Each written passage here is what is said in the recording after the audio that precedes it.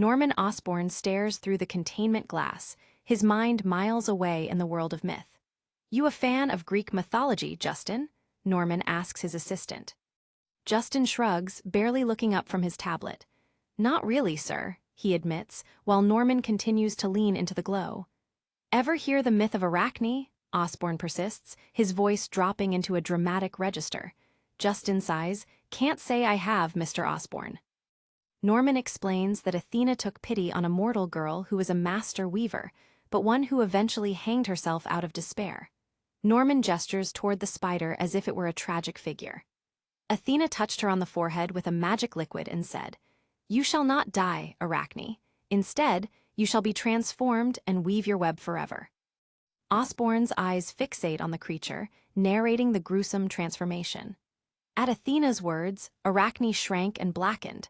First her nose and ears fell off, and then her fingers turned into legs. He leans in closer, his reflection dancing on the glass as he describes the final horror. What was left of her became her body, out of which she spins and was left to spin her web. Suddenly, a voice breaks his trance. "Mr. Osborn." The laboratory is a chaotic symphony of blue light and buzzing monitors as researchers move with purpose. Amidst the technological marvels, Norman Osborn is forced back into the reality of business and litigation. The world of Osborn Industries is one of power, but even the powerful have masters to answer to. A technician carefully places a sleek, metallic lid onto a specialized green containment cylinder. This isn't just any transport, it's a vault for a biological miracle. The green liquid inside the tube sloshes slightly as it's prepared for its journey away from the main hub. It represents years of illegal research and billions of dollars in investment.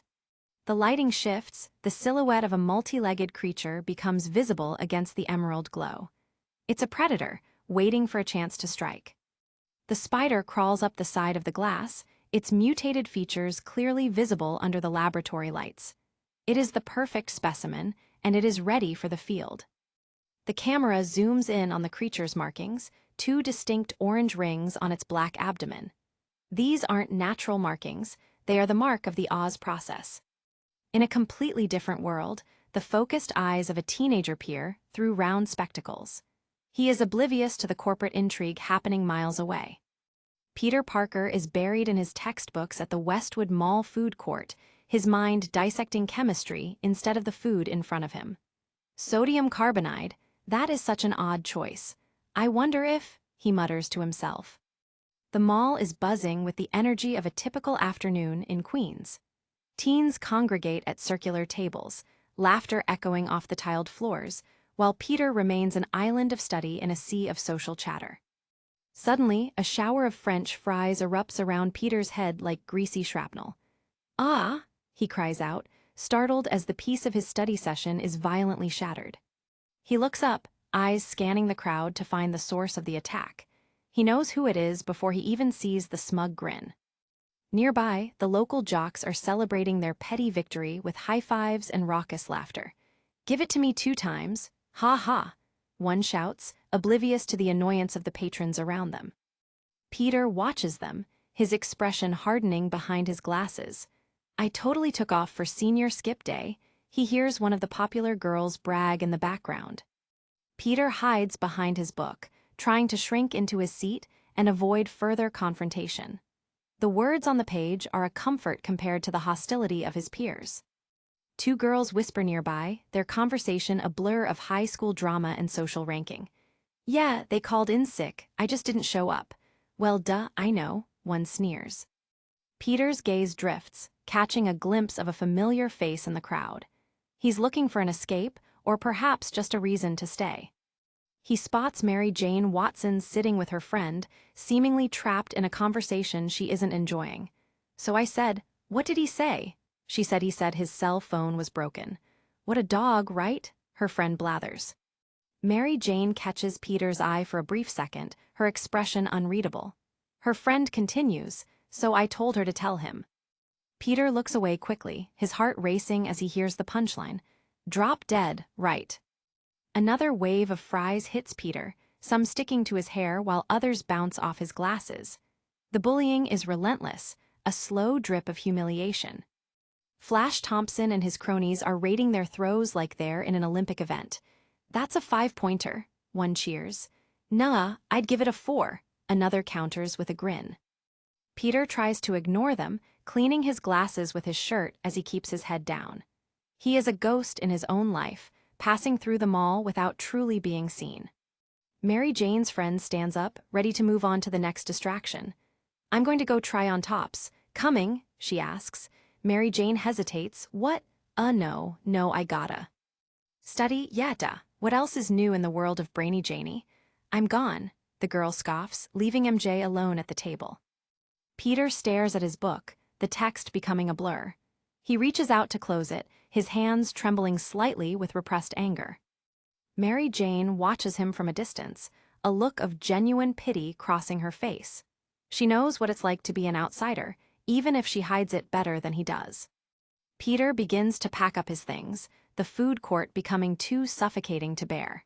He just wants to go home, away from the rating system of the popular kids. He stands alone at the table, a solitary figure in a crowd of hundreds.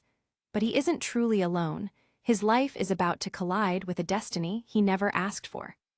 A taco flies through the air in slow motion, seasoned beef and shredded lettuce spilling out like a trail of debris. It's a heat-seeking missile aimed at one target. The taco explodes against Peter's back, a messy collision of salsa and sour cream that ruins his jacket. It's the final insult of the day. The bullies lean into the frame, their faces twisted with malicious glee. They don't see a person, they see a target for their boredom. Peter stands there, covered in food, his shoulders slumped. He looks defeated, the weight of the entire school's expectations crushing him down. The jocks erupt in celebration, throwing their hands up like they've just won the championship. "Ghoul," they shout. "Slam it home, King Kong." One cheers, while a girl nearby mutters, "You guys are such idiots." "Really?" Through the noise, a calm and familiar voice cuts through the chaos. "Hey, Peter." Peter looks up to see Uncle Ben standing there, a gentle smile on his face that instantly makes the mall feel safer. "Uncle Ben, what are you doing here? I thought you were just dropping me off," Peter stammers. Ben adjusts his glasses, looking around the food court. "I needed some pants, so I bought some pants," he explains simply before nodding toward the distance. "Isn't that Mary Jane over there? Why isn't she sitting over here?" Ben doesn't wait for an answer. He waves Mary Jane over with a friendly shout. Mary Jane, get over here, girl." MJ approaches, a bashful smile playing on her lips. "Don't you look like $1 million?" Ben compliments. Ben puts an arm around Peter, trying to bridge the gap between his nephew and the girl he clearly likes. "Doesn't she look fab, Peter?" Ben asks. Peter can barely find his words. "Yeah, sure, of course." Uncle Ben's expression shifts for a moment, a flash of wisdom and concern behind his spectacles. He knows something is wrong, even if Peter won't say it.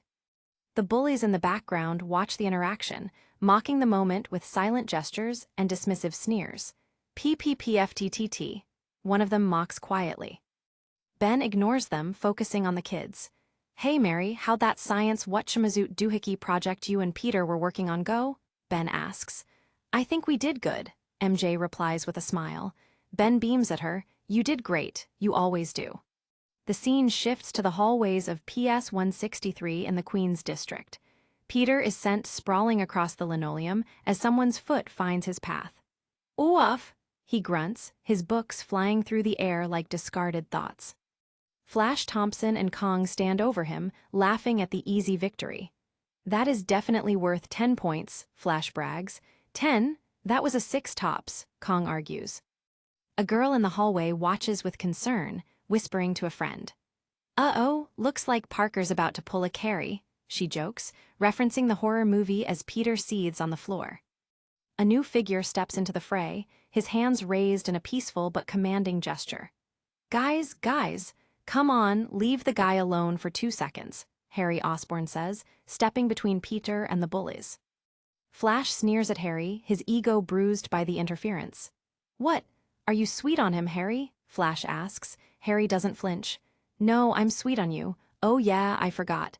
This is your charity project. Go flex a muscle." Suddenly, the principal's voice booms through the hall. "Is there something going on here? What is this mess?" Harry Osborne, Thompson, don't you punks have practice? Go! Flash and Harry disperse quickly, with Flash muttering, "Yes, sir." The principal helps Peter up, putting a hand on his shoulder. "Parker, don't let those guys pick on you like that, okay? You come to me if that happens again." Harry leans against the lockers after the principal leaves, waiting for Peter to catch up. "Petey, when are you going to learn to stay out of their way?" he asks. Peter just sighs. "Yeah, silly me for walking down the hall. What was I thinking?" Harry checks his watch and shifts the subject to their study session. "So, I'll swing by the Parker pad around 8, we'll go through that biology stuff," he says confidently. Peter looks a bit overwhelmed, his mind clearly on other things. "Actually, Harry, I was going to work on one of my," he starts to say before Harry cuts him off. "I don't mind doing your homework for you," Harry starts, but Peter interrupts, "helping me with my homework. But can't you get those jerkhole teammates of yours to get a new hobby?" Harry gives him a patronizing look, his smile never reaching his eyes. "What?" he asks, acting as if he doesn't understand the friction.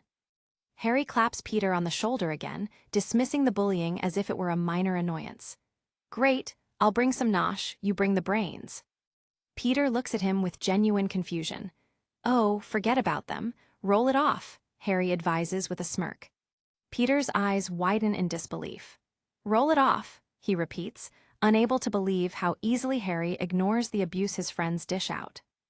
Harry continues his lecture on the future, painting a picture of Peter's eventual success. "Don't worry about it. After high school, you're going to, whiz right by them. You'll slap together with one of those internet companies, and these guys, you know how it goes." Flash Thompson's whole life peaked 3 weeks ago. The school gym is alive with the sounds of squeaking sneakers and bouncing basketballs. Flash Thompson is the star of the show, weaving through defenders with practiced ease.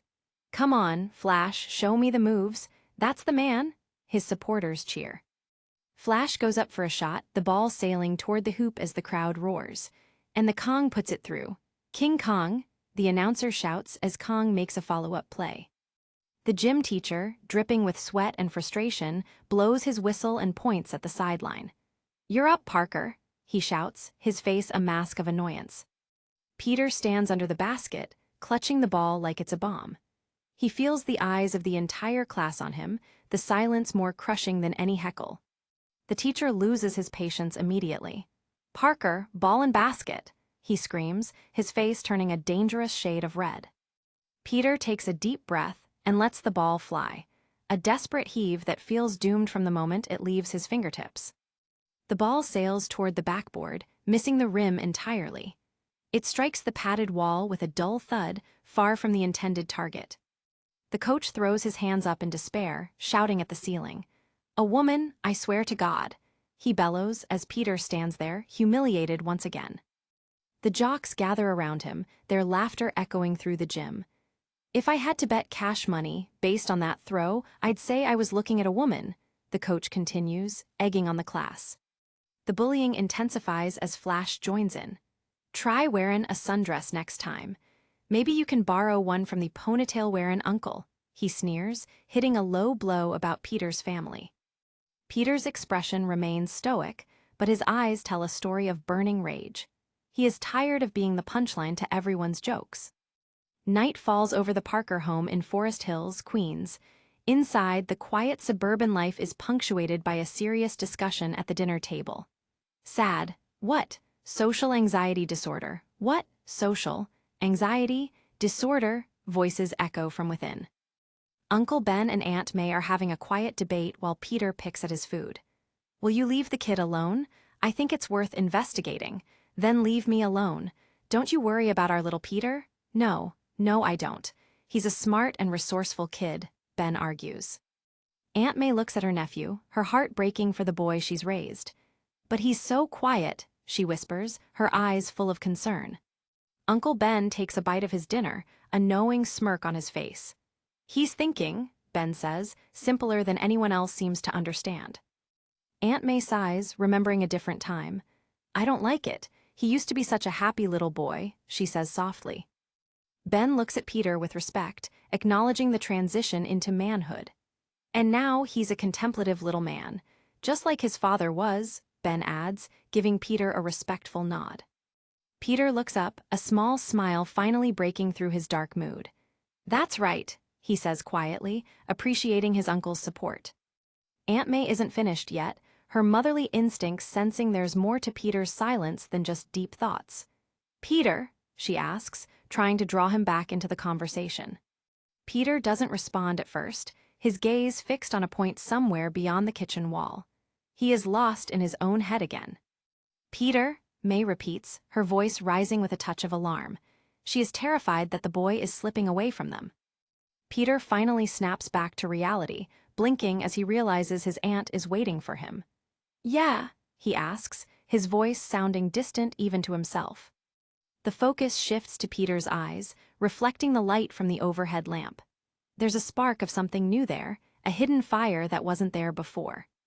What's up? What did we say about reading at the table? Did we say we liked it? May asks with a playful but firm tone, trying to lighten the mood. Ben watches the exchange with a mischievous glint in his eye. He knows exactly how to handle May when she gets like this. You know what? I am going to look up this social anxiety disorder on the web, May announces, standing up from the table. That's a good idea, May, Ben agrees, encouraging her mission. May leaves the room, Ben leans in toward Peter with a conspiratorial grin. That should keep her busy for hours, he whispers. Peter smirks, heard you. The two men share a brief, silent moment of understanding. It's a bond of family that will soon be tested by forces beyond their imagination. Later that evening, Peter is down in his basement lab, a place of sanctuary and science. Harry Osborn has arrived, and he is immediately impressed by the setup. I never get over all the Buddhas you got. My dad doesn't have this much crap laying around, Harry marvels. Peter begins to explain the origin of his equipment. Yeah, most of it, I got from my dad. Inherited it? Yeah, he says, a touch of sadness in his voice as he mentions his late father. Harry probes further into the family history. Hey, how'd your parents buy it? He asks. Peter's expression goes cold. Plane crash, he replies flatly, shutting down the line of questioning. Harry realizes he's hit a nerve and tries to change the subject back to high school gossip. Bummer. So, I bet that Watson girl gets all hot and bothered down here, huh? He jokes. Peter doesn't even look up from his work. We're just friends. Peter continues his work, focused on the complex equations on his chalkboard. And, he mutters as he works through a difficult problem. Harry watches him, seemingly bored by the actual science. A close-up of the chalkboard reveals a series of intricate formulas and diagrams. This isn't high school level work, it's advanced chemical engineering. Harry gestures toward the board.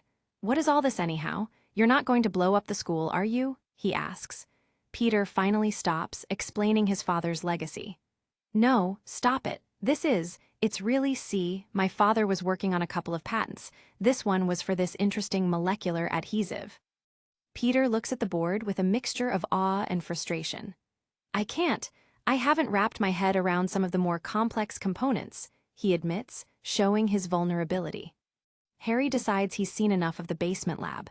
Yeah, so listen, I'm going to bail out of here.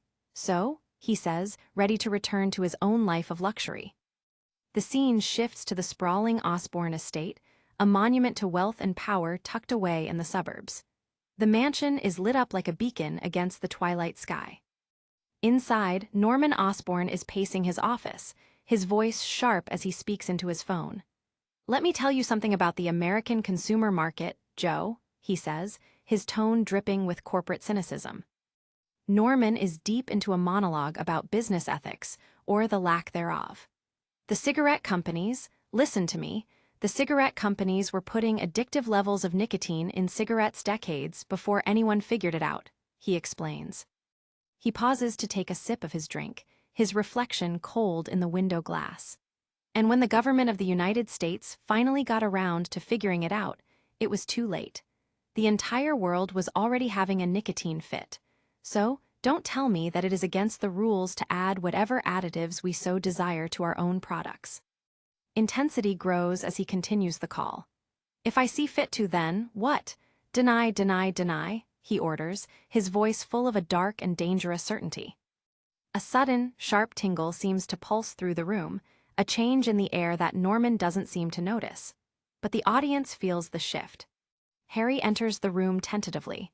"Sir," he asks. Norman doesn't even look at his son. "He put me on hold." "Amazing, sir." Harry tries again, but he is invisible to his father's ambition. Harry finally finds a gap in the conversation. "Dad, do you remember that my science class is coming to visit the labs tomorrow? Because I was hoping that you—" he starts, looking for a moment of connection. Norman explodes in a sudden burst of temper. "Martha, Martha, will you get this kid out of here? Martha," he screams, calling for his housekeeper to remove the distraction. A well-dressed assistant steps into the room, gently guiding Harry toward the door. "Harry, it might be time to excuse yourself," he suggests softly. Norman is already back on the phone. "Like I have nothing better to do than babysit your Joe." Norman turns back to his call, his face a mask of focus and greed. "So listen, let's start doing some figures. Just push some numbers, see how it looks." Harry stands outside the door, the rejection written all over his face. He is a ghost in his father's house, a secondary character in the story of Osborne Industries. "Good boy," a voice from the shadow mutters as the door closes. The next morning, a group of students stands before the massive headquarters of Osborne Industries. The building is a monolith of glass and steel, a testament to modern industrial power. "Welcome, children. Since 1973, Osborne Industries, Inc. has been dedicated to providing innovative materials." A tour guide's voice begins. The tour moves through the heart of the facility, a massive atrium filled with complex machinery and scurrying workers. "We are a leading global manufacturer. Osborne operates about 110 major manufacturing and 7 research and development facilities worldwide." The students are led along a high catwalk, overlooking a laboratory where scientists in white coats work on mysterious projects. "We manufacture and produce chemically engineered products with special focus on replacements of A's hazardous acids and solvents." Peter and MJ are walking together, both of them fascinated by the advanced technology around them. "If you follow me down this way, you will see." The guide continues, leading them toward the biological testing labs. Suddenly, Peter's world goes white. A searing pain erupts in the back of his mind, and he lets out a silent scream that no one else can hear. In the middle of the crowd, Peter clutches his hand, his eyes wide with shock. A small, glowing spider is attached to his wrist, its fangs sunk deep into his skin. The jocks around him look on with a mixture of confusion and disgust. He swats at the creature, sending it flying across the room. "Ah!" he screams, the sound finally finding its way out of his throat. The glowing marks on his hand already begin to pulse with a sickly energy. Mary Jane is frozen in horror, her hands raised as she watches Peter collapse. "Oh my God!" she screams, as the spider lands harmlessly on her own shirt for a terrifying moment before scuttling away. Peter falls to his knees, his vision blurring and his senses going haywire. It feels like his entire body is being rewritten from the inside out.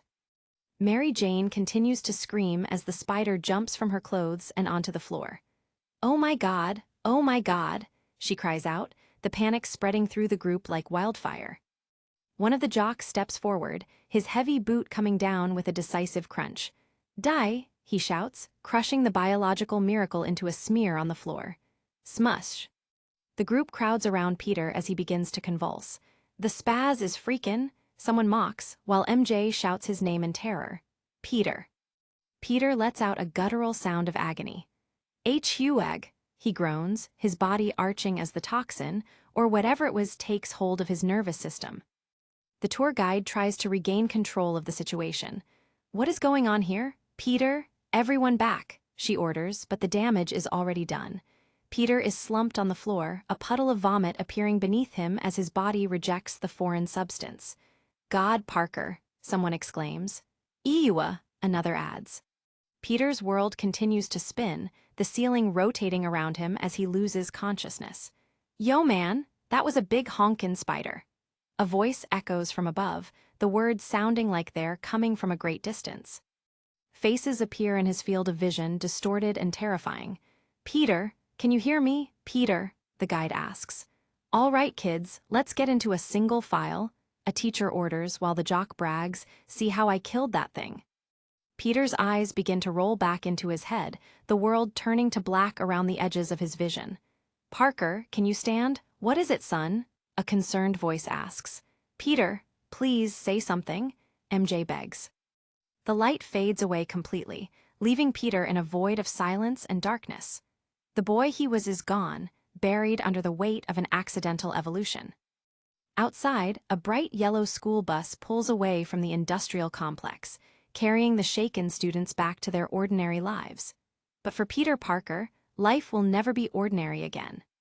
Inside the bus, the atmosphere is heavy with concern. A teacher leans over Peter, who is slumped in his seat. We called your aunt. She'll be at school to get you by the time we get back. Are you feeling better? He asks gently. Peter looks pale and sweaty, his eyes bloodshot behind his glasses.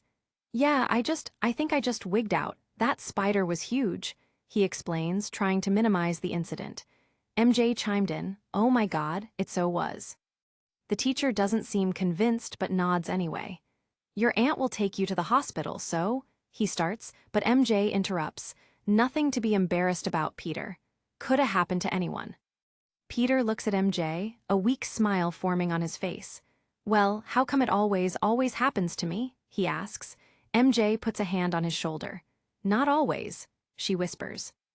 The bus continues its journey through the quiet streets of Queens, a lone yellow speck against a vast and uncaring world.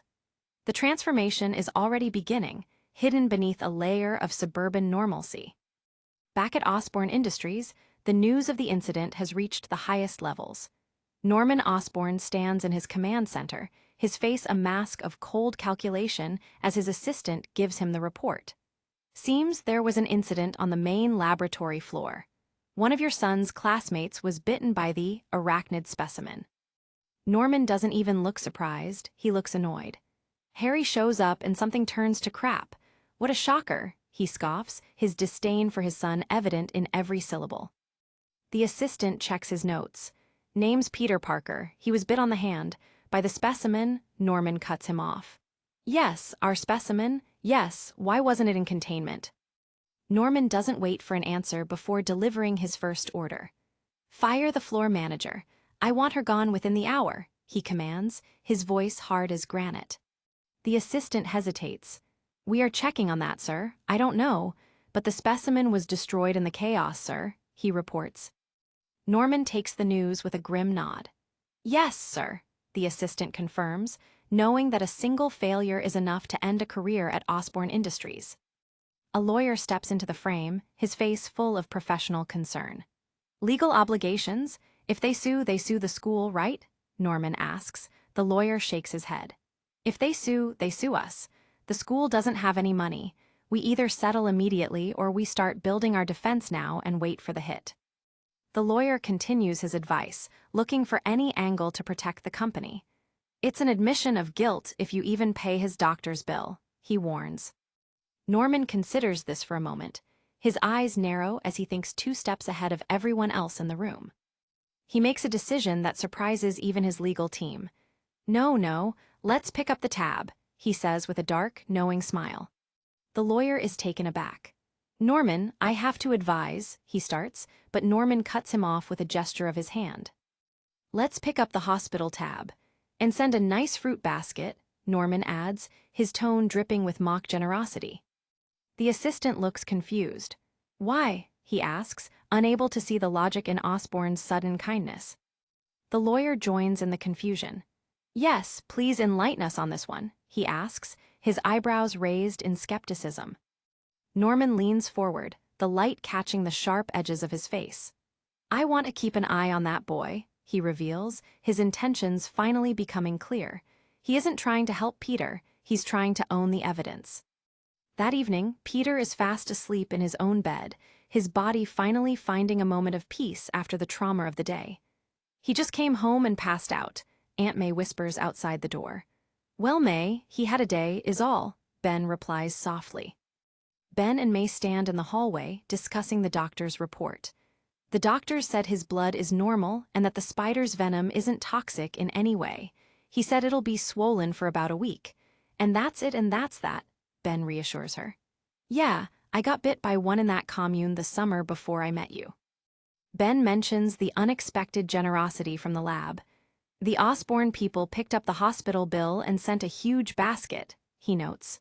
Of course they did. They think we're going to sue the pants off them, May counters, her skepticism showing through her worry. Ben looks at his wife, a genuine question in his eyes. Are we? He asks.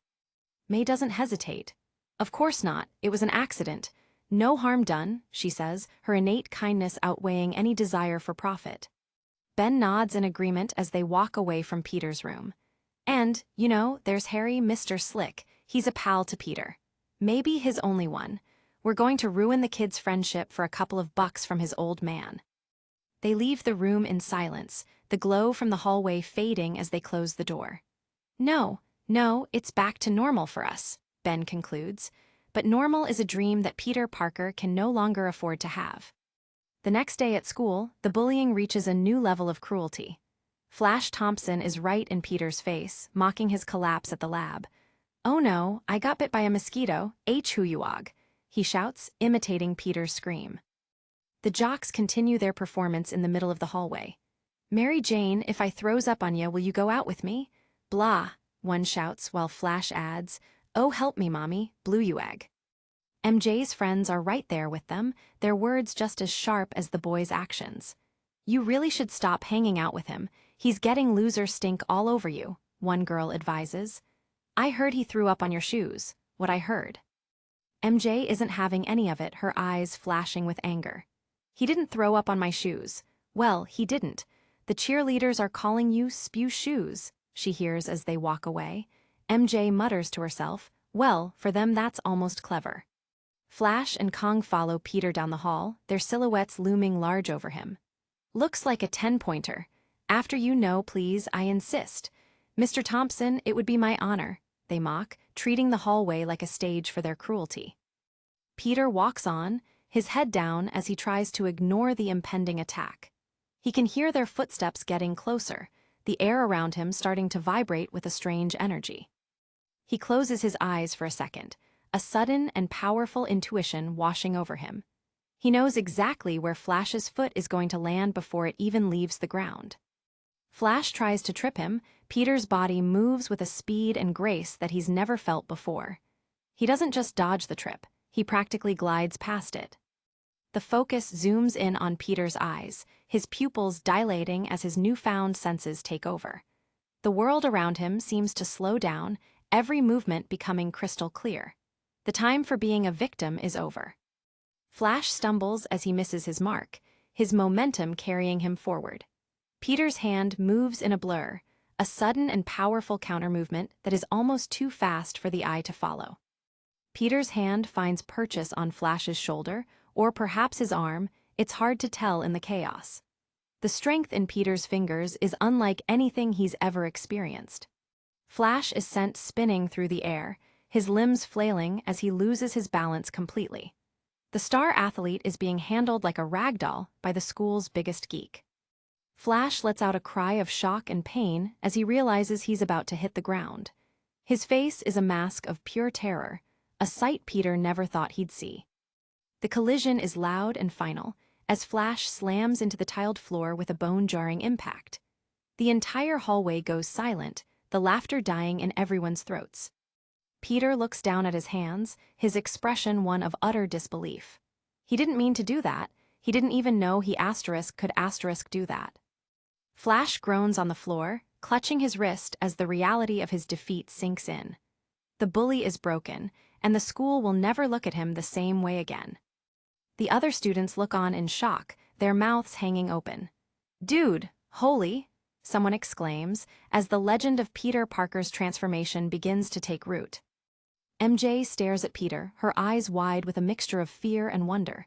Peter? She asks softly. Peter can only stutter an answer, I. A teacher runs into the hallway, alerted by the noise. What is going on here? Peter? Everyone back, she shouts. Peter is standing over the fallen Flash, a messy scene that looks like a targeted attack. God, Parker, Ewa, someone yells as the chaos intensifies. The teacher confronts Kong and the others, her finger pointed in accusation. "Kong Harlan, how many times do you need to be warned?" she demands. Flash is still on the floor, his face hidden in his hands as he deals with the embarrassment. She turns her attention to Peter, her voice softening as she sees his distress. "I don't care who you think you Peter. Peter, are you okay, son?" she asks, but Peter is already starting to lose his grip on reality again. Peter's vision begins to distort once more, the hallway pulsing with a strange blue light. "Oh no, not again, everyone back." MJ screams, sensing another collapse is imminent. Peter grinds his teeth in agony, his head thrown back as the energy surges through him. The accident at the lab wasn't just a bite, it was a birth. Peter wakes up with a start, a scream dying in his throat. "Ah!" he gasps, his eyes darting around the room as he tries to orient himself. He's in a hospital bed, surrounded by white curtains and the smell of antiseptic. Aunt May is there, her face a mask of relief. "Oh my God, thank the Peter, are you okay?" she asks. Yeah, I'm fine," Peter stammers. "You're not fine, sweetie, you fainted." A doctor in a light green coat stands over him, holding up 3 fingers. "How many fingers am I holding up, son?" he asks. 3, Peter replies automatically. "Any dizziness, blurred vision, nausea?" Peter shakes his head, his thoughts starting to clear. "No, I'm thirsty though, I'm really thirsty," he admits. The doctor turns to a nurse. "Nurse?" "Yes, doctor." Aunt May puts a comforting hand on Peter's shoulder. "So, what happened back at the school, Peter?" she asks gently. Peter sighs. I don't know exactly. I just sort of checked out, I guess." The doctor examines Peter's hand where the spider bite was. "How's your hand?" he asks. Peter looks at the bandage. "Oh yeah, no, it's fine, it doesn't even hurt anymore," he says with a shrug. The doctor leans in closer, his tone becoming more serious. "Have you been taking any drugs at all? Marijuana?" he asks point blank. Peter is genuinely shocked by the question. "No, of course not," he insists, his eyes wide behind his glasses. The doctor isn't convinced, his gaze steady as he prepares for the next step. "Now's the time to tell me, Peter. We are going to run blood and urine tests. So." Peter doubles down on his denial. "No, I swear, I wouldn't even know where to get any," he says, while Aunt May pipes in with a theory of her own. The thing is that Peter has always suffered from environmental allergies. Maybe the spider bite mixed with The doctor considers this for a moment. "Maybe we'll run a full blood work and some x-rays, make sure nothing got fractured," he concludes, still suspicious but moving forward with the procedure. A nurse approaches Peter's bed with a tray containing a syringe and some vials. "I need you to just relax your arm, okay? It'll only sting for a sec," she says professionally. She prepares to draw the blood. Peter's vision shifts again. He can see the nurse's heartbeat in the crook of her arm, every vein and artery standing out in vivid detail. The needle touches his skin, but it doesn't sink in. Peter looks on in terror as he realizes his body is resisting the puncture. The nurse looks confused, trying to apply more pressure. "Huh," she mutters to herself as the needle remains on the surface. Peter tries to relax, but his entire body is on high alert. He feels like a taut spring ready to snap. The nurse gives him a strange look. "Thick skin you got there," she notes, unaware of the biological miracle she's witnessing. She finally managed to pierce the skin, the dark red blood flowing into the syringe as Peter watches, with a mixture of fascination and dread. The nurse finishes up, placing a small bandage on the site. "You could have fooled me," she says with a small smile as she walks away with the samples. Back at the laboratory hub, the nurse hands the samples through a secure window. "Hi, could you take this to the lab and have them do an express on this one? They're waiting. He's a cute kid." "Thanks," she says casually. "Whatever," the lab tech replies. The tech walks away with the tray, oblivious to the shadowy figure lurking in the background. The air in the lab is thick with the scent of ozone and chemicals. The tray is left unattended on a counter for a brief second, as the tech answers a phone call. It's the perfect opening for an interloper. A hand in a blue surgical glove reaches out, expertly grabbing the vial of Peter's blood. The movement is smooth and practiced, the work of a professional thief. The vial is tucked away into a pocket, the thief disappearing into the shadows before anyone notices the sample is missing. The thief is revealed to be the man in the black leather coat, his bald head gleaming in the dim light. He has a sinister smile on his face, his mission accomplished. He walks through the hospital hallway with a purpose, passing the oblivious staff as he makes his way toward the exit. Osborne's eye is already watching, and he doesn't like what he sees. In a darkened room, a screen displays an enlarged view of a blood sample.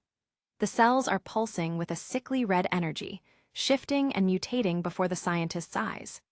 A group of men in suits watch the display in grim silence. "Sir, the Oz, it's killing him. How?" one of them asks, his voice full of a clinical curiosity. The man in charge, Norman Osborn, turns toward the speaker with a look of pure fury. "Well, I don't know, do I?" he screams, his temper finally reaching its breaking point.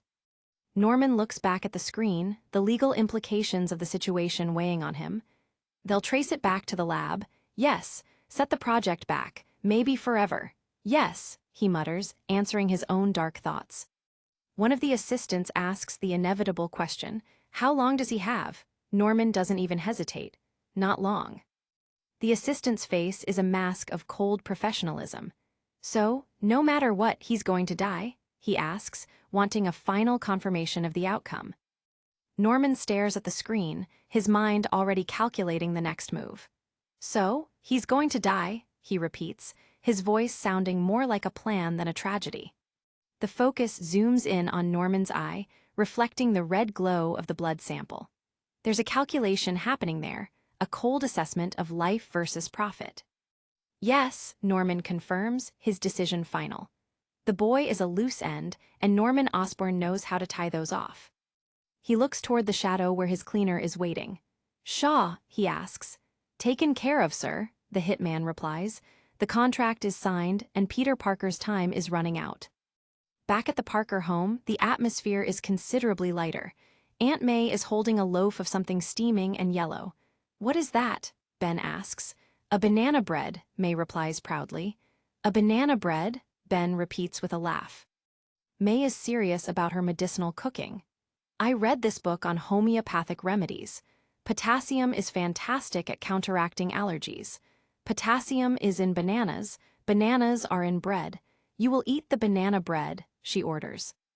Ben leans in with a grin. "I would like a piece," he says, ready to support his wife's culinary experiments. Aunt May looks at him with a mix of affection and exhaustion. Peter is sitting at the table, his mind clearly a million miles away. "No," he says suddenly, his voice sharp and unexpected. Aunt May and Uncle Ben look at him in surprise. "No," May asks, her feelings a bit hurt by the rejection of her hard work. Ben tries to smooth things over with a joke. "No, it's for Peter. Rip off," he says with a wink, trying to keep the mood light. May points at Peter with a firm finger. "Eat," she commands. Peter looks at the bread, his stomach churning with an appetite that feels like it could consume everything in the room. The next afternoon, Peter is walking home from school, his head buried in a book as usual. The suburban street is quiet, the shadows of the trees stretching across the pavement. Behind him, a dark SUV slows down, its windows tinted and its engine humming with a low, menacing thrum. "I have a visual," a voice says over a radio inside the vehicle. Back at headquarters, Norman Osborn is on the phone again. "Green light, Shaw, green light, make sure it's done," he orders, his voice full of a dark and final purpose. The SUV's tires screech against the asphalt as the driver slams on the gas. The vehicle lunges forward like a predator that has finally found its opening. Peter is oblivious as the massive car hurtles toward him. He's just a boy on a sidewalk, a target that doesn't even know the game has begun. The hitman, Shaw, is focused through the windshield, his hands steady on the steering wheel. He's done this 100 times before, and this time will be no different.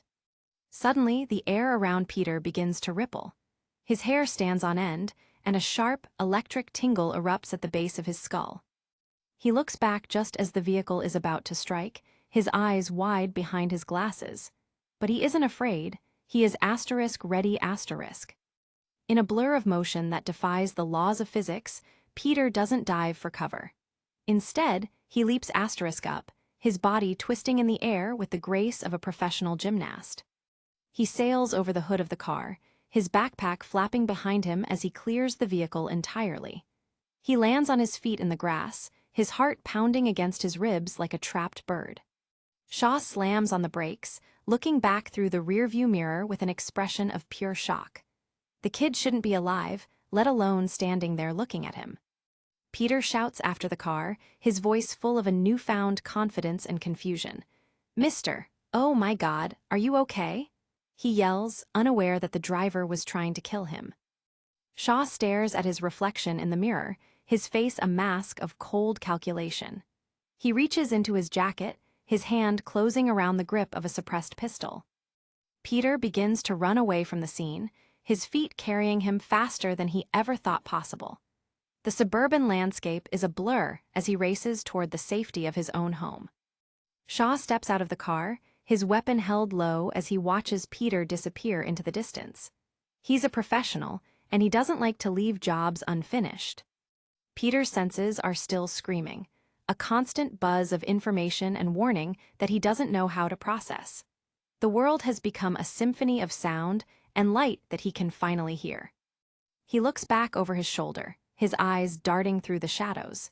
He knows he's being hunted, but for the first time in his life, he feels like the one with the advantage. Shaw considers his next move, the pistol glinting in the fading sunlight. He could take the shot now, but the risks are too high in a quiet neighborhood. He watches Peter from the cover of the SUV, his expression one of genuine intrigue. He's seen a lot of things in his line of work, but he's never seen a kid jump like that. Peter disappears around a corner, his silhouette small against the vast suburban horizon. The predator has been eluded, but the hunt is far from over. Back in his office, Norman Osborn is waiting for the report. "Report," he demands as soon as the line opens. Shaw's voice is measured and professional over the radio. "Sir, you're not going to believe this, but," he begins, his own disbelief showing through the static. Norman's expression is one of pure curiosity, his dark eyes fixed on the device in his hand. He's waiting for the punchline to a joke he already knows. "Sir?" Shaw asks again, as if waiting for a reaction. Norman remains silent, his mind already racing toward a new conclusion. He makes a decision that changes everything. "Abort," Norman commands, his voice hard and final. Shaw is taken aback. "Are you sure, sir? I can go to his home and," he starts, but Norman cuts him off with an even more decisive order. "Abort, I want to study that kid, not kill him," Norman bellows, his ambition finally finding a new target. Peter Parker is no longer a loose end, he is a prize. Peter is back in his basement lab, the walls closing in on him as he tries to process what just happened. "What the heck is going on? What the heck is going on?" he mutters, pacing the small room. He reaches out to touch his neck, his fingers finding the spot where the spider bit him. It's still there, a small and seemingly insignificant mark that has changed everything. He looks at his reflection in the window, his eyes wide with a mixture of terror and awe. He feels more alive than he's ever felt, but he's also terrified of what he's becoming. The memory of the bite flashes through his mind, the glowing spider sinking its fangs into his skin. He can still feel the heat of the venom spreading through his veins. He looks down at his hand, the bandage already starting to feel too small. His skin feels tight, as if his entire body is expanding to fit a new and powerful frame. Peter closes his eyes, trying to calm his racing heart. He can hear the pulse in his ears, the sound of his own blood rushing through his body like a river in flood. The memory of the jump comes back to him, the feeling of weightlessness as he cleared the car. He felt like a bird, or perhaps like a spider on a thread. He thinks of the spider, the creature that gave him this gift, or this curse. He can see its markings in his mind's eye, the orange rings like targets on its back. He imagines himself performing the same feat again, sailing through the air with a grace and power that shouldn't be humanly possible. Peter looks at his hands again, his fingers twitching with a nervous energy. He feels like he could tear the entire room apart if he wanted to. "I knew that van was coming for me, I knew it. I knew it before it," he whispers, the realization of his new sense finally hitting him. He isn't just fast, he is **aware**. He turns to his computer, his fingers flying across the keyboard with a new and uncanny speed. He needs answers, and he needs them now. The monitor reflects the light from his glasses as he searches for anything that can explain his transformation. He's looking for a miracle or a nightmare. He types in the web address for Osborne Industries, his mind already connecting the dots. Everything leads back to that sterile lab and the green liquid. He stares at the logo on the screen, the large O like an eye watching him. He knows that his life is now intrinsically linked to the man who built that empire. Peter's fingers continue their frantic dance on the keys, the sounds of his typing filling the quiet room. He is a hacker in his own life, trying to find a way to break the code of his own existence. He types in a new search, spiders. A progress bar crawls across the screen, the weight feeling like an eternity in the silence of the basement. I is reflected in the monitor, the light from the screen revealing a spark of something new. He is a hunter now, looking for the truth in a sea of data. The search results appear, a series of clinical images and facts about arachnids. Many people confuse spiders with insects. Both belong to the phylum Arthropoda in the animal kingdom, the text reads. Peter takes a pin from his desk and pricks his own finger, his eyes fixed on the single drop of blood that forms. He needs to see the truth for himself. He places the blood on a glass slide, his movements careful and practiced. This is the only way to know for sure what the Oz toxin has done to him. He leans over his microscope, adjusting the focus with a trembling hand. He's looking into his own future, and he's terrified of what he'll find. The image under the lens is a chaotic dance of red and yellow cells, shifting and merging in a way that defies every biological rule he knows. "Well, what do you think of that?" he mutters, the irony of the situation not lost on him. He is the miracle he's been studying his whole life. He looks back at the computer screen, another fact catching his eye. Have a good developed feeling mechanism that makes them capable of detecting movements of. Peter looks toward the ceiling, a sudden and wild thought taking root in his mind. "No way," he exclaims, as he prepares to test the ultimate boundary of his new existence. Suddenly, the basement door flies open, and Aunt May's silhouette is framed in the light from above. "Peter, get up here. Now," she commands, her voice full of a rare and dangerous anger. Peter looks up, startled, his thoughts of superpowers instantly replaced by the terrifying reality of high school trouble. He walks into the living room where Uncle Ben and Aunt May are waiting for him. "So I get a call at work, and the principal's office says that he didn't even go to school today. Where have you been all day, Peter?" May demands. Peter shrinks back. "I was in my lab." Uncle Ben stands with his arms crossed, his expression one of disappointment rather than anger. "What were you doing?" he asks, his voice low and firm. Peter looks at the floor, unable to find an easy lie. "I didn't feel like going to school today, all right?" he shouts, the frustration and pressure finally boiling over. "Didn't feel like going," Ben repeats with disbelief. Peter seethes in the silence that follows, his face turning a dark shade of red. He feels like a cornered animal, ready to lash out at the people he loves most. May looks at him as if she's seeing a stranger. "He didn't feel like going," she repeats, her voice trembling with a mixture of anger and hurt. Peter snaps, his voice a harsh rasp that echoes in the quiet house. "School isn't the party you think it is, all right?" he screams, his eyes burning behind his glasses. Aunt May doesn't back down, her own eyes flaring with a matching intensity. "Well, you're not supposed to be having a party, young man. You're supposed to be in school to learn," she bellows back. Peter wipes the sweat from his forehead, his body still pulsing with a restless energy. "Yeah, I know," he mutters, trying to end the argument. Aunt May's voice softens for a moment, her concern for Peter's well-being overcoming her anger. "Now I know that what happened on the field trip was embarrassing. I can see that, but are you feeling all right, son?" Peter lets out another explosive shout. "I'm fine," he screams, the sound practically rattling the windows of the small suburban house. Uncle Ben watches him with a look of profound sadness, his heart heavy for the boy he loves. "Peter?" he asks, his voice full of a quiet hope for reconciliation. Peter's hand slams into the wall as he turns to leave, his fingers digging into the plaster. The power behind the blow is unintentional, but the result is shocking. The wall crumbles under his touch, chunks of drywall and plaster falling to the floor like discarded memories. Peter looks at his hand in horror, his eyes wide behind his glasses. Uncle Ben points toward the stairs, his voice a mixture of anger and disbelief. "Maybe you need to go to your room for the night and think about things," he says firmly. Peter scoffs at the punishment, his rebellion finding a new and dangerous voice. "Go to my room? I'm 15 years old," he shouts. Who exactly do you think you're talking to with that mouth?" May demands.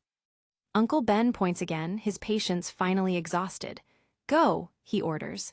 Peter turns and runs up the stairs, shouting a final and desperate word at the ceiling. "God." The bedroom door slams shut with a bone-jarring finality, leaving Ben and May alone in the quiet hallway. The peace of the Parker home is broken, and the future is more uncertain than ever. Downstairs, Ben and May stand in the shadows, their voices low and full of concern. "Kid had a tough week. I know, this too shall pass, I know. Maybe I'll bring him some banana bread later. Putting him in his room is punishment enough," Ben suggests with a weary smile. Upstairs, Peter is sprawled across his bed, his room a typical teenager's mess of books and posters. A model of the space shuttle hangs from the ceiling, a silent symbol of the heights he once dreamed of reaching. He picks up a book, a Scatillo guide to entomology, trying to distract himself from the chaos of his own thoughts. But the words are a blur, his mind refusing to settle. He falls back onto his pillow, his eyes closing as he drifts into a restless and dream-filled sleep. The world around him seems to hum with a strange and ancient power. Suddenly, a surge of adrenaline hits him like a lightning bolt. "Ah!" he gasps, sitting up in bed as his senses scream another warning. He reaches up to touch his head, his fingers finding a new and sharp awareness of the air around him. The darkness of the room feels alive, a sea of information that he is finally starting to navigate. He checks his clock, it's 4:12 in the morning. The house is silent, the only sound the beating of his own heart, which feels like a war drum in the stillness. Peter lies back down, his gaze fixed on the ceiling. He can see the texture of the plaster, the individual particles of dust dancing in the moonlight that spills through the window. He looks up at the smooth, white surface above him, a sudden and wild intuition washing over him. He knows exactly what he needs to do to prove his new reality. He reaches out with a single hand, his fingers spreading wide as they touch the cold, flat surface of the ceiling. He isn't just looking at it, he is becoming a part of it. Peter's fingers find purchase on the smooth plaster, his body lifting off the mattress with an eerie and unnatural grace. He is a boy floating in the air, a biological anomaly in a suburban bedroom. He looks at his hand, the way his fingers seem to melt into the surface of the ceiling. It's not just strength, it's a connection, a molecular bond that defies every law of nature. He brings his feet up next, his heels touching the ceiling as he hangs there, completely inverted. The world is upside down, but for the first time in his life, everything finally feels like it's in its right place.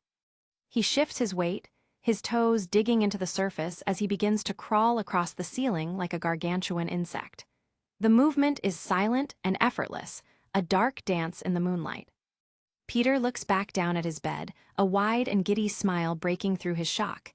He is a monster, or a miracle, or perhaps both. "Whoa, cool," he whispers to himself. He reaches out with his other hand, continuing his exploration of the limits of his new existence. He is an explorer in a world he thought he knew, discovering secrets in the very corners of his room. Peter hangs from the ceiling, his silhouette framed by the moon as he contemplates his future. He is no longer just a kid from Queens, he is something more, something that will change the world forever. Back at school, the ordinary world continues to turn. A teacher is droning on about economic history, his voice a monotonous hum that barely reaches the students. In 1930, the Republicans controlled the House of Representatives in an effort to elevate the effects of the anyone, the Great Depression. The class is a sea of bored faces and slumped shoulders. Past the anyone, the tariff bill, the Smoot-Hawley Tariff Act, the teacher continues, his words falling on deaf ears. Peter is in the back of the room, his head down as he seethes with a repressed energy. He feels like a tiger in a cage, his senses screaming for action while he's forced to sit still and listen to a lecture on tariffs. The teacher doesn't seem to notice Peter's distress. Anyone? Raised or lowered? Raised tariffs in order to collect more revenue for the federal government. Anyone know the effects? It did not work, and the United States government sank deeper into the Great Depression. Peter's hands are clenched on the desk, his knuckles white as he tries to maintain his composure. Today we have a similar debate over this. Anyone know what this is? The teacher asks, looking for a sign of life in the room. Peter speaks up, his voice a low and intense rasp that catches the class by surprise. Anyone seen this before? The laugher act. Anyone know what this says? He challenges, turning the lesson into a confrontation. It says that at this point on the revenue curve, you will get exactly the same amount of revenue as this point. Peter finishes, his knowledge of the subject sharp and aggressive. He is a boy with a mind of fire, and the high school world is no longer enough to contain him. Suddenly, a surge of adrenaline hits Peter like a tidal wave. Growing pains screams across the frame as his desk shatters under his touch, the metal and plastic groaning as he practically tears it in half. Crack! The teacher and the students look on in stunned silence as Peter stands amidst the wreckage of his desk. Parker? The teacher asks, his voice full of a sudden and profound confusion. Flash Thompson and his cronies are the first to break the silence, their laughter echoing through the classroom.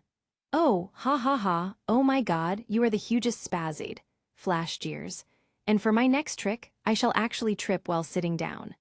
Peter looks at Flash, his eyes burning with a dark and dangerous fire. Hey, how about you shut that stupid face of yours or I'll shut it for you, he bellows, his voice like a clap of thunder. Flash stops laughing for a second, his expression shifting from amusement to a sudden and uncharacteristic fear.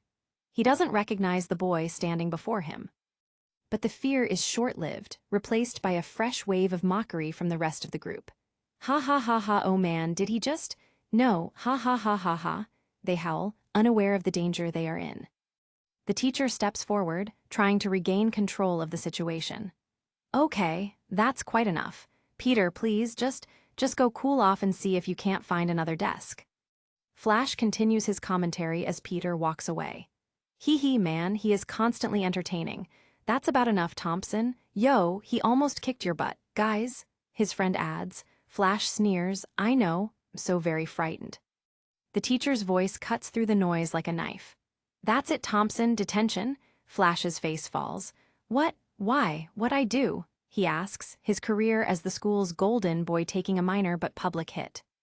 Peter is in the school bathroom, splashing cold water on his face as he tries to calm his nerves. What the heck is wrong with me now? I mean, 1 minute I'm climbing walls and the next minute I'm doing the spaz dance, he mutters into the sink. He looks at himself in the mirror, the blue and white tiles reflecting his confusion. But now I feel great, totally great. But all this from one spider bite? There's gotta be more to it. There's gotta be. He considers his options, his mind racing through the possibilities. I should talk to someone. A doctor, maybe. Maybe I'm dying, but I can't be. I feel great and I. He realizes the risk of sharing his secret. Gotta be someone I can talk to without being locked away in a freak farm. Aunt May's head will just shoot right off her body. He looks at his reflection again, a sudden and powerful intuition catching his eye. He sees the strength in his own frame, the way his muscles seem to ripple under his skin. He is a man of secrets, and those secrets are about to become his greatest weapon. Back in the gym, the basketball game is continuing with its usual intensity. A student takes a shot, the ball sailing through the air in a perfect arc. The ball misses the mark, striking the rim and bouncing away as the coach sighs in frustration. Well, glad all that practicing is paying off, Michael. Next. He points toward the sideline again, his gaze finding Peter. Oh great, Parker, somebody call Guinness. I give you credit, Parker, you always show up no matter how futile the gesture. Let us go. Flash Thompson steps into Peter's space, his voice a low and menacing growl. Come on, so. Yeah, I know there's more going on in there, Brainy Jane. I've been checking you out, he sneers. Peter looks at him with a cold and steady gaze, his new senses taking the measure of the bully. "Parker, please, while I still have a will to live," the coach begs in the background, while MJ tries to intervene. "Have you? Well, do me a favor and—" Suddenly, a basketball flies into the frame, striking Flash right in the side of the head. "Oh!" MJ exclaims as the impact sends Flash staggering. Smack! The coach looks on in disbelief, his whistle hanging forgotten around his neck. "Whoa there, Parker," he shouts. Flash is on the floor, clutching his head. "What the ow?" he groans. Peter stands over him, his expression hard and final. "You keep your hands off her, Thompson. Just leave her alone," he warns, his voice steady and full of a dangerous confidence. Flash is already getting back to his feet, his ego bruised more than his head. "Are you out of your mind, Parker? I will squash you like a," he screams. The coach tries to separate them. "Flash, get out of here. Hit the showers, you're done." Flash points at Peter, his face a mask of pure fury. "He hit me," he accuses. "I'll deal with it." "Hit the showers, Thompson," the coach repeats, finally taking a stand against the bully. Flash gives Peter a final and ominous look before turning toward the locker room. 3:00 is only 1 hour away, he threatens. Peter doesn't even blink. "Really? What's 5 plus 4? 1 hour, he retorts with a dry wit. Flash continues his rant as he walks away. "This sucks, man. I didn't do anything," he complains. The coach turns to Peter, a look of genuine surprise on his face. "Well, Parker, looks like you can throw when you want to." Peter turns to Mary Jane, his expression softening as he sees her concern. "Sorry, Mary, that wasn't," he starts to apologize. Mary Jane cuts him off, her eyes full of a new and genuine respect. "Peter, thanks," she says softly. The dynamic has shifted, and the high school hierarchy is about to be dismantled. In an alleyway after school, the promised confrontation finally happens. Flash Thompson throws a massive, powerful punch toward Peter's head. "Newug," he grunts with the effort.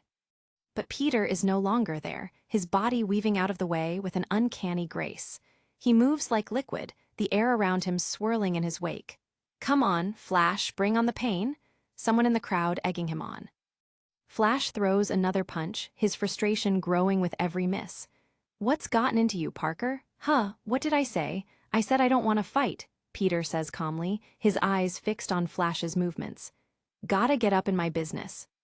Peter continues his dance of avoidance, his movements a blur of red and orange against the brick walls of the alley. "Beat his butt," someone shouts, but it's clear that Peter is the one in control. "Ughen," Flash groans as he misses once more. Peter stops, looking directly into Flash's eyes. "I'm serious, Flash, I don't want to fight you," he warns, his voice full of a genuine desire for peace. But Flash is beyond reason, his ego and his anger driving him forward. "Well, you should have thought about that before you," he screams, readying a final and desperate blow. Flash throws the punch, but Peter doesn't dodge this time. Instead, he catches Flash's fist in his own open hand. The sound of the impact is a sharp, sickening crack. "Crrrrrkk." Flash lets out a high-pitched scream of pure agony. "NNGG? Ah," he bellows, his face twisting as his wrist and fingers shatter under Peter's grip. The crowd looks on in horrified silence as Flash collapses to the ground, clutching his broken hand. "Oh God, oh no, GGLLG? My hand," he whimpers. Peter stands over him, his expression one of shock and regret. Peter looks at his own hand, the power he just displayed terrifying even to him. I told him, I said. I didn't want to fight," he whispers as he runs away from the scene. The boy who was bullied has become the thing that breaks bullies. Later that evening, the story has already spread through the school like a wildfire. "Yo, you should have seen it. Flash is all ready to break out the can on Parker, and what happens? Parker breaks his hand." "Wait, what?" a group of students whispers. The news reaches Harry Osborne as he sits in the kitchen of his mansion. Parker breaks Flash's hand. Parker breaks Flash's hand. He just broke it and said, "What'd he say?" "Next time, I'm gonna kill you," one of his friends reports excitedly. "He said that?" Harry asks, a look of genuine disbelief on his face. Harry considers the news, his mind already spinning with the implications. "Wow, broke his hand," he mutters to himself. The friend continues the story, adding his own dramatic flair. Yeah, it was all mangled like this. Dude went to the he says, demonstrating the injury with his own hands. Harry stands up, the social ranking of the school being rewritten in real time. Guess he's out of the league, no doubt. Less he can learn to dribble with his nose. Wow, Peter beat up Flash. Laid the smack down, huh? Harry's friend leans in with a final and chilling thought. That guy is like a scary alien freak, man. Who? Parker first, what? Like he doesn't say 2 words all year. Nothin', just all in full geek mode, right? He continues the lecture on Peter's sudden change. Then all of a sudden he's all breaking his desk in half, then he's all up in our face. Then he's all smacking Flash down. You guys should lay off him anyhow. I always said it. Yeah, you did. Suddenly, the door opens and Norman Osborn steps into the room. Harry, come here, he commands, his voice hard and uncompromising. Harry turns quickly. Harry, are you friends with that Parker kid? The one who had the accident on the field trip? Harry is hesitant, unsure of what his father wants. With the spider? Yeah, we do science together, lab partners. But Dad, you know, his family they can't afford to buy a new spider ore. Norman cuts him off with a rare and sinister invitation. No, I want you to bring the boy to the lab after school tomorrow. I feel bad for what happened and I thought I'd make it up to him, give him a personal tour. Do you think he'd like that? Harry is stunned by his father's sudden interest. Are you kidding me? Yeah, he'd love that. Yeah. Norman gives him a small and chilling smile. Good, see you kids after school, he says before turning to leave. Harry looks after him, a sense of unease growing in his gut. Okay, he whispers. The spider isn't the only predator in this story. Back at the Parker home, the atmosphere is considerably heavier. Well, yes, I am sorry you feel that way about it. Well, that's too bad. Well, the way I heard it is that your boy has been picking on Peter for some time and he was just defending him. No, I don't. No, Ben says into the phone, defending his nephew against an irate parent. Ben slams the phone back onto the wall with a final and angry sound. Great, he mutters, his frustration clear to everyone in the room. Aunt May stands with her arms crossed, her face a mask of pure disappointment. What now? She asks, her voice low and steady. Ben delivers the final blow to their family's financial stability. $2,500 hospital bill, and if we don't, what? And if we don't pay for it, they're going to sue us, he reveals, his voice full of a quiet and desperate anger. Peter looks at his uncle, his eyes wide with shock and guilt. Are you kidding? He screams, unable to believe the consequences of his actions. May turns to Ben, her hands trembling. Sue, oh my God, what are we going to do? What can we do? Let a lawyer bleed us dry on top of paying the bill or just pay the bill? But May, he broke the kid's hand. What can I do? Ben asks, his shoulders slumping with the weight of the decision. Aunt May turns her anger toward Peter, her voice sharp and unforgiving. Peter, this is not the way you were raised. This is not how human beings behave. What are you talking about? I was defending. I just don't understand. You broke his hand? She asks, her voice rising with every question. Peter explodes in another burst of temper, his frustration and his power merging into a single and dangerous voice. What am I supposed to do? I am so sick of being picked on all the time. For once I defend myself, and what do I get from you? I get a lecture. Uncle Ben tries to intervene, but the damage is already done. Peter, that's not what we taught you to, he starts, but Peter cuts him off with a final and devastating blow. Yeah, I know what you taught me. Peter turns and runs out of the room, his voice echoing in the quiet house. You taught me to be a wimpy loser like you too, he screams, as he slams the door behind him and disappears into the night. Ben and May stand alone in the hallway, the words hanging in the air like a death sentence. Growing pains, that's all it is, May, Ben says softly, trying to comfort his wife, but both of them know that things will never be the same again. Aunt May looks at her husband, her heart breaking for the boy they've raised and the man she loves. That was horrible. He's a kid and he had a traumatic day, and he came home to us lashing out at him when we're really mad at those Thompsons, who, by the way, I would like to light on fire.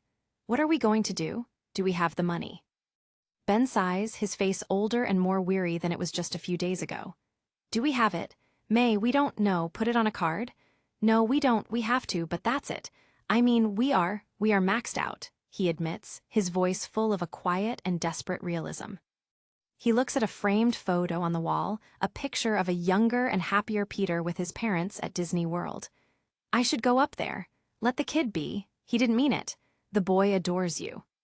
Ben puts an arm around May, their silhouettes small against the vast and uncaring world. Oh, honey, I know, May whispers as they walk away from the door. The shadows of the past are merging with the darkness of the future. Peter is back in his room, his head in his hands as he deals with the aftermath of his outburst. I should talk to someone. A doctor, maybe. Maybe I'm dying. But I can't be, I feel great and he mutters into the darkness. Suddenly, a surge of energy hits him once again, a searing pain that erupts in the back of his mind. Aya, he gasps, his eyes snapping open as the world around him begins to shift.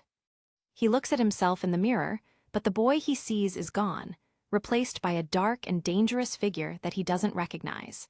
His eyes are glowing with a predatory fire, and his smile is a mirror of his own dark desires. He looks out the window at the full moon, a sudden and wild intuition washing over him. He doesn't need a room, he needs a world to explore, a place to test the limits of his new power. In a blur of motion, he leaps from the window, his body clearing the rooftops with an ease that is almost terrifying. He is a boy of the night, a creature of the rooftops that Queen has never seen before. He runs through the dark streets, his feet barely touching the ground as he moves with the speed of a bullet. He is a hunter now, and the world is his playground. He arrives at an abandoned industrial complex, the same place where his life was changed forever. The building is a skeletal ruin against the night sky, a monument to a past he is already starting to forget. He enters the facility, his senses picking up every detail of the dark and dusty room. He can hear the skittering of rats in the corners, the drip of water from a broken pipe. Everything is clear and vivid to him now. He leaps toward the ceiling, his fingers finding purchase on a metal beam as he pulls himself up with an eerie and effortless grace. He is a boy floating in the air, a biological anomaly in a dark and dusty lab. He hangs from the beam, looking down at the world below with a new and predatory perspective. The ground feels like a different world, a place for ordinary people and their ordinary lives. He begins to crawl across the rafters, his movements silent and graceful. He is a master of his own environment, a predator that has finally found its true home. Peter looks at his hands, the power he just displayed making him smile. He feels like he could do anything, be anyone, if he only had the courage to embrace his own dark potential. He is no longer just Peter Parker, he is something more, something that will change everything. He stands in the middle of a junkyard, surrounded by the rusted chassis of cars and the skeletal remains of heavy machinery. The air is thick with the scent of oil and decay. He reaches out and grabs the bumper of a massive, rusted SUV, his fingers digging into the cold steel. With a grunt of effort that feels surprisingly light, he heaves the entire vehicle into the air.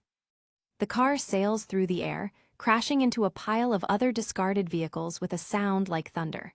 Crash! Peter looks at his hands, his expression one of pure and unadulterated joy. He throws his hands up in triumph, a wild and feral shout erupting from his throat.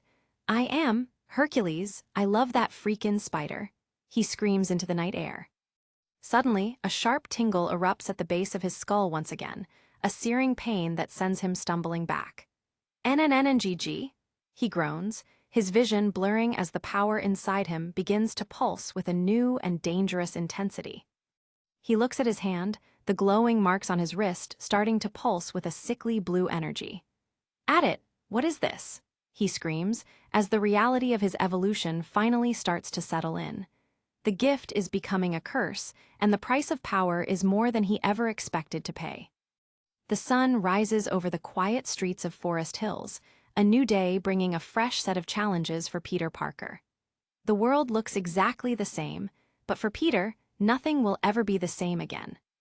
He walks into the kitchen, his head down and his shoulders slumped. Morning, he mutters, his voice low and full of an unspoken regret. Aunt May and Uncle Ben are already at the table, their expressions a mixture of concern and disappointment. "Listen, Peter starts, but May interrupts him. "Yes, Mr. Mouth." Peter takes a deep breath and looks directly at his aunt. Why no, I feel really bad about what I said," he admits, his voice finally finding its way back to his family. "Well, I should say so," May replies, her own voice softening. Ben adds a quiet May. Peter continues his apology, his words a flood of genuine emotion. "And I know that I was wrong to say it. And I don't think you're losers, and I'm really, really sorry, and I know better, and..." Uncle Ben stands up and puts an arm around his nephew, a gentle and forgiving smile on his face. "It's okay, Peter. Come here," he says, pulling him into a warm and solid embrace. The two men share a moment of genuine connection, the bond of family finally mending after the chaos of the night before. Peter feels a sense of peace wash over him, a reminder of what he's fighting for. Aunt May watches them with a small smile, her own heart finally starting to heal.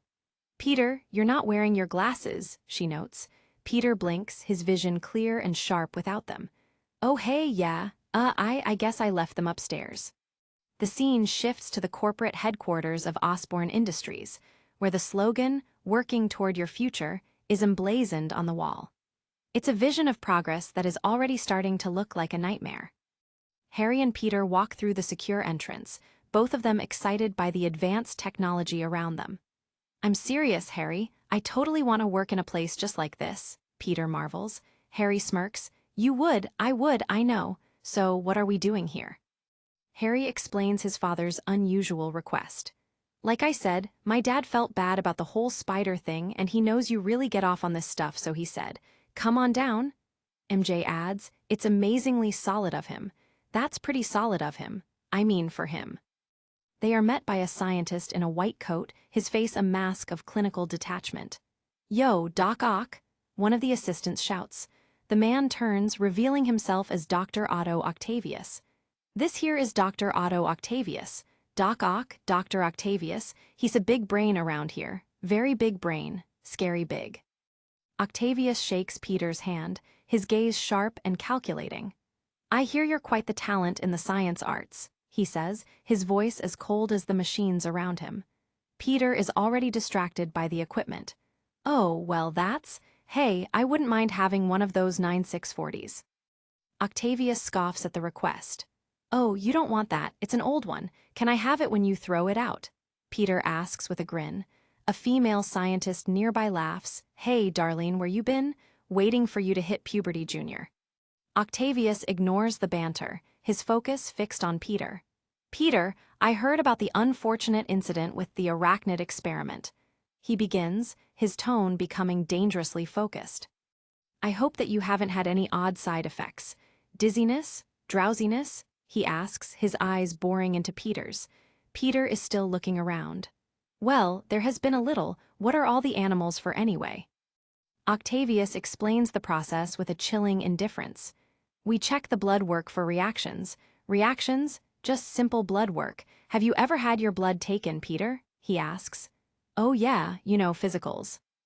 Octavius begins to remove his lab coat, revealing a specialized medical uniform underneath. "Well, why don't we take some of yours and I can show you what we do here," he suggests. Peter pulls back. "No, that's okay. I'd like to keep mine all in its original container." Suddenly, a surge of adrenaline hits Peter again, the base of his skull erupting in a firestorm of warnings. He can see Octavius reaching for a syringe hidden under his sleeve. In a blur of motion, Octavius lunges forward, the needle glinting in the harsh laboratory lights. "Hey, what are you doing? Hey!" Peter screams as the impact sends him sprawling. The tour has become a trap, and the prey is already cornered. Peter rolls away from the attack, his backpack hitting the floor as he scrambles for the exit. "What the heck is wrong with you?" he screams, his voice full of a sudden and profound terror. Octavius stands there, holding the syringe with a sinister and uncompromising focus. "Just taking a sample," he says simply. Harry and the other scientists look on in shock. "Peter, what's going on?" Harry shouts. "What was this? Like an ambush or what happened?" Peter reaches the door, his heart pounding against his ribs like a trapped bird. He doesn't look back as he throws himself into the hallway, desperate for escape. He runs through the dark corridors of the industrial complex, his feet barely touching the ground as he moves with a speed and grace that he shouldn't possess. He is a boy of the shadows now, a predator that is finally starting to understand its true potential. He reaches the main entrance, his silhouette small against the vast suburban horizon. He doesn't stop until he's miles away from the lab and the man who tried to own him. "Peter?" A voice calls from the distance, but he is already gone. Back in the command center, the screen displays a new blood analysis. The cells are now perfectly integrated, a biological masterpiece that defies every rule of modern science.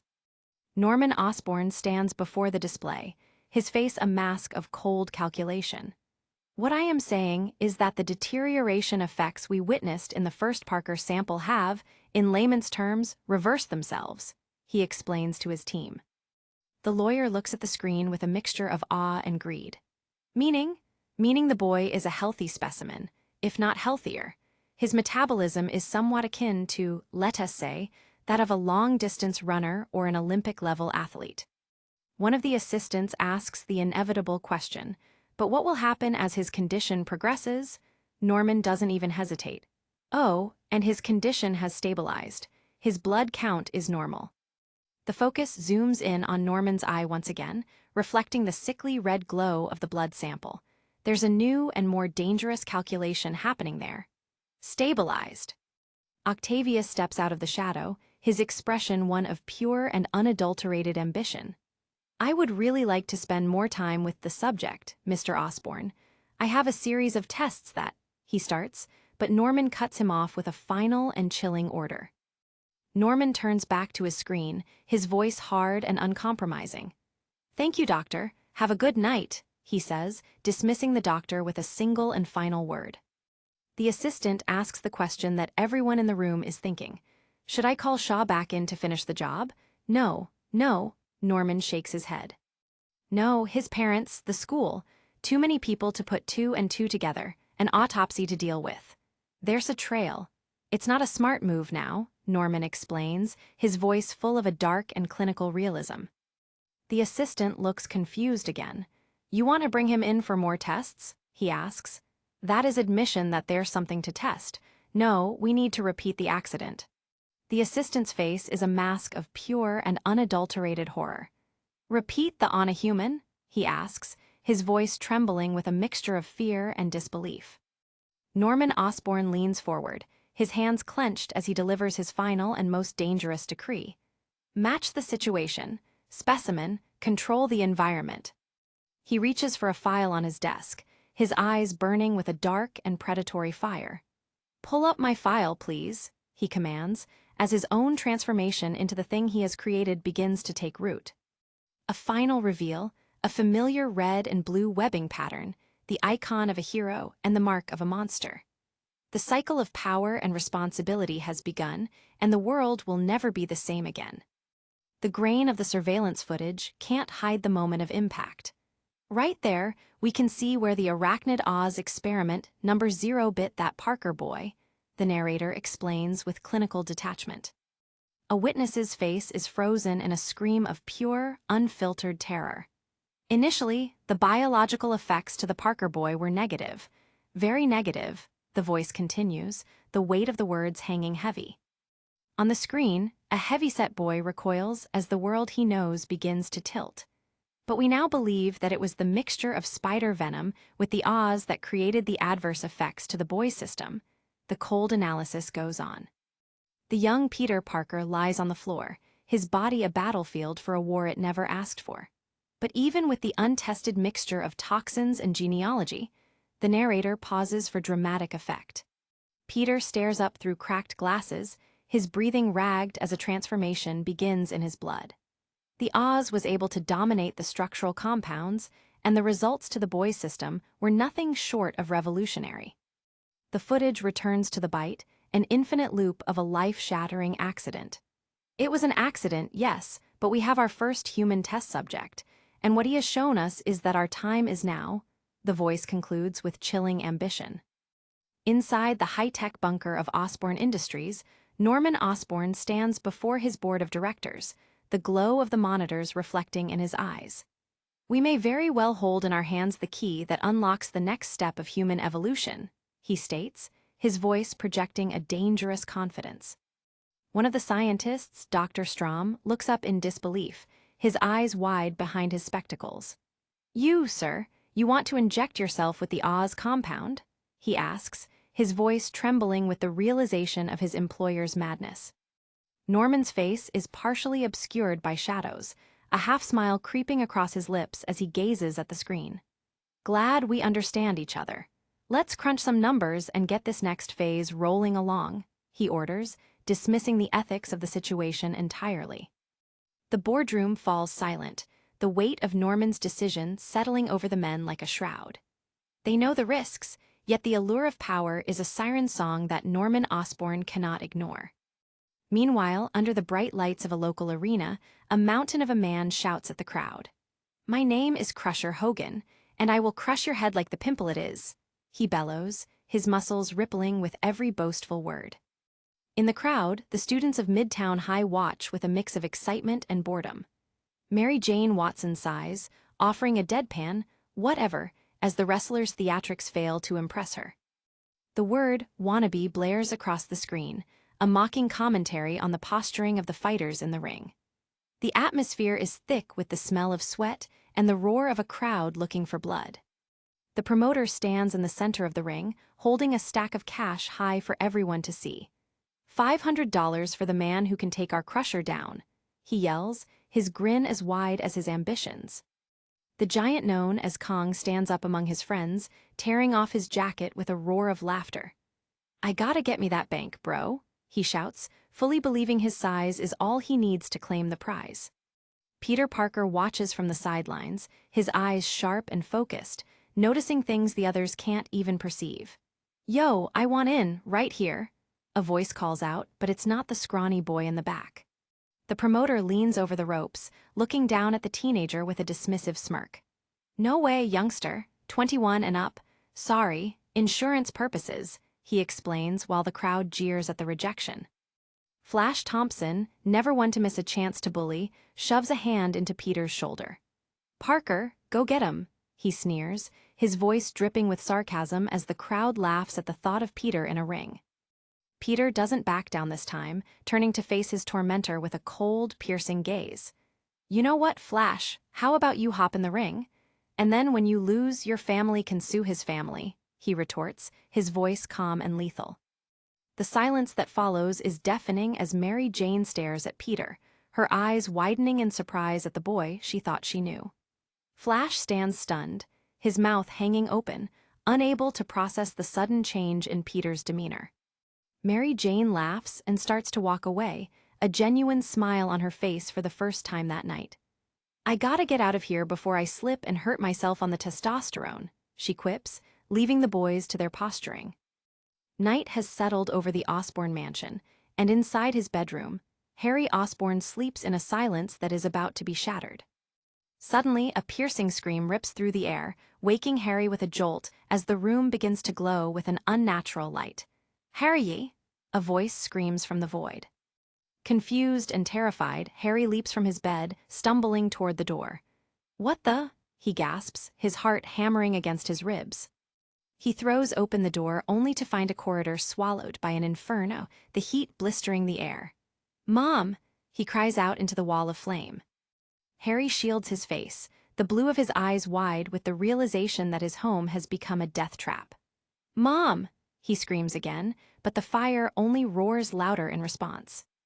Through the thick smoke and dancing embers, a clawed hand reaches out from the darkness, a silhouette of something monstrous appearing in the frame of his mother's doorway. The shadows twist and take shape, revealing a hulking, demonic figure that towers over the young Osborn. "Mom!" Harry whispers, his voice cracking with a desperate hope that is quickly fading. But this isn't his mother. It is a creature of nightmare, draped in tattered purple and wreathed in flames. The demon glares down at him, its eyes glowing with a malicious, yellow fire. The monster looms closer, the heat of its presence more intense than the fire itself, and Harry's face is illuminated by the burning hatred in its eyes. Harry stares up in absolute paralysis, the reflection of the demon burned into his pupils. This is a horror that transcends his understanding, a nightmare brought to life. With a roar that shakes the very foundation of the mansion, the demon unleashes a massive fireball, a sun-like orb of destruction aimed at the boy. The explosion is deafening, a cascade of fire and debris that consumes the room in a single, violent stroke. Harry is thrown backward, his hands grasping at the air as he is propelled through the window by the force of the blast. Oof, he grunts, the wind knocked out of him. He falls through the night air, the scorching heat of the mansion receding as gravity takes hold. Oh God, he cries out, watching his life literally go up in smoke. Harry lands on the grass below. He looks up to see the silhouette of the monster flying against the backdrop of the moon, leaving him alone in the ruins of his legacy.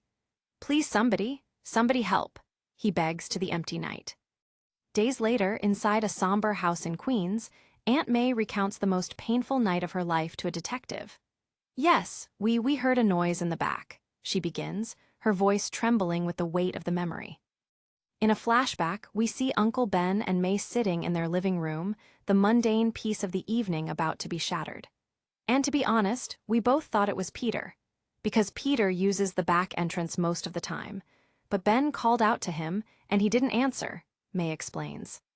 She pauses, her eyes searching the detective's face for some sense of understanding.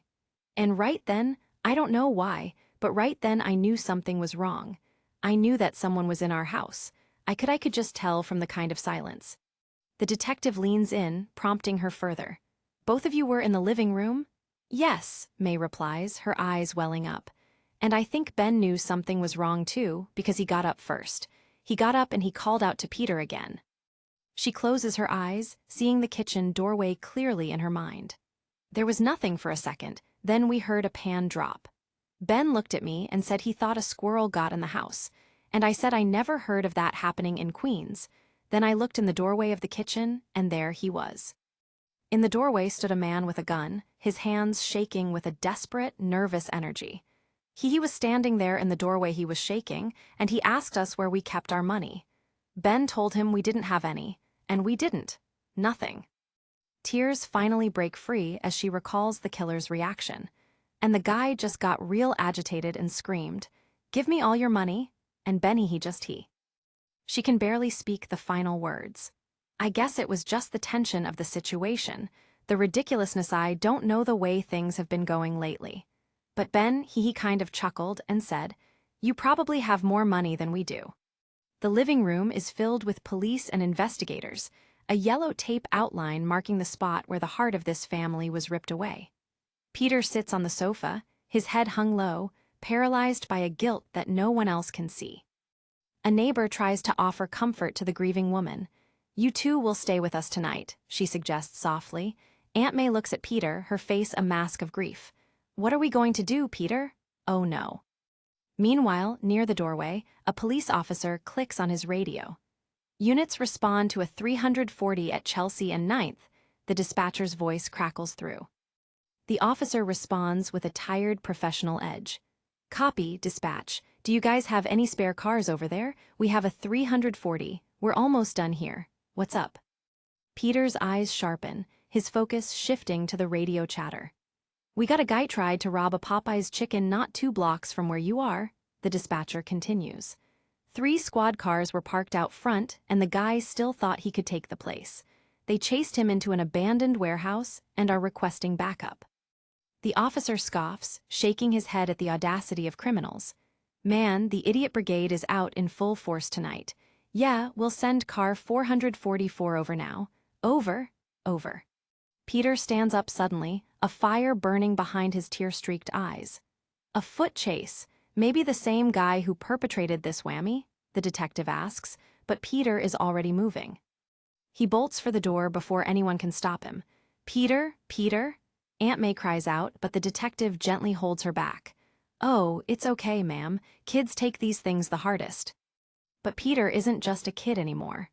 High above the streets of Queens, Spiderman swings through the moonlight, his fists clenched tight. The kids just got to find a way to let it out. the detective's voice echoes as the costumed hero begins his hunt. Outside the abandoned warehouse, the police have the building surrounded, their sirens painting the brick walls in red and blue. "We're not going to wait here all night, pal. Be smart and cooperate," an officer bellows through a megaphone. Inside, the killer paces by a shattered window, clutching his weapon. "Officers at 412, backup is on the way," the radio chirps. "That's good news, dispatch. I would like to finish my dinner," one of the cops jokes outside. The thief hears them, his panic growing as he realizes the net is closing. "Call in the update, over." Sure. Over," the cops continue, their casual tone infuriating the cornered man. He looks out at the dozens of officers waiting for him. "The only way out is through the front door. If we have to charge in there, it ain't going to be pretty," the megaphone warns. "Take you with me if I have to, pieces of garbage," the killer mutters to himself. He slinks back into the darkness of the warehouse, looking for another exit. "Pigs are everywhere," he whispers, his breath hitching in his throat. Suddenly, a voice drips from the ceiling, cold and absolute. "Gonna get out of here one way or another."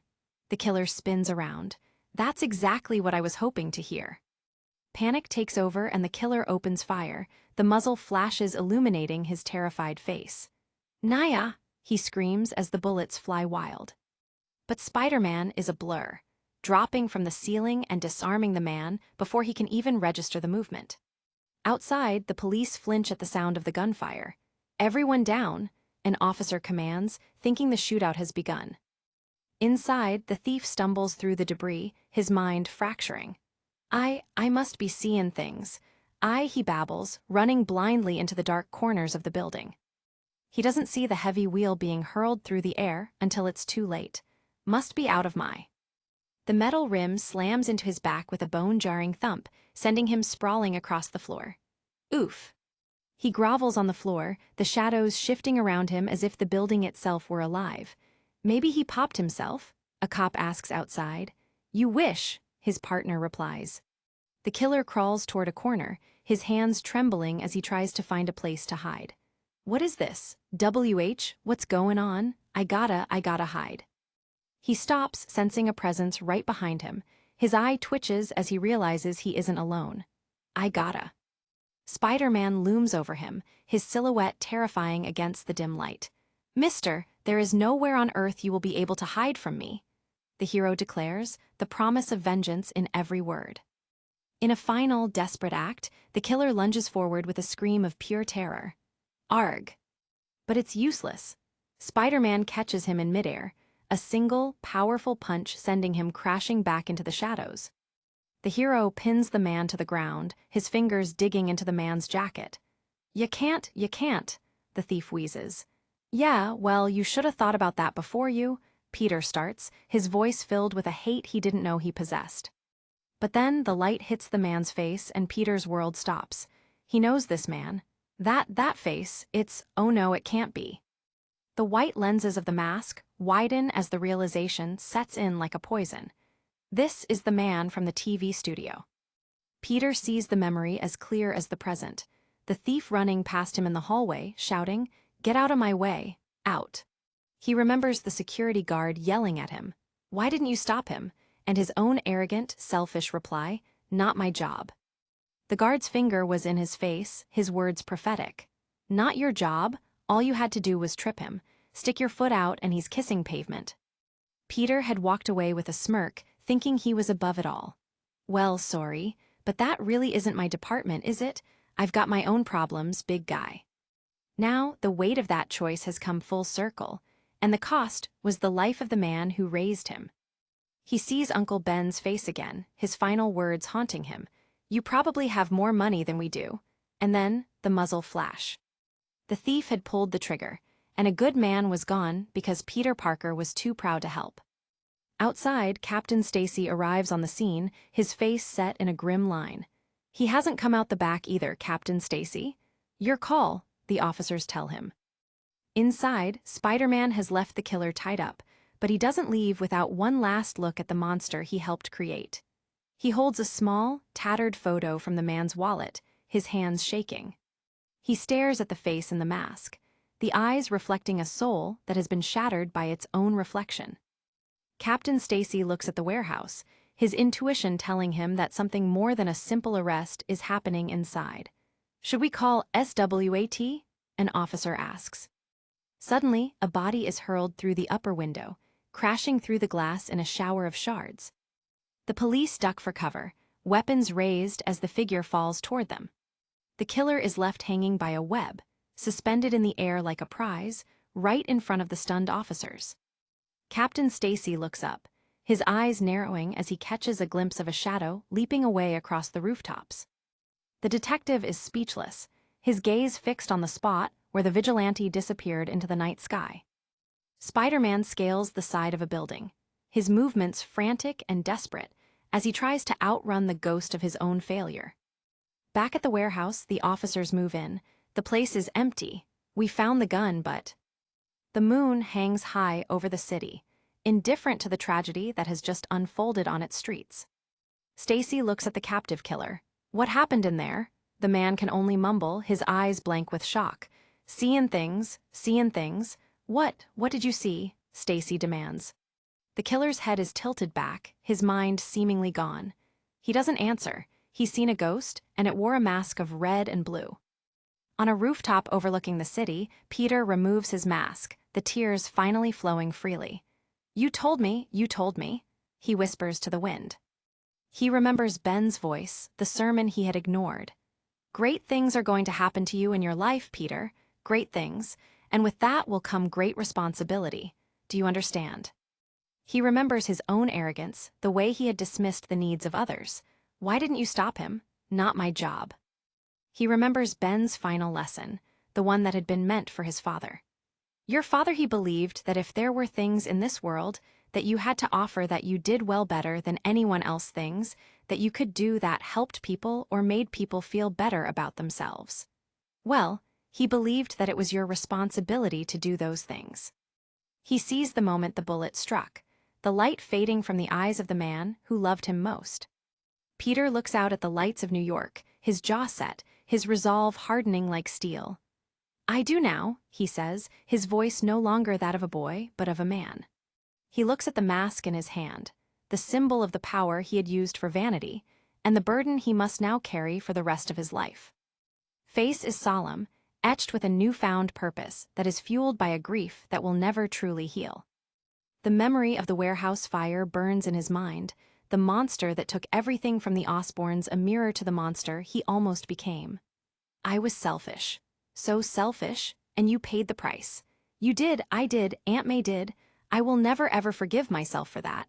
I will never ever forget that I could have stopped it."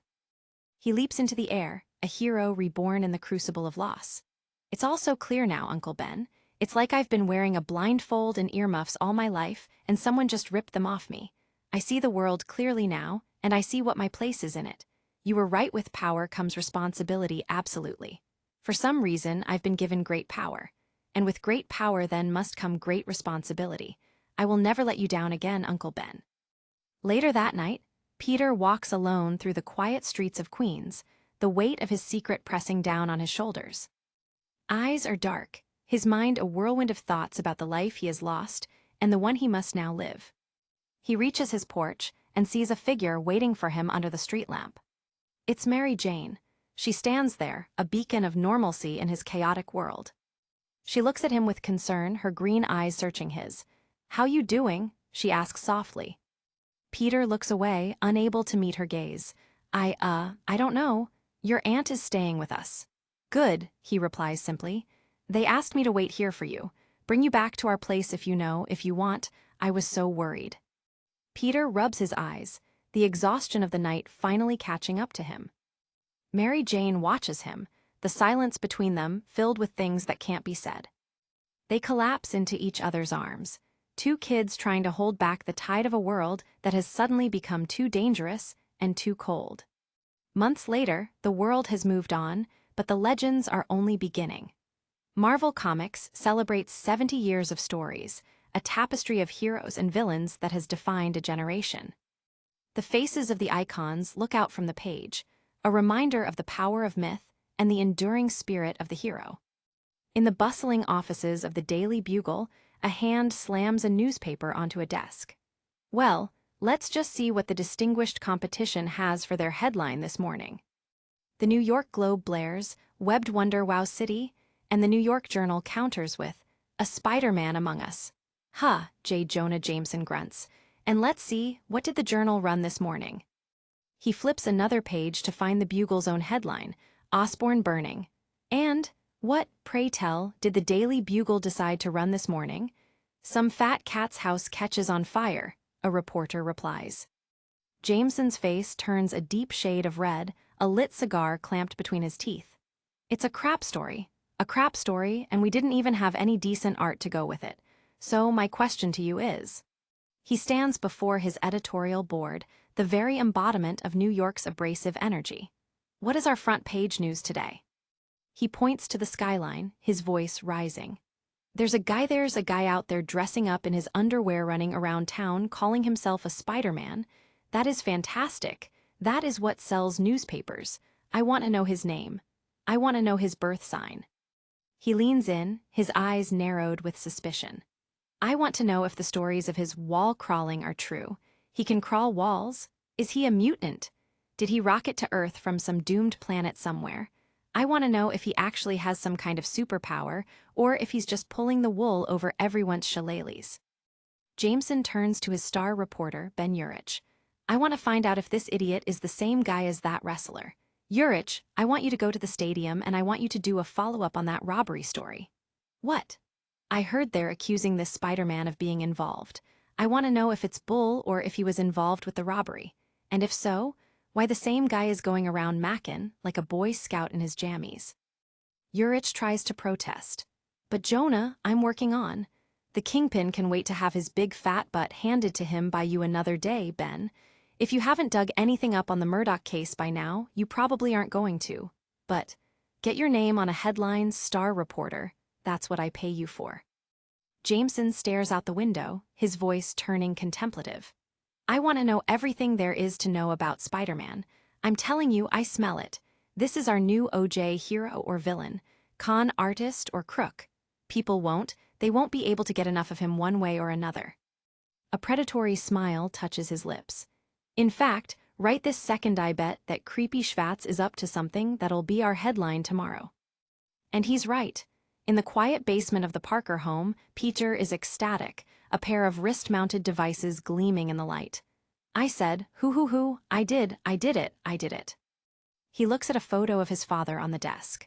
Not me, we did it, Dad. I've been staring at your formula for the molecular adhesive you were working on since before I could read. He tinkers with a small screwdriver, a look of pure scientific joy on his face. Not only that, but a little more ingenuity here and there, little engineering, and Dad, look. He points to a chalkboard covered in complex equations. But tonight coming home jumping around as Spiderman it just hit me. I figured it out, Dad. He clicks a button on his wrist, and a thin strand of fluid shoots out, sticking to a nearby bucket with a sharp thwip. And I could never finish it for you. Man, this is fantastic. He tries another shot, the fluid solidifying instantly into a strong, flexible rope. Thwip. Peter pulls his mask down, the transformation complete. Spiderman has webs. He tests the tensile strength of the strand, marveling at the invention. This stuff is pretty strong. And a little elastic. I wonder if I can screw with it to make it more elastic or less. The end is totally adhesive, like super glue, yet the sides are just tacky. But not too tacky, just tacky enough to hold on to. He swings from the rafters of the basement, his mind already calculating the possibilities. I wonder how long this stuff lasts. Forever? A minute? This stuff is going to be a blast to test. Thank God I'm just the superhero-ish nerd to do it. Wait, I think I'm going to be rich from this. But how? What practical application would it have except for this? Doesn't matter, Spiderman has his webs. Suddenly, a voice calls out from the top of the stairs. Man, Uncle Ben woulda loved this. Peter, are you still down there, sweetie? May's shadow appears in the doorway. Peter, go to bed. You'll be a wreck at school. Peter hangs upside down from the ceiling, a playful grin on his face. Doin' my homework. He looks toward the door, his heart full for the first time in weeks. Oh, please, Aunt May. I promise I'll be fine. But the next morning, fine is a relative term. Inside a classroom at Midtown High, Peter is sound asleep, his head resting on his desk while a loud SSN Nora fills the room. Teacher looms over him, her face a mask of annoyance. "Parker," she screams, jolting him awake. Peter jumps with such force that his newfound strength shatters the wooden desk under his hands. "Ennaya," crack. The entire class stares in shock as the desk splinters into pieces.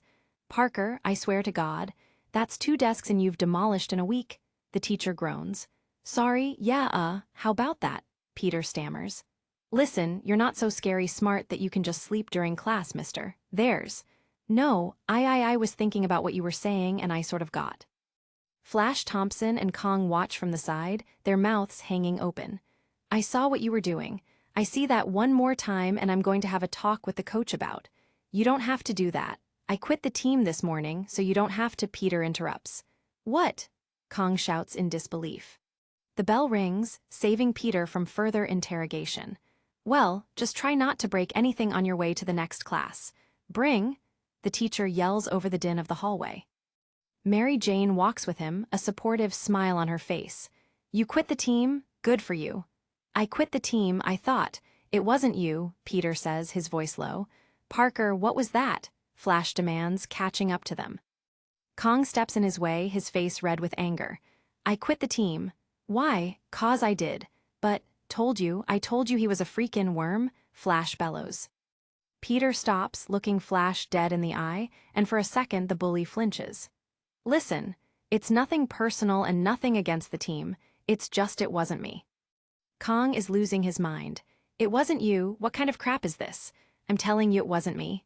"Listen, I've had some stuff, my uncle. Your uncle croaks so you can't play ball?" Flash snarls. "Kong, don't," Mary Jane warns. Peter clenches his jaw, the air around him crackling with a sudden, dangerous energy. "Well, that's just great. Thanks for the support. Pal." "Harry?" Mary Jane asks, noticing a figure approaching from the distance. Harry Osborn walks toward them, his eyes sunken and his skin pale, the trauma of the mansion fire still written across his features. The group falls silent as he approaches.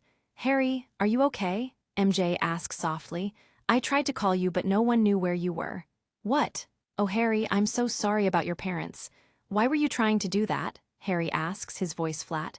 "What do you mean we were worried?" "Are you?" Harry stops, his gaze fixed on Peter with an intensity that is unnerving. "Why? I'm not dead." Peter tries to find the words. "No, but I know what this is like. Do you?" Harry snaps back. "Yes, do you guys feel that?" Peter asks, his spider sense suddenly screaming in the back of his mind. The hair on his neck stands on end, a primal warning of an approaching catastrophe. Suddenly, a massive explosion rips through the school, throwing students through the air in a cascade of brick and dust. Boom. Kong is thrown back, his eyes wide with shock. "Yo, what's up with that?" "Oh my God, are you okay?" People scream in the chaos. The blast is followed by another, even more violent than the first, as the very structure of the school begins to fail. Boom. Smoke and fire pour into the hallway. "Everyone out, everybody, run," a teacher yells. "What the $8 is it?" Kong shouts, ducking for cover. Harry Osborn looks at the flames, a dark recognition in his eyes. "I know what this is." "What?" Peter asks, his concern for his friend growing. Above them, the fire sprinklers burst to life, a desperate attempt to contain the inferno. Students scramble through the rain-slicked hallway, panic turning the school into a madhouse. "Dude, we are so out of here." "I know what that is," Harry repeats, his voice a whisper against the roar of the fire. Outside, a massive plume of black smoke rises from the school building, visible for miles across the city. Harry is huddled with a group of survivors, his mind clearly somewhere else. "He's come for me. He's come for me." "Who's come for you, Harry?" Flash asks, genuinely scared. "Oh no, where's Peter?" MJ cries out. Another explosion shatters the windows of the upper floor. Fraboom. Harry's terror peaks as he points toward the building. "Somebody help me, he's here." "Harry, who?" Flash demands. Suddenly, a red and blue figure leaps from the smoking ruins, landing with a powerful thud on the lawn. "Heads up." The students stare in awe at the costumed hero. Big-time superhero coming through? Spider-Man quips, though his voice lacks its usual cheer. Dude, seriously, if he blew up our school, he is totally my hero. Whoa. But Peter isn't listening. He's already leaping back into the danger zone.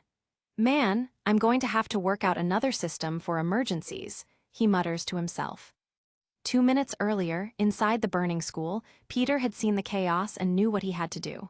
Dude, we are so out of here. I know what that is.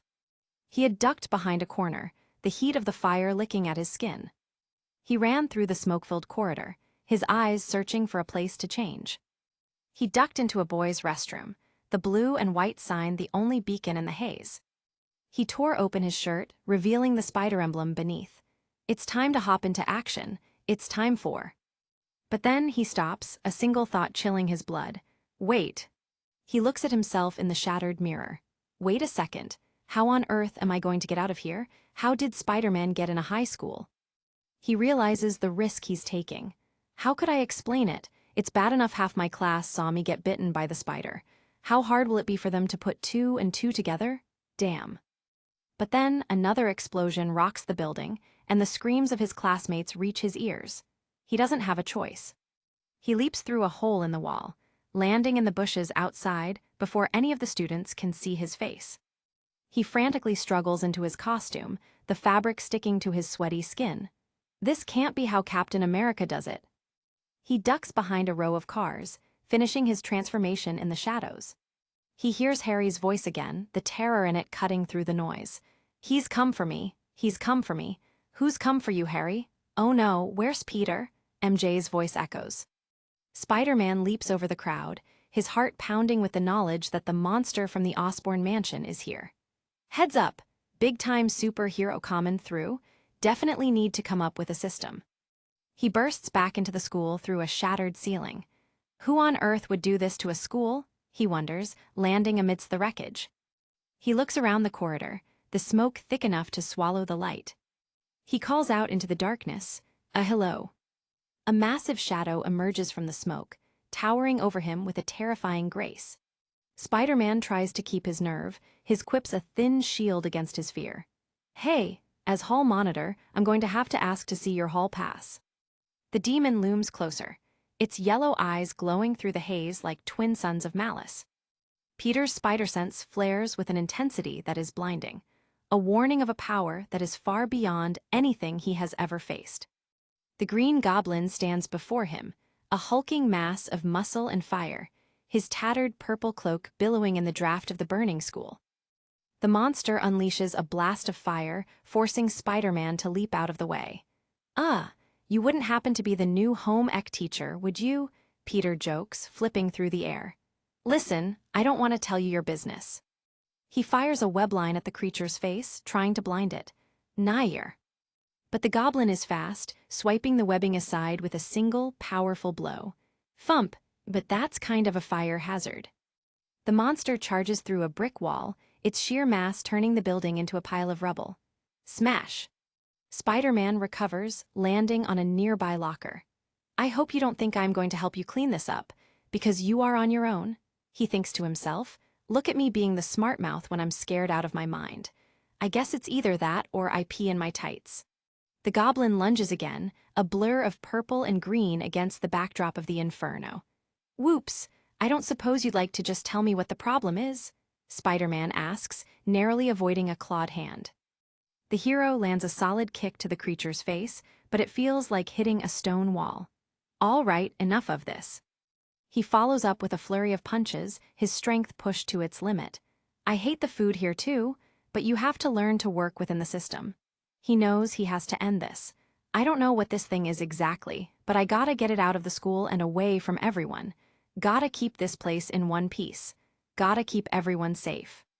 The goblin catches his foot, a sickening crunch echoing through the hallway. Dude, seriously? This is mighty low to trash a school like this. He hurls the hero into a wall with a strength that is terrifying. That's just low. That's like a notch below film producer. Spider-Man bounces off the wall, his costume torn and his body aching. Ryer! And I feel we are close enough now that our friendship can handle me telling you that you are not exactly fresh as a daisy. He fires a double web line at the goblin's chest. I gotta get him out of here and now. Hey, you wanna just get a cup of coffee and talk about whatever's up your butt? Come on, I'm buying.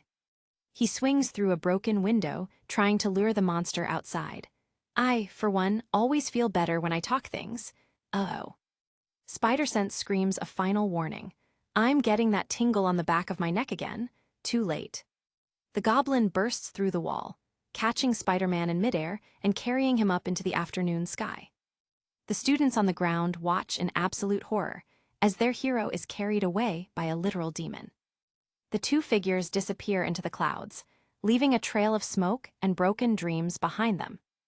Thousands of feet above the city, the air is thin and cold. Can't breathe, so high up. Let go, Peter gasps, his vision beginning to blur. The goblin pulls his hood back, revealing a face that is even more terrifying than the mask. Its skin is a diseased green, its eyes wide with a murderous insanity. PPKKRR, it rasps. Spider-Man looks into those eyes, the reflection of the monster staring back at him in his own lenses. The creature's voice is a guttural, broken sound. PPPPRRRRRKKKK. Peter's heart stops as the realization hits him. The monster knows his name. Who are you? He gasps as they plummet toward the city below. Marvel Comics celebrates 70 years of storytelling, a legacy etched in the pages of history with legends that defined an era. From the rage of the Red Hulk to the shadows of the Black Cat, these are the faces of a universe that never stops evolving. High above the city, the reflection of a monster dances in the lenses of a hero, a nightmare made flesh. The Green Goblin snarls through gritted teeth, his voice a gravelly rasp as he focuses all his hatred on one boy. Parker, he wheezes. Spider-Man grapples with the beast, his hands straining against the inhuman strength of his greatest foe. Who are you? Peter demands, desperate for an answer that may never come. The goblin dives, a purple-cloaked shadow plunging through the air with the weight of a falling mountain. Peter falls backward, the world spinning in a blur of concrete and sky.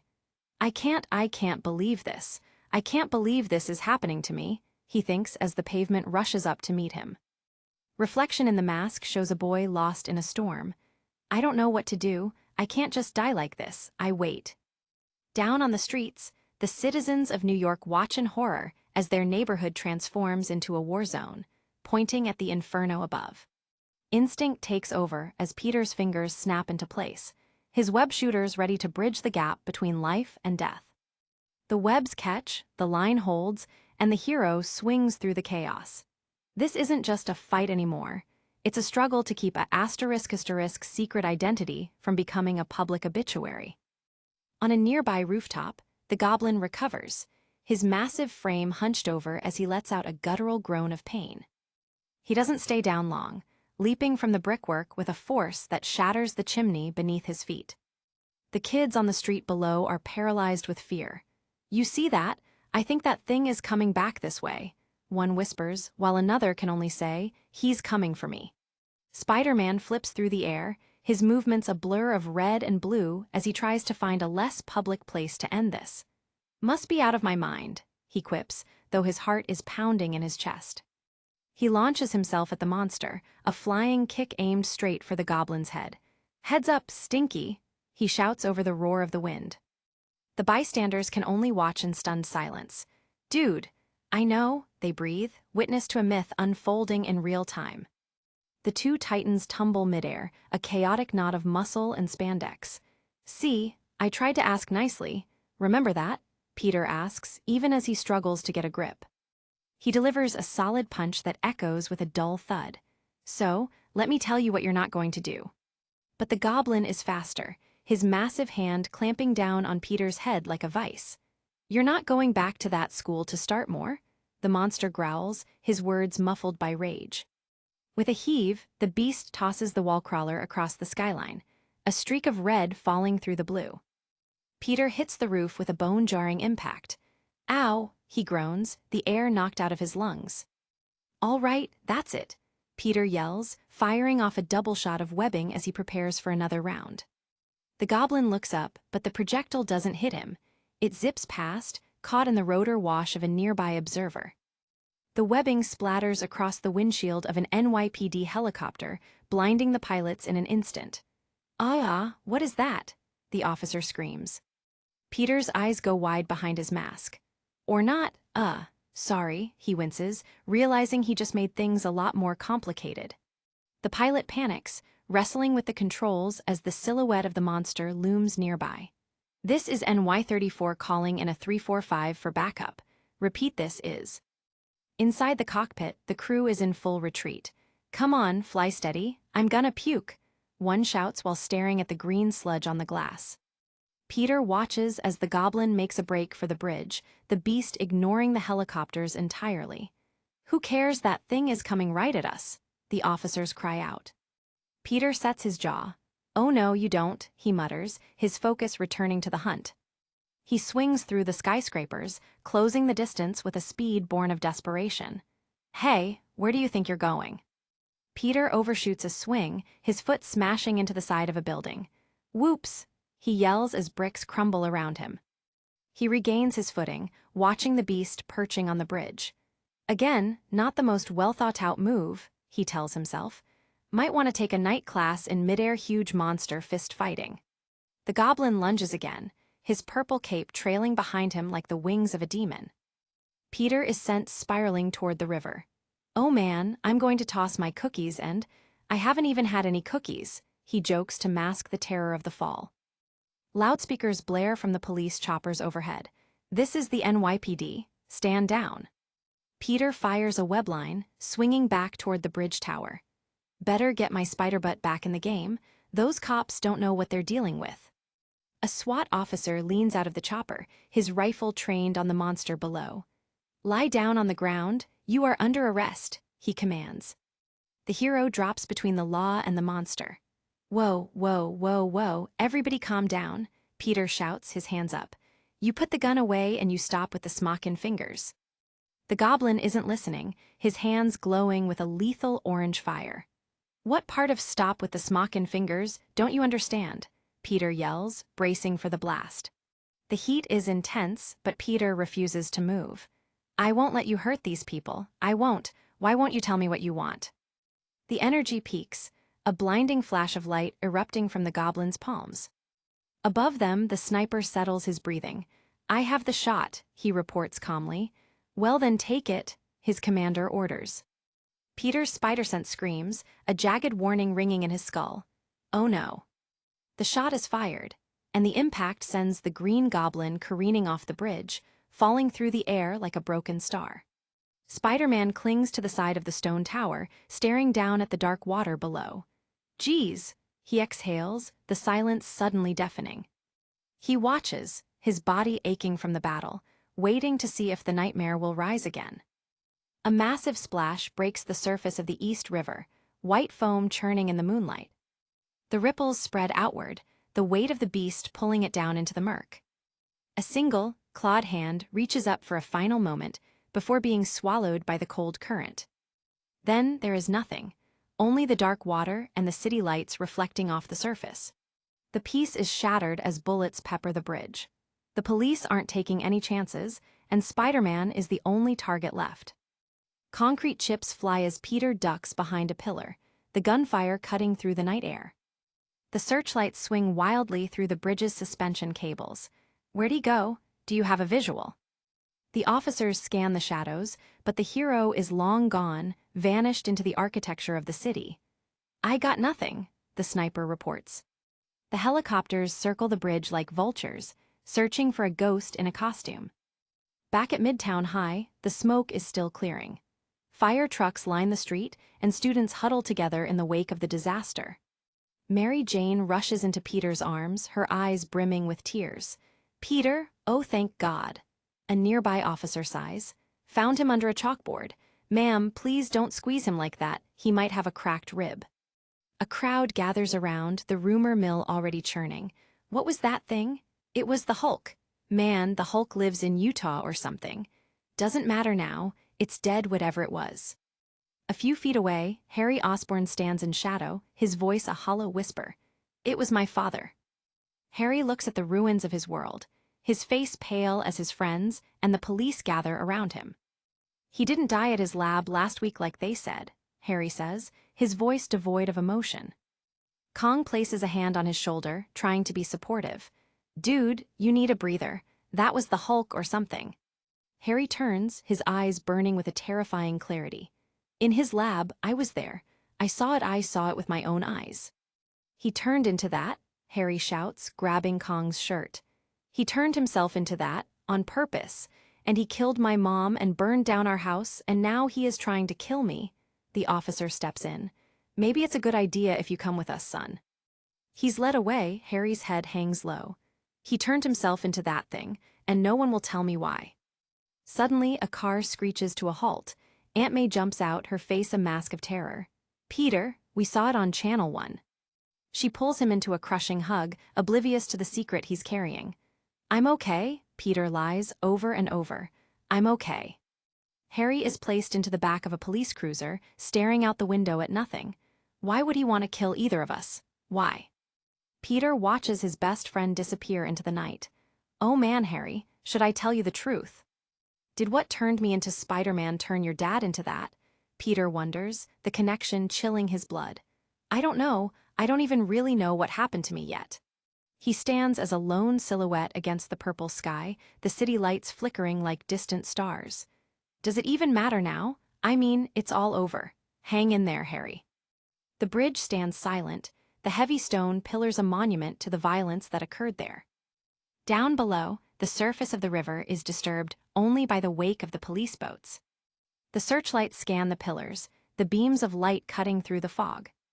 Boats move slowly, their engines a low hum against the backdrop of the city's noise. The search continues, a desperate hunt for a body that shouldn't exist. Light dances on the water, illuminating the dark depths for a fleeting second. Deep below, bubbles rise to the surface, a final breath escaping the murk. The water ripples, the current pulling everything into the abyss. And then, only the cold, dark river remains. Life goes on in New York City, and for Peter Parker, it's time to become a *** working stiff ***. The sound of a robbery in progress shatters the morning air as security guards are tossed through the doors of their own armored car. A man with silver hair and vibrating gauntlets steps forward with a smug grin. You rent-a-cops think you make enough an hour to take another hit of that, he mocks. Then hand over a couple of bags and make it snappy.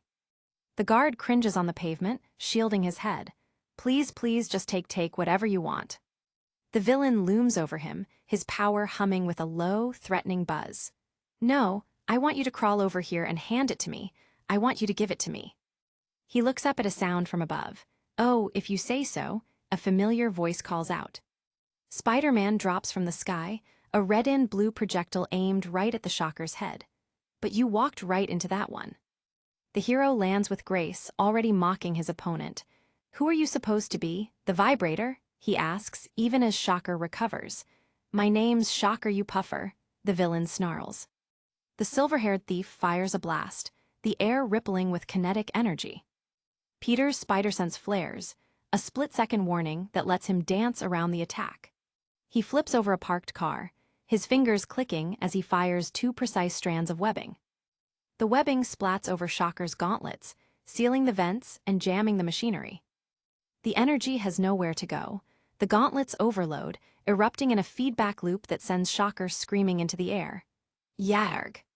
The villain hits the deck, smoking and unconscious. Peter looks down at the mess.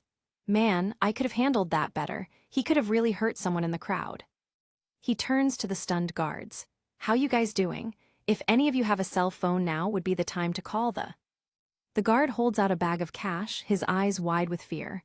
Just take it. Just take what you want, take it. Peter stares at the money, the dollar sign reflected in his lenses.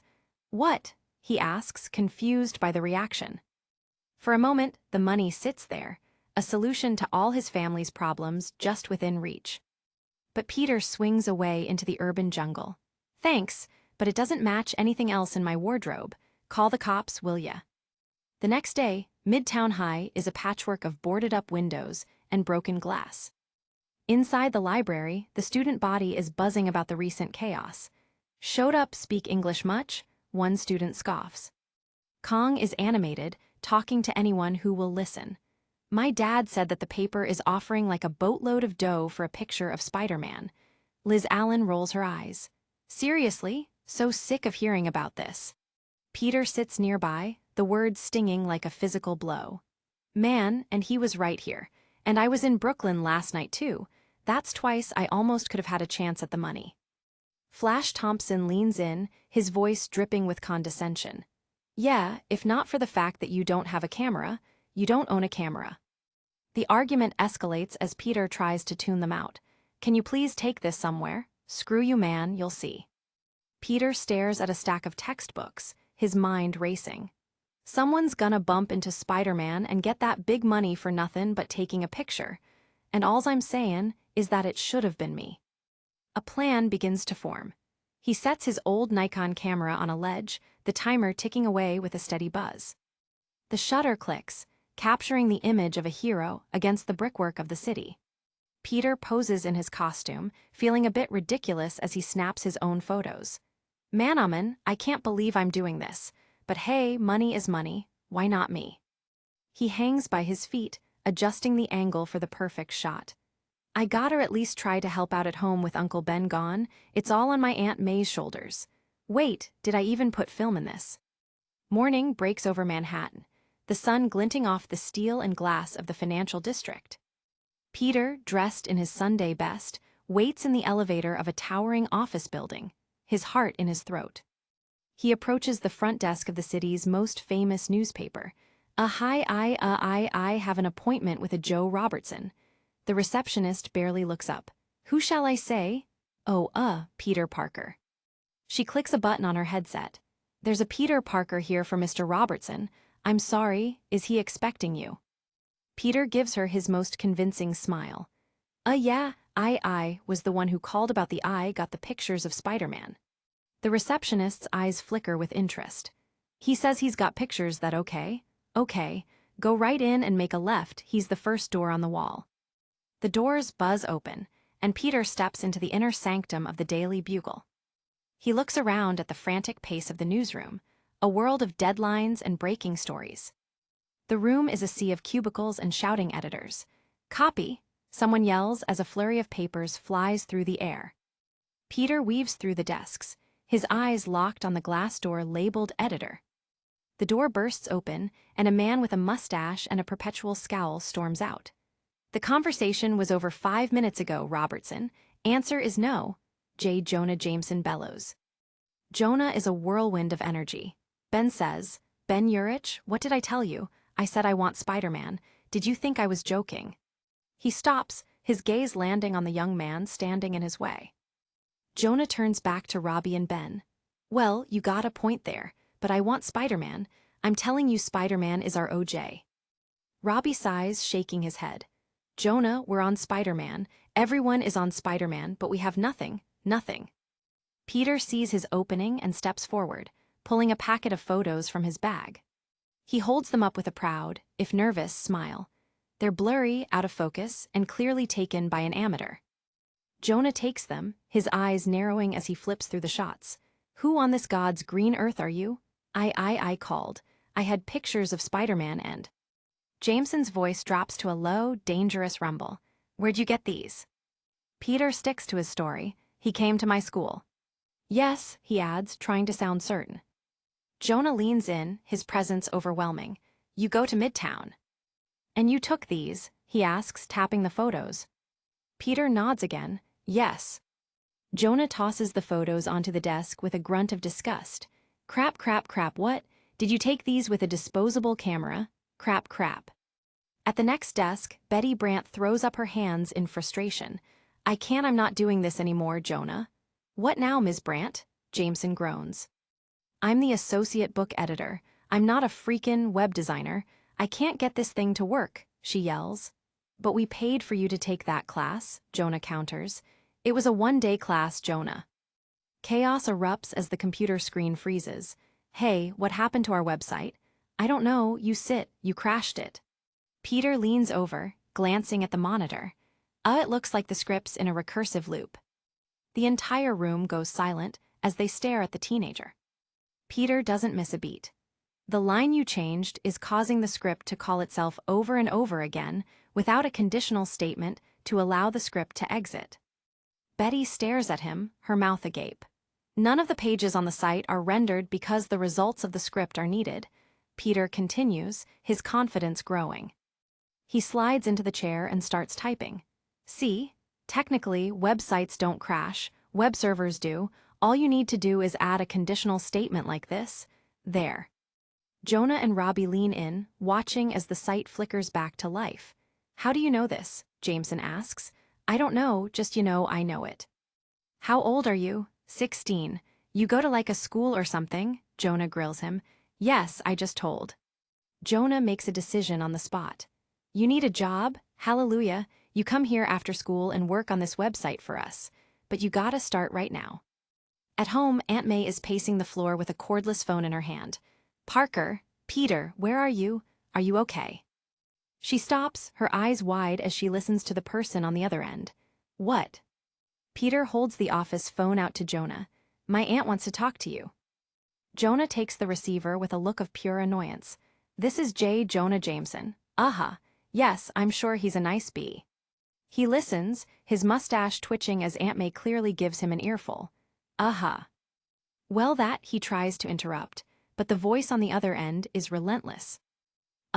He says again, his eyes narrowing as Peter suppresses a grin. Jonah closes his eyes, enduring the verbal assault with a stoicism born of sheer disbelief. He pulls the phone away from his ear, staring at it as the line goes dead. He tries to save face for the benefit of the office. Yes, I certainly see you, Teeth are clenched so tight they might shatter. With a sudden motion, he slams the phone back onto its cradle. He leans into Peter's face, his voice a low, terrifying growl. You ever do that to me again, and I'll toss you out a window. But for Peter, the job is a lifeline. He swings through the night with a new sense of purpose, a boy becoming a man in a city that never sleeps. Night has fallen in a quiet suburban home. Peter turns to find a shadow in the doorway. Thought you seen the last of me, huh? A cold voice asks. In the darkness, the glint of a steel handgun catches the moonlight. The intruder steps into the light, the very same man who shattered Peter's world months ago. Peter's lenses reflect the weapon, his body frozen in a nightmare of his own making. The silence is shattered by a deafening roar. Blam! Peter staggers back, clutching his chest as smoke curls from the wound. He looks up, the pain fading into a deeper, more familiar grief. Peter. Uncle Ben stands before him, a blooming red stain on his shirt. I wanted to tell you, he whispers with a sad smile. Gee, Peter bolts upright in bed, his chest heaving. Aunt May is already there, her hand on the light switch. Peter, it was just a nightmare. Peter buries his head in his hands, the guilt still fresh even in the waking world. Oh my God, oh man, just a nightmare. Aunt May sits on the edge of the bed, her eyes filled with a mother's concern. Was it about him? Tears stream down Peter's face. I couldn't stop it, he chokes out. She pulls him close, a silent promise to keep the darkness at bay. Oh God, she cries, holding on for dear life. The next day in class, the mundane world feels like a distant memory. Today, class, I want you each to design a poster that clearly identifies the voting practices in your home country. The teacher's voice drones on about the United States, but Peter isn't listening. He stares straight ahead, the faces of his classmates blurring into the background. The weight of the city, the job, and the mask is beginning to pull at him. Eyes are hard, filled with a resolve that no 16-year-old should ever have to possess. Later, at the Daily Bugle, Peter is back in front of the screen.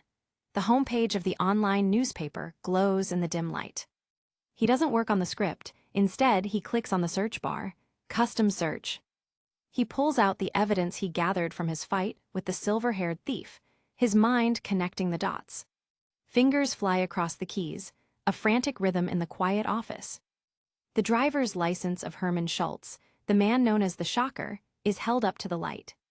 Peter looks at the nameplate on his cubicle, P. Parker. This is where the truth begins. He takes a deep breath, his hand over his mouth as the search results begin to load. Items found, 2. The top headline reads, "Police bust bosses at the cage. A hot spot for alleged organized crime."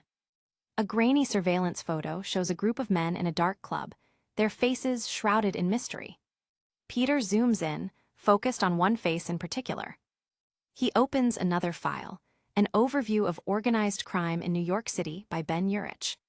Finger traces the lines of the chart, moving through the hierarchy of the underworld. He moves past the enforcers and the lieutenants, his eyes fixed on the very top. Finger stops on a single name, Wilson Fisk, the kingpin. Peter turns to Robbie Robertson, who is checking over some proofs nearby. "Mr. Robertson?" Hi, Peter, everything okay?" "Oh sure, easy stuff. Listen, I was wondering. I was putting some stuff into files and all this stuff on the kingpin, you know?" Peter asks. "Well, it seems that the kingpin, everybody knows he's a crime boss, but he gets to walk around and nobody ever does anything about it." Robbie's expression darkens, his eyes reflecting a lifetime of seeing things he couldn't fix. "Yeah." "Well, why?" Peter pushes. "I mean, why does he and all these little parasites that work for him, why do they get to do whatever they want? Like, why don't you guys go after him?" Robbie looks him square in the eye. "We did, and he bought stock in the company." Peter's heart sinks. The corruption isn't just on the streets, it's in the very walls of the Bugle. "Listen," Robbie begins. "There's a school of thought that says even if the feds could bring down the kingpin, someone else would take his place. You understand?" Robbie turns back to his work, his silhouette a heavy weight against the white background. "Just the way it is." Peter watches him walk away, but the fire in his eyes hasn't been extinguished. He looks back at the name on the screen, Wilson Fisk, the man at the center of the web. "Oh yeah," Peter whispers to the empty cubicle. "Well, we'll see." The screen fades, the battle for New York's soul just beginning. Deep in the concrete canyons of New York City, Montana leans against a shadowed doorway, the smoke from his cigarette curling into the cold air. "Ox, you know what I'd like to do?" he muses, looking out at the neon lights. The massive ox turns his head slightly, grunting a simple, "What?" as Montana's eyes lock onto a target across the street. "I'd like to knock over that burger joint," Montana declares, but the logic escapes his hulking companion. Ox shrugs his massive shoulders, looking at the endless rows of buildings. "Which one? This is New York City, there's a million of them."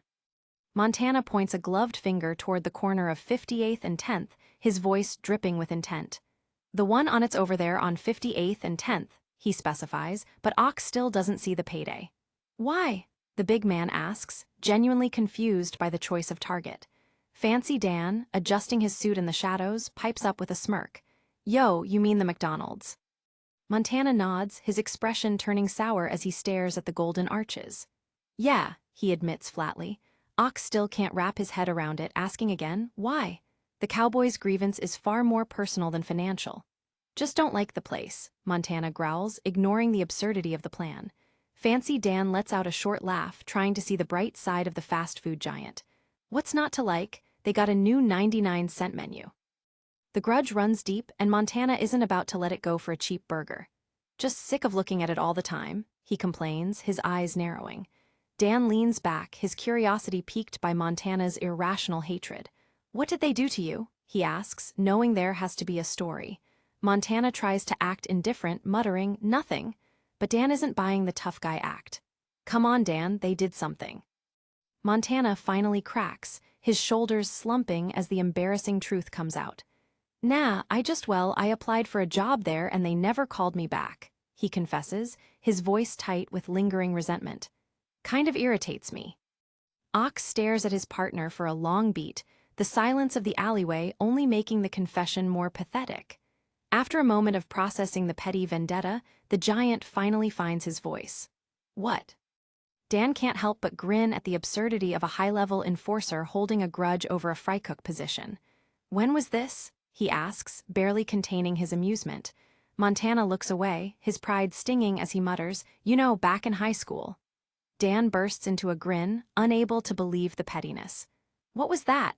In 1887? Get over it." Suddenly, the skylight shatters in a hail of glass and crimson and blue spandex. The enforcers scatter as Spiderman drops into the center of their secret meeting like a colorful grenade. "Hi, I'm here to sign up for the wet t-shirt contest, the wall crawler quips, his boots slamming into Ox's chest with a heavy thud. Before the criminals can even draw their weapons, Spider-Man is a blur of motion across the high-tech facility. "Hey, this is private property," one goon shouts, but his voice is drowned out by the sound of Spidey's webbing. The hero flips over a railing, mocking them as he dances out of reach. "Come on, don't you read the papers?" he asks, his voice echoing through the chamber. "What am I talking about, you guys? Read." Fancy Dan reaches for his sidearm, but his fingers find only empty air as a strand of web yanks the pistol away. "Geez," the mobster yells, watching his weapon get plastered to the ceiling. Spider-Man drops into a low crouch, his eyes narrowing as he identifies the threats. "Which is too bad because I know all you guys. Big-time gangster types like yourselves." The hero lists their names with a theatrical flair, stripping away their anonymity. "What do they call you?" "The Enforcers." The Ox, Montana, and Fancy Dan Crenshaw. Montana lashes out with his signature whip, the leather cracking through the air. "So, big whoop, you watch court TV?" the cowboy sneers. Spidey dodges the strike with effortless grace. "Well, they do show more videos than MTV." Ox recovers from the initial shock and lunges forward, his massive fist swinging like a wrecking ball. "HRA!" the giant roars, pouring every ounce of his strength into the blow. Spider-Man barely has time to react, his spider sense screaming a warning as he slips beneath the punch. "Whoops!" he chirps, the wind of the near miss ruffling his costume. The hero tries to end it quickly, driving a powered fist into Ox's solar plexus with a sickening thud. The blow connects with enough force to drop a normal man, but the Enforcer doesn't even flinch. It's like punching a brick wall, and Spider-Man realizes he's in for a much longer fight than he anticipated. Ox roars in defiance and catches the hero with a heavy backhand that sends him flying. Spider-Man skids across the floor, his head ringing from the impact. "Ow!" he groans, the world spinning for a split second. The giant doesn't give him a moment to breathe, closing the distance with terrifying speed. A predatory grin spreads across Ox's face as he stands over the fallen hero, his shadow looming large. He relishes the chance to finally put his hands on the pest that's been ruining their operations. Spidey tries to push himself up, his limbs feeling like lead as the pain radiates through his body. Montana steps forward, his whip coiled and ready to finish the job. "Let's get him out of here quickly," the cowboy urges, wanting to avoid any unwanted attention. But Ox is far from finished with his prize. "Nah, let's have some fun with him," he rumbles, his fingers twitching with the desire to crush. "I need the exercise." Fancy Dan watches the entrance, his nerves beginning to fray as the fight drags on. "No, listen, this is some Fed trick. Let's get him out of here," he pleads, suspecting a sting operation. Ox just laughs, grabbing Spider-Man by the neck. "Look at I am. Can't believe you got the cajones to walk around in tights like that." Ox scoffs at Dan's paranoia, his confidence unshakable as he holds the struggling hero aloft. "The feds? Come on, man, you're getting paranoid," he scoffs. "This is just some dork lookin' for a little piece of the action." Spider-Man can only let out a strangled GG luck as the giant's grip tightens around his throat. Ox pulls the hero close, his eyes burning with a sadistic light. "Let's have some fun," he whispers, the threat clear and cold. "You know, like the old days." He raises a massive fist, preparing to deliver a blow that would likely end the hero's career permanently. Spider-Man manages to fire a webline at Montana's boots, jerking the cowboy off balance just as Ox swings. "Oh no," Montana gasps as he falls forward, right into the path of his own partner's attack. The massive fist connects with Montana instead of the hero, sending the cowboy sprawling into the darkness. Taking advantage of the chaos, Spider-Man flips backward, clearing the immediate reach of the Enforcers. "Giga! Goo!" he wheezes, his lungs screaming for air as he recovers from the chokehold. He knows he needs to finish this before they regroup and overwhelm him with their sheer numbers. Ox roars in frustration, his plan falling apart as he tries to swat the agile hero out of the air. "Gaia, get off!" he screams, his movements becoming erratic and fueled by pure rage. Spider-Man stays one step ahead, a red-and-blue blur that the giant simply cannot catch. With a flick of his wrists, the hero launches a flurry of impact webbing, the white strands hissing through the air. The enforcers find themselves pinned to the walls and floor, the high-tensile fluid hardening instantly. They struggle against the bonds, their threats turning into desperate grunts of effort. Ox looks down at his chest, his eyes wide with disgust as the sticky webbing binds his arms to his sides. "Eewa, what is this?" he yells, the sensation of the cooling fluid making his skin crawl. Montana, trapped beside him, can only offer a bitter, I told you this was bad news." Spiderman doesn't stop until every thread in the room is immobilized, his movements sharp and precise. "Holy!" Fancy Dan mutters as he's hoisted into the air by a web line. Spidey gives him a playful shove, watching him swing. "Now, you go over there with your friends, you little pain in the tushy." The three villains are left dangling in a massive web trap, their dignity as bruised as their egos. "God, what is this stuff?" Ox bellows, his strength useless against the advanced chemistry. They are a captive audience now, and Spiderman is ready to ask the questions that really matter. Spiderman points a defiant finger at the trapped trio, his voice dropping its playful edge. "Okay, I could care less about the bunch of you freaky weirdos," he states firmly. "You work for the Kingpin, I know all about you, and I want you to take me to him." The hero leans in close, his masked face inches from theirs, demanding an answer that could change everything. A long silence hangs in the air before a new voice breaks it from the shadows behind them. "The Kingpin? Well, why didn't you say so?" A figure emerges from the darkness, his face obscured by the brim of a classic fedora. He wears a sharp gray suit, the smoke from his cigarette trailing behind him like a ghost. "You came in here to what? To get us to give up the Kingpin? To take you to the Kingpin?" the man asks, his tone mocking. "That the big plan?" The stranger takes a long drag of his cigarette, the tip glowing bright in the gloom. He exhales a plume of smoke, looking the hero up and down with a clinical detachment. "Kind of a weak plan, don't you think?" he observes, his eyes finally visible beneath the hat, cold and calculating. Spiderman remains unfazed, his posture tensed for another fight.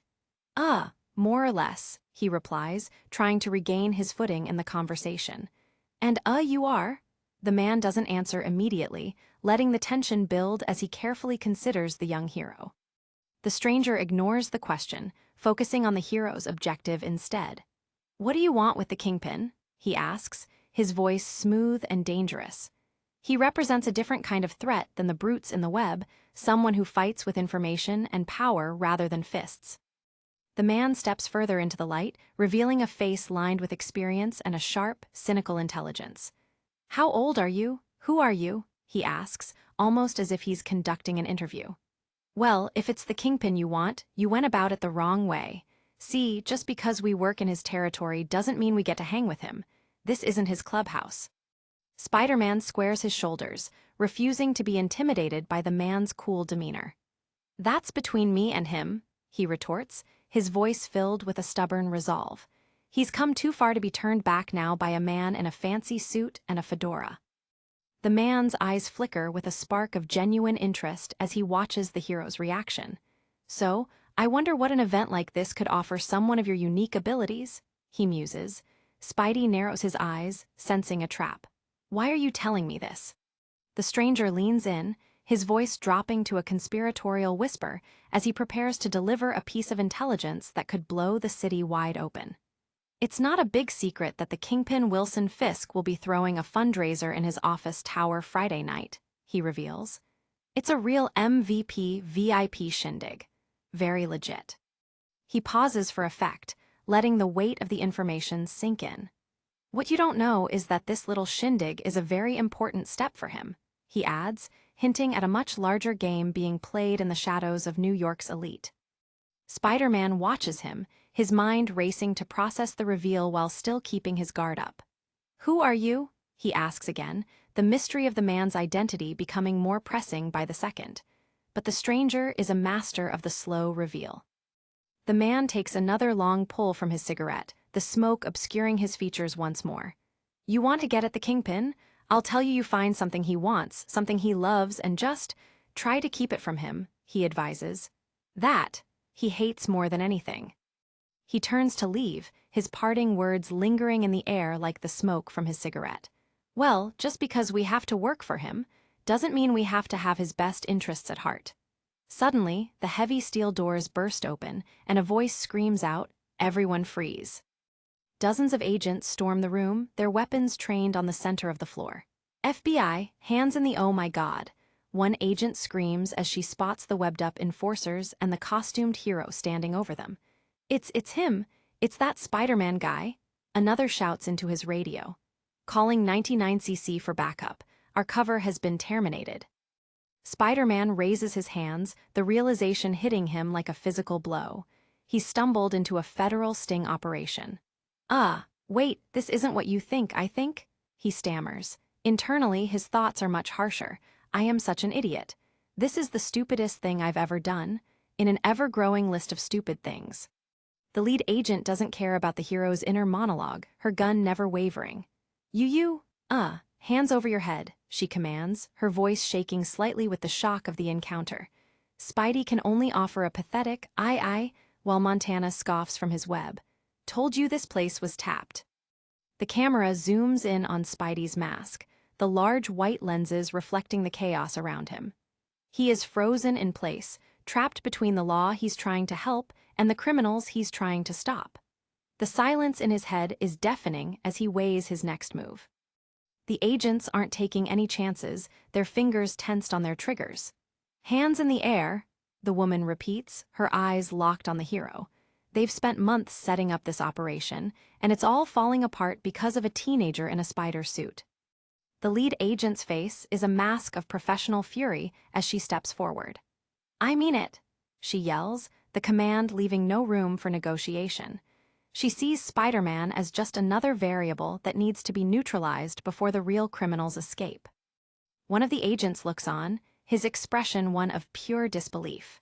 He's seen the stories on the news, but seeing the legendary wall crawler in person, webbed in a room full of mobsters, is something else entirely. He wonders if they should really be pointing guns at the guy who just did their job for them.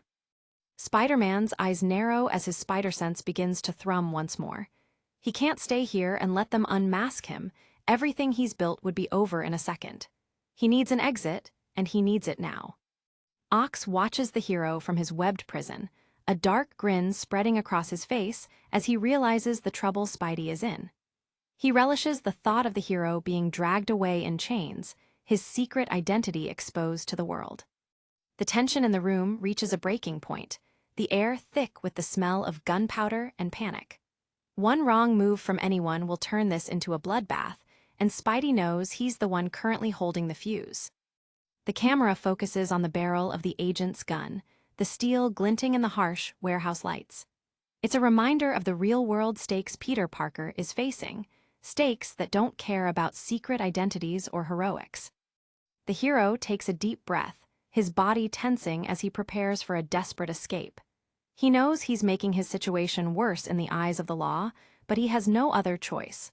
The lenses of his mask tighten as he makes his decision. In an explosion of motion, Spider-Man leaps toward the ceiling, the agents firing their weapons in a panic. "Oh man, look at the time," he shouts over the gunshots. "I'm going to miss my train." Bullets spark against the metal rafters as he swings out of sight, leaving the FBI to deal with the webbed criminals. "Hey, we were just minding our own business, I swear," Montana shouts from his bonds. One agent stands staring at the empty air where the hero once was, his face a mixture of awe and frustration. He can't believe how fast the kid moved. It wasn't human, it was something else entirely, something that defied everything he knew about the world. High above the street, Spider-Man clings to the side of a building, watching the police cars swarm the area below. He's escaped the immediate danger, but the damage is already done. "Should we call for backup?" An agent asks from the window below, her voice fading as the hero climbs higher into the night. The wall crawler launches himself into the Manhattan skyline, swinging desperately toward home. The thrill of the victory over the enforcers is completely gone, replaced by a cold, hollow feeling in his gut. "Oh my God, I suck!" He screams into the wind, his voice lost among the skyscrapers. The next morning, the city's favorite newspaper delivers the final blow to Peter's ego. The Asterisk Daily Bugle headline screams in bold, black letters, "Spider-Man, Mob Menace ****." It's the worst-case scenario, and the entire city is waking up to read it. At a crowded newsstand, Peter Parker stares at the paper in disbelief, his stomach turning. "Are you kidding me?" he mutters under his breath, his eyes scanning the lies. The manager looks up from his coffee, eyeing the teenager with suspicion. "Those enforcer guys are known criminals, convicted felons." Peter fumes silently. "And I'm the menace, me? I'm the only one in the room who grrr, God." Peter continues to read, his anger rising with every paragraph of J. Jonah Jameson's latest hit piece. "They don't even mention those other enforcers guys in the article," he notes, his voice a whisper. "All I ever did in my short superhero life was help people, and look at this." He spots a quote attributed to him that he never said. "What? I never even said that. That's not man." The young hero stares at his reflection in a nearby window, his face a mask of guilt and frustration. "Okay, so I sort of broke in and started a fight for no good reason. Well, I had a good reason, but they don't know that. My Uncle Ben's killer used to run with those guys years ago, and I'm not going to turn a blind eye to this organized crime wave like everyone else in this city. But what was I thinking? I can't just go in half-cocked like that. I have to start using my head." Internal lecture is interrupted by the newsstand manager, who has grown tired of Peter's loitering. "I'm lucky I got out of there. These guys are the big time, and I'm acting like it's play school hour." "Good morning, young man," the manager says with a fake smile. "Did you happen to bring your library card today?" Peter looks up, confused. "My library card? No, why?" The man's smile vanishes instantly, replaced by a look of pure annoyance. "Because this ain't a library," he roars, pointing at the paper in Peter's hand. "You bought that." Peter flinches at the outburst, realizing he's been caught reading for free. Peter quickly hands over his last few dollars, his mood sinking even lower as he walks away. Great, no drink with lunch now. The day is off to a disastrous start, and the weight of being a hunted menace is starting to feel like a literal chain around his neck. The school cafeteria is a cacophony of noise and gossip, with the latest news on Spiderman dominating every table. "So, Spiderman busted on the mafia last night. It was so Jake saw it on the news," one student shouts, his arms raised in a mock display of power. Another chimed in, "Spiderman pulled one out like that dude in Hell's Kitchen who runs around with that skull on his chest. What's that dude's name?" Peter sits alone at the end of the table, desperately trying to focus on his sandwich. He went in there and just started taking names. The conversation is cut short by a sudden, piercing scream. "Enough with Spiderman already? Enough!" Liz Allen shrieks, her hands balled into fists as she stands up. The entire cafeteria goes silent, every eye turning toward her outburst. Peter looks up, his eyes wide with shock as he sees the raw pain on Liz's face. He's used to being the center of attention as Spiderman, but seeing the real-world impact of his actions on his classmates is a sobering experience. One of the popular boys reaches out a hand toward Liz, his voice soft with concern. What's going on, Liz?" he asks. Liz covers her face with her hands, her body shaking with suppressed sobs. I just, she stammers, unable to find the words for her grief. Peter watches her, a knot tightening in his chest. He remembers Liz's family ties to the people he's been fighting, and the realization of what he might have cost her hits him hard. He feels like a monster, even though he was trying to be a hero. Flash Thompson turns his attention to Peter, his eyes narrowed with a classic bully's instincts. "Hey, you mind, Parker? You want me to come over there?" he threatens, sensing Peter's discomfort. The tension in the room is palpable, and Peter knows he needs to disappear before things escalate further. Flash continues to berate the surrounding students, his voice booming through the quiet cafeteria. "Kong, yo, it is a bit much with you and the Spider-Man stuff. Not everybody wants to hear about it. You know, considering..." Kong shrugs, his hands raised in a gesture of innocence. "What? Spider-Man was all about Savin, the school." Flash isn't backing down. Well, that's not the only way to look at it. Mary Jane Watson approaches Peter's table, her backpack slung over one shoulder and a brown paper bag in her hand. "Hey, what's going on, Peter?" she asks with a gentle smile. Peter looks up, his expression one of pure exhaustion. "What? Oh, Mary, I don't know," he sighs, unable to explain the turmoil in his head. Behind them, a group of girls whispers about Liz's breakdown. "Lord, she's such a drama queen," one sneers. Yeah, I guess. Another replies, their lack of empathy adding to the oppressive atmosphere of the room. Peter can't help but feel even more isolated from his peers. MJ sits down across from Peter, her eyes full of concern. You doing okay? She asks, her voice dropping to a near whisper. Peter tries to offer a weak smile. Yeah, I'm fine. Why? MJ doesn't buy it. You know we haven't really talked since that night with when your uncle. The mention of Uncle Ben makes Peter's chest ache, the memory of that night still raw and painful. He looks away, unable to meet MJ's gaze. Yeah, no, I'm okay, he lies, the weight of his double life feeling more like a burden than a gift. MJ watches him for a long moment, sensing the walls he's built around himself. She tries to lighten the mood, holding up her soda. Okay, can I have a sip? She asks playfully. No lunch money? Aw, that's just too bad. Peter finally cracks a real smile, reaching out for the can.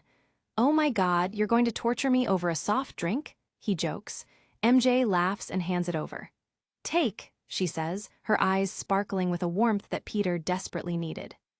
Peter takes a long sip of the soda, the cold liquid a welcome relief from the dry cafeteria air. He feels a momentary sense of peace as he sits with MJ, the chaos of the city and the mob menace headlines fading into the background for just a second. He looks up and catches MJ watching him, her expression a mix of affection and curiosity. He wonders if she can see the secrets he's keeping, or if she just sees a boy who's been through more than anyone his age should have to endure. MJ offers a small, knowing smile, as if she's already figured out everything he's trying to hide. There's a connection between them that Peter doesn't quite understand yet, but it's the only thing keeping him grounded in his civilian life. Peter looks back at her, his eyes full of unspoken questions. What? He asks, his voice soft. He's terrified of what she might say next, of the possibility that she might actually see the real him beneath the awkward exterior. MJ takes a deep breath, her own nerves starting to show. Huboy, you want to go to a movie? She asks, the invitation hanging in the air between them like a challenge. It's a normal teenage question, but it feels like a monumental shift for Peter. A look of genuine surprise crosses Peter's face, followed quickly by a sense of relief. Okay, he agrees, his voice more confident than it has been all day. It's a chance to be normal, to just be Peter Parker for an evening instead of a hunted vigilante. MJ's face lights up with a wide, bright grin. Okay, she asks again, just to be sure. Peter nods, feeling a spark of hope in his chest. Totally, he replies, the prospect of the date becoming the one bright spot in a very dark week. They quickly start hashing out the details, the excitement building as they talk. So, just us, like just the both of us, Peter clarifies, his heart racing. That's what I was getting at, yeah, MJ confirms. Okay, Friday, Peter freezes. Friday is the Kingpin's fundraiser. The memory of the stranger in the fedora flashes through Peter's mind. It's not a big secret that the Kingpin Wilson Fisk will be throwing a gala fundraiser in his office tower Friday night. Peter knows he can't let that opportunity pass, but he also can't tell MJ the truth. The internal conflict is written all over his face as he looks at her, his mind racing to find an excuse. He doesn't want to let her down, but his responsibility as Spiderman is starting to demand more than he can give. He remembers the man's warning about what Fisk might offer someone with his unique abilities. The temptation to investigate, to finally get close to the man behind the city's crime, is too strong to ignore. Peter forces himself to look back at MJ, trying to keep his voice steady. Let's say Saturday, he suggests, hoping she won't notice the sudden shift in his mood. MJ looks at him, her expression turning suspicious. What's going on Friday? The question is a direct hit, and Peter fumbles for an answer. Work. I have to work at the paper, he stammers, citing his job at the Daily Bugle as the perfect cover for his nighttime activities. MJ watches him for a moment longer, her eyes narrowing slightly. She's not entirely convinced, but she decides not to push him. Oh yeah, duh, she says, her tone lightening once more as she accepts the excuse. She offers another smile, the tension between them dissipating for the moment. So, you can do Saturday? She asks, making sure the date is still on. Peter nods, his relief palpable. I can do Saturday. Cool. It'll be fun. They finish their lunch together, the normal rhythm of high school life returning to the table. If I pick the movie, MJ adds with a playful wink. Peter groans, but he's smiling too. I knew that was coming. Just as long as we both know who's in charge, she laughs. The scene shifts to the bustling offices of the Asterisk Daily Bugle Asterisk, where the air is thick with the scent of cheap coffee and newsprint. A brass plaque on the wall proudly displays the paper's history, Daily Bugle Est. 1961 asterisk. It's a bastion of old-school journalism, led by a man with a very specific vision for the city. Peter is working at his desk when a hand reaches into the frame, holding a black floppy disk. This is an update on that ridiculous Hulk story. Post that ASAP. It'll be in the morning edition. And there's art coming, a voice commands. Peter takes the disc with a simple, okay. The legendary J. Jonah Jameson walks past, a cloud of cigar smoke trailing in his wake. Spiderman again, PPPFTTT. He scoffs as he looks over a layout. Peter takes a deep breath and gathers his courage. Mr. Jameson, sir, can I ask you a question? Jameson pauses, barely looking at him. I suppose. Peter looks the editor-in-chief in the eye, his voice firming up as he speaks for himself. These stories, the Spider-Man ones, I don't know. They don't seem very fair-minded, he observes, his frustration with the mob menace headline boiling over.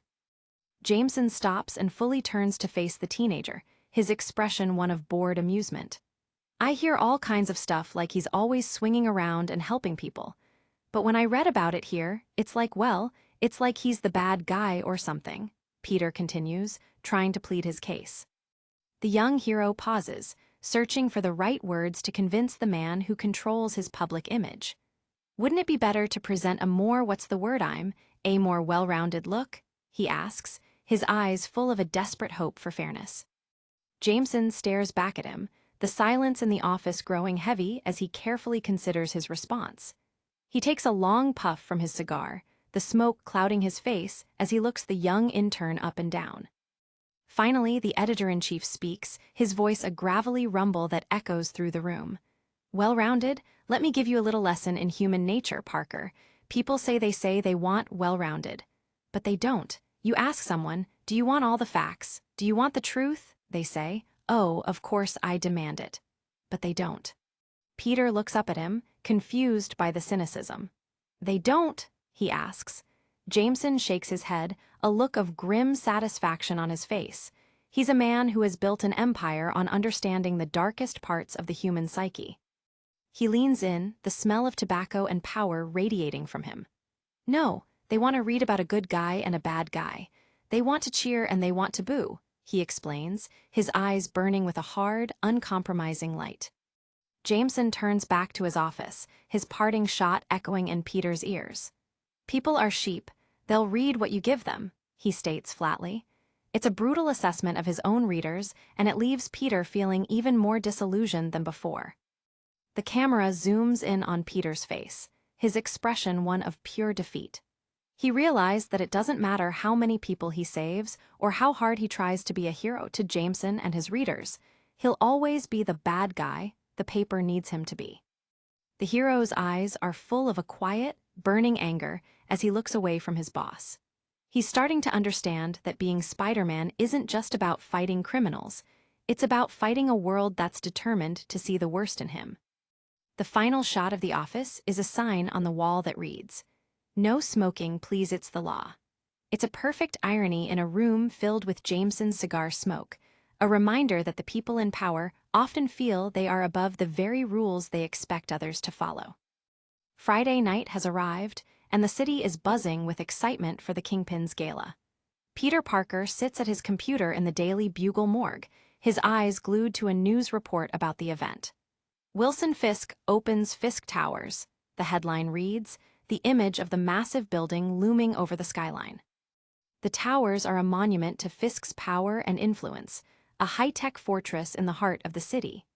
Peter knows that the man inside is responsible for a vast criminal empire, even if the public sees him as a philanthropist and a pillar of the community.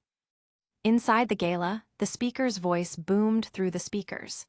People, if you please," he calls out, gathering the attention of the city's elite.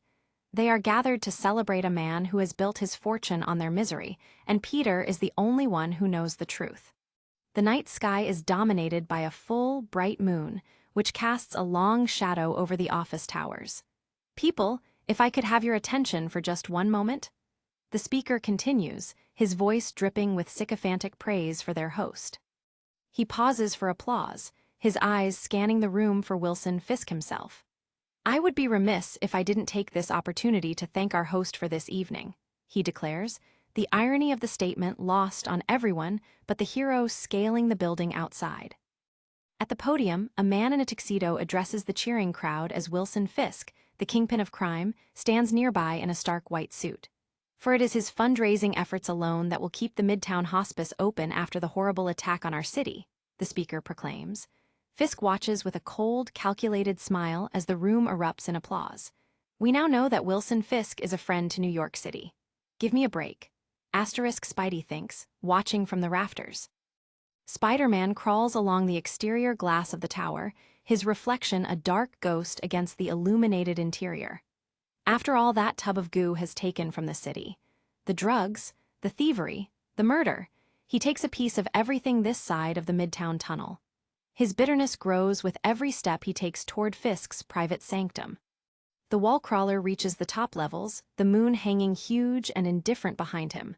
All the people around him who have disappeared. He writes a check and ta-da, he's one of the good guys. He's a good guy and somehow I'm a bad guy. Fantastic. Peter reflects on his research as he reaches the 34th floor. "Okay, I read every fluff piece of yellow journalism the Bugle ever wrote on Fisk. Every op-ed piece, every cartoon, every letter to the editor. His palatial office, is on the 34th floor. He spots an open window, the telltale drift of cigarette smoke giving it away. Another smoker, so gross, but that means the window is unlocked. Spiderman slips through the window and drops silently into the darkened office. The room is vast and cold, filled with expensive furniture and the lingering scent of tobacco. He stays low, his eyes scanning for any sign of a security system he might have missed. He moves toward Fisk's massive desk, his heart hammering against his ribs. He needs proof, anything that can link the philanthropist to the underworld he controls. He starts to reach for the desk when he freezes, his body going rigid with an all-too-familiar sensation. The white lenses of his mask narrow as his spider sense begins to scream. It's not just a warning, it's a frantic, buzzing alarm in the back of his skull. But what am I looking for? He asks himself, his voice a whisper in the silent room. He realizes too late that he's already found it. A tiny, red light flickers on a security camera in the corner of the room, its mechanical eye tracking his every move. The trap has already been sprung, and Peter Parker has walked right into the center of it. Spiderman spins around, his hands raised in a defensive crouch.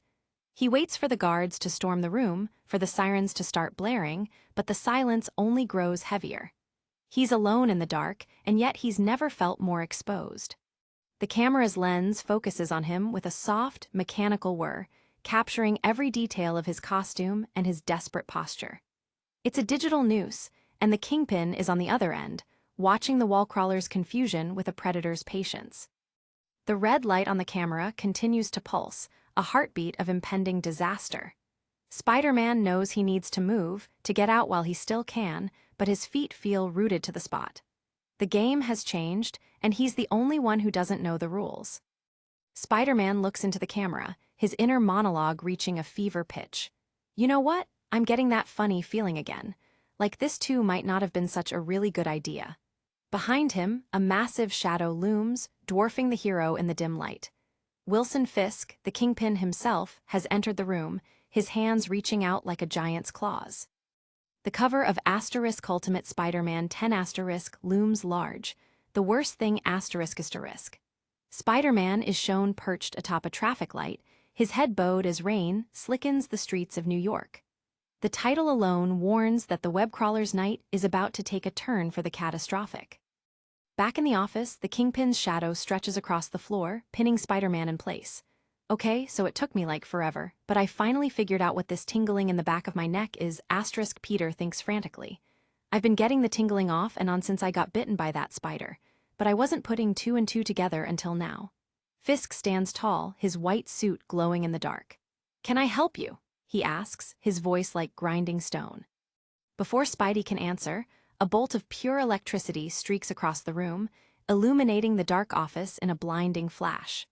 The hero's spider sense wasn't just warning him about the Kingpin, it was a warning for the man standing in the doorway, Electro. Spider-Man leaps into the air, narrowly dodging a lethal arc of energy that shatters the furniture behind him. A massive explosion of energy rips through the office, sending glass and debris flying in every direction. The sound is deafening, a sharp kraboom that echoes through the entire tower. The fundraiser guests below must be wondering what just happened, but up here, it's a battle for survival. Spider-Man twists midair, dodging another lightning strike that singes the air inches from his face. Geez, listen, no offense, my doctor said to stay away from fried. Yow, he quips, the humor his only defense against the sheer terror of the situation. Fisk watches the display with an expression of calm detachment, the light of the electric arcs reflecting in his cold eyes. Electro, his skin crackling with yellow energy, continues his relentless assault. Hey, least you could do is let me finish my stupid joke before you kill me, Spidey yells as he clings to a crumbling pillar. Kingpin finally speaks, his voice cutting through the crackle of the electricity. Electro, can we please? This is my office. The Kingpin's eyes narrow as he stares down his hired muscle. He isn't worried about the hero, he's worried about the property damage. The sheer arrogance of the man is staggering, treating a superhuman battle like a minor workplace grievance. Electro pauses his assault, his eyes still glowing with a dangerous light. Sorry, boss, he's a slippery little yutz, he mutters, his voice crackling with static. Spider-Man takes the opportunity to regroup, his hands searching for a grip on the smooth glass walls. Hey now, you can electrocute me all you want, he starts, but his bravado is starting to slip. He launches himself away from the wall just as another bolt of lightning hits the glass, sending a shower of shards into the night. But nobody, and I mean nobody, Spidey continues, his voice rising with a desperate defiance. Fisk remains unmoved, watching the hero struggle like a scientist observing an insect. The hero's sentence is cut short by a massive burst of energy that catches him squarely in the chest. Calls me a, he gasps, his body going into shock as the high-voltage current rips through his nervous system. The world explodes in a blinding white light, and for a moment, Peter Parker knows only pure, unadulterated pain. Electro lets out a short, triumphant laugh as he watches the hero crumple. Ha! He shouts, the power surging through his arms like a river of fire. He's finally hit his mark, and he knows that no human, even one with spider powers, can survive a direct hit of this magnitude. Spider-Man's body is racked with spasms, his screams lost in the roar of the electricity. Air! He bellows, the pain far worse than anything he's ever felt. He feels his strength draining away, his vision fading to black as the world spins out of control. The hero drops to the floor, smoke rising from his singed costume. He lies still in the center of the ruined office, his breathing shallow and ragged. Electro stands over him, his hands still crackling with energy. Sorry about the room, boss. It's not an exact science or anything. He apologizes, his voice full of a sick pride. Fisk steps forward, his massive shoes clicking on the shattered glass as he approaches the fallen hero. He looks down at the broken figure with a mixture of boredom and curiosity. Pull off the mask, he commands, his voice cold and devoid of any human emotion.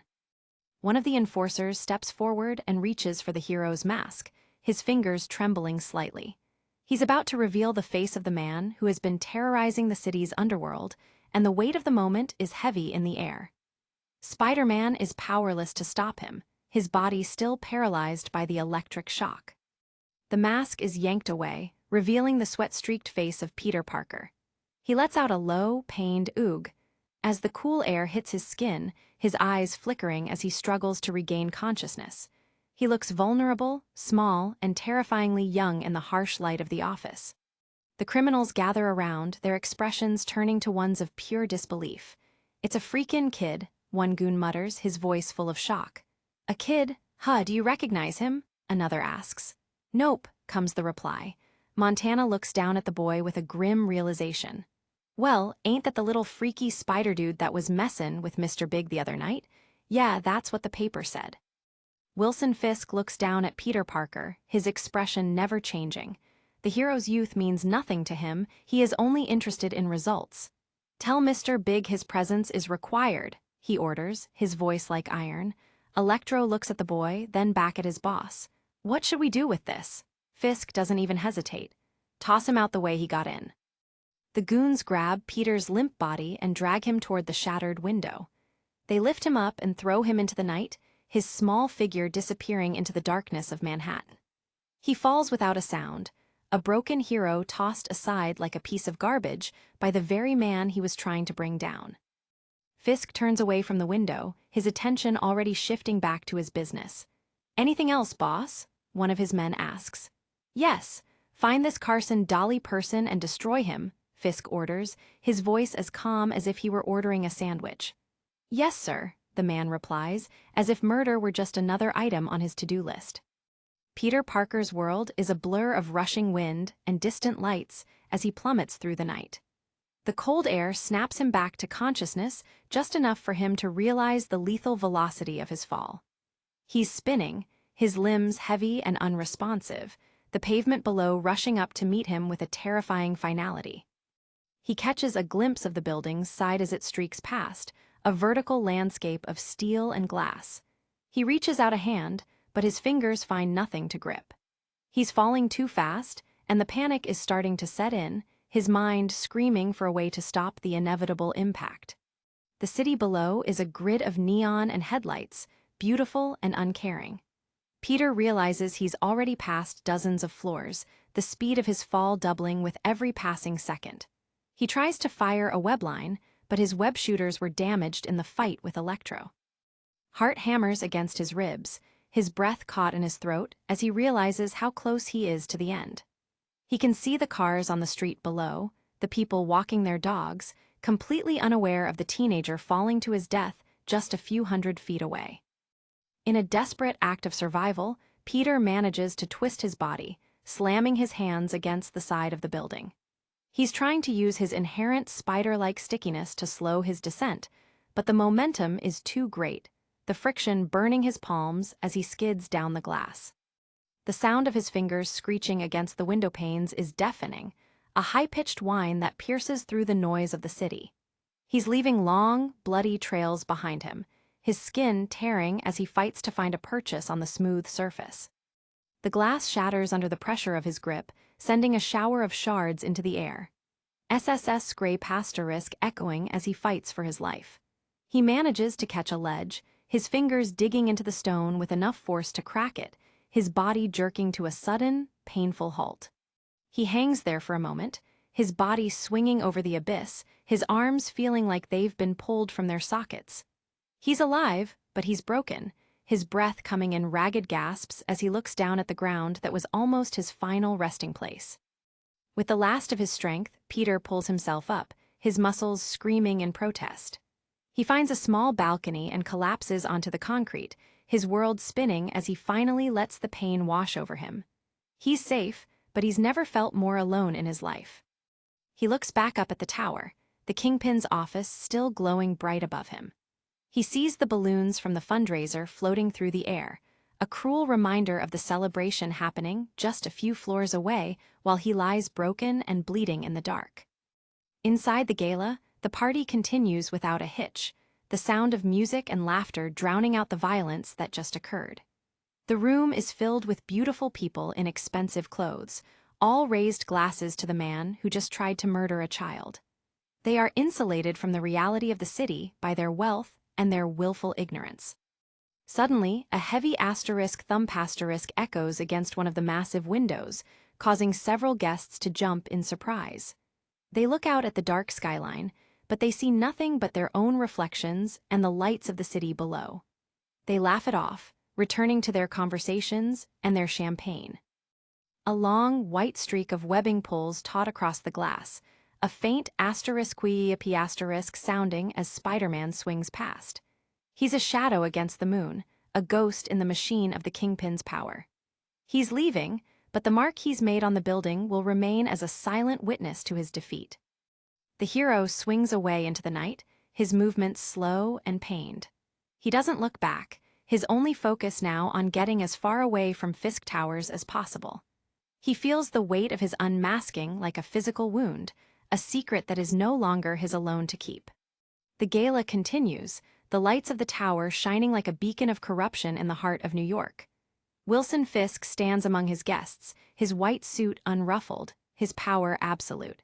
He has won this round, and he knows it, his confidence as vast and cold as the building he calls home.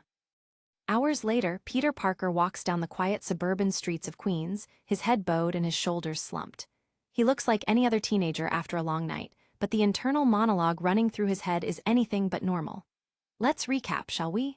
They spanked you, electrocuted you, broke your web shooter, yanked off your mask, and tossed you out the window of a skyscraper. And I was only in there for 30 seconds. God, I was electrocuted and thrown off a skyscraper. Oh my God, I'm such an idiot. He reaches his house, the familiar sight of the driveway and the old mailbox offering no comfort. Dear Peter Parker, you stink. Sincerely, Peter Parker. He thinks bitterly. I had no business going in there. None. I had no idea who I was up against. I had no idea what they could do. And you'd think I would have learned after those enforcer guys the other day, but no. No, I just crawl right up there and do it again. Man, they took my mask. That's got to be the worst thing that could happen to a superhero. Peter slips through the back door, the house silent and filled with shadows. He sees the light from the living room and stops. Hi, Aunt May, he whispers, his voice barely audible over the hum of the television. Aunt May is sitting in her armchair, her back to him, her posture stiff and tense. She doesn't turn around at first, her eyes fixed on the flickering screen. The atmosphere in the room is heavy with an unspoken sorrow, a grief that has been lingering in the house since the night Uncle Ben died. Peter stays in the shadows, his own pain mirrored in his aunt's silent vigil. Peter steps closer, his heart heavy with a new kind of guilt. Are you mad at me? He asks, his voice trembling slightly. He's terrified that she's finally reached her breaking point, that she's realized he's been keeping secrets from her that he can never explain. Aunt May takes a long, slow breath, her eyes closing for a moment as if she's trying to find the strength to speak. No, she finally replies, her voice soft and full of an exhaustion that goes far beyond physical tiredness. It's the sound of a woman who has been broken by the world and is struggling to pick up the pieces. Peter walks around to face her, his own eyes full of tears. What's going on? He asks, his voice cracking. He sees the sadness in her face, the lines of grief that have become deeper and more permanent with every passing day. He feels like he's failing the one person he has left in the world. Aunt May looks up at him, her expression a mix of love and a profound, heartbreaking sorrow. She looks so old, so fragile in the dim light of the living room. Peter realizes that she's been carrying a burden just as heavy as his own, and she's been doing it all alone. She takes another long breath, her hands trembling in her lap. Do you like me, Peter? She asks, the question catching him completely off guard. It's a plea for connection, for some kind of reassurance that they still have a relationship after everything they've lost. Peter drops to his knees beside her chair, his hands reaching for hers. Do I like you? Sure. Why would you even ask such a question? He asks, his voice full of a desperate, protective love. He wants to take away her pain, to tell her that everything is going to be okay, even though he knows it's a lie. Aunt May looks at him with a startling intensity, her eyes searching his face for the truth.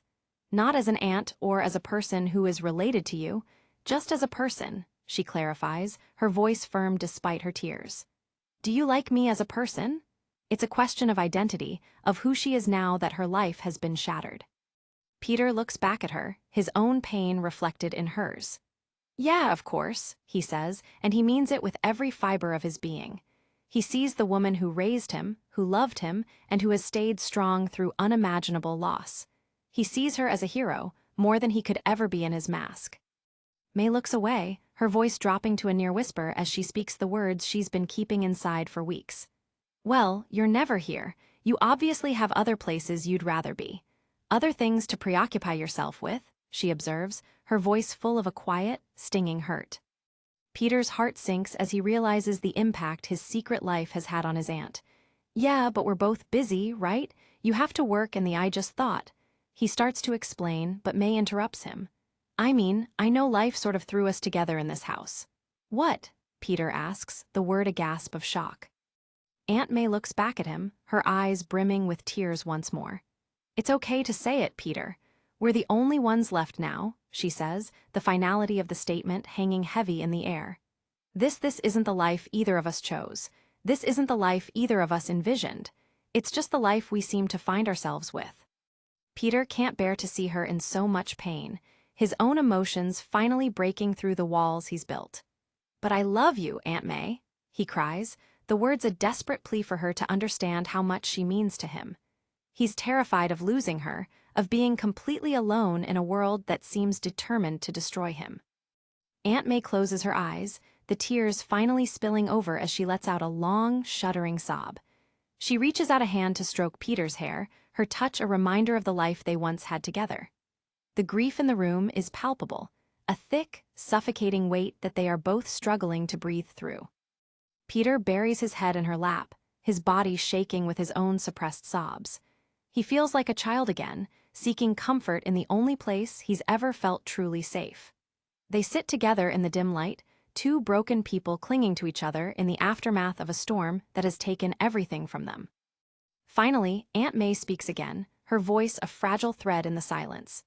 I miss him so much, Peter, she cries, the name of her late husband hanging between them like a ghost. Peter can only nod, his own heart breaking for the man who was more of a father to him than his own. He looks up at his aunt, his eyes full of a quiet, solemn promise. He realizes that being a hero isn't just about fighting villains or saving the city, it's about being there for the people who love him, about helping them carry the burdens that are too heavy for them to bear alone. He reaches out and pulls her into a long, tight hug, the two of them finding strength in their shared sorrow. The scene shifts to a bright Saturday morning, the sun shining down on the Parkers' quiet suburban house. It's a sharp contrast to the darkness of the night before, but the sense of peace is only on the surface. Inside, Peter is dealing with the physical and emotional fallout of his encounter with the Kingpin. Ow, he groans as he tries to move, his muscles still screaming from the electric shock. Peter lies in bed, his eyes fixed on the ceiling, his body feeling like it's been put through a meat grinder. Seriously, ow, he mutters to himself, his voice raspy and tired. He looks at the bruises on his arms, the singe marks on his skin, a grim map of the battle he almost lost. Oh yeah, I stink. Almost forgot for a second. The sharp ring asterisk of his telephone breaks through the quiet, the sound making his head throb. He looks at the caller ID on his bedside table, his expression one of pure dread. He knows who it is, and he knows he's not ready to talk to her yet. He finally picks up the phone, his voice a weak, gravelly whisper. Hello, he asks. Hey you, a familiar voice replies, her tone full of its usual playful energy. Mary? Peter asks, as if there could be anyone else. Duh, who else? MJ retorts with a laugh. Oh, hey, Peter replies, trying to sound more alert than he feels. The camera shifts to Mary Jane's bedroom, where she's lying on her bed, surrounded by posters of her favorite bands. She's applying makeup as she talks, her expression one of pure teenage excitement. What's wrong? She asks, sensing the change in Peter's voice immediately. She's been looking forward to their date all week, and she can tell that something is off. Peter closes his eyes, the guilt of what he's about to do weighing heavy on his chest. I'm not doing so well today, he admits, the honesty of the statement a rare moment of vulnerability for him. He's not just physically hurt, he's emotionally shattered, and he knows he won't be good company for anyone. MJ's expression turns to one of genuine concern, her makeup forgotten as she focuses on Peter.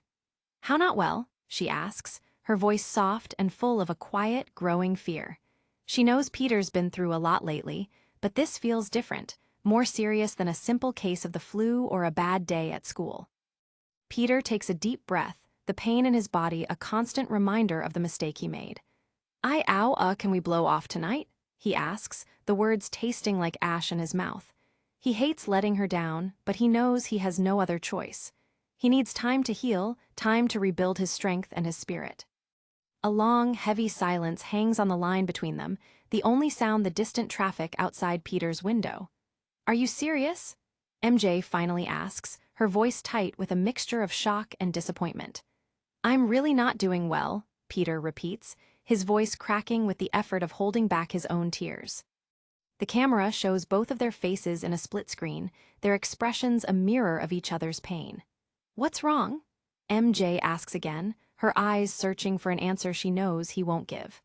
I'm just not, Peter stammers, unable to find a lie that sounds convincing enough to satisfy her. MJ looks away, her disappointment turning to a quiet, stinging hurt. You don't even want to rent a movie? She asks, her voice a near whisper. I do, Peter insists, and he means it more than she could ever know. But can we make it another night? MJ takes a long, slow breath, her own tears starting to well up. Yeah, fine, she says, her tone cold and dismissive. She's hurt, and she's using her anger to hide it. Bye, she adds, and the line goes dead before Peter can even say another word. He stares at the phone for a long moment, the silence of his room more deafening than any explosion. He drops the phone onto his bed and collapses back against the pillows, his world falling apart once more. Can't help it, Mary Jane. I wouldn't be good company today. Gotta heal.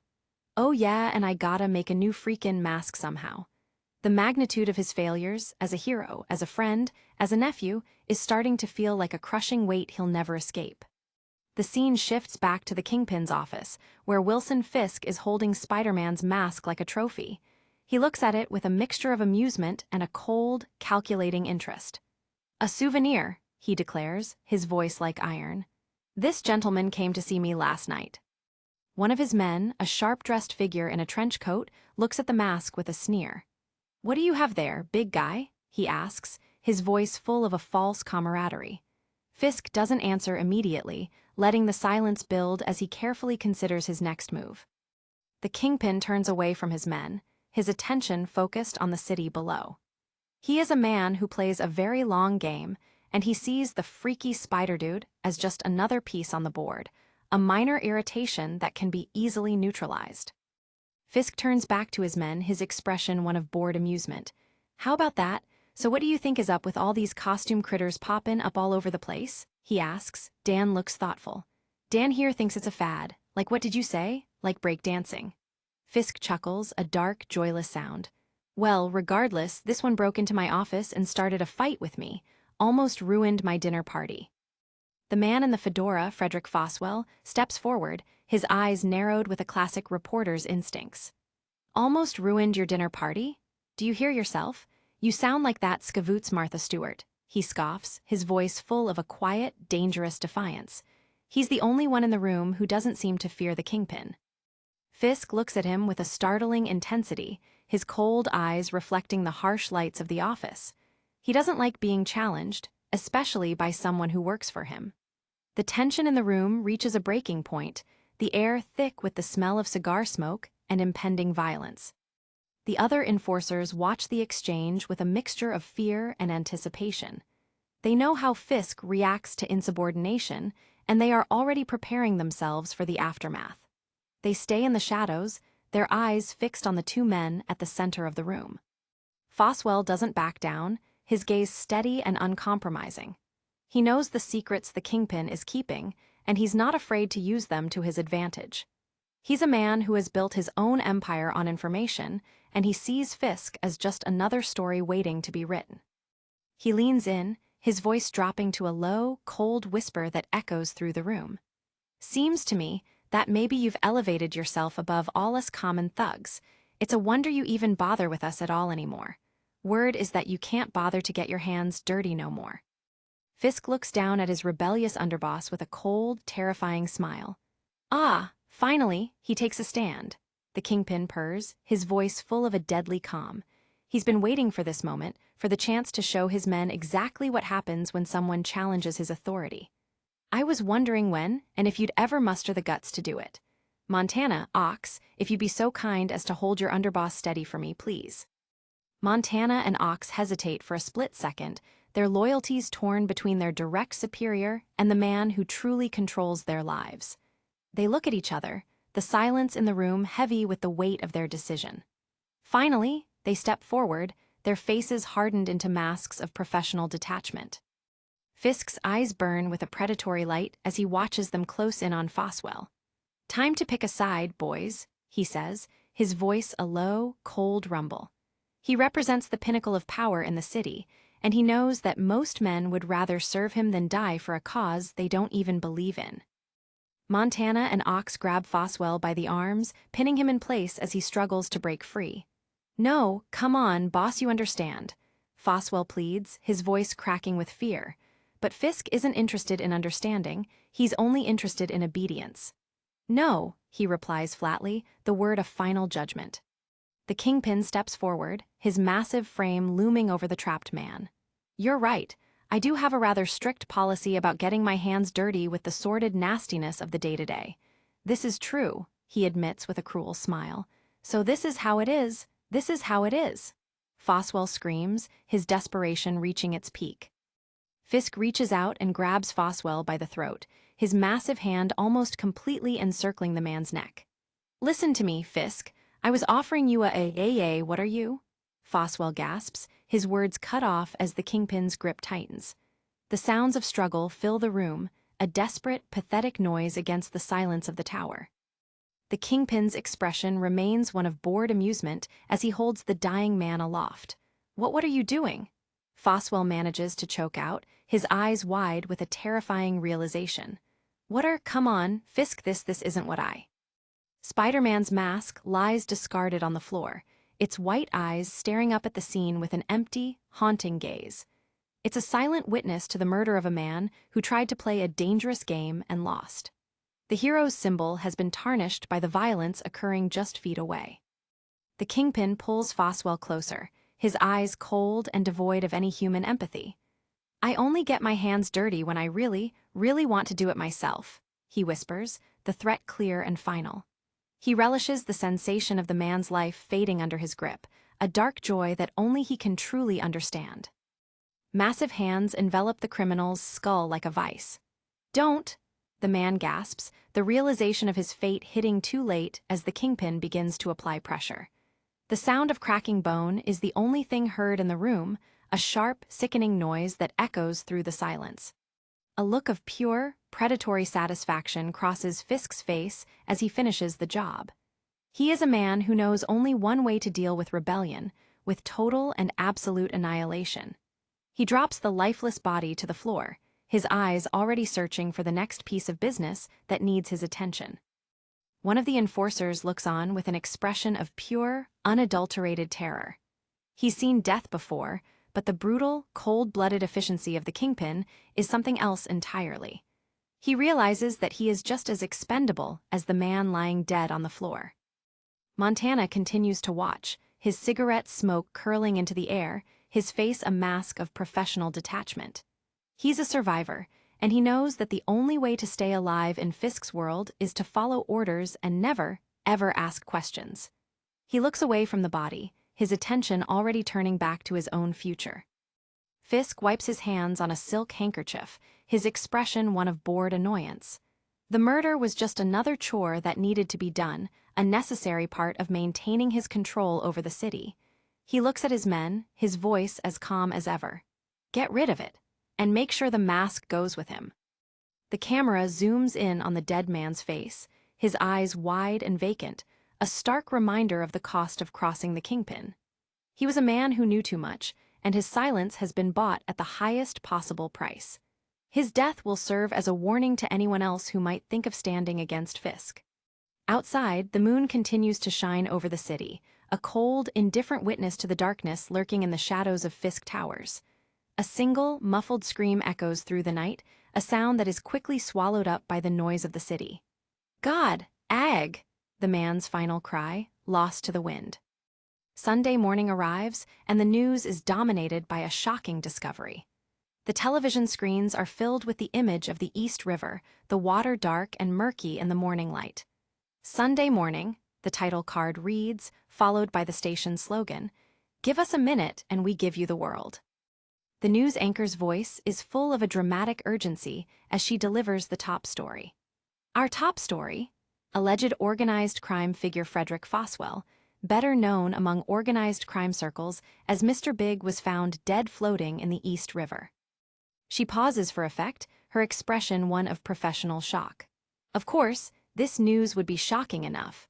But early and unconfirmed police reports say that Foswell was found with his head violently crushed.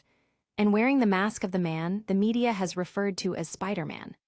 The camera shifts to a reporter standing in front of a police precinct, her face a mask of professional focus. Was the body dumped into the river from another location? And what is the significance of the mask? These are the questions plaguing law enforcement this early morning. She continues, her voice rising with the excitement of the reveal. With the Federal Bureau of Investigation reporting an encounter between this person, known as Spiderman, and the late Mr. Big as late as last Wednesday, one has to wonder what this bizarre turn of events means. Officer, is Spiderman a suspect in this murder? The officer looks into the camera, his expression grim and uncompromising. If the coroner does indeed rule this a homicide, it would go without saying that whoever this Spiderman is definitely on the short list of suspects, yes. Ma'am, at this point it is just too early to say, excuse me. Back in his bedroom, Peter Parker watches the news with an expression of pure, unadulterated horror. No, I was wrong. Them taking my mask wasn't the worst thing that could happen to a superhero. This is the worst thing that can happen to a superhero. He realizes that the Kingpin has not only defeated him, he has framed him for murder, turning his symbol of hope into a mask of death. Monday morning has arrived, and the hallways of Midtown High are buzzing with the latest news about the mob menace. Peter walks to class, his head bowed and his shoulders slumped, the weight of the city's accusations feeling like a physical load. Inside the classroom, the teacher's voice boomed through the quiet. Okay, let's talk about the Nixon tapes. Did anybody read their chapters? Anyone? Good. The teacher stands at the front of the room, her face full of a quiet, scholarly passion. You kids are lucky, because most of these tapes were just released to the public over the past few years. Before that, most of the information was only heard by a handful of people. She continues, her words reflecting the same themes of power and corruption that Peter has been dealing with in his own life. You know, initially Nixon had decided to destroy the tapes before any outsider even learned of them. That's a decision that might have saved his presidency. But he didn't. Peter stares at his textbook, the words on the page a blur. So let's open your books to page 323, the teacher commands, but Peter's mind is 1,000 miles away. He's thinking about the Kingpin, about the tapes he must have, and about the secrets he's keeping from the world. Liz Allen sits nearby, her expression still one of profound, lingering grief. She catches Peter watching her and quickly looks away, the tension between them still palpable. She's been through so much lately, and Peter knows that he's a part of the reason why. The camera zooms in on Peter's face, his eyes full of a quiet, burning anger.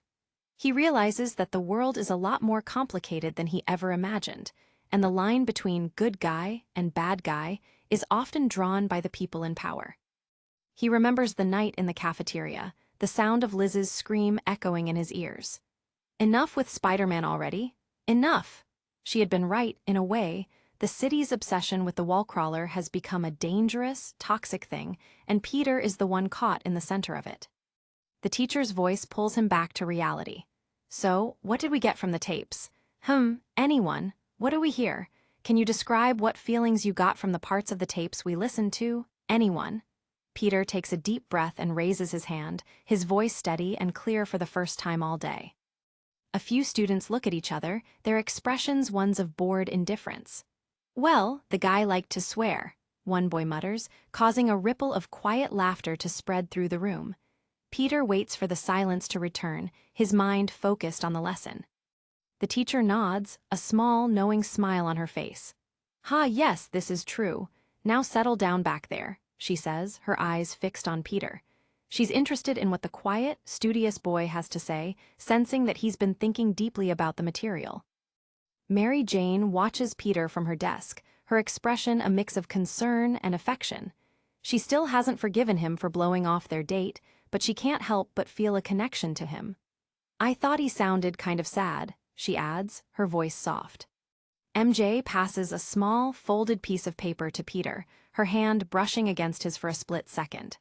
The note is simple and direct, just one word written in her neat, looping script. What? Peter looks at it, the question hanging in the air like a challenge. He quickly scribbles a response, his handwriting messy and frantic. I thought he was angry a lot, he tells the teacher, his voice firming up as he speaks. He's thinking about the kingpin's rage, about the violence he saw in that office tower, and about the power that comes with it. He looks back at MJ, his expression one of quiet, desperate apology. He knows he can't explain everything to her, but he wants her to know that he still cares, that she's still the most important thing in his life. Peter passes a new note back to MJ, the words written in a careful, deliberate hand. I'm sorry, 'bout Saturday. He watches as she reads it, her expression softening for a moment before she turns back to the lesson. The teacher looks around the room, her eyes searching for any other responses. Anyone else? She asks, her voice encouraging. She's happy to see the students finally starting to engage with the material, even if it's in their own, teenage way. MJ quickly scribbles another response on her note, her pen moving fast as she writes. You better be. She tells him, the words a mix of a threat and a promise. She's not ready to forgive him yet, but she's willing to listen. Peter looks back at her, a small, hopeful smile on his face. Bossy? He asks, causing her to grin. Yes, she replies, her eyes sparkling with the same warmth he saw in the cafeteria. The tension between them is starting to melt away, replaced by a new, more mature understanding. Peter writes one last thing on his note, his hand steady and sure. I'm serious. He tells her, the words a vow that he won't let her down again. He knows it's a promise he might not be able to keep, but he's willing to try for her sake and for his own. MJ looks at the note and then back at Peter, her expression one of quiet, thoughtful consideration. She sees the honesty in his eyes, the raw, unfiltered truth of his feelings. She realizes that whatever he's going through, he's doing it for a reason, even if he can't tell her what it is. They share a long, silent moment of connection, the classroom around them fading into the background. For the first time in weeks, Peter feels like he's not alone in the world, that he has someone who truly understands him, even if they don't know his secrets. MJ looks back at her note, her mind already shifting to her next response. Paranoid? She asks, her voice a near whisper. Peter nods, his eyes fixed on her. Yes, very good. Paranoid, the teacher confirms, her voice pulling them both back to the lesson. The teacher stands in front of the chalkboard, her words reflecting the same themes of power and corruption that Peter has been dealing with. Nixon was a paranoid man. Not without reason, of course the man certainly had his enemies in this world. But there lies the question, doesn't it? Why would a man so paranoid about his enemies, who was so involved with questionable dialogue and activity, record his every move? Anyone. Peter Parker looks up, the answer coming to him with a startling clarity. He's lived through it, he's seen the dark heart of the city's power, and he knows exactly why someone like Nixon or Fisk would do what they do. The image of Spiderman appears in the shadows, a ghost of the hero Peter once believed he was. He realizes that the mask he wears is more than just a secret identity. It's a symbol of the responsibility he's been given and the cost that comes with it. The red light of the security camera flashes once more, a silent witness to the choices Peter is making. He knows that his path will never be easy, that he will always be caught between the world of light and the world of shadow, but he's ready to face it. Peter looks the teacher in the eye, his voice full of a quiet, unshakable conviction. Because he thinks he's untouchable, he says, the finality of the statement hanging in the air. The teacher nods, a look of genuine respect on her face. Exactly. Yes. Very good, Peter. Inside the quiet sanctuary of his bedroom, Peter Parker hunches over his keyboard, the blue light reflecting off his tired eyes. He can't help but feel like he's been playing this all wrong. I have been such a pinhead, he thinks. Just because I have these spider powers doesn't mean I should stop using my brain. Fingers fly across the keys as he dissects his latest brush with death. He realized he's been hitting the pause button on his common sense every time he puts on the mask, but that won't happen again. He's lucky to be alive, and he knows it. He leans back, rubbing the back of his neck where the muscles are still tight from the electric shocks. How many times is he going to escape the Kingpin's tower before he actually prepares himself? He needs to know exactly how Electro's powers work before he ever steps foot back in that building. Peter narrows his eyes as he finds a lead on the surveillance equipment Fisk uses. God bless search engines, he mutters. He spots a customer service email for the tech company and realizes that a little bit of the old Parker noggin might be his best weapon yet. He crafts a masterful lie, posing as an employee named Arthur Simek from Miramax Films. He claims his employer is interested in the same tech used at Fisk Towers. It's a bold move, a digital Trojan horse designed to get him the schematics he needs. He takes a deep breath, his heart racing as he hovers over the button. "Cross your fingers," he whispers to the empty room. With a final click, the digital messenger is sent into the void, carrying his hope for an advantage. He stares at the confirmation screen, the weight of his double life settling back onto his shoulders. He's playing a dangerous game with men who don't follow the rules. But before he can plan his next move as a hero, he's hit with a much more mundane reality. Eyes go wide as they dart to the clock on his desk. "Oh man, English Lit started 5 minutes ago," he gasps. The cost of being a vigilante is starting to add up in missed attendance. Moments later, Peter finds himself in a much smaller room, sitting across from a woman with a professional but piercing gaze. "Hi, Peter. My name is Dr. Bradley," she says, gesturing to the seat. "Please, please, sit down." Peter stands awkwardly in the middle of the classroom-turned office, his backpack feeling like lead. "Here?" he asks tentatively.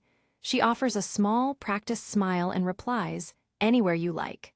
He slumps into a chair, his confusion growing as she opens a notebook.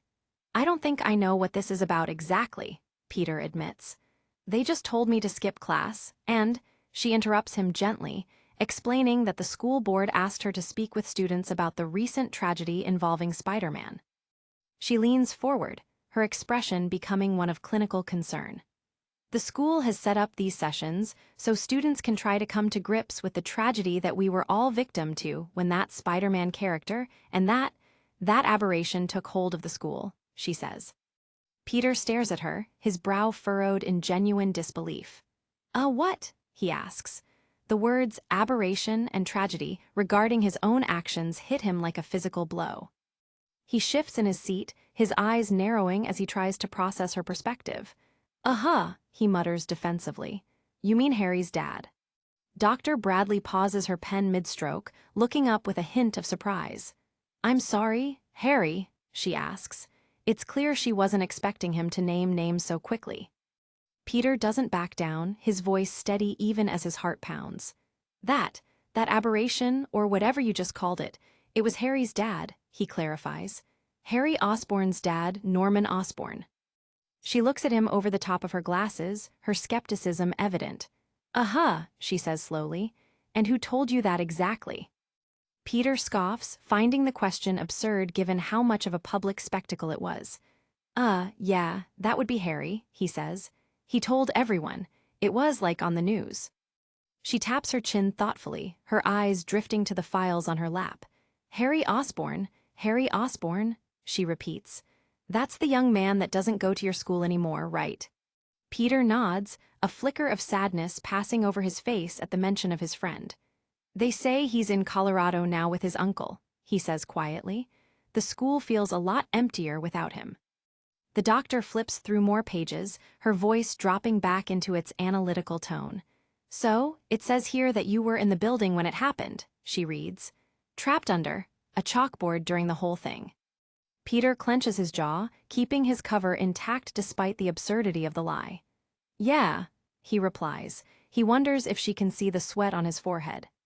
She looks up from her notes, her eyes locking onto his. "And how does that make you feel?" she asks. It's the classic therapist question, but for Peter, it's a minefield. He blinks, momentarily stunned by the simplicity of it. What?" he asks again. He's feeling a lot of things, but trapped under a chalkboard isn't one of them. She scribbles something down before moving to her next question. "Have you had trouble sleeping?" she asks without looking up. Peter answers instantly, his voice a flat, tired monotone. "No," he says. It's the easiest lie he's told all day. She stops writing and looks at him again, her eyebrows raised in disbelief. "No," she repeats. She clearly expected a different answer from a traumatized student. Peter maintains eye contact, his expression a mask of indifference. No, he reiterates. He hasn't had trouble sleeping because he's usually too exhausted from swinging through the city to stay awake. Dr. Bradley sighs, turning to a different section of her notes. I see you recently had a loss in the family, she notes. Were you close with your uncle, was it? The mention of Uncle Ben makes Peter's blood run cold. His jaw tightens as he stares at her. What is this for again? He asks, his voice growing sharper. She offers a tight smile, one that doesn't reach her eyes. This is to help you, she insists, but to Peter, it feels more like an interrogation than a healing session. He doesn't buy it for a second. He leans forward slightly, his eyes challenging hers. Then, why are you taking notes? He asks. He knows that every word he says is being documented for the school board. She brushes off his concern with a wave of her hand. Oh, this is just for me, she claims. Don't give it a thought. Peter begins to gather his things, his patience finally snapping. Do I have to be here? He asks. I mean, if I don't want to, does this affect my grades in any? She looks at him with a mix of frustration and resignation. No, you can go if you like, she says. She realizes she's not going to get anything useful out of him today. Peter stands up, moving toward the door with a sense of urgency. Then, you know what? I think I'm going to go, he says. I have a lot of stuff to do. He offers a quick yeah, thanks before disappearing into the hallway. He walks through the empty corridor, the silence only makes his thoughts louder. He can't stop thinking about the people he's hurt, intentionally or not. Why do I feel so guilty about Liz? He asks himself. And I really, really do. He stops for a moment, leaning against the lockers. It wasn't my fault that Harry's dad tried to blow up the school, he reasons. I saved people, right? I did. I got him out of here and no one got hurt. Through a nearby door, he sees the therapist shaking hands with another student. I did help, he tells himself, but the conviction isn't there. He stares into the middle distance, his eyes shadowed with doubt. Thing is, though, I can pat myself on the back all I want, but I didn't do it fast enough, he thinks. I wasn't smart about it. I was cocky and silly, and he almost killed someone. He realizes that his arrogance nearly cost lives, and that memory is what truly haunts him. Suddenly, a spark of hope returns as he remembers his digital gamble. He heads back to his computer, his fingers hovering over the keyboard. See if that email I sent? He whispers. He stares at the screen as the page loads, the words no mail staring back at him in cold, blue letters. The silence of his inbox is deafening. He groans, rubbing his face with his hands. Nuts, he mutters. I thought that would work, and his plan to infiltrate Fisk's tech through a simple email seems more foolish with every passing second. He looks up at the clock and his eyes bug out. Oh God, fourth period already started, he gasps. Once again, Peter Parker is failing at being a normal teenager while Spiderman fails at being a mastermind. Later, the school hallways are a chaotic sea of teenagers and loud conversations. Two students are wrestling playfully in the foreground, ignoring the drama around them. One of them shouts, I'm just saying I've seen every single Keanu Reeves movie ever made and I don't see what the appeal is. His friend laughs, wait, you've seen every single movie Keanu Reeves has ever made. Peter pushes through the crowd, his eyes searching for one face in particular. Mary, he calls out. Mary. He spots Mary Jane at her locker, her back turned to him. She slams the locker door shut with a finality that makes him flinch. He reaches out, but he can see the tension in her shoulders even from behind. He leans in, his voice pleading. Oh, come on, you're still not talking to me? I thought you said. He starts, but MJ keeps her head down, her expression a mask of quiet anger. She spins around, her green eyes flashing with irritation. I'm talking to you, she snaps. Peter sighs, you're mad. She fires back instantly, I'm not mad. He tries a different approach, you're mad. It's okay, be mad. She stops in her tracks, her face inches from his. Oh, is it? She asks, her voice rising. Is it okay? She's tired of the excuses and the secrets, even if she doesn't know what they are. Peter looks around at the staring students, his embarrassment growing. Mary, He tries to explain, but she cuts him off with a sharp, what? The crowd around them seems to fade away as they lock eyes. The noise of the hallway becomes a dull hum as the weight of their strained relationship hangs between them. MJ's expression softens for a split second, showing the hurt beneath the anger. Peter reaches out again, but she steps back, closing herself off once more. "Well, don't be mad forever," he says softly. He watches her walk away, feeling more alone in this crowded hallway than he ever does on a rooftop. Peter walks away from the school, his backpack feels heavier than ever. He can't understand the sudden change in MJ. "Man, since when did Mary Jane get so irritated by me?" he thinks. "I mean, we've never even had a fight in our entire lives, and I need to stand her up for one lousy movie, and all of a sudden I'm Charlie Sheen." He turns down a quiet street, still trying to justify his actions to himself. And, hey, I did have a good reason, he thinks. I needed to heal from my spectacular butt-kicking at the Kingpins the night before. The bruises on his ribs are a constant reminder of the price he pays for his secret identity. Back in his room, Peter stares at his costume draped over a chair, surrounded by discarded research and half-eaten snacks. Well, it was a good reason, but I'm not telling her, he decides. Maybe I should tell her I'm Spiderman. Makes more sense than this sneaking around and hurting my only friend's feelings. I just can't understand why she got so mad. Suddenly, the computer chimes, cutting through his internal monologue.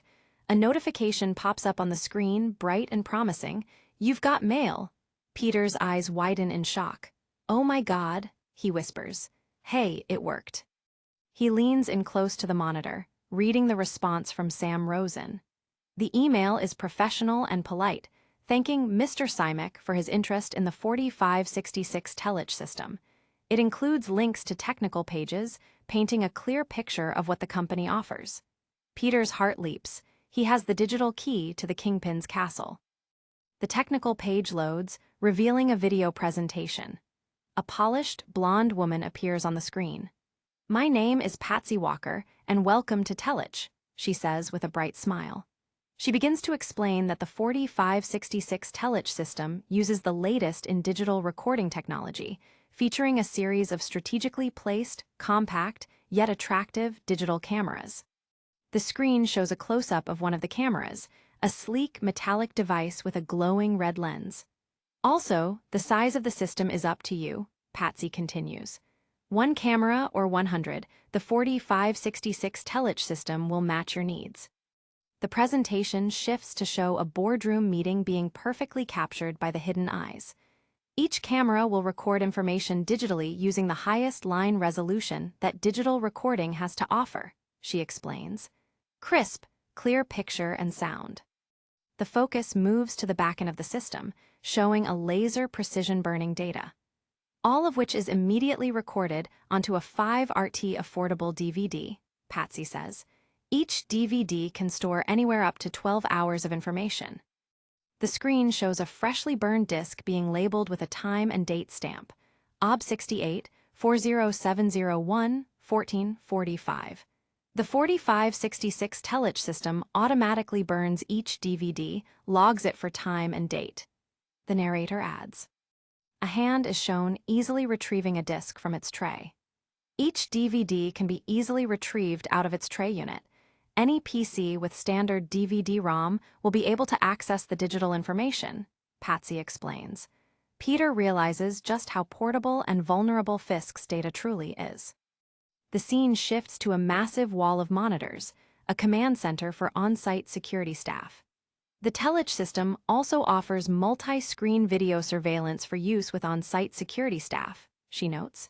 It's a sophisticated network, but every network has a hub. Patsy Walker reappears for her closing statement. Whether you have security needs or just want to record your board meetings for accuracy or posterity, the 4566 Telich system will meet your needs, she says cheerfully. Thank you for listening. Hit reload to start the presentation over. Peter sits back, the blue glow of the computer reflecting off his determined expression. He has the information he needs. He knows what he's looking for, and he knows where it's stored. The time for healing and doubt is over. The time for a heist has begun. Meanwhile, in the cold, blue-tinted office of the Kingpin, a different kind of meeting is taking place. Wilson Fisk stands over a fallen figure, his massive shadow consuming the floor. "Pull off the mask," he orders, his voice like grinding stones. A hand reaches down and rips the red and blue webbing away from the face of the prisoner. The cloth tears with a sharp sound, revealing the truth beneath the hero's facade. The figure on the floor groans, his face bruised and bloody. "Oog," he wheezes, his eyes rolling back as he struggles for consciousness. Kingpin's enforcers crowd around, their faces a mix of disgust and confusion. "It's a freakin' kid," one of them scoffs. Another asks, "Do you recognize him?" A third shakes his head, "Nope." Then a bald man in the back pipes up, "Well, ain't that the little freaky spider dude that was messin' with Mr. Big the other night?" Kingpin turns away, his interest in the prisoner already fading. "Tell Mr. Big his presence is requested," he commands. One of the enforcers asks, "What should we do with this?" And Fisk replies coldly, "Toss him out the way he got in." Back in the present, Peter's eyes are focused as he prepares to make his move. He's seen what happens to people who get in Fisk's way, and he's determined not to be the next one. Suddenly, a news report catches his eye. A headline flashes on the screen. Of course, this news would be shocking enough. But early and unconfirmed police reports say that Foswell was found with his head violently crushed and wearing a Spiderman mask. Peter's eyes narrow as he watches the footage. The image of the tattered mask in the water is a chilling warning. Fisk is framing him, and the stakes just went from high to lethal. That night, Spiderman swings through the concrete canyons of New York, a red and blue streak against the golden moon. He's not just a kid anymore, he's a soldier on a mission. He's carrying his backpack, filled with the tech he needs to crack the Kingpin's vault once and for all. In his high-rise office, Wilson Fisk stands with his back to the city, silhouetted against the bright moon. He's on the phone, his voice dripping with arrogance. "Yeah, well, I gave a little ringy-dingy to that piece of garbage that calls himself the producer of the Channel 5 News," he says. He continues his boast to his associates, his massive form filling the frame. "And I told him that if we hear anything that even rhymes with the words Wilson Fisk, Kingpin, or Kingpin of Crime in any order or variation, mentioned in conjunction with this Mr. Big murder, on the air one more time that we would own that station." He turns back to the room, a cruel smirk playing on his lips. "We would own the cameras, the stupid hairdos, and the chubby load that does the weather," he laughs. One of his men, a scarred individual, asks, "What did he say?" And Fisk replies, "He said, The man on the sofa laughs along, the sound cold and hollow. "I hung up on him," Fisk adds. "What do I gotta stay on the phone and listen to a groveling sycophant?" He looks at his subordinates, his eyes hard. "When you got bunches of them right here in the building." The insult hangs in the air, but none of them dare to challenge him. Electro, standing in the corner, just offers a low, mocking laugh. "Ha ha," he mutters, his eyes glowing with an inner spark. He's the only one who doesn't seem intimidated by the Kingpin's bluster. Fisk turns to him, his expression unreadable. "HMMFF," he grunts, taking a bite out of a green apple. He asks, "You did a sweep of the block." The scarred man steps forward, his voice oily and confident. "What, you talkin' about that Spiderman kid?" he asks. "There's no sign of him, Mr. Fisk. He's gone, bye-bye." He continues, gesturing broadly with his hands. "Thought for sure he was street art," he scoffs. "And your party guests all thought it was just part of the entertainment, thought it was hilarious." Little do they know, high above the penthouse, a shadow is falling. Spiderman drops from the clouds, his backpack secured tightly. He's a silent predator, descending upon the den of vipers. He clings to the side of the building, his red and blue suit nearly black in the shadows. He's watching, waiting for the perfect moment to strike. He can see the glow of the office through the glass. Inside, the scarred man is still trying to downplay the threat. "It's been days, boss. He's gone and he ain't coming back," he says. "It was just some mutant kid looking to make a little name for himself. You did the right thing. Toss that little daisy out the window and forget about him."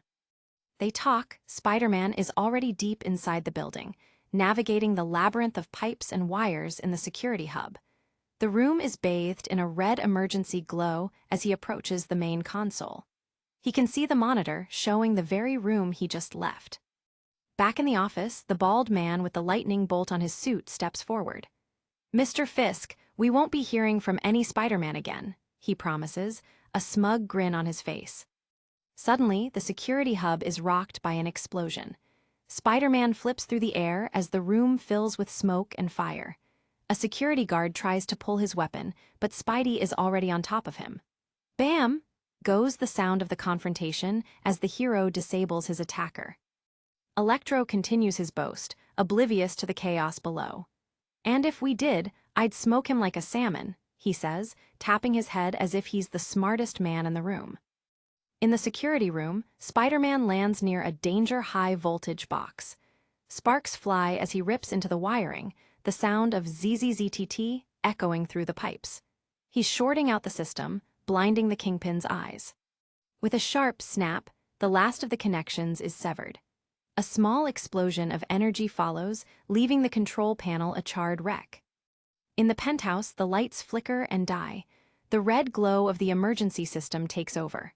"Ah," the scarred man mutters, his bravado instantly vanishing. Electro looks around, stunned. "I didn't do that," he says, his voice losing its edge. The Kingpin remains silent, but his eyes narrow as he presses a hand to his forehead. "Are we men?" he asks, his voice low and dangerous. "We're not men." Ox, the massive bruiser, starts to panic. "Shut up, Ox, we are not men," another associate snaps. We should go to the feds right now and confess our sins.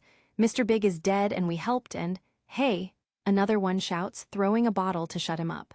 "Shut up, Ox, shut your mouth. Don't even joke about that stuff, don't even." The room is a mess of spilled drinks and frayed nerves. The shadows seem to be closing in on them. They can hear the hum of the dying electronics and the distant sound of chaos. One of the men grabs another by the shirt, his face contorted with fear. "Kingpin hears you. This room might even be wired," he hisses. "And if so, you can join Mr. Big's loser Heine in the East River, because I am not. You want that? You want a full-time job as a $8 human buoy? Kingpin wants us to wait here till he tells us otherwise. The smart thing to do is shut up." Montana, the man in the cowboy hat, stares into the shadows. "He's right, Dan. Ox is right," he says quietly. "We sold Big out. We helped kill someone we swore an oath to. And now, what are we?" Dan fires back, his voice full of bitterness. "Swore an oath. He owed us all money," he shouts. "We're not men, I can tell you that." A sudden static-filled ZZZZTT erupts from the intercom. "Hello?" a voice asks. It's a young voice, full of mock politeness. The men freeze, their eyes darting to the speaker. The intercom beeps twice. Beep beep. The man on the phone responds, his voice trembling. Yeah, the lights just," he starts. A voice on the other end says, "Okay, we're on our way." In the security hub, steam hisses from the broken pipes. PSSSSSSS goes the sound of the escaping vapor as it fills the room in a thick, white cloud. Spider-Man emerges from the mist, his eyes glowing in the dark. He's already taken down the guards, and now he's moving toward his true objective. He's a blur of motion, navigating the wreckage with ease. The unconscious guard lies on the floor, his head lolled to the side. He never even saw his attacker coming. The room is a mess of shattered glass and twisted metal. Spidey finds the central cabinet, a heavy metal door marked with a time lock. This is where the records are kept, the digital evidence of every crime Fisk has ever committed. He grabs the handle, his muscles straining as he pulls. "Nyreg," he grunts, his feet slipping on the slick floor. The lock is strong, but he's stronger. With a massive caroomum, the door is ripped from its hinges. Sparks fly as metal grinds against metal, the sound echoing through the hollow room. He's in. He peers inside the cabinet, his eyes searching the rows of equipment. He's close, so close he can almost taste the victory. Rows of discs sit in their slots, each one containing hours of Fisk's dirty secrets. Spidey reaches in, his fingers brushing against the cold plastic. He needs to find the right ones, and he needs to do it fast. He pulls one out and checks the label. "Oh my God, it worked," he whispers. "It worked." He found the motherlode.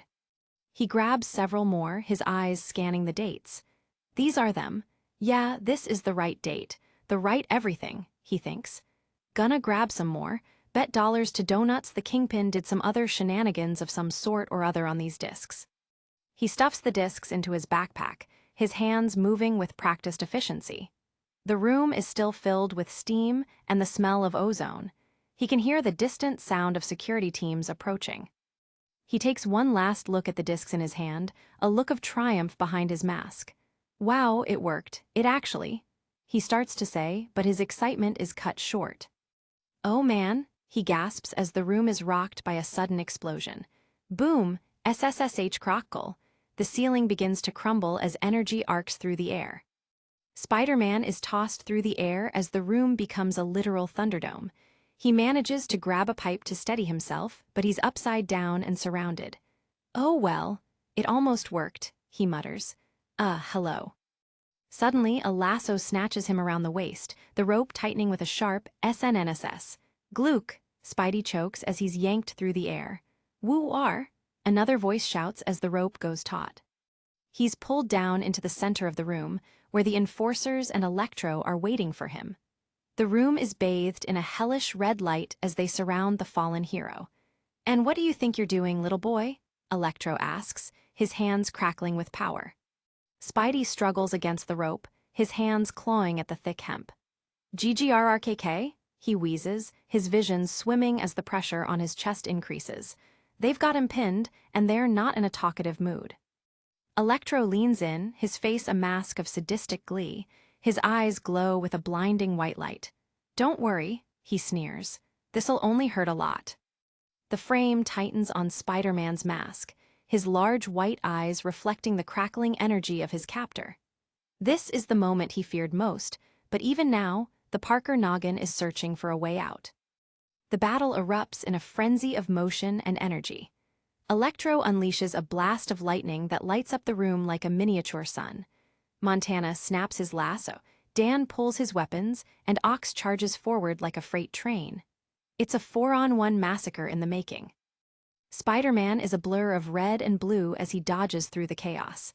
He flips over Ox, slides under Montana's rope, and avoids a volley of energy blasts. Hey, one at a time now, he quips, trying to keep his cool. I'll beat the tar out of each and every one of you, I promise. Wait, whoops, your turn. He clings to a pipe, his internal monologue racing. All right, Parker, you can do this. This is your life now. This is Adult Swim. You can't let idiots like this scare you. You can't let them win. Stand and fight. Montana shouts, first of all, little guy, how many times do I have to tell you? No guns, as he yanks his lasso with a spack. Spidey chokes out an ah, while Electro screams, Spider-Boy, I am so entirely sick of you, you have no idea. A massive blast of electricity shatters the wall behind him. Zee-zay-ack-kirk goes the sound of the impact. Peter tries to steady his nerves. You got more going on than these guys, he tells himself. You're smarter than all of them put together. You can do this. He leaps back into the fray, his eyes fixed on his goal.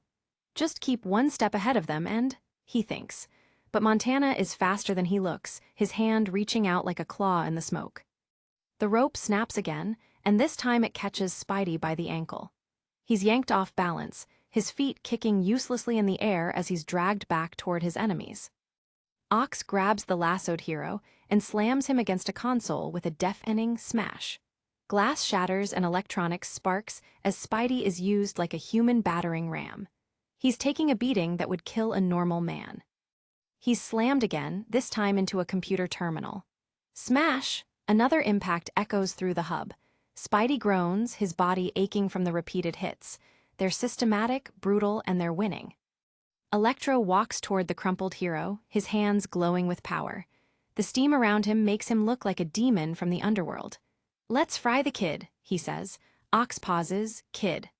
The scarred man scoffs, his voice full of disdain. Yeah, he's just a punk kid. We took that stupid mask off him, and I'm telling you, $10 says he hasn't even been visited by the puberty fairy yet. Montana adds, we're fighting a kid, then let's just end this. But Dan is furious. No way, I don't care if he's in preschool. I want a piece of him in the worst way. This is the second time with this athash. Ox holds the hero up by the scruff of his neck, his face set in a grim line. No, let's just bring him to the Kingpin like he told us to, he insists. Electro fires back. Kingpin didn't say nothing about how barbequet he wanted him. Come on, he's done. It's over. Suddenly, Spidey springs to life, his feet kicking out with surprising power. Smack! His boots connect with the heads of his captors. Acting, ta-da, he shouts, his voice full of renewed energy. He wasn't beaten, he was waiting. Electro is blinded by rage. "You little son of a," he screams, his hands erupting in a massive display of electrical fury. He's lost all control. His only goal now is to turn the hero into a pile of ash. Spiderman flips over Ox, his movements fluid and precise. "Gee gosh," Ox screams as he's caught in the crossfire. A massive crackcha echoes as Spidey directs Electro's blast into the bruiser's chest. Ox is sent flying into a pile of wreckage, smoke rising from his chest. Spidey lands gracefully, though he still sounds a bit guilty. "Oh no, Ox, dude, sorry," he says, but the enforcers are already on him again. Montana yanks the lasso with a shoepack as Dan shouts, "You little ag." The lasso snaps again, but this time Spidey is ready. He catches the rope midair with a sharp wad, the impact vibrating up his arm. He's a master of his environment now, using their own weapons against them. He swings through the air, his backpack still secured. He's a phantom in the smoke, always just out of reach. He can see the frustration building in his enemies, and he knows how to exploit it. He yanks on the lasso, pulling Montana off his feet. The man in the cowboy hat is caught off guard, his face a mask of shock as he's yanking toward the hero. Spider-Man swings the rope like a flail, the end of it hitting a console with a bam. Sparks fly as he continues to wreck the security room, adding to the general chaos. He wraps the rope around a pipe and yanks, the tension nearly snapping the thick hemp. He's creating a web of steel and rope, trapping his enemies in their own hubris. He kicks Dan in the face with a sickening smack. The man screams, "Ayag, og, aya," as he falls backward. Montana realizes his own weapon has turned on him. "It backfired, ah," he shouts as he's tangled in his own lasso. The floor is a mess of sparks and falling debris. The enforcers are down, and Electro is the only one left standing. Spidey knows the final round is about to begin. Spider-Man drops from the ceiling, his eyes fixed on the glowing villain. "So, Electro, if that is indeed your real name, when it comes down to it, you're kind of a one-trick pony, huh?" he mocks. He's goading him, pushing him to the edge. The fight becomes a blur of hand-to-hand combat. Spidey dodges and weaves, his voice never stopping. Yeah, fry me like an egg, smoke me like a salmon. You got a real food theme going on. You on one of those opera diets or something?" Electro is beyond words, his only response a feral "RRR, hate you," and a shout of "Get off me, you little weasel, I'm going to." Electro unleashes another blast, but Spidey is already gone. The energy arcs through the empty air, hitting a massive water pipe instead. The hub is suddenly filled with a different kind of chaos. Steam and water explode from the broken pipe with a loud Zizardulk. "So, as long as we have this moment, if you don't mind me asking, how'd you get these powers?" Spidey asks, dodging another bolt. Electro snarls back, "None of your business. Drop dead." They lock eyes as the room fills with water. "Come on, I'm just curious. You a mutant, are you?" Spidey asks. Electro fires back, "I asked you first." Spidey replies with a grin, "Well, I'm not." Electro is fuming, "Then come on, how'd you get the powers? What do you care?" Spidey leans in, his face reflected in the villain's glowing eyes. I'm kind of a science geek about this kind of stuff. RRR, he says, dodging a punch. "I'll tell you how I got mine." Electro's face becomes a mask of pure hatred. "I will tell you one thing, kiddo, after we take care of you, after we burn your idiot Heine alive, we're going to find out who you are, and we're going to find your family, all of them. And I'm personally going to fry them too. Every single one," he threatens. Spider-Man stops moving, the humor instantly vanishing from his voice. He looks at Electro with a cold, hard stare. "Are you serious?" he asks quietly. Electro smirks, his confidence returning. "Oh, I'm so serious," he sneers, his hands crackling with renewed energy. He thinks he's finally found the hero's breaking point. Spidey doesn't flinch. "Wow," he says, his voice flat. "Well then, you certainly can't blame me for doing this." With a massive thump, brum, Spidey kicks a support beam, bringing the entire overhead system crashing down. Water from the broken pipes floods the floor, turning the room into a giant conductor. Electro realizes his mistake too late. The villain's eyes go wide as the water reaches his feet. His own power is his undoing, the electricity arching back through his body in a blinding display of energy. A massive PSSSS spherical echoes through the room as Electro is short-circuited. The blue energy arcs and pops, the light so bright it washes out everything else. Spidey stands back, shielding his eyes from the overload. The blast is immense, sending both the villain and the hero flying in opposite directions.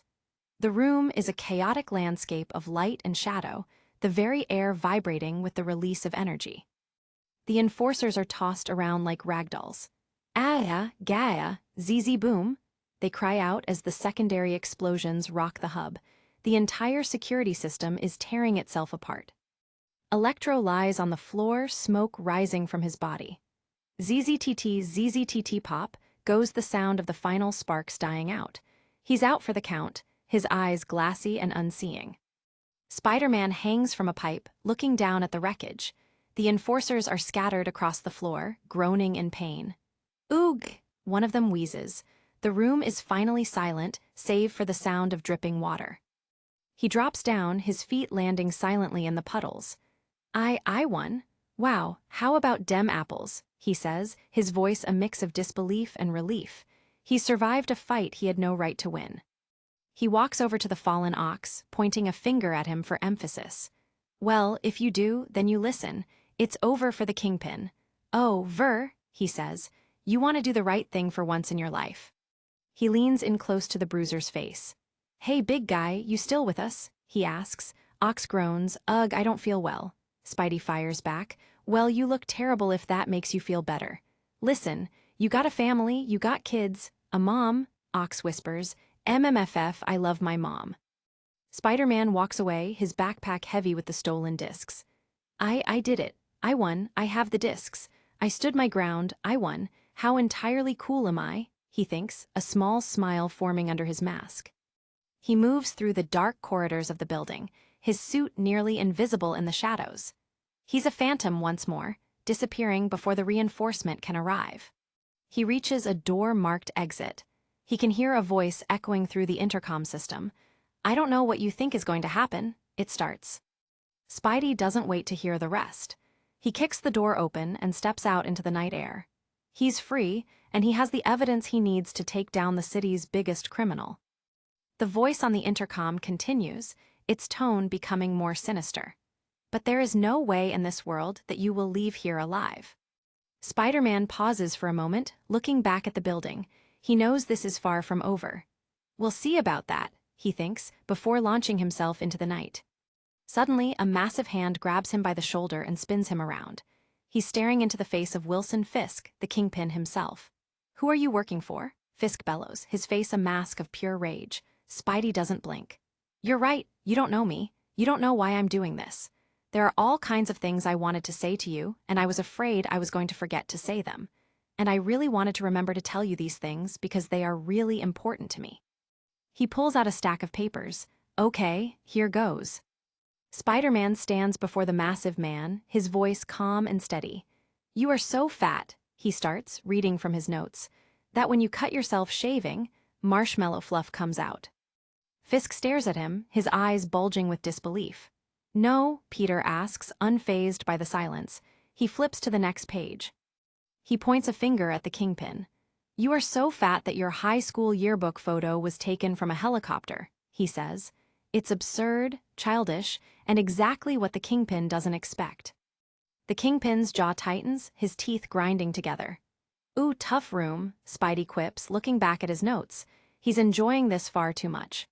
He continues his roast, his voice echoing in the large room. "Okay, how about you're so fat that when you get on a scale it says, 1 at a time," he says with a shrug. He's making the most powerful man in the city look like a joke. Fisk lets out a primal roar, his shirt popping open as his massive muscles strain. He throws his head back and screams at the ceiling, his patience finally at its end. He lunges for the hero, his hands outstretched like claws. "You son of a," he screams. Spidey just stands his ground, reading one more joke. Wait, how about this one? Your belly button makes an echo. If you were a truck, you would have a wide load sign. When you back up, we can hear a beeping sound." Kingpin slams into a wall as Spidey flips over him. Hi-yag, crutch, goes the sound of the impact. The massive man is a force of nature, but he's too slow to catch the spider. Spidey lands on the wall, looking down at his enraged foe. Well, how about? You are such an arrogant, evil guy that you think? He starts. He's done with the jokes, now it's time for the truth. Fisk charges again, his face a mask of blind fury. Spidey dodges another blow, his movements effortless.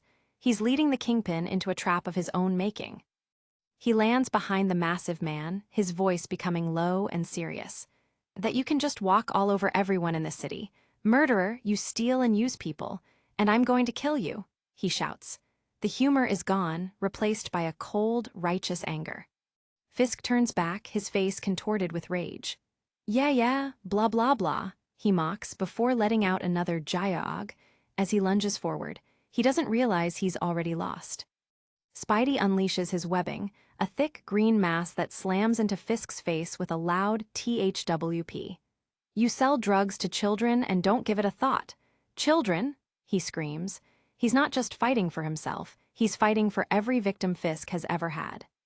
The Kingpin yanks at the webbing, his massive hands tearing through the strands with a spack. Jayag, he screams, his vision momentarily obscured. He's a cornered animal, fighting with everything he has left.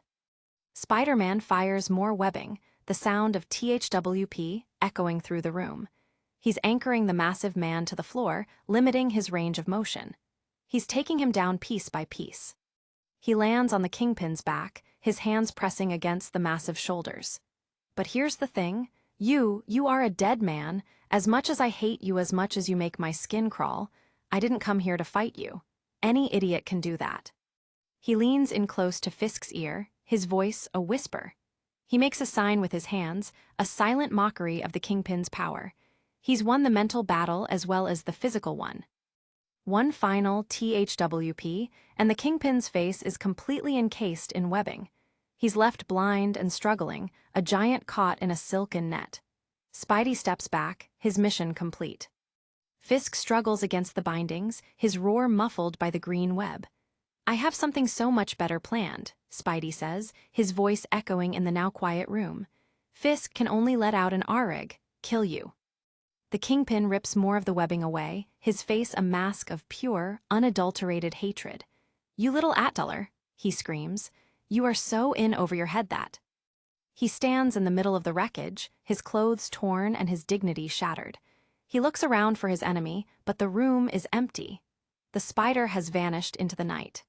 He stares at the broken exit door, his chest heaving with exertion. He's been beaten in his own tower, by a boy he didn't even consider a threat. The silence of the room is the loudest insult of all. The frame tightens on Fisk's eyes, wide and bloodshot with rage. He realizes that this is not the end. It's only the beginning of a war he never expected to fight. Back at his computer, Peter Parker is already hard at work. He's still wearing his Spidey gloves as he inserts a disk into the drive. He's not a hero now, he's an investigator, digging through the digital remains of an empire. He stares at the monitor, his expression grim. He knows what he's looking for, and he knows that the truth is the only weapon that can truly destroy the Kingpin. The screen reflects in his eyes as the data begins to load. He can see the records, the faces of the people Fisk has controlled, and the evidence of the crimes he's committed. It's all there, waiting to be revealed. The pile of disks on his desk is a mountain of secrets. Peter realizes that he has enough evidence to put Fisk away for a dozen lifetimes. He just needs to get it into the right hands. He picks up a small piece of evidence, a physical reminder of the battle he just fought. Lucky, he whispers. He knows that he's survived by the skin of his teeth, and he's not going to waste this chance. He picks up another disc, labeled CB45-61101. There's a lot of discs with a lot of stuff on them, he thinks. I have to make sure that the one thing I am looking for is on one of them. He looks back at the screen, his determination renewed. I am looking for that one thing, he whispers. The one thing that will end the Kingpin's reign of terror once and for all. The monitor shows the footage he's been searching for. The image is grainy and tinted blue, but the truth is unmistakable. It's a video of Fisk himself, committing a crime that even his lawyers can't explain away. Meanwhile, in a messy office across town, Ben Urich looks up from his desk. He's surprised to see a package has appeared out of nowhere. His expression is one of shock and curiosity as he realizes what it might contain. Back on the monitor, the footage continues.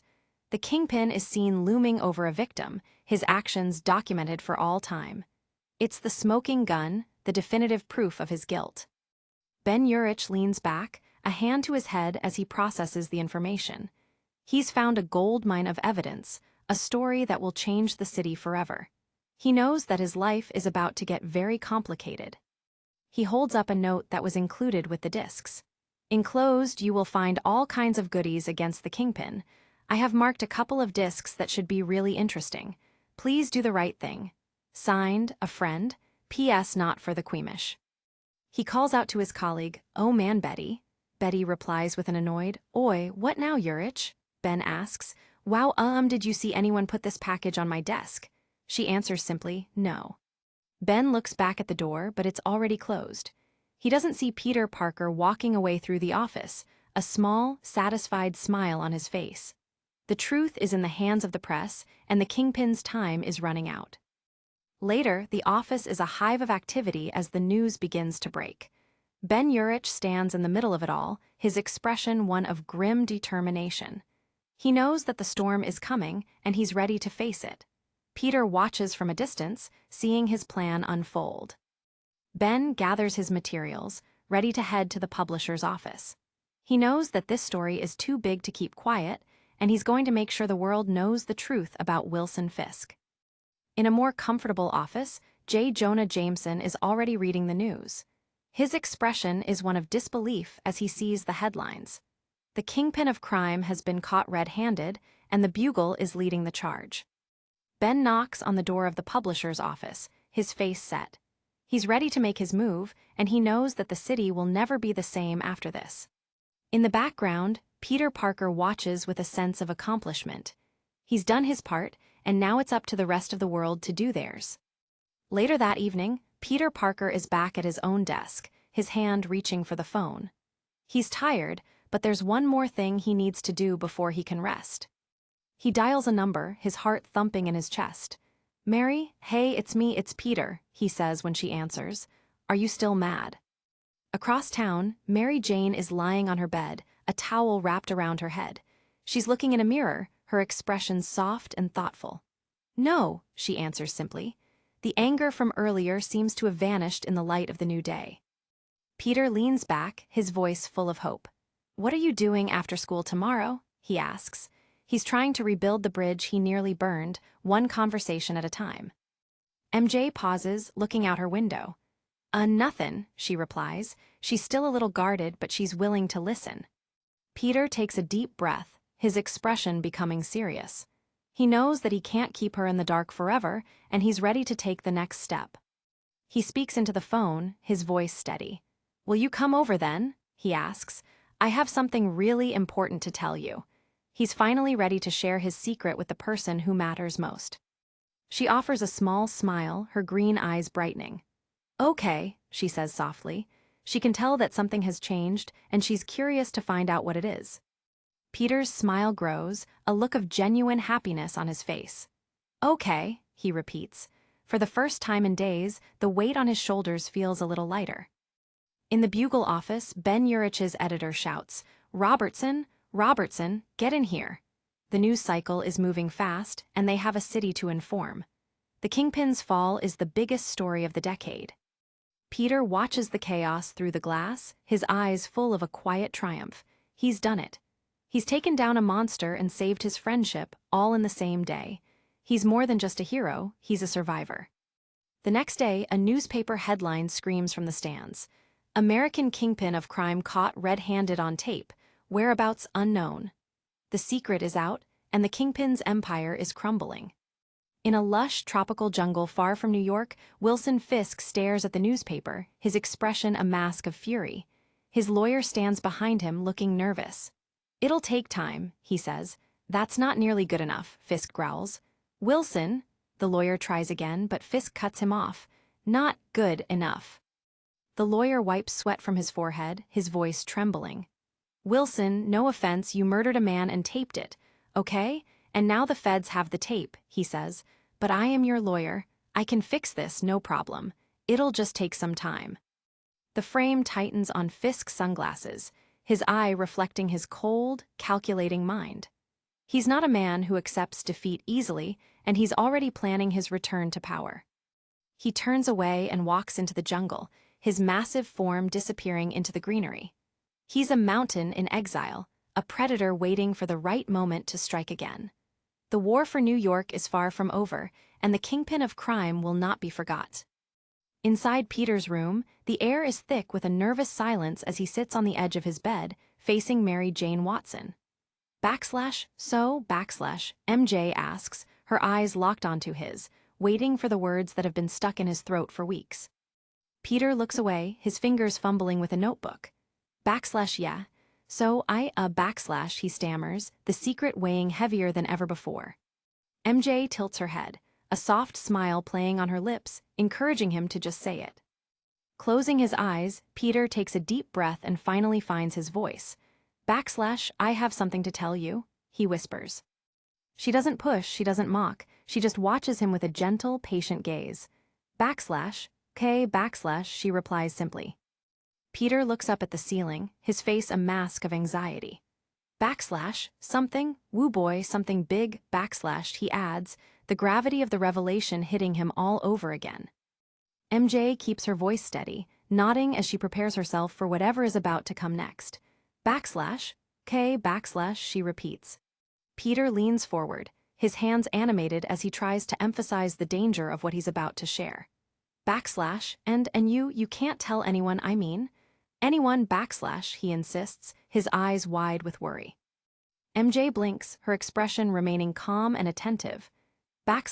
Okay, she says, taking his intensity in stride. Peter points a finger at her, his voice dropping to an urgent whisper. Ever, he commands. She mirrors his focus, giving him the assurance he needs to proceed. Okay, she promises.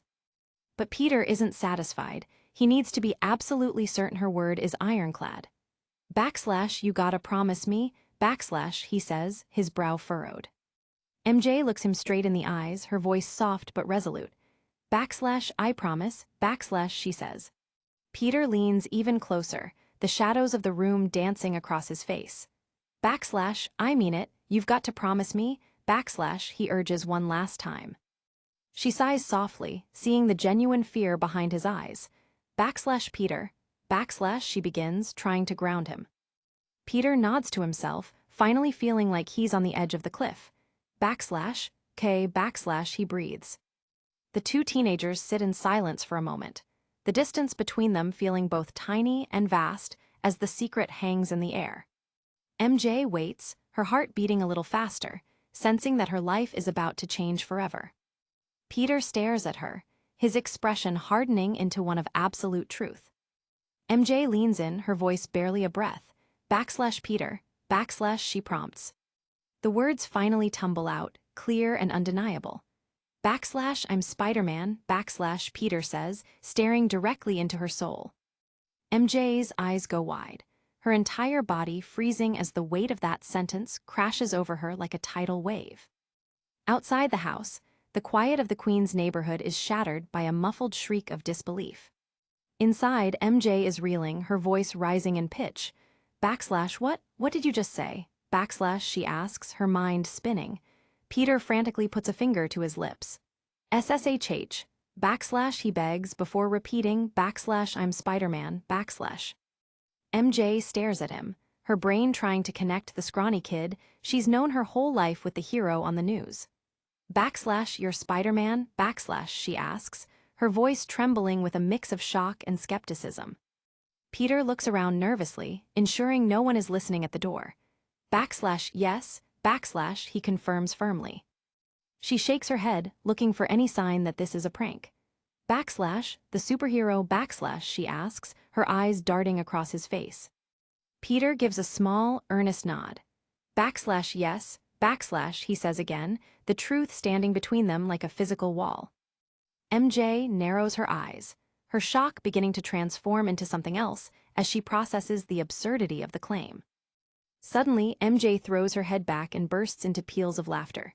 Backslash ha-ha-aha, oh man, ha-ha-ha backslash, she bellows, clutching her chest. Peter sits there, his face falling as his grand revelation is met with pure hilarity. Backslash whoops. Backslash, MJ gasps through her giggles, kicking her legs in amusement. Peter leans away, his cheeks flushing with embarrassment. Backslash shut up. Stop it. You are such a goofball, backslash, MJ laughs, her voice dropping to a whisper as she sees Peter's irritation. Peter looks up at her, a determined glint in his eyes. Backslash, I knew I was going to have to do this, backslash, he mutters as MJ tells him to stop it. In one fluid, impossible motion, Peter lunges off the bed and sticks directly to the wall, crouching high above the dresser like a predator. MJ's laughter dies instantly, her head whipping up to see his feet firmly planted against the vertical surface, defying every law of gravity she knows. Her eyes widen until they look like saucers, her mouth hanging open in complete, stunned silence. Peter looks down at her with a smug, knowing smirk, his position as natural as if he were standing on the floor. The reality of the situation finally sinks in, and MJ can do nothing but stare at the miracle hanging in front of her. Peter doesn't stop there. He begins to crawl along the ceiling, his movements smooth and silent as MJ follows him with her gaze, her head spinning. He maneuvers himself until he is hanging directly above her, suspended by nothing but the soles of his feet. Peter leans down, his face inches from hers as he hangs upside down, his hair dangling toward the floor. MJ looks up, paralyzed by the sheer impossibility of what she's seeing. He smiles gently, his voice calm despite the gravity-defying feat. Backslash you okay? Backslash, he asks. The shock finally breaks, and MJ lets out a piercing backslash, ow backslash, of pure terror and amazement. In her panic, she scrambles backward, falling off the bed with a heavy backslash, oof backslash, while Peter frantically shushes her. SSHH? SSHHH? Don't, backslash, he hisses, dropping back to the floor. Peter stands over her, his hands out to steady her as she gasps for air. Backslash you gotta be, shush Mary, my aunt is home, you gotta be. Backslash, he warns, his eyes darting toward the door. From the bottom of the stairs, Aunt May's voice drifts up, sharp and suspicious. Backslash what's going on up there, backslash, she calls out. Peter shouts back instantly, backslash nothing, Aunt May, backslash, Aunt May's warning follows quickly. Backslash I don't want any hanky-panky up there. Backslash, Peter and MJ exchange a look before Peter yells, backslash we're studying, backslash. MJ adds a frantic, backslash we're studying, backslash downstairs. Aunt May's dry response echoes back, backslash and I'm Katie Couric, backslash. The room falls quiet again as Peter and MJ stare at each other, the adrenaline of the moment slowly beginning to fade. Peter leans in close, his face serious as he reinforces the danger. Backslash, you can't tell anyone, backslash, he whispers. MJ's mind is racing, her eyes wide with a million questions. Backslash you're a superhero, how did it? Backslash she asks, her voice hushed. Peter sits back on his heels, gesturing with his hands. Backslash remember on that field trip backslash, he asks. MJ blinks. Backslash field trip backslash, Peter clarifies, backslash to Harry's dad's place, backslash. MJ searches her memory, the pieces starting to fall into place. Backslash, yeah, backslash, she prompts. Peter looks down at his hand, the memory of the bite still vivid. Backslash, that spider that bit me, backslash, he says simply. MJ's breath catches as she remembers the moment clearly now. Backslash, yeah, backslash, she whispers, her eyes locked on him. Peter closes his eyes, transported back to that day at Osborne Industries, feeling the sharp prick on the back of his hand.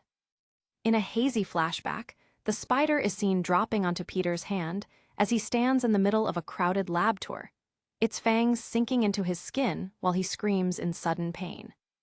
MJ watches him, her expression one of growing realization and horror.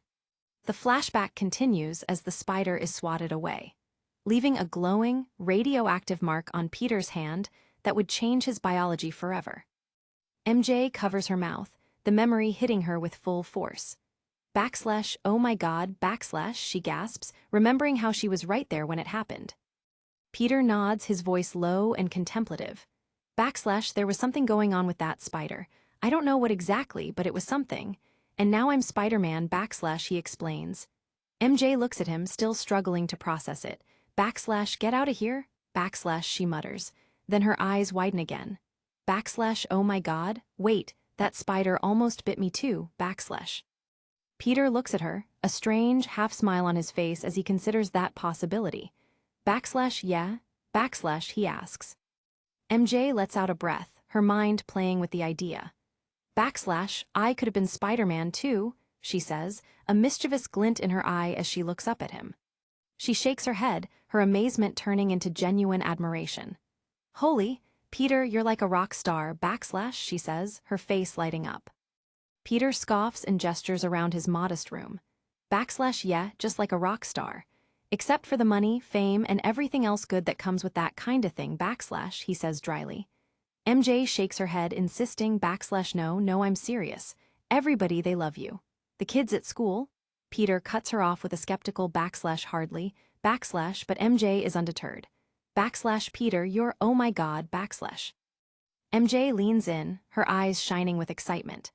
Backslash, ooh, take me swinging around, backslash, she begs, her voice filled with childlike wonder. Peter's expression is firm and uncompromising. Backslash, no, backslash, he says flatly. MJ doesn't give up easily, flashing him a pleading, charming smile. Backslash, come on, backslash, she whines playfully. He sits up straight, his sense of responsibility overriding her enthusiasm. Backslash, no, backslash, he repeats. MJ tilts her head, her smile fading into a curious, slightly disappointed pout. Backslash, why not backslash, she asks. Peter reaches out, his hands grasping her arms to ground her. Because it's dangerous and. No, backslash, he insists. MJ pouts more, backslash, please, backslash, Peter remains firm, backslash, no, backslash, she tries a different angle. Backslash, can I see your costume, backslash, Peter sighs, backslash, it's downstairs in my lab, backslash, MJ stops and looks at him skeptically. Backslash, you swear you ain't putting me on, backslash, Peter looks offended, backslash, what? I swear. How would I, backslash? The tension breaks and MJ bursts out laughing again, her excitement overflowing. Backslash, oh my god, ha ha ha, oh my god, this is totally awesome, backslash, she cheers. She starts jumping up and down on the bed, her arms thrown wide in celebration. Backslash, I cannot believe it, this is so cool, ha ha ha, backslash, she yells, the mattress letting out a series of loud backslash squeak squeak backslash noises. Peter is in a panic, trying to grab her and pull her down. Backslash, hot diggity, get down, stop it. My aunt, backslash, he hisses, terrified May will burst in at any second. MJ finally settles down, but her grin is still wide. Backslash, but why don't you tell them? Tell everyone. It's so freakin' cool, Peter, backslash, she says. Peter shakes his head violently. Backslash, no one ever knows, no one, backslash. MJ leans in, her voice dropping to a serious whisper. Backslash, why, backslash, she asks. Peter's face hardens, the reality of his double life showing in his eyes. Backslash, why? How safe is Aunt May? Or you, or the school, I let this out. Someone like the Kingpin finds out, backslash, he asks. MJ looks chastened. Backslash, oh, backslash, she whispers. He continues, his voice thick with emotion. Backslash, and could you imagine what it would do to Aunt May if she thought every time I left the house I might not come back, backslash. MJ looks down, the weight of his burden finally hitting her. Backslash, oh, backslash. Peter turns away, looking toward the door. Backslash, not to mention the fact that the newspapers and TV hate me for no reason. No matter what I do, they rip me one. So what do you think my life would be like if I just came out and said, hey everyone, it's me, look at me. I'm really a 15-year-old from Queens. I mean, they might take me away even. No one ever knows, Mary, ever, backslash. MJ looks up at him, her eyes soft with concern. Backslash, why did you tell me, backslash, she asks. Peter pauses, his expression vulnerable. Because, backslash, MJ prompts, backslash, why, backslash, Peter sighs, backslash, because, I've been really hurting your feelings lately because of all this. Always running away or not being where I say I am going to be and backslash. He looks down, his voice barely audible. Backslash. And you deserve better than that. You deserve to know the truth, and I needed to tell you, he confesses. MJ's heart swells with affection for him. Backslash, wow. Everything, it all makes sense, backslash, she whispers, her eyes locked on his. Peter looks back at her, a relieved smile finally breaking through. Backslash, and listen, my head was going to explode. Keeping all this in. Are you kidding me, backslash, he asks, gesturing widely with his hand. MJ reaches out toward him, her voice warm and sincere. Backslash, and you told me. Backslash, she says softly. Peter gives her a warm, genuine look. Backslash, yeah, duh, you're my best friend, backslash, he says, the bond between them stronger than it's ever been. MJ stares at him for a long beat, a beautiful, knowing smile spreading across her face. Peter watches her, his own smile mirroring hers as the secret finally feels like a shared treasure rather than a heavy burden. They sit in that comfortable silence for a moment, the world outside feeling a million miles away. The connection between them is palpable, charged with an intensity they've both been avoiding for far too long. MJ reaches out and gently pokes his forehead. Backslash he, goofball, backslash she teases, the tension breaking into warmth. She looks away, her cheeks flushing pink. Backslash, wow, and to think I thought you were just going to kiss me, backslash, she admits with a nervous laugh. Peter's eyes go wide, his entire body stiffening in surprise. Backslash, what backslash, he asks, his heart skipping a beat. MJ looks back at him, her own eyes wide with shock at what she just blurted out. Backslash, you thought I was going to kiss you, backslash, Peter asks, his voice trembling slightly. She looks away again, her face a mask of embarrassment. Backslash, oh my God. I can't believe I said that out loud, backslash, she groans, her eyes rolling toward the ceiling. Peter looks at her, a playful, questioning look on his face. Backslash, and, you came up here anyhow, backslash, he asks. MJ gives a small, shy shrug. Backslash, yeah, guess I did, backslash. He leans in a little closer, his voice dropping an octave. Backslash, you mean you didn't have an issue or backslash, he asks. MJ smiles, deciding to tease him back. Backslash, yeah, but that was before. Backslash, Peter is confused. Backslash before, backslash, MJ continues, backslash, I have a pretty strict no superhero rule, so, backslash. Peter's face falls, his heart sinking for a split second. Backslash, what? Peter, what, backslash? MJ watches him for a moment before laughing. Backslash, I'm joking, backslash, she says. Peter blinks in relief. Backslash, there's no rule, backslash. MJ shakes her head, her smile turning soft and inviting.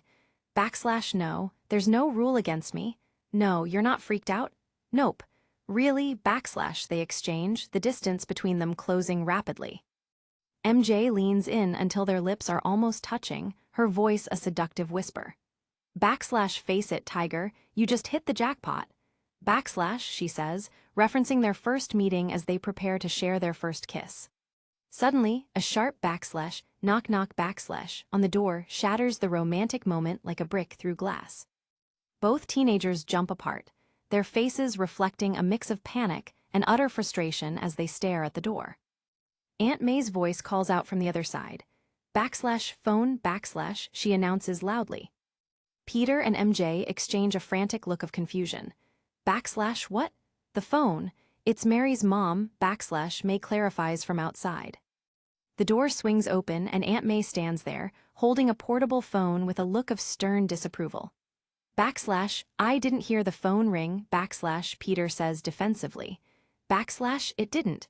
I called her, backslash, May replies matter-of-factly. MJ takes the phone, looking utterly mortified. Backslash, hello? Mom, we were not. No, we were studying, backslash, she tells her mother into the receiver as Aunt May watches them like a hawk. MJ's face contorts in annoyance as she listens to her mother. Backslash God, what? Why? It's 4:30 in the afternoon. What? Oh, come on, we're in the middle of something important. Ugh, backslash, she groans into the phone. Aunt May stands with her arms crossed, her eyes narrowed as MJ continues to argue with her mother. Backslash, I just pray to God you two are being safe. Backslash, she says pointedly. MJ looks up from the phone, her frustration reaching its boiling point. I can't believe it, but I gotta go home and empty the litter box, she announces. Peter stares at her in shock. Oh my God, I gotta go, MJ groans. May continues to watch them closely. These are dangerous times, she warns as MJ starts gathering her things. Peter looks at his aunt in disbelief. I can't believe you just said that. Yeah, I gotta go, he stammers. MJ stands up, her expression one of utter disbelief. Our clothes are completely on, she insists to Aunt May. You heard me, May replies stoically. MJ turns to Peter as she heads for the door. Are you gonna call me, Peter nods enthusiastically.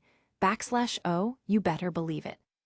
Peter watches her leave, his heart sinking as the perfect afternoon comes to an abrupt and awkward end.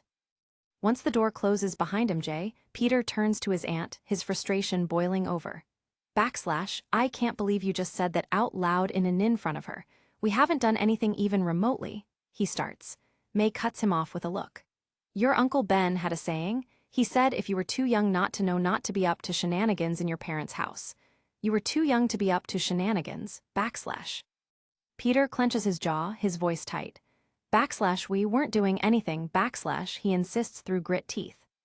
Aunt May steps closer, her blue eyes piercing as she asks a question that catches him off guard. Do you know about it, she asks. Peter freezes, his mind racing. Does she know? Did she find the costume? What, he asks, his heart pounding in his ears. May remains focused on him, her expression unreadable. It, do you know about? She prompts again. Peter grabs his head, his sanity fraying at the edges. Oh God, please stop talking, he groans, terrified she's about to reveal she knows his secret. But May just looks at him, her gaze unwavering. Do you, she asks one last time. Aunt May's expression softens slightly. We've had cable since I was born. Yes, I know. Uncle Ben told me, Peter says, desperately trying to steer the conversation away from anything dangerous. He did, May asks. Yes, Peter insists. Okay then, she says, sounding satisfied. Peter buries his face in his hands, the relief of the misunderstanding washing over him, leaving him physically exhausted. He looks up through his fingers, a small, tired smile returning to his face. Yes, he whispers to himself. Aunt May turns toward the door, her final warning delivered. All right, okay, but no hanky-panky in the house, she says firmly. She pauses for a second, a playful look in her eye. He told you about the... she starts to ask. Peter groans loudly. Oh please, I'm begging you, please, stop it, May looks at the door MJ just walked through. She's a special girl. I like her, she says warmly. Peter smiles softly. I know, me too, She leans against the doorframe, a nostalgic look on her face. You know, your parents met in high school, she adds. Peter looks at her, a genuine quiet pride in his eyes. Yeah, I know, he says softly. The door finally closes, leaving Peter alone in the quiet of his room once again. Peter falls backward onto his bed, a massive, giddy grin plastered across his face as he stares at the ceiling. He lies there, upside down from our perspective, the world feeling like it's finally going his way. The girl of his dreams knows the truth, and she didn't run away. Elsewhere, a dark storm is brewing. The cover of Ultimate Spider-Man issue 14 reveals a terrifying new threat, a silhouette with glowing eyes and 4 powerful mechanical tentacles framed against the cold light of a full moon.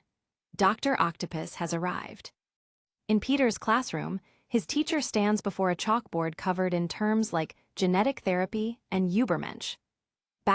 In 1 week, she begins, her finger pointed for emphasis. Peter looks up from his desk, his interest piqued as he wonders where this lesson is going. The teacher gestures to the whole class. You will come in here and you will be a superhero.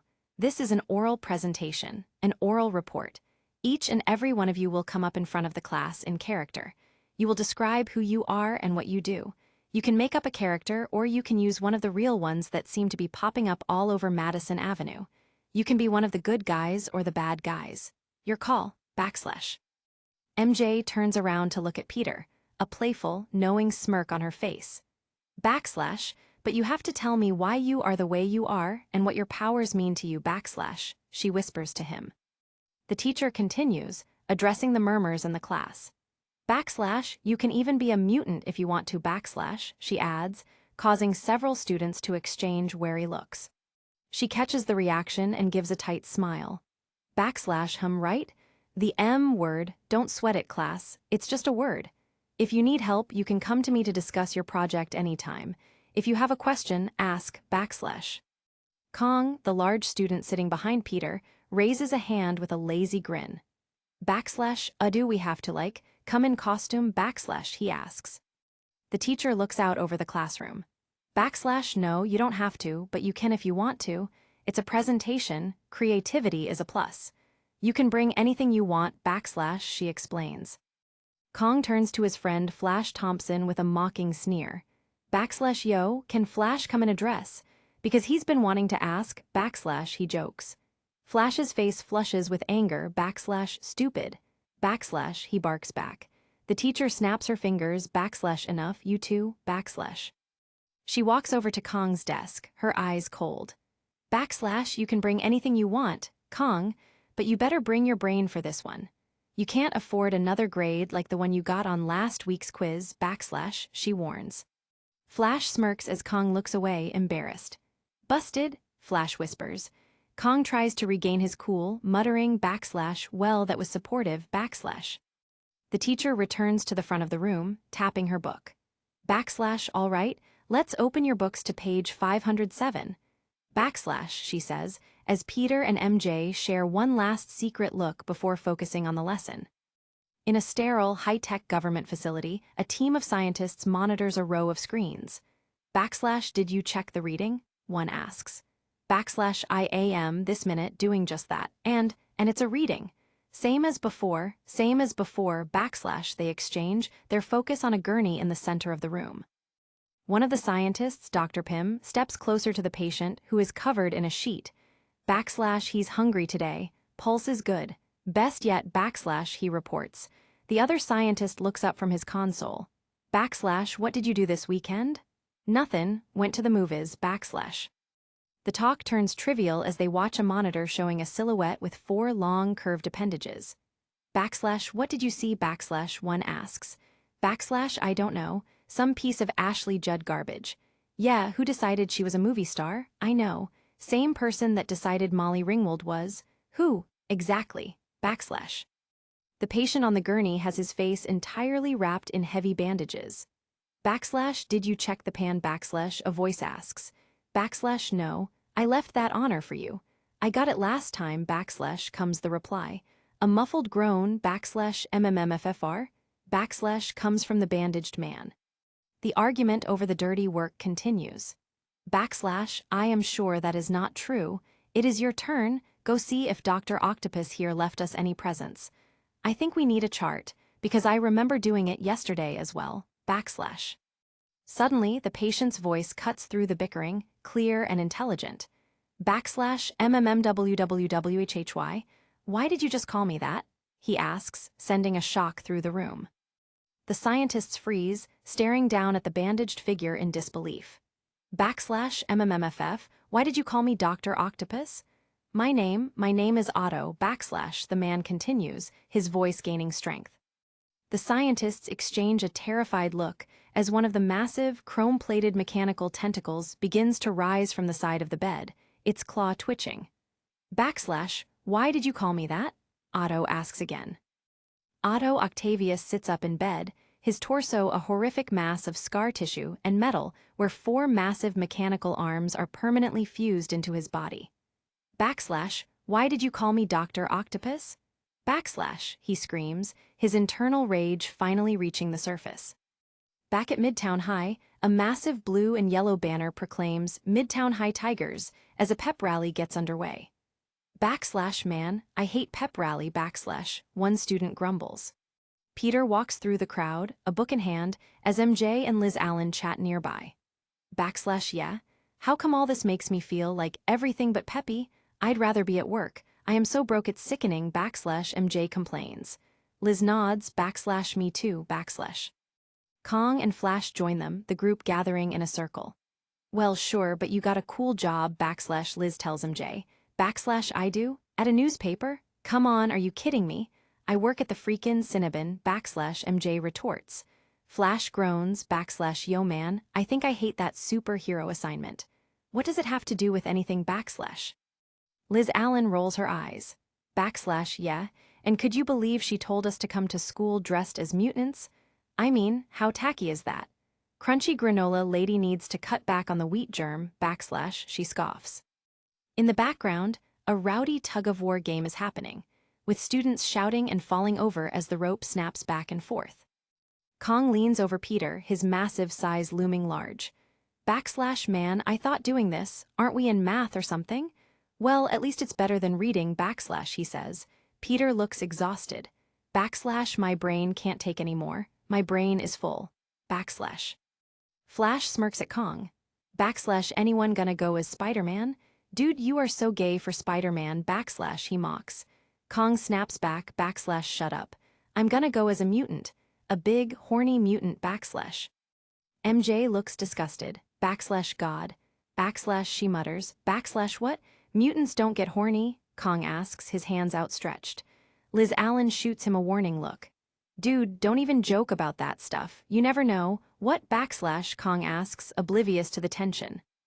A taller student interrupts, looking down at them. He's right. You really should ken it. My uncle is, like, missing and stuff. Was he a mutant? Kong asks. Flash Thompson joins in, Flash Thompson, get in here and show these juniors who's boss, The student continues his story, his face serious. No one knows for sure. But like the dude is gone, just missing. Did he live in Washington? Yeah. Wow. The group exchanges, a sense of real-world fear creeping in. Kong leans in, a strange light in his eyes. Hey, ya ever think like he starts. The group stares at him as he continues his conspiracy theory. What if it's like in Ghostbusters when all the ghosts and stuff start flying around? What? MJ asks, bewildered. Kong doesn't slow down, his eyes darting around. All these superheroes and mutants and stuff. What if it was like in Ghostbusters when it was like a sign, like some bad news was coming? What if that's why all these super people keep popping up? MJ stares at him, unimpressed. Are you actually using Ghostbusters to prove a point? She asks. Kong looks at the ground, his voice dropping an octave. You think? I don't know, you think maybe we should do something about it? He asks. Peter stops reading and looks Kong dead in the eye. Do what? He asks, his voice sharp with challenge. Kong shrugs his massive shoulders. Do something about all these mutants or whatever. Keep an eye out, he stammers, feeling Peter's gaze. Peter steps forward, his anger barely contained. Do something. Keep an eye out? That's what the Germans said about the Jews, he says, his voice cold and flat. Kong scoffs and makes a dismissive gesture. Well, the Jews never had big, red laser beams shooting out of their eyes, I think. Oh, come on, he says, trying to laugh it off. Peter steps even closer, his face inches from Kong's. No, I mean it. Doesn't it feel weird that there's people with superpowers all up in our stuff? Peter asks. Kong looks up, his eyes wide. It's the meteor. Kong continues his rant, his voice rising with excitement. How do you think the dinosaurs felt that moment just before the meteor hit? I mean, they just standing and all of a sudden $, we're he starts to say, but he's interrupted by a hand on his shoulder. A blonde girl with a punk rock look, leather pants, a black tank top, and heavy eyeliner, stands behind them, her expression one of utter disdain for the conversation. Night has settled over the quiet streets of Queens, but behind one window, a steady rhythm breaks the silence. Inside her room, Gwen Stacy keeps up a frantic pace on her exercise stepper. Backslash no, no, I'm listening. Backslash, she pants into the phone. Backslash, I'm just doing a little workout before I gotta go into the city. Backslash. Her legs move in a blur of determination. The repetitive motion, a distraction from the conversation on the other end of the line. She wipes sweat from her brow, trying to stay engaged. Backslash backslash, she mutters, her breath hitching with the effort of the climb. Suddenly, the tranquility is shattered. A violent, explosive crash erupts from the other side of the house. Gwen freezes mid-step, her eyes widening in pure, primal terror as the phone hangs limp in her hand. She stands paralyzed in the doorway of her bedroom. Backslash, I gotta go, backslash, she stammers, the workout count still echoing in her head like a ghost. Heavy, metallic sounds scrape against the floorboards of the hallway.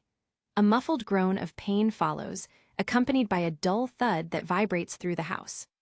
A long, serpentine shadow slithers across the wall, ending in a cruel, three-pronged claw that flexes in the dim light. Gwen clutches her chest, her heart hammering against her ribs as she stares at the intruder in the shadows.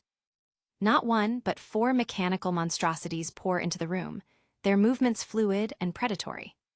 She lets out a sharp intake of breath, the realization of who or what has found her sinking in. The central eye of one of the tentacles flares with a cold blue light, scanning the room for its prey. The nightmare is here, and it's staring her right in the face. Across town, in the brightly lit hallways of Midtown High, Kenny, Kong McFarlane leans in with a look of manic intensity. Backslash Peter Parker is Spiderman, backslash, he declares. Flash Thompson stops dead in his tracks, looking at Kong as if he's grown a second head. Backslash, you are absolutely whacked out of your mind, backslash, he shouts. Flash points a finger, dismissing the idea entirely.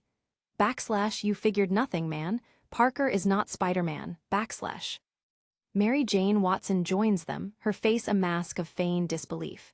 Kong thinks Parker is Spider-Man. You are nuts, backslash, she says with a forced laugh.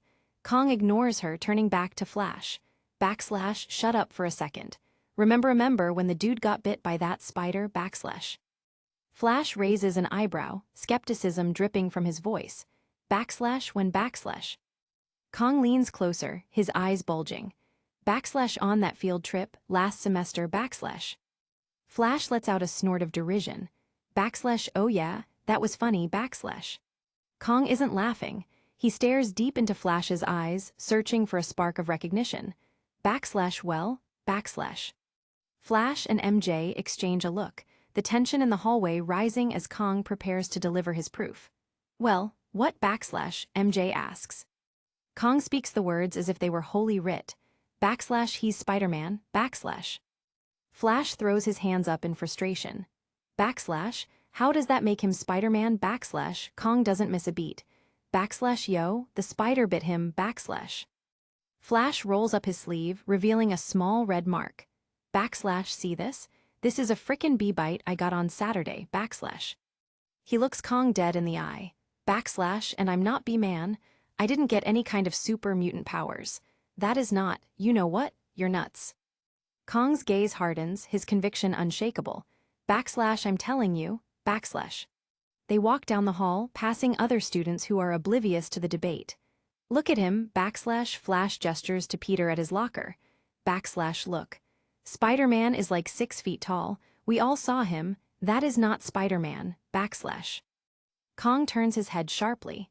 Then how do you explain those desks he broke? Flash scoffs. Backslash, he's a spaz. He lit the lab on fire once. Doesn't make him the Human Torch, backslash, MJ laughs. Backslash, that's true, or, does it? Ha, remember that he lost his eyebrows. Ha ha. He looked like a Star Trek alien, backslash. Kong points his finger. Backslash, and what about all of a sudden he can play basketball so good, backslash? Flash shakes his head. Backslash, dude, he wasn't that good, backslash, yes, he was, backslash, Kong insists. Says you, backslash, Flash retorts.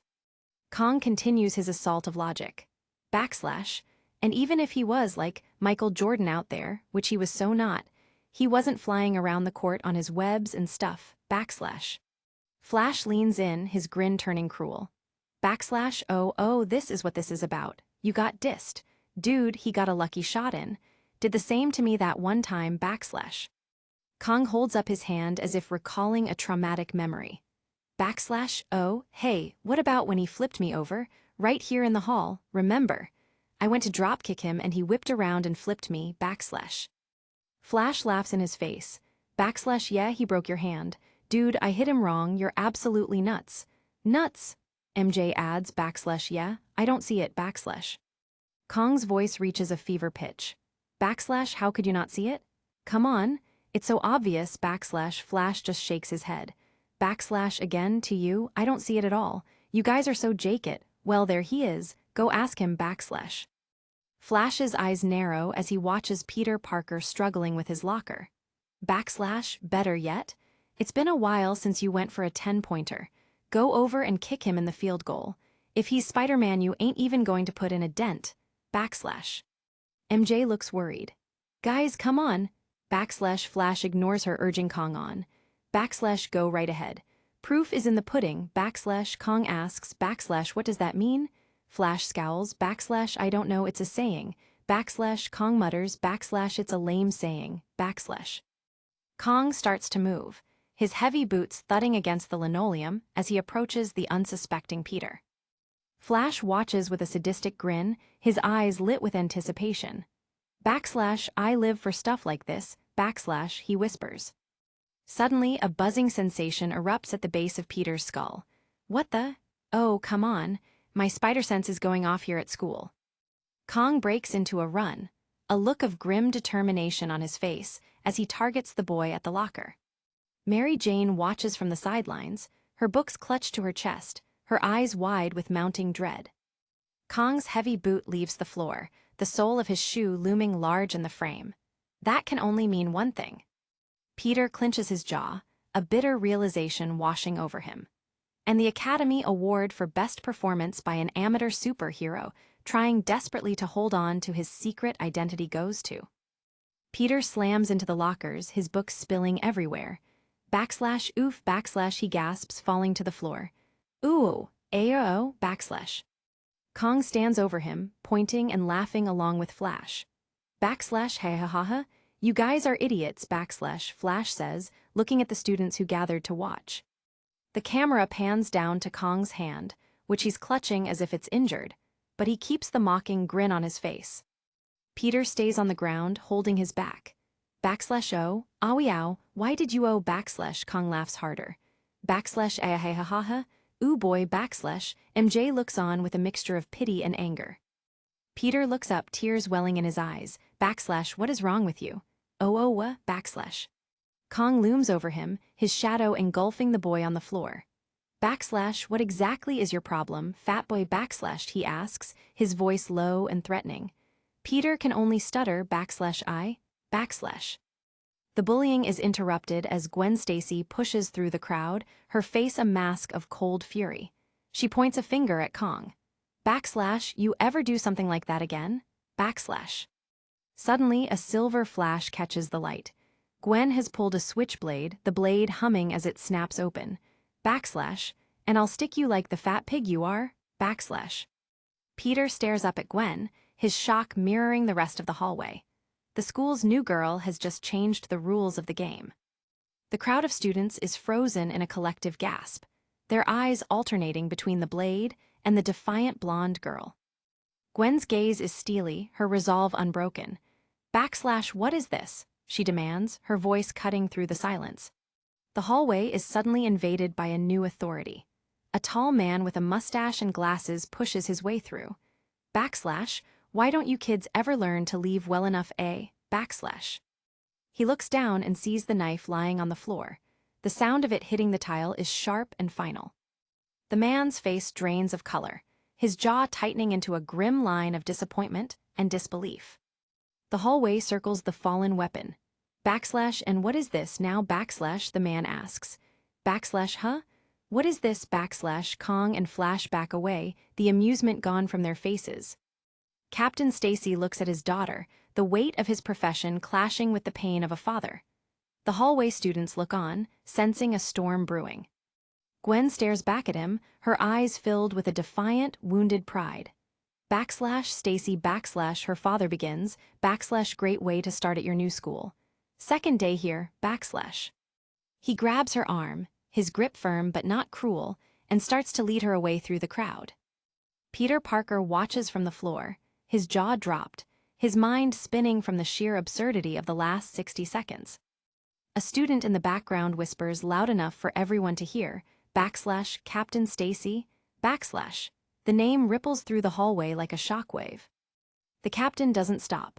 Backslash not now. Not now, backslash, he mutters, his face a mask of controlled frustration as he marches his daughter toward the exit. Meanwhile, the wreckage of a life lies scattered across a different room. A dresser mirror is shattered, furniture is overturned, and a chalk outline marks the spot where a woman died. Captain Stacy walks through the crime scene, his coat fluttering as he checks his pager. It buzzes incessantly.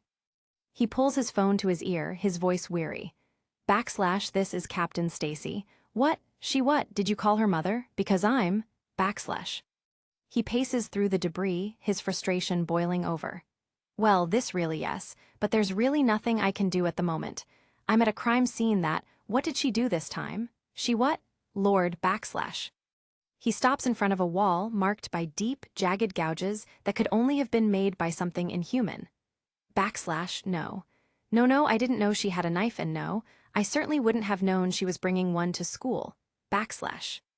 He steps outside onto the porch, where other officers are taping off the area. Backslash, well, no offense, Principal, but I just think your tone is a little accusatory. Especially since you're talking to a police captain, backslash. The scene outside is a circus of sirens and nosy neighbors. One man complains to an officer, backslash, well, you have ta wonder what a woman who isn't married at that age is up to anyhow. Backslash, the officer sighs, backslash, sir, please, if you could just stick to what you saw, backslash. Stacy is still on the phone. Backslash, well, if you send her home when no one is there, isn't she just going to get herself into more trouble than she would in class? Hello? RRGG, backslash, a man taps him on the shoulder. Backslash, Captain Stacy. Hi, Ben Urich, Daily Bugle, backslash. Stacy turns, his eyes hardening. Backslash, I know who you are. Good job on the Kingpin story. Backslash, Urich nods, backslash, oh, thanks. Backslash, Stacy scoffs, backslash, yeah. Now we have 300 Goombas without anyone to answer to treating the tri-state area like it's a free-for-all. Backslash. Urich looks unfazed. Backslash, are you serious? Backslash, Stacy leans in close. Backslash, you journalists. It's called The Big Picture. Look it up, backslash. Urich raises his pen. Backslash, what's the story here, Captain? Backslash, Stacy smirks. Backslash, don't you have sewer monsters to chase? Urich, backslash, are you confirming the existence of a sewer monster, Captain? Any comment, backslash, Urich asks. Stacy stares at him, his gaze piercing through his glasses. Backslash, yeah, the internet is the future, but don't quote me, backslash. Elsewhere in the city, a man runs through a crowded street, a red purse clutched in his hand. Backslash, oh no, he's somebody. My purse, backslash, a woman screams behind him. The thief huffs and puffs as he weaves through the pedestrians. Huff, heads up. Backslash, he grunts, shoving past a group of startled office workers. High above, a red and blue-gloved hand flexes.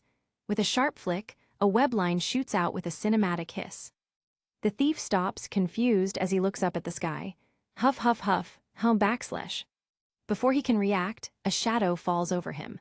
A voice rings out from above, backslash WH.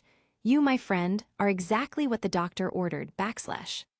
Spiderman drops from the heavens, his foot connecting with the thief's bald head with a resounding thud. Backslash, I was actually looking for a big, bald bully to clock, backslash. The thief hits the pavement hard. Spiderman lands gracefully beside him. Backslash, whoops, aw, look at you putting up a little fight. That's cute, backslash. The wall crawler looms over the downed man. Backslash, I actually appreciate the effort. Sometimes these pedestrian non-supervillain type street encounters can look awfully lopsided. Backslash. He fires another web, pinning the thief's hand to the ground. Backslash, I usually fight guys who throw fireballs and electric bolts at me, backslash. Spidey turns to the victim with a flourish.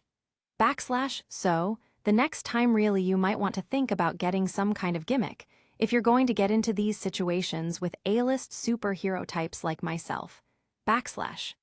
He hands the purse to the stunned woman. Backslash, ma'am, it is my pleasure to bring you. Ta-da, your purse back. Intact, justice has been done, all is good in the world, backslash. The woman stands frozen, her mouth agape as Spiderman stands in the middle of a bustling Manhattan sidewalk. Backslash, alrighty then. Backslash, he says, feeling the awkward silence. He gestures to the crowd. Backslash, see that? A guy can't jump around in his underwear and make a spectacle of himself without the ladies acting like he's some kind of guy running around in his underwear making a spectacle of himself. Backslash. Eyes narrow behind the white lenses of his mask as he spots a familiar face in the crowd. A man with graying hair and a distinct mustache is staring at him with pure loathing. Spiderman points a dramatic finger. Backslash, hey, aren't you J. Jonah Jameson, editor-in-chief of the Daily Bugle, backslash? Jameson's face is a mask of suppressed rage, his eyes burning with an intense hatred for the costumed vigilante. Spidey leans in, his tone mocking. Backslash, aren't you the guy printing all that totally made-up garbage about me, just to sell newspapers? Well, I only have one thing to say to you. Backslash. Jameson waits, his jaw set, bracing for the insult he knows is coming. Spiderman suddenly leaps into the air, flipping over Jameson's head with impossible grace. Love the paper. It's hysterical, backslash, he shouts, shooting a web to a nearby building. Jameson watches him swing away, his face twisting into a scowl. Backslash, wow, I thought he was going to backslash, his assistant stammers. Backslash, yeah, I really did, backslash, another adds. A third voice chimed in, backslash, maybe he isn't the maniac you want him to be, Jonah, backslash. Jonah turns, his eyes flaring. Backslash, let's just get inside the building where we're safe from Wu, backslash. Suddenly, a web line snags Jonah's foot, and he is yanked backward with a sharp yelp. Backslash, Jonah, backslash, his staff screams in unison. The editor-in-chief of the Daily Bugle hits the sidewalk face first, his dignity dissolving into the gray concrete as the crowd looks on in shock.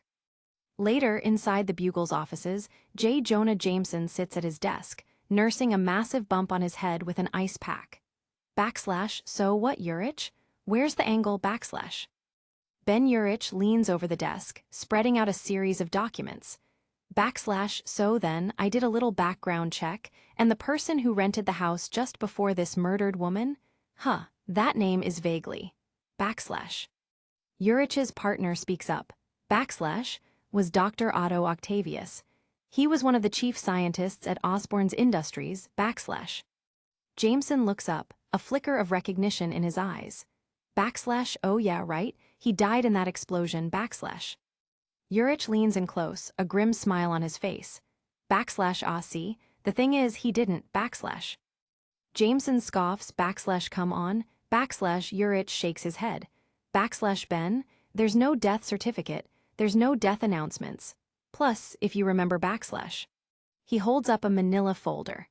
Backslash, a few weeks ago I came in here and told you that my sources confirmed that Octavius was taken to a government hospital/medical facility somewhere in South Jersey. Code name, Octagon, backslash. Jameson rubs his temples, the ice pack doing little to dull the headache. Backslash your sources, Octagon, backslash. Urich continues his pitch, his voice dropping to a whisper. Backslash, and that same source called me out of the blue just yesterday to tell me, quote, Octavius escaped from the facility after murdering several government employees. Jameson eyes the files on his desk. Backslash, where is this supposed government facility exactly? Urich shrugs, looking genuinely unsettled. Backslash, I don't know, he won't say, backslash. Jameson looks him dead in the eye, his patience wearing thin. Backslash Ben, this story has more holes in it than a Michael Bay movie, backslash. Urich throws his hands up in mock despair. Backslash, I'm sorry, who in this room broke the Kingpin story? Raise your hands a foe, oh it was me. Jonah, you told us me to go for the big story.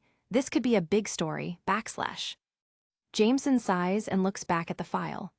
Backslash, The doctor was being observed because of complications in his condition brought on by the explosion at Osborne Industries. Backslash. He looks up, the weight of the mystery finally sinking in.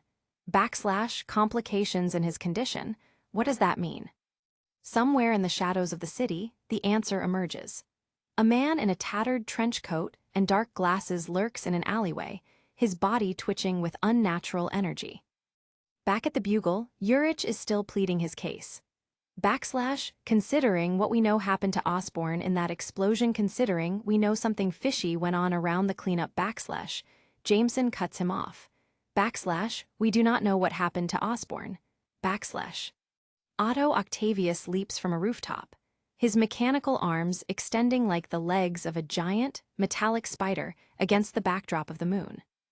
On the flickering screen of an old RCA television, a man with a savage intensity issues a challenge that chills the soul. "I'm here to hunt the one you call Spiderman," he declares, his eyes fixed on the camera with predatory focus. He isn't just looking for a fight, he's looking for a trophy. "And I'm going to kill him with me bare hands," he continues, turning a morning broadcast into a death sentence. Inside the quiet warmth of the Parker household, the news anchors try to play it off as mere entertainment. "There you have it, Katie. Publicity stunt. Sure sounds like it," the reporter says, failing to see the monster behind the mask. Peter stands in the living room, a bowl of cereal in his hands, as the weight of the threat begins to settle in. But his morning reality is far more mundane as Aunt May calls out from the stairs. "What did we say about eating in the living room?" Peter looks up, trying to keep his voice steady despite the adrenaline spiking in his chest. "Did you see what that guy on TV just said? Guy said he was going to kill Spider-Man right on TV, he asks, searching for some kind of reaction. Aunt May doesn't miss a beat, her focus entirely on the school day ahead. "Are you ready for school?" she asks, dismissing the violence of the world for the structure of her nephew's life. She walks over, her presence a stabilizing force even as Peter's secret life threatens to spiral out of control. "You going to the Bugle after school?" she asks, adjusting to his busy schedule. Peter nods absently, his mind still on the hunter. Yeah, he murmurs, wondering if the Bugle will be the one reporting on his own demise. Aunt May reaches into her pocket, the concern of a guardian overriding the noise of the news. "You have money for dinner." She leans in, planting a tender kiss on his cheek, a moment of pure affection that Peter can't help but cherish. "No more of those street pretzels, they upset your tummy," she warns with a smile.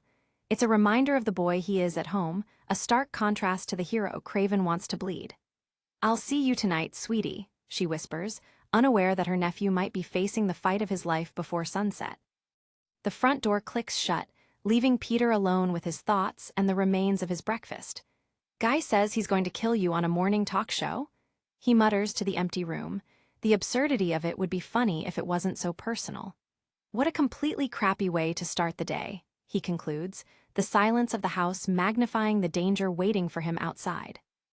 Miles away in a lush penthouse, the show is being curated like a high-stakes film production.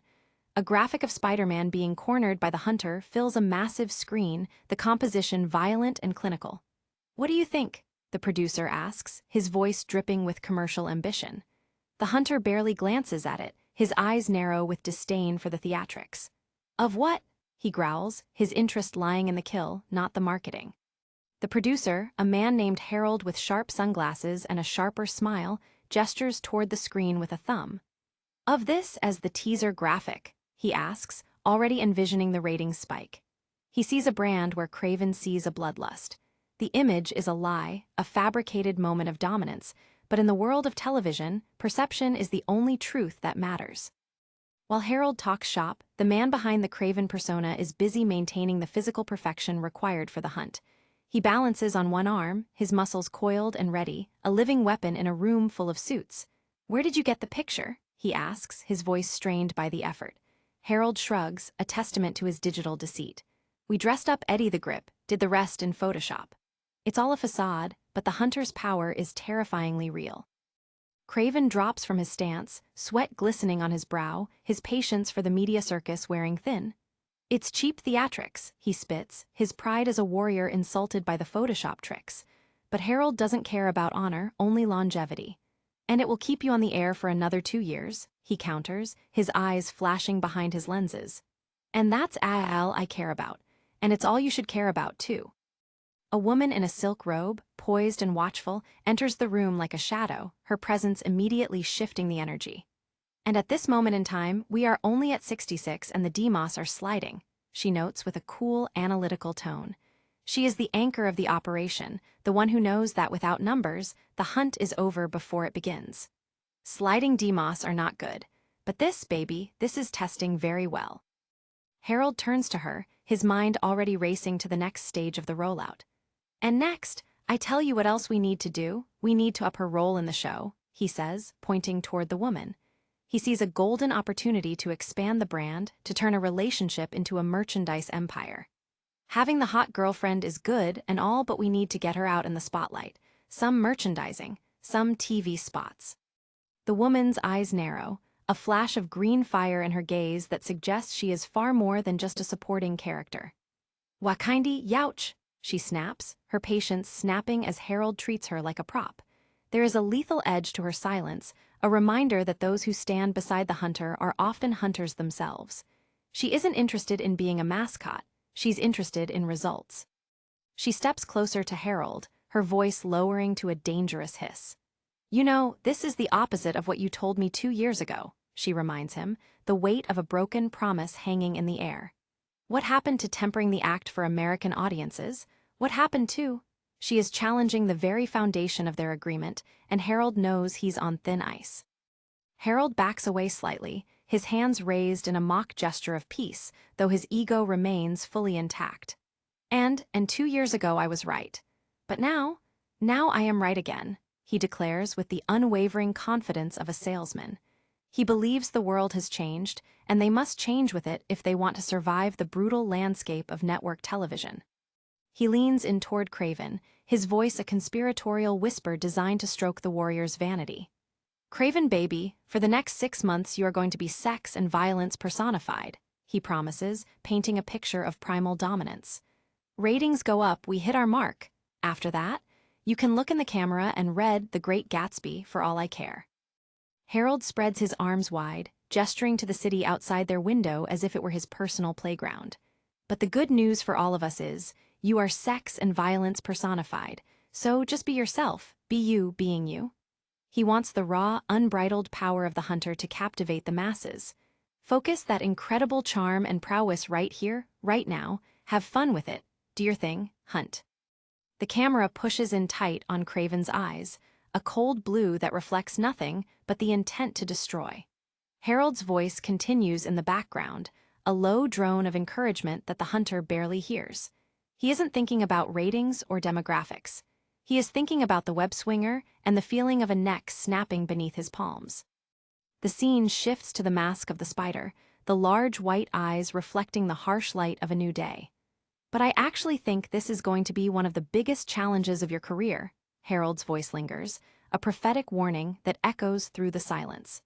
Peter Parker has no idea that he is being curated for a televised execution. The close-up reveals the human eye behind the mask, wide with a mixture of determination and dawning realization. The world is watching, and for the first time, Peter feels like he isn't just fighting crime, he's fighting a narrative. The hunter is coming, and the stage is already set for a tragedy. 1 week later, the halls of Midtown High are thick with the usual teenage drama and the heavy weight of history. In Mrs. Harris's classroom, the lesson is on the power of the image, the very thing that is currently threatening Peter's life. That's an interesting question, Peter. But what about the Kennedy-Nixon debate? The teacher asks, her voice steady as she navigates the complexities of the past. The first televised presidential debate. The door to the classroom swings open, interrupting the lecture and drawing every eye to the doorway. A man in a sharp suit, radiating authority, stands there with a young woman whose presence is like a lightning bolt. But young Miss Stacy is being allowed back into class, if that's all right with you, the man states, his voice leaving little room for argument. Captain Stacy has arrived to settle his daughter's accounts. Mrs. Harris looks over the rim of her glasses, the surprise of the moment giving way to the necessity of order. Ah, sure, she agrees, her gaze drifting to Gwen, who looks defiant yet subdued. Behind Gwen, the students watch with bated breath, the memory of her previous outburst still fresh in their minds. The air in the room is electric, the tension of Gwen's return matching the storm brewing outside the school walls. Captain Stacy places a reassuring hand on Gwen's shoulder, his eyes meeting the teacher's with a silent guarantee of peace. But first she has something to say, he prompts, guiding his daughter toward a moment of public atonement. Gwen takes a step forward, her expression a mask of difficult emotions. Yeah, I guess, I just wanted to tell you all that I am sorry I pulled a knife out and that I didn't mean any harm or nothing. She looks out at her classmates, many of whom are looking at her as if she were a ticking time bomb. I know you don't know me or anything, and I just came to this school, but she continues, her voice gaining a slight tremor of honesty. But I'm not like, crazy girl looking to terrorize the school or anything. She is trying to strip away the label before it becomes her identity. Gwen lowers her head, her blonde hair falling over her face as she delivers the final piece of her apology. I got bummed out when I saw all the bullying going on. I don't like bullies, she admits, her eyes flashing with a brief spark of the fire that got her in trouble. But I know that's no excuse so I do apologize for the knife and I won't do it again. The classroom remains silent, the weight of her words sinking in as the students process the apology. Mary Jane and Liz Allen sit at their desks, their expressions unreadable, as Gwen stands at the front of the room, exposed and vulnerable. It is a moment of rare, raw truth in a building usually defined by social hierarchy and hidden secrets. Captain Stacy gives Gwen a gentle nudge, a signal that her penance is complete and she can return to being just another student. All right. Go sit down, Gwen, he says, his voice soft but firm. He is a man who knows the value of a second chance, and he's determined to make sure his daughter gets hers, even if the world around them is becoming increasingly dangerous. Gwen slides into her seat, her eyes fixed on her desk as she tries to disappear into the mundane routine of the class. Mrs. Harris resumes her lecture, her voice a comforting drone in the background. Remember, we have the General Assembly in 10 minutes, she announces, transitioning the class back to the reality of the school day. Gwen remains a silent island in the sea of students, her mind clearly elsewhere. Captain Stacy takes his leave, his face a portrait of weary determination as he steps back into the hallway. He has saved his daughter from expulsion, but he knows the challenges facing her are far from over. Well, okay. See you there, he murmurs to himself, the responsibility of his badge and his fatherhood weighing heavily on his shoulders. Back inside, Mrs. Harris claps her hands together, her focus returning to the lesson plan. We only have a couple of minutes before the assembly, so let's take the time to go over any questions about. She is interrupted before she can finish, a hand shooting up from the back of the room with a sense of urgency. Actually, I have something else to say, a voice calls out, shifting the focus once more. Gwen is back on her feet, her gaze fixed on the teacher with a newfound intensity. The submissiveness of her apology has vanished, replaced by a sharp, cutting edge. I think we need some more apologizing, she says, her voice echoing in the quiet room. Mrs. Harris blinks in surprise, her brow furrowing. I'm sorry, she asks, confused. Gwen shakes her head. No, not from you. She turns her attention to a large student sitting a few rows over, her finger pointing at him like a guided missile. From this chubby load, she sneers, her voice dripping with venom. The sudden shift from apology to attack leaves the room stunned. I think that this guy needs to apologize to this guy for starting this all in the first place, she declares, reigniting a fire everyone thought had been extinguished. The student, caught in the crosshairs of Gwen's fury, can only gape in shock. What? He sputters, unable to find his words. Gwen leans in, her eyes burning with a righteous indignation that borders on the terrifying. Did you ever apologize for kicking him? She demands, forcing the issue into the open. The silence that follows is thick with the promise of more conflict. Mrs. Harris's patience finally reaches its limit, her expression hardening into a mask of pure authority. Ms. Stacy, are you looking to get expelled yet again? She asks, her voice a low warning that vibrates with unspoken consequences. Gwen doesn't flinch, her gaze steady as she stares down the teacher, the line between victim and aggressor blurring in the heat of the moment. The teacher stands her ground, her arms crossed as she waits for Gwen to yield. The classroom has become a battleground of wills, with the other students caught in the middle. So may I continue teaching my class? Mrs. Harris asks, her tone icy. It is a demand for order in a world that seems to be falling apart panel by panel. Gwen slowly sinks back into her chair, the fire in her eyes dimming but not dying. "No, ma'am, you may," she replies, her voice tight with suppressed emotion. She has made her point, even if it cost her the peace she just fought to regain. The mystery of her volatility remains, a question mark hanging over her return to Midtown High. Mary Jane watches Gwen with a mixture of pity and concern, her hand resting on her own chin as she processes the scene. "Lord in heaven," she whispers to herself, realizing that life at school is never going to be normal again. Mrs. Harris exhales a long breath, trying to regain her composure. "All right, since we only have a couple of minutes before the assembly." The teacher tries to steer the ship back on course. A silent exchange occurs between the desks. Whispers cut through the room like razor wire. "Skank," one voice hisses. "Birth defect," another retorts.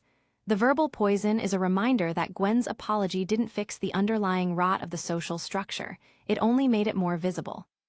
Mrs. Harris's voice rises in volume, her frustration finally boiling over as she tries to shout over the dissent. "Any questions about the assignment?" she bellows, her face reddening with the effort. She is a woman on the edge, desperate to maintain a shred of control over a classroom that is rapidly spiraling toward chaos. She begins to pace the front of the room, her eyes scanning the faces of her students for any sign of compliance. "Does anybody have any questions about the assignment?"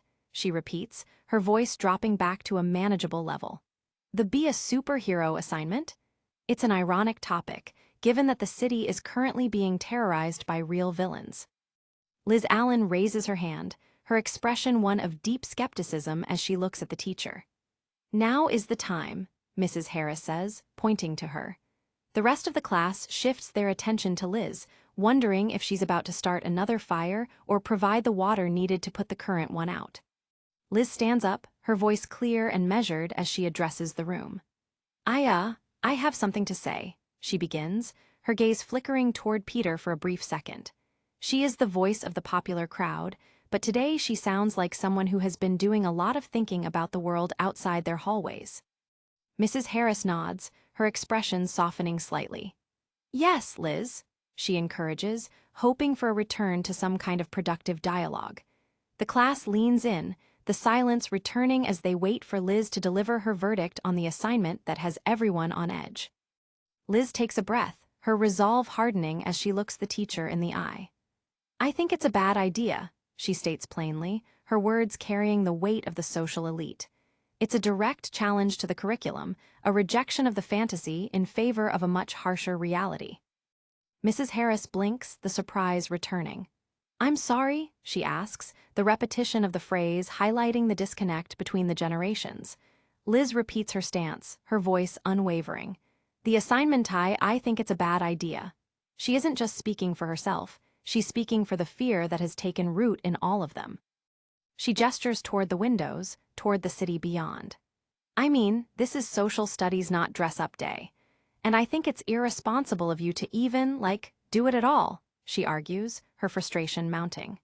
She sees the assignment as a mockery of the danger they are all facing, a trivialization of the violence that has become their daily news.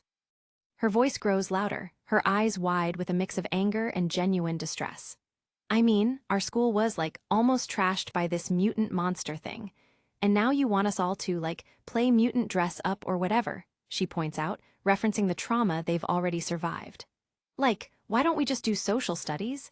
Why are you making us do this?" Mrs. Harris tries to maintain her composure, her hands moving in a placating gesture. "Well, Liz, the assignment is to help you study the environment around you from another perspective," she explains, attempting to justify the pedagogical value of her lesson plan. But to the students, perspective feels like a luxury they can no longer afford. Liz isn't buying it, her expression shifting into one of pure defiance. "Well, whatever, because I told my mom about it, and she is bringing it up at the next PTA meeting and stuff," she warns, bringing the weight of parental authority into the mix. "She said that mutant stuff shouldn't, even be in the classroom." The battle lines have been drawn, and the school is now a house divided. While the children argue in their classroom, the real masters of the city are moving through the streets in armored luxury. A black limousine, long and predatory, glides through New York City, carrying the weight of $1 billion industrial complex. Inside, the conversation is far more lethal than anything discussed at a PTA meeting. Inside the darkened cabin, Justin Hammer, an elderly industrialist with eyes like cold flint, listens to his advisors with a growing sense of impatient rage. "Please, sir, I was trying to tell you that." One of them begins, his voice trembling. Hammer cuts him off with a sharp, dismissive gesture. "I don't need to hear your excuses, no, sir, I do not." He leans forward, his voice a low growl that fills the confined space. "So what I need from you, doctor sir, is what I pay you for. I need major firepower, I need back up. And I needed it yesterday," he demands, his obsession with dominance blinding him to the risks. He isn't interested in progress, he's interested in a weapon that can put him back on top. On a screen built into the limo's interior, a scientist named Dr. John S.K. Arctic appears via satellite, his face pale and sweating under the pressure of Hammer's demands. "Yes, sir, I was just explaining to you that our experiments here are still in awkward stages," he stammers, his voice crackling over the feed. "These are new frontiers we are embarking on. Science isn't, well, it isn't an exact science." Hammer's gaze remains fixed on the doctor, his eyes narrowing to slits. "And as your project projections specs clearly show, none of the other works are anywhere near ready yet," S.K. Arctic continues, trying to manage his employer's expectations. Hammer's silence is more terrifying than his shouting. I have nothing suitable for your particular needs." Hammer leans back, a dangerous light flickering in his eyes as he recalls a previous investment. Well, what about that electric boy? That seemed to be working out just fine," he asks, referencing the creature the world would come to know as Electro. He remembers the power, the raw, unbridled energy that he once controlled. Dr. S.K. Arctic's face falls, the memory of that failure clearly haunting him. "Electro, yes, sir, you sold him to Wilson Fisk," he reminds Hammer, his voice flat. "I think he's back in prison now." The mention of Fisk, the kingpin of crime, brings a momentarily sour taste to Hammer's mouth, a reminder of the games played at the highest levels of the underworld. Hammer sighs, his frustration mounting. "Oi, oi, oi, Wilson Fisk, why'd I do that again?" he mutters to himself, the arrogance of his past decisions catching up with him. His assistant, a woman with glasses and a notepad, answers without looking up. "The construction contracts for the dome." It was a transaction of power, a soul sold for a piece of the skyline. Hammer rubs his temples, the weight of his empire pressing down on him. "Well, that was money well spent. Well, what about the Sandman project? That's costing a small fortune," he asks, shifting his focus to his latest gamble. S.K. Arctic hesitates before answering. "Yes, and it's going fine, but as you can see, we are having a couple of bumps in the road." On the screen, a new feed flickers to life, showing a swirling mass of gray matter that barely resembles a human being. It is Flint Marco, a man transformed into a nightmare of shifting grit and unstable density. "Timmy, feed the 56S to Hammer 1, S.K. Arctic orders, his voice echoing in the lab. The image is grotesque, a testament to Hammer's disregard for the human cost of his ambitions. Hammer stares at the screen, his expression one of pure revulsion. "What is that?" he asks, his voice barely a whisper. "That's it. That's Flint Marco. That's the Sandman project." S.K. Arctic nods solemnly. "That's it. What's wrong with the boy?" Hammer demands, his voice rising in anger. He sees a monster where he wanted a soldier. S.K. Arctic sighs, his face appearing tired on the monitor. "Nothing. It's all in the head," he explains, trying to downplay the catastrophe. He has the ability to control his mass and density, but the transition was too great a shock on him. He's having a great deal of trouble adjusting. But we're trying to work with him. I don't believe it's a lost cause." Hammer closes his eyes, his hand covering his face in a gesture of profound disappointment. "Well, there's even more money well spent. And you've got nothing else?" he asks, his voice weary. He is an old man running out of time and out of options, and he knows it. The silence in the limo is heavy with the scent of impending failure. S.K. Arctic takes a breath, his eyes wide as he offers a suggestion that he knows will be poorly received. "If I may be so bold, Mr. Hammer, sir, why don't you just cooperate with SHIELD on this?" he asks, throwing out the one name Hammer hates more than Fisk. Didn't you say that Octavius escaped from them in the first place?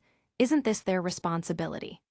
Hammer's eyes snap open, his expression shifting into a mask of pure, unadulterated fury. Oh yeah, SHIELD is just the organization. I am going to explain how, like Norman Osborn, I am knee-deep in violations against the Superhuman Test Ban Treaty. He spits, his voice dripping with sarcasm. He knows that SHIELD isn't an ally, they're the executioners waiting in the wings. He leans closer to the screen, his finger pointing at the doctor's digital face.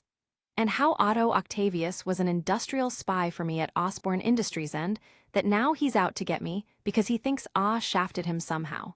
He continues, revealing the twisted web of espionage and betrayal that has defined his career. He is a man trapped by his own conspiracies. Hammer's face fills the frame, his features distorted by the proximity and the rage. And I'll tell them all this while I have a $4 billion arms contract hanging in the balance with the US government. He shouts, his voice a rasping roar. Yeah, SHIELD is a real good bet. How far do you think Nick Fury will shove that eye patch of his up my nose before he's done with me? He pulls back, his breathing heavy as he regains a semblance of cold control. Leave the big game to the big boys, Doctor, he sneers, his dismissal final. And I will leave the incredibly slow and arduous process of spending all of my money on unbelievably poor results. To you. He reaches out and clicks off the monitor, plunging the limo back into darkness. A short time later, the scene shifts to the shores of New York, where a massive floating platform has been constructed in the harbor. The Big Apple Energy Dome project is about to be unveiled, a crowning achievement for Justin Hammer and a beacon of hope for a city plagued by energy crises. A crowd has gathered on the pier, their eyes fixed on the massive dome glistening in the sunlight. The mayor of New York stands at a podium, his voice projected over the water by a massive sound system. It is my proud honor as mayor of our great city to announce that New York's energy crisis is coming to an end, he declares, his words met with polite applause. Because, as you can see over my shoulder, construction of the Big Apple Energy Dome project is already underway. The mayor steps back, gesturing toward a man standing beside him, who is dressed in a dark coat and a flamboyant pink scarf. Now I'm not going to bore you with all the technical mumbo-jumbo. I'm going to leave that to the man of the hour. He continues, his voice dripping with political charm. Ladies and gentlemen, I present to you New York's favorite son. Justin Hammer steps into the spotlight, a practiced smile on his face as he faces the cameras and the crowd. The owner of Hammer Towers, the Hammer Casino in Atlantic City, and the president and CEO of one of the most flourishing industrial complexes in the entire world. Justin Hammer, the mayor finishes, his introduction painting a picture of success that masks the rot within. Hammer takes the microphone, his voice smooth and commanding. Thank you, Mr. Mayor. This is a proud day for all of us, he begins, his eyes scanning the crowd with a mix of arrogance and calculation. I remember as a boy watching in frustration as this city was victim to blackouts and brownouts and skyrocketing energy prices, and I vowed that one day I would do something to help. Behind him, a massive screen displays a live feed of the facility's interior, showing technicians in lab coats working at high-tech consoles. I knew that the only way this city could truly thrive is by overcoming its decades-long energy crisis, Hammer continues, his voice rising with theatrical passion. He is selling a dream, a future built on his own ambitions and the city's desperation. Hammer leans into the podium, his expression earnest as he delivers the final pitch. Now, I soon realized that I wasn't nearly smart enough to figure out how to do this myself, but I was smart enough to invest in people who were. The best and the brightest, as you can see projected live right behind me. He is a master of the stage, turning a corporate announcement into a historical moment. Inside the control room shown on the screen, the mood is far more cynical. Two technicians watch the broadcast with visible boredom, their coffee mugs in hand. Now that's a guy who likes the sound of his own voice, one of them mutters, nodding toward the screen. Not like this guy, the other replies with a smirk. Oh, like you don't. For them, Hammer is just a paycheck, a man whose ego is as large as his wallet. Hammer continues his speech, unaware or indifferent to the apathy of his employees. And after years of testing and analysis, we are on the cusp of unveiling a groundbreaking mixture of energy technologies, he promises, his voice booming over the harbor. With a hybrid of solar, electric, and nuclear energies, this city will be safer and less expensive to run. Back in the control room, the technicians are already looking for an exit. Is there anything else on? One of them asks, his hand hovering over the remote. Opera, the other suggests. Good Lord, the first one sighs. They are moments away from switching the channel on history, blissfully unaware that the bumps in the road SK Arctic mentioned are about to become a landslide. Suddenly, a voice rings out from the press pool, sharp and demanding. Mr. Hammer, Eddie Brock, Daily Globe, a young man with a camera and an aggressive stance calls out. Rumors are floating that Hammer Industries is working on a similar product to the one that caused the fatal accident at rival Osborne Industries. Is this true? The mention of Osborne sends a ripple of tension through the crowd. Hammer's smile doesn't falter, though his eyes remain cold. I can honestly say I have no idea what you are referring to, but we're here to talk about the Dome project, he replies smoothly, his voice a masterclass in corporate deflection. So do you have any questions about the subject at hand? Because we'd be happy to answer them, even if they're from the Globe. The reporter isn't backing down, his voice rising to be heard over the murmurs of the crowd. Okay, how do you respond to the recent allegations made by CNN that you have been secretly funding the development and training of superpowered? He is cut off by another reporter, but the damage is done. The facade of the energy dome is being stripped away to reveal something much darker beneath. Hammer chuckles, a dry, rasping sound that lacks any real mirth. I'm surprised to find the Globe even here today. I thought you might have your hands full with things like Reed Richards sleeping with Madonna, he quips, trying to turn the reporter's questions into a joke. He is desperate to keep the focus on his achievement, but the ghosts of his past are already knocking at the door. Suddenly, the world explodes. A massive, metallic arm, sleek and lethal, slams into the platform, tearing through the wood and steel like it was paper. The crowd screams as a shadow falls over the podium, a figure descending from the sky with a roar of mechanical fury. It is Otto Octavius, the man Hammer thought he had discarded, and he has come to collect his debt. Ben Urich, the veteran reporter from the Daily Bugle, watches the scene with a mix of horror and professional instinct. He has seen this coming, the inevitable collision of Hammer's greed and Octavius's madness. Mr. Hammer, what is the nature of your relationship to Dr. Otto Octavius? He asks, his voice barely audible over the chaos. It's a question that doesn't need an answer. The carnage behind them says it all. Hammer stumbles back, his practiced smile replaced by a mask of sheer terror as the metallic arms of Dr. Octopus loom over him. I don't know anyone by that name, he stammers, his denial a pathetic attempt to stave off the inevitable. But Octavius isn't here for a conversation, he's here for vengeance, and Hammer is the first item on his list. Urich points toward the monster as it tears the podium to shreds, its metallic limbs glowing with a sinister light. Well, he knows you, he notes grimly. The press conference has become a slaughterhouse, and the man of the hour is now the victim of his own creations. The Big Apple Energy Dome project is about to become a monument to Hammer's destruction. Dr. Octopus looms over the crowd, his 4 mechanical arms poised like cobras ready to strike. He is no longer the man Otto Octavius, he is a force of nature, a living weapon fueled by rage and the cold logic of the machine. The reporters and civilians scramble for safety, but there is nowhere to hide from the reach of the doctor. The nightmare has finally arrived, and it has tentacles. The camera pushes in on Hammer's face, his eyes wide as he looks up at the monster he helped create. The irony of his situation is lost on him, drowned out by the sheer terror of the moment. He is a man who thought he could control the monsters, only to find himself at the mercy of the most dangerous one of all. The hunt has begun, but the prey isn't Spiderman, it's Justin Hammer. Back at Midtown High, the General Assembly is in full swing, but the mood is far from celebratory. Principal Stacy stands at the podium, his voice somber as he addresses the student body. Good afternoon, students. So, how many of you know the television show, Kraven the Hunter? He asks, drawing a few cheers from the crowd. Well, we have just been informed by their production company that a segment of the Kraven show will be taping right here at our school. Tomorrow. The announcement is met with a wave of excitement, the students cheering and waving their hands as if they've won the lottery. For them, it's a chance to be on TV, a moment of fame in their otherwise ordinary lives. They don't see the danger, the predator lurking behind the camera. To them, Craven is just another celebrity, not a man who has promised to kill one of their own. Principal Stacy raises his hand for silence, his expression remainly gravely serious.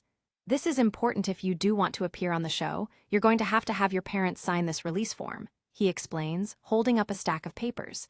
If you do not do this, your head will appear all tiled out and you won't get on TV. Suddenly, the side door of the auditorium bursts open and a woman rushes in, her face pale with panic. Hold on, what? Someone whispers. The woman whispers something to the principal, and his face goes ashen. He turns back to the microphone, his voice trembling slightly. Okay now everyone remain calm. We just received word that there's been some kind of trouble in the city, he announces, the excitement in the room instantly replaced by a cold dread.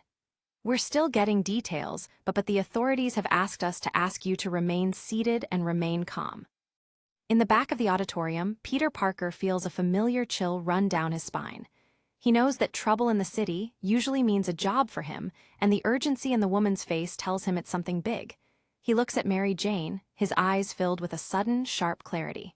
Oh no, he whispers, the weight of his responsibility crashing down on him. MJ looks back, her own face reflecting his concern. What? Peter doesn't answer, he just gives her a single, meaningful look before slipping out of his seat and heading for the nearest exit. He knows that his time as a student is over for the day, the city needs its hero, and he can't afford to wait for the assembly to end. Go, MJ whispers, her voice a silent prayer for his safety. The hero is leaving the safety of the school, heading straight into the heart of the storm. High above the harbor, NYPD choppers circle the Big Apple Energy Dome project, their searchlights cutting through the smoke and debris.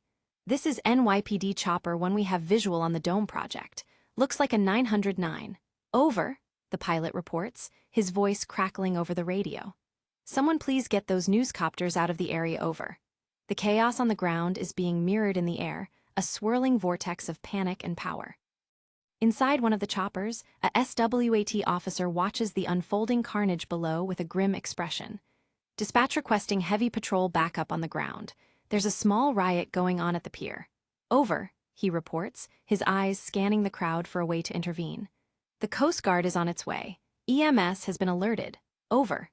The scale of the disaster is only now becoming clear, and the resources of the city are being stretched to their breaking point. The officer's radio crackles again, a new voice breaking through the static with a tone of confused urgency.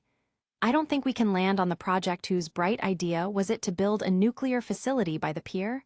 The pilot asks, his voice tight with frustration. This is Copter 56. Over, you guys have a visitor. The officer's eyes widen. What are you talking about? Over. The pilot points out his window, his finger trembling slightly. Dude, I'm tellin' you got a stowaway, he says, his voice a mix of awe and disbelief. On the side of the chopper, a figure in red and blue is clinging to the fuselage, his fingers digging into the metal as he hitches a ride toward the battle. The hero has arrived, but he's coming in at 500 feet and climbing. The SWAT officer can only stare at the figure on the screen, his mind racing to process the information. Stowaway, what does that mean? He asks, his voice trailing off as he realizes exactly who his visitor is. Spiderman is here, and he's using their own helicopter as a launch pad into the maw of the beast. Spiderman lets go of the chopper, plummeting through the air toward the massive energy dome below. He fires a web line, the white strand cutting through the smoke and anchoring him to the structure's peak. Hamana, hamana, hamana, hamana, hamana, he mutters to himself, the sheer scale of the situation momentarily overriding his usual quips. He is a small figure against the backdrop of industrial giants, but he's the only one moving toward the danger. He swings through the air, his body a blur of motion as he navigates the debris and the smoke. So this was a much better idea in theory than in execution, he notes, his internal monologue providing a stark contrast to the violence around him. What am I doing? He is a teenager playing a dangerous game, and for a brief second, the doubt threatens to overwhelm him. But the city is burning, and there is no one else to stop it. On the platform below, Hammer's security detail is desperately trying to hustle him toward safety. "Mr. Hammer, we must get you out of here," one of the guards shouts, his hand on Hammer's arm. Suddenly, the billionaire points upward, his eyes wide with a mix of shock and desperation. "Look, it's Spiderman." The arrival of the web-swinger is a beacon of hope for the man who just a few minutes ago was cursing his name. The sound of gunfire erupts from one of the NYPD helicopters, the SWAT officers opening fire on the metallic arms of Dr. Octopus. "Copter 44, what's your situation over?" the radio crackles. "You wouldn't believe it if I told you over," the pilot shouts back, his helicopter rocking from the recoil of the weapons. The harbor has become a war zone, and the lines of engagement are becoming increasingly blurred. Spiderman drops through a hole in the platform, his body contorting as he avoids the crossfire and the falling debris. "Og, oh, come on, I'm trying to help," he shouts, his voice lost in the roar of the battle. He is being shot at by the police, hunted by a monster, and nearly crushed by the environment itself. It is a moment of pure, unadulterated chaos, and he is right in the center of it. He manages to gain a foothold on the side of the facility, his fingers digging into the cold metal. He looks down at the carnage below, his heart hammering against his ribs. He is outmatched, outgunned, and out of his league, but he can't walk away. The hero in him won't allow it, even if the boy in him is screaming for a way out. With a final, desperate burst of energy, Spiderman throws himself through a massive glass window, the shards raining down around him as he enters the facility. The world inside is just as chaotic as the world outside, filled with the hum of unstable machinery and the smell of ozone. He is in the belly of the beast now, and the only way out is through. He slams onto the floor, the impact jarring his entire body and leaving him breathless for a moment. Debris falls around him, and the air is thick with the dust of destruction. He looks up, his eyes widening as he sees the scale of the damage within the energy dome. The future of New York's power is currently being torn apart by a man who has lost his mind.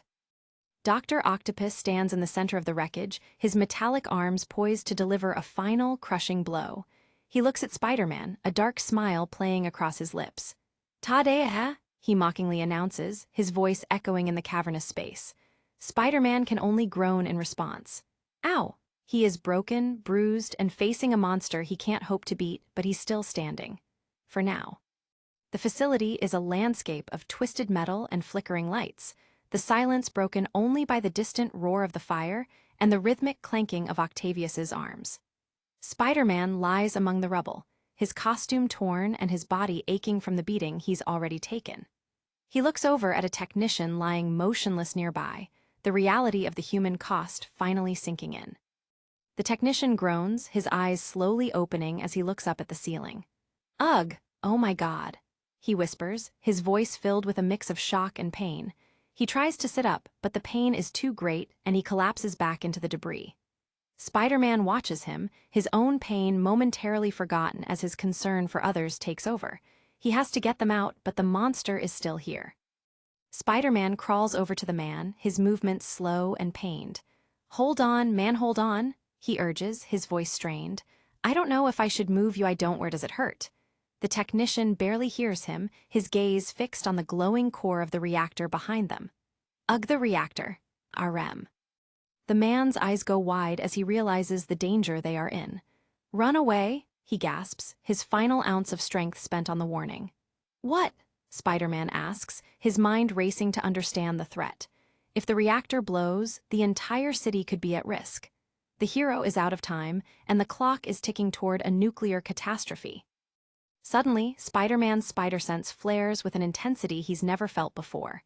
It's not just a warning, it's a scream of impending doom that vibrates through his very bones. He looks up, his eyes wide as he realizes that the danger isn't just behind him, it's everywhere. "Oh no," he whispers, the reality of the situation finally becoming clear. He is in the middle of a disaster that even he might not survive. Before he can react, one of the metallic arms snakes around his neck, lifting him off the ground with a strength that is both effortless and terrifying. "Yon!" Spiderman gasps, the air being squeezed out of his lungs. He struggles against the grip, his fingers digging into the cold metal, but it's like trying to move a mountain. He is at the mercy of the machine, and the machine has no mercy to give. Dr. Octopus pulls the hero in close, his face just inches from the masked eyes of the spider. "What?" he asks, his voice a low, menacing whisper. Spider-Man can only manage a weak groan. "I said, you should talk." Even at the edge of death, his humor is the only weapon he has left, though it seems particularly ineffective against a man who has replaced his heart with a battery. With a sudden, violent motion, Spider-Man delivers a double-handed strike to the side of Octavius's head. The impact is loud and jarring, a desperate attempt to break the doctor's focus. "Whap!" The world seems to shout as the blow connects. Octavius recoils, a look of pure surprise crossing his features as he momentarily loses his grip on the hero. Octavius stumbles back, his hands going to his face as he screams in pain. "Garreg, my eyes!" he bellows, the mechanical arms flailing wildly as they try to regain their balance. Spider-Man drops to the floor, his breathing ragged as he tries to find a way to capitalize on the moment. He has landed a blow, but he knows that it's only a temporary reprieve. He looks up at the monster, his gaze steady despite the fear. "Hate to break it to you, but your eyes are the least of your problems," he quips, his confidence returning along with his breath. He knows that the only way out is to keep moving, to keep the doctor off balance until he can find a way to shut him down for good. But Octavius is recovering fast, and the metallic arms are already reaching for him again. Spider-Man leaps into the air, his web shooters hissing as he fires a volley of white strands toward the doctor. "First of all, green jumpsuit? I got 2 words for you. Ease. Fashion emergency," he jokes, the web lines wrapping around Octavius's arms and anchoring them to the debris. He is trying to bind the monster, to limit his reach and give himself a chance to strike again. He swings around the room, the web lines forming a tangled mesh of silk that temporarily halts the advance of the metallic arms. "We get you on there. Let them fix you up with a look that says, 'Sure, I may be a homicidal maniac who just tried to take over a nuclear power plant on the shores of the most populated city in the country. But I have a style all my own,'" he continues, his voice echoing through the facility. What are you? What is this?" Octavius shouts, struggling against the web. Spider-Man lands on a nearby beam, his eyes fixed on the struggling doctor. "Why, I'm your friendly neighborhood. Spider," he begins, but the final word is cut off by a sudden, jarring sound. The web lines are beginning to fray, the tension of Octavius's struggles proving too much even for the super-strong silk. The hero's triumph is short-lived, as the machine begins to tear through the web. With a sharp, violent snap, the web lines give way, the strands whipping through the air like broken guitar strings. The world seems to explode in a flash of white and orange as the metallic arms break free. The sound of the silk tearing is like a death knell in the quiet room, a reminder that even the hero's greatest weapons have their limits. Spider-Man can only watch in shock as his webs are destroyed. "All right then, he broke my webbing," he notes, the reality of the situation finally beginning to sink in. "Great, I didn't know it could break. Maybe I didn't mix the batch right." He is out of ideas, out of weapons, and facing a monster that is now more dangerous than ever. The hunt is back on, and the predator is angry. Dr. Octopus lunges forward, his arms slamming into the walls and floor as he tries to corner the hero. "Whoops! Hey, so what's your secret origin anyway?" Spider-Man asks, his voice trembling slightly as he avoids another crushing blow. "Some sort of freak accident with a radioactive toilet snake? If so, please spare me the details." He is running out of space, the metallic limbs closing in from all sides. With a sudden, swift motion, one of the arms catches Spider-Man midair, slamming him against a nearby support beam. "Aren't you worried about Giant?" he gasps, the impact knocking the air out of his lungs once more. Octavius leans in, his face a mask of cold fury. "Please be quiet," he says, his voice a low, terrifying command. "Geig!" Spider-Man groans, his body feeling like it's being crushed between 2 tectonic plates. Octavius lifts the hero high above the ground, his metallic arms poised to deliver a final, lethal strike. "What a curious, curious sight you are. I would love to dissect you," he notes, his voice clinical and detached. "What are you? Law enforcement? SHIELD? Oh yes, I know you're one of Justin Hammer's homemade soldiers. Well, is that the case, is it?" Spider-Man can only manage a weak response. "No gua." He looks up at Octavius, his final ounce of defiance fueling his response. "No, I'm the haircut police. There's a $50 fine for bowl cuts in this city," he jokes, his voice a rasping whisper. Octavius's expression doesn't change, his gaze remaining fixed on the hero. I like my hair, he notes, his voice flat. He is a man who has lost everything but his vanity, and that vanity is now fueling his murderous intent.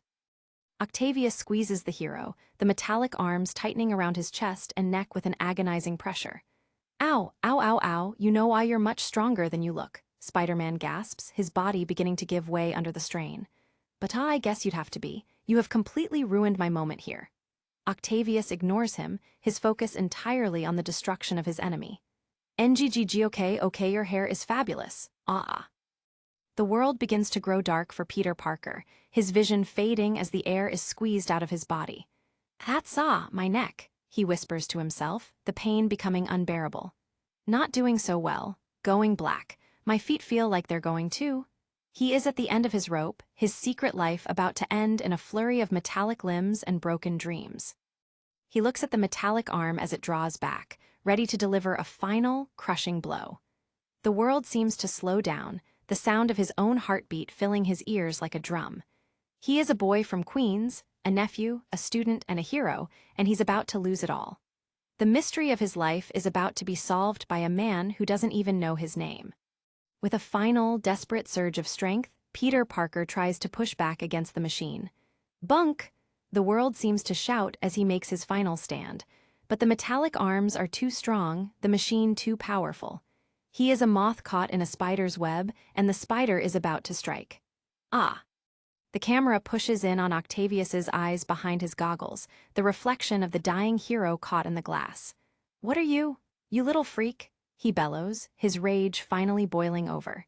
He sees Spiderman not as a hero, but as an annoyance, a bug to be crushed beneath his heel. The human cost of his ambitions has finally reached its breaking point. Spiderman manages one last, weak quip. Well, if that ain't the pot calling the kettle, ow, I can't ow, he groans, the pain finally overwhelming his ability to joke. He is at the end of his strength, his body broken and his mind failing. The hero is dying, and the city is about to lose its greatest defender. He looks up at the ceiling, his gaze drifting as he loses consciousness. He's all over me, arms everywhere. Can't shake him, he thinks, his final thoughts a chaotic jumble of regret and fear.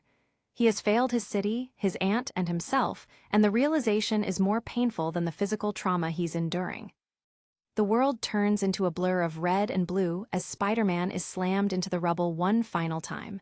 I thought this would be easier, I thought I could. Could help, his mind whispers. The finality of the moment is staggering, a tragedy unfolding in the heart of a nuclear power plant. GGKKGK gonna get you? You hurt these people. Ack. He looks at Octavius, the man who has taken everything from him. What FGJMFGH jigshf, he groans, his speech slurred and incoherent. The hero is gone, replaced by a broken boy in a torn costume, and the world is a much darker place for it. Suddenly, a bright light erupts from the center of the reactor, the glow filling the room with a blinding intensity. Octavius looks up, his expression shifting from rage to wonder as he sees the power he's unleashed.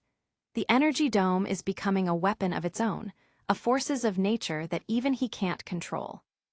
The energy surges through the facility, a massive wave of electricity that slams into both the hero and the villain. ZZZZZTTTTTT, the world screams as the power explodes. Oh no, oh no. Spiderman manages to gasp before the world goes black. The battle is over, and the outcome is more devastating than anyone could have imagined. The energy dome sits silent and ominous against the backdrop of the harbor, smoke rising from its peak like a funeral pyre. The battle is over, but the silence is far from peaceful.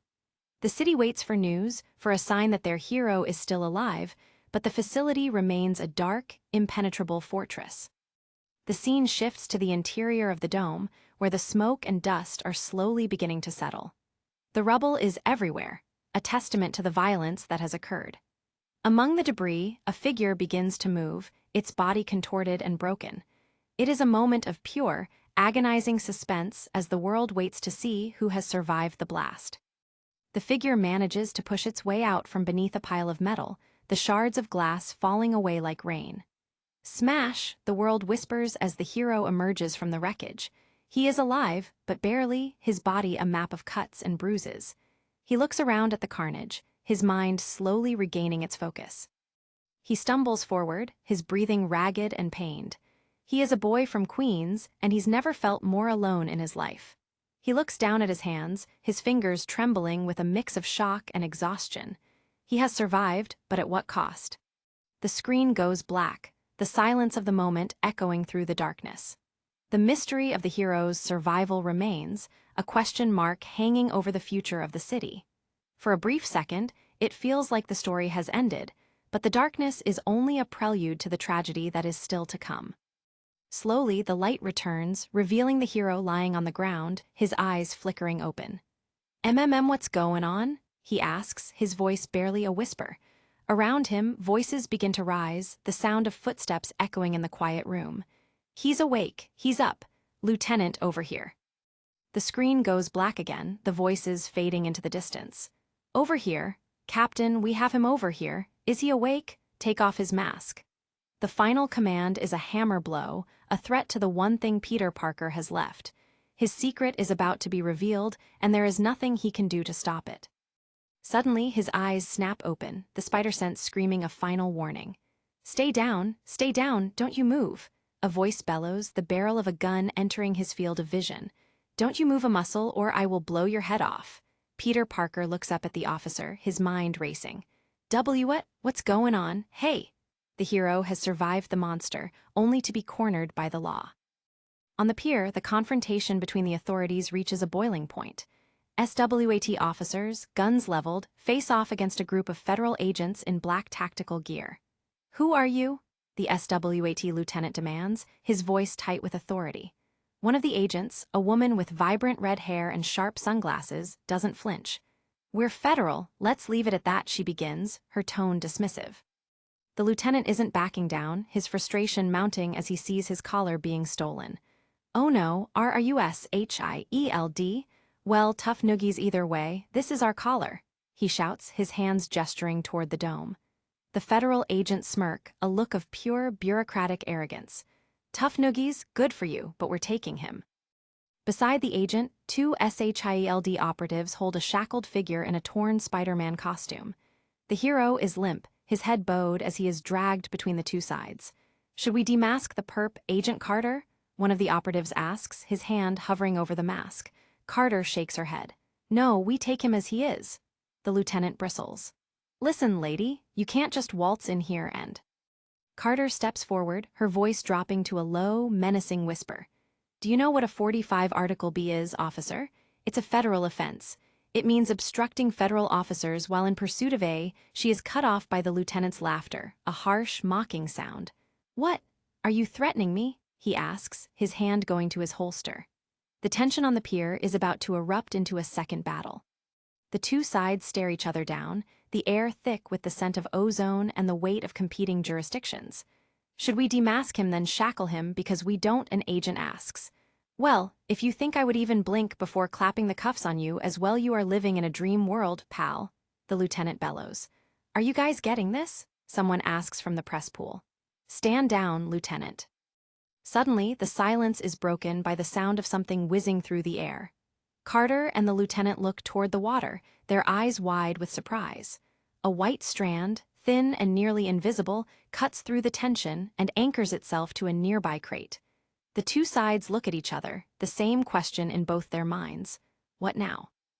With a sudden, violent motion, the figure in red and blue erupts from between the guards, his body a blur of motion as he kicks and strikes his way toward freedom. "Psyche!" he shouts, his voice a mocking echo of his previous self. "Ah, what is this?" Carter screams, her hand reaching for her weapon. But Spiderman is already in the air, his web shooters firing a flurry of white silk into the crowd. Agent Carter is engulfed in a massive web, the silk binding her arms to her sides and leaving her helpless. "This is Carter, suspect is open. I repeat, suspect is open." She shouts into her radio, her voice muffled by the web. Around her, the SHIELD agents and SWAT officers scramble to react, their guns firing wildly into the smoke. But the target is gone, a ghost in the machine. A police boat speeds toward the dome, its siren wailing as it cuts through the water. "This is NYPD 34. We cannot confirm visual. Over, the pilot reports, his eyes scanning the horizon for any sign of the web-swinger. The harbor has become a maze of smoke and shadows, and the hero has become the master of the labyrinth. The hunt is continuing, but the rules have changed. A group of divers in black tactical suits stand on the deck of a nearby ship, their masks reflecting the harsh light of the searchlights. In formation, dive, their commander orders, and the men plunge into the dark water. They are looking for the body, for a trophy to bring back to their masters, but the water is cold and deep, and the secret of the spider is well protected. Below the surface, the world is a silent landscape of blue and gray, filled with the hum of the divers' equipment. They move through the water with clinical efficiency, their searchlights cutting through the murky depths. They are hunters in a new environment, looking for a predator that has already proven to be far more dangerous than they imagined. Suddenly, a shadow moves through the water, a flash of red and blue that disappears into the darkness before the divers can react. Spiderman is here, his body moving with a grace that is both human and arachnid. He is at home in the chaos, using the water as his latest weapon against those who would hunt him down. The divers turn their lights toward the shadow, the beams cutting through the water in a desperate search for the hero. They are out of their league now, facing a master of the environment who has already proven his dominance on land and in the air. The hunt has become a game of cat and mouse, and the mouse is currently winning. Spiderman swims deeper into the darkness, his lungs burning as he tries to find a way to escape the harbor. He is a figure of pure, desperate energy, his body a blur of red and blue against the deep blue of the water. He is alone, broken, and hunted, but he's still fighting. The hero in him won't allow anything less. One of the divers spots a flash of red, his light catching the torn mask of the hero as he swims past. He gestures toward his partner, his hand moving in a frantic signal of discovery. They have found him, or so they think. But the hero is already moving again, a shadow in the deep that refuses to be caught.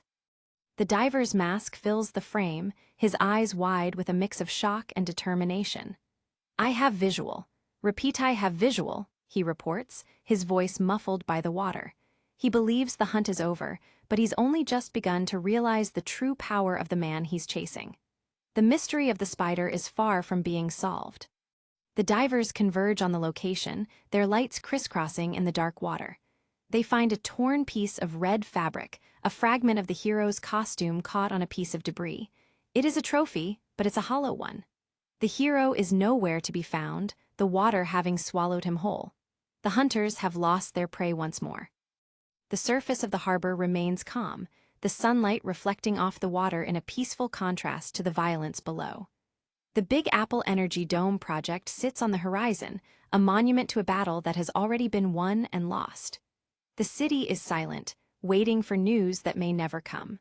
The hero has vanished, and the world is left to wonder if he'll ever return.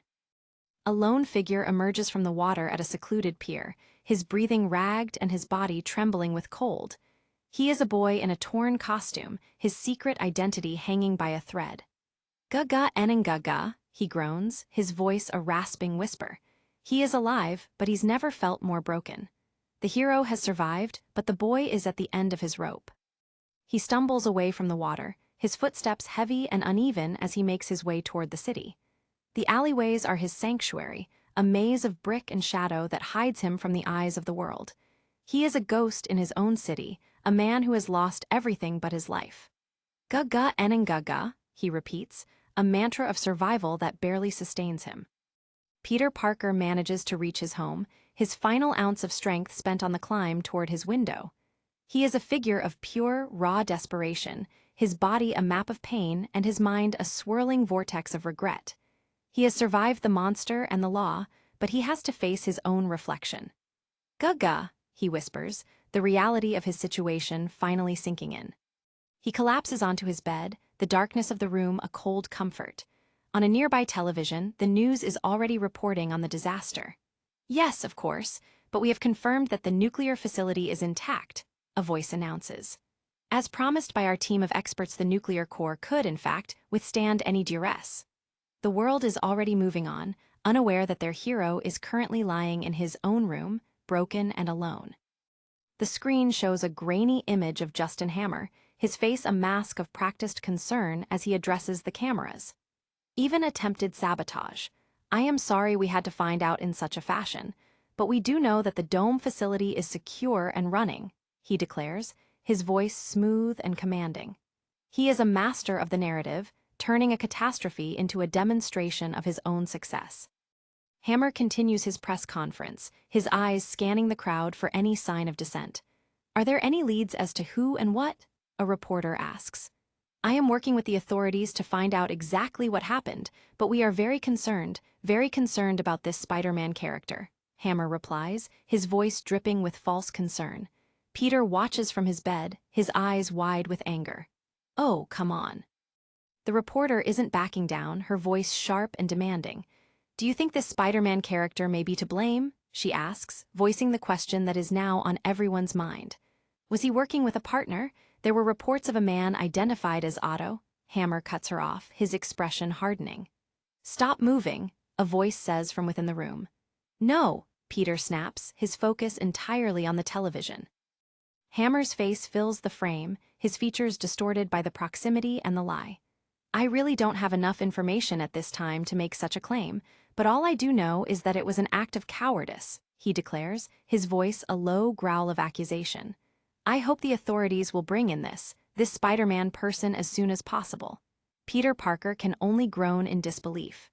God. Inside the room, Mary Jane is working to patch up Peter's wounds, her face a mask of worry and determination. "Ignore him," she says, her voice a soft, stabilizing force. Peter looks at her, his eyes filled with a mix of frustration and despair. Every time I put on this costume someone does this to me." He is a boy who just wanted to help, and instead, he's been branded a criminal and a coward. MJ gently wipes away the blood from his face, her touch a tender contrast to the violence he's just endured. "Who cares? Forget him," she urges, trying to draw him away from the television. "I tried to help," Peter insists, his voice breaking. "You did help from the sound of it," MJ counters. "No, I got my butt kicked. Again, and now this guy is on TV." Peter sits on the edge of his bed, his head in his hands as the weight of his failures presses down on him. "Maybe you should take a class or something," MJ suggests, her voice light with a hint of humor designed to break the tension. "A class?" Peter asks, confused. "Like a kung fu class. Get some, I don't know, some moves." Peter sighs, the advice sounding particularly useless in the face of a man with metallic arms. "I was thinking that. Ow, but this really burns me out." He looks up at MJ, his expression one of pure, raw honesty. Why would he say that? He knows that this doctor guy with the arms is after him. He knows that, he shouts, his frustration finally boiling over. Why would he blame it on me? What did I do? I tried to help. Hello? I tried to help. There's a cycle beginning here of me trying to help me getting my butt kicked up and down the street, and me trying to figure out what went wrong while the news has a field day. It's a cycle, and I hate it. He points toward the ceiling, his voice rising with a sense of cosmic injustice. "No one does this crap to Captain America or Iron Man, just me. Every time," he declares, his jealousy of the more established heroes showing through. MJ continues her work, her expression patient. "Maybe it's the costume," she notes, her voice calm. Peter looks at her, his brow furrowing. "What?" He stares at her, his mind trying to process the idea. "What?" he repeats, searching for a sign that she's joking. MJ looks back, her expression unreadable. She is the only one who knows the truth about his life, and she's the only one who can offer him the perspective he so desperately needs. The silence in the room is thick with the weight of unspoken truths. MJ shrugs, a soft smile playing across her lips. "You asked me for reasons," she reminds him, her voice gentle. She is trying to help him find his way out of the darkness, to see the world beyond his own pain. Peter looks at her, his expression softening as he realizes that she's on his side, no matter what. "You don't like the costume?" he asks, his voice low. He waits for her answer, his heart hammering against his ribs. MJ looks him in the eye, her gaze steady. She knows the importance of the mask, and she knows the cost of the man behind it. "You don't like the costume?" Peter repeats, his voice a mix of curiosity and dread. The answer will define their relationship in a way that nothing else can. MJ laughs, a soft, musical sound that fills the quiet room. "Never mind," she says, her hand reaching out to touch his face. She is a girl in love with a hero, and she knows that the costume is just a part of the man she loves. Peter looks at her, his own smile returning for the first time in days. The mystery of the costume remains, but the truth of their connection is clearer than ever. Peter looks down at his hands, the reality of his situation returning with a sudden, sharp clarity. "Have you seen Daredevil's costume?" he asks, his voice light with a hint of humor. He looks like a complete tool, and nobody blames nuclear sabotage on him. He is a boy trying to find his way in a world that refuses to let him be just a boy. The cycle is continuing, but for now, he's not alone. The night is far from over, and the weight of his responsibilities is already calling him back. "Are you okay?" MJ asks, her voice filled with a mix of concern and affection. "No, I gotta go home. Are you okay?" Peter replies, his own concern mirroring hers. "I know, it's really late and I haven't even done my trig," MJ notes with a sigh. "I know," Peter murmurs, the mundane reality of high school a stark contrast to the violence they've just survived. "How are you going to explain the cuts and the bruise and stuff?" MJ asks. "I don't know. I think I'll pretend to be asleep when Aunt May gets home." MJ stands up, her expression somber as she prepares to leave. "Hey, maybe you should just skip school tomorrow," she suggests, her voice soft. "Maybe heal up. Oh, and that craven guy is coming looking for Spiderman anyhow," she reminds him. Peter shakes his head. "Yeah, no." "No," MJ asks, surprised. "If I don't show up, Kong will start running around school screaming that I'm Spiderman again." "Oh, nuts, maybe he won't." "He will, it's too much yeah." They stand together in the quiet room, the weight of their secrets drawing them closer than ever. Peter leans in, his face just inches from hers. MJ looks up, her eyes reflecting the light of the moon outside their window. The world is a dangerous place, and their lives are filled with secrets, but for this one moment, they are just two teenagers in love. They lean in, and their lips meet in a kiss that is both a promise and a prayer.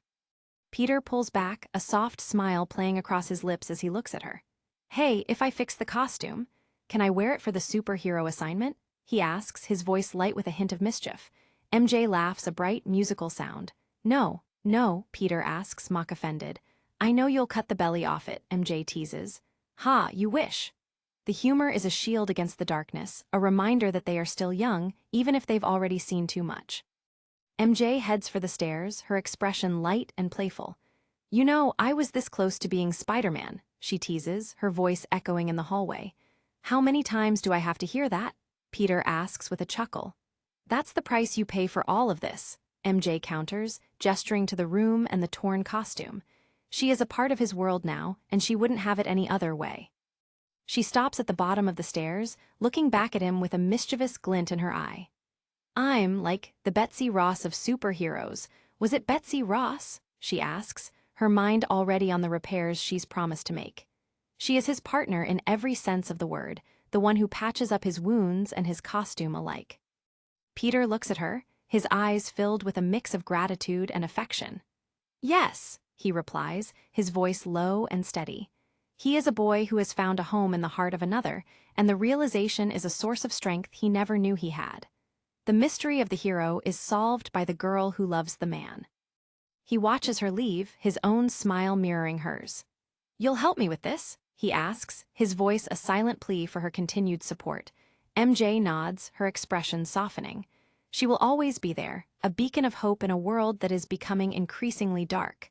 The hero is not alone, and that is his greatest strength of all. MJ gives him a final, playful wink before heading up the stairs.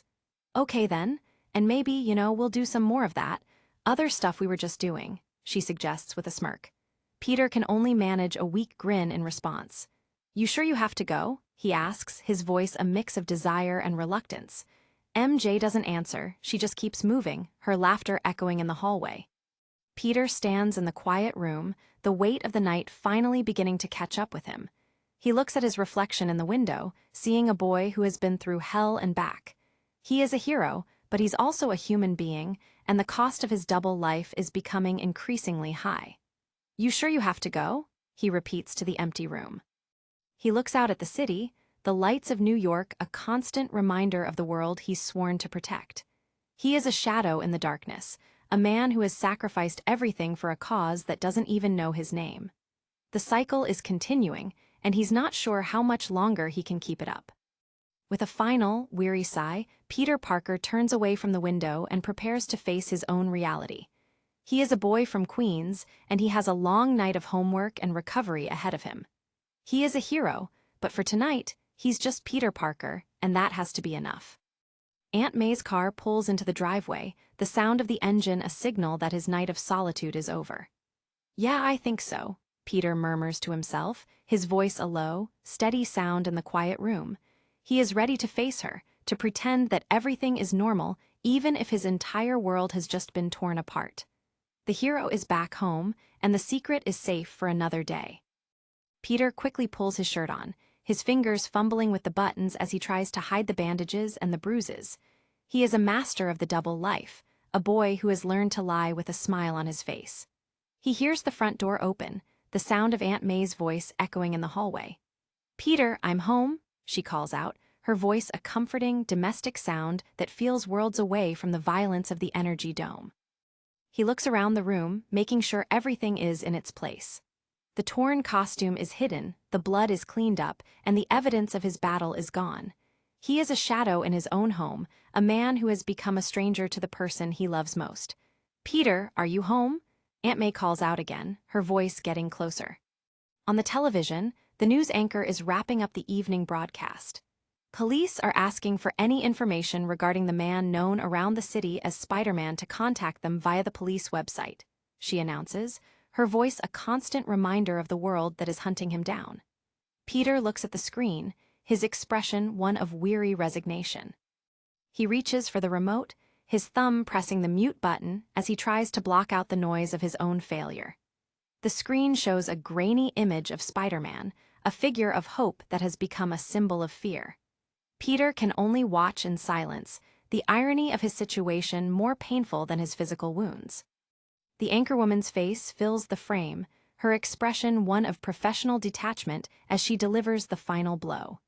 "And speaking of this Spider-Man, I don't know about you, Jim, but let's hope this Craven the Hunter teaches that little weasel that you don't mess with New Yorkers," she says, her laughter echoing in the quiet room. Ha ha ha ha. Peter Parker stands in the darkness, the laughter of the news anchors a stinging insult to his sacrifice. He has bled for the city, he has nearly died to protect its people, and all he has to show for it is a broken body and a ruined reputation. "Oh, come on," he shouts, his voice a mix of rage and despair. He is at the breaking point, and the world is only pushing him harder. With a final, violent motion, he slams his hand against the desk, the impact rattling the objects in his room.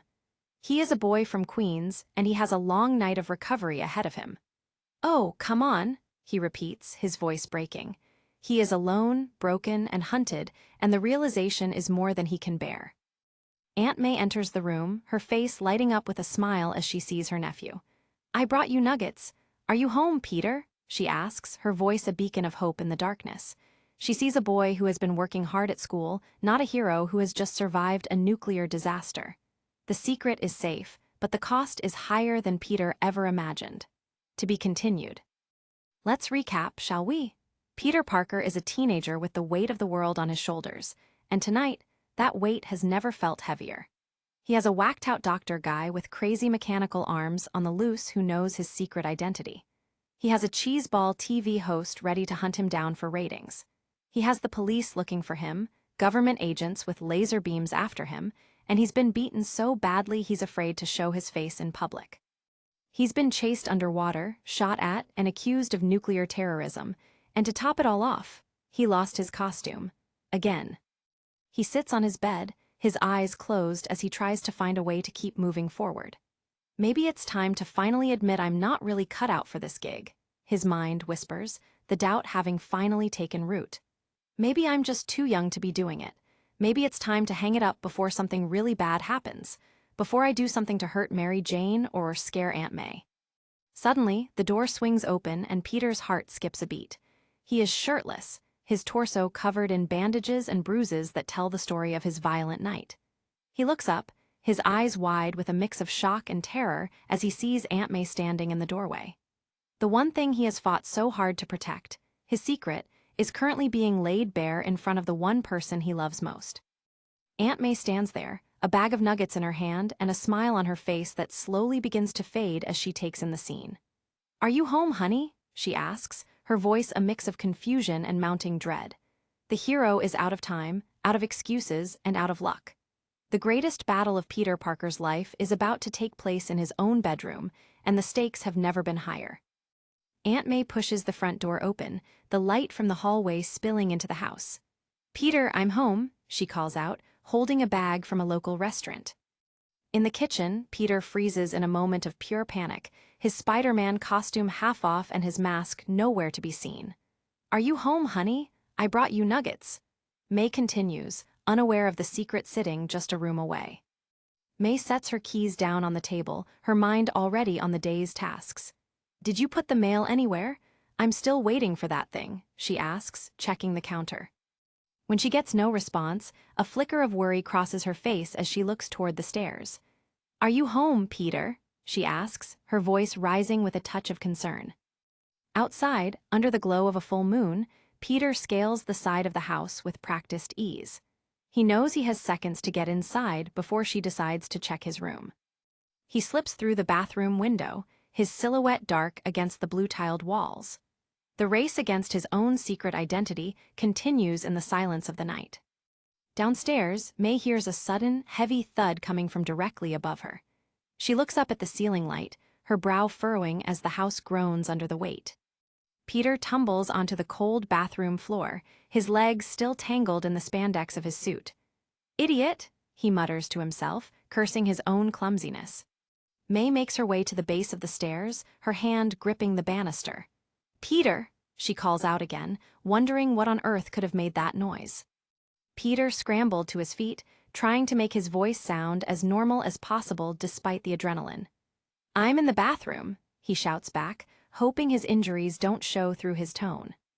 May reaches the top of the stairs and stops outside the closed door.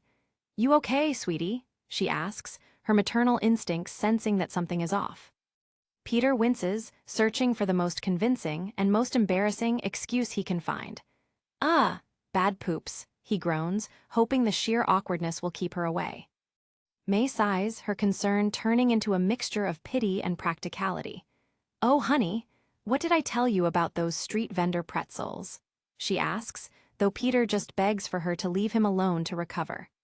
Left alone in the dim light of the bathroom, Peter slumps against the wall and buries his face in his hands.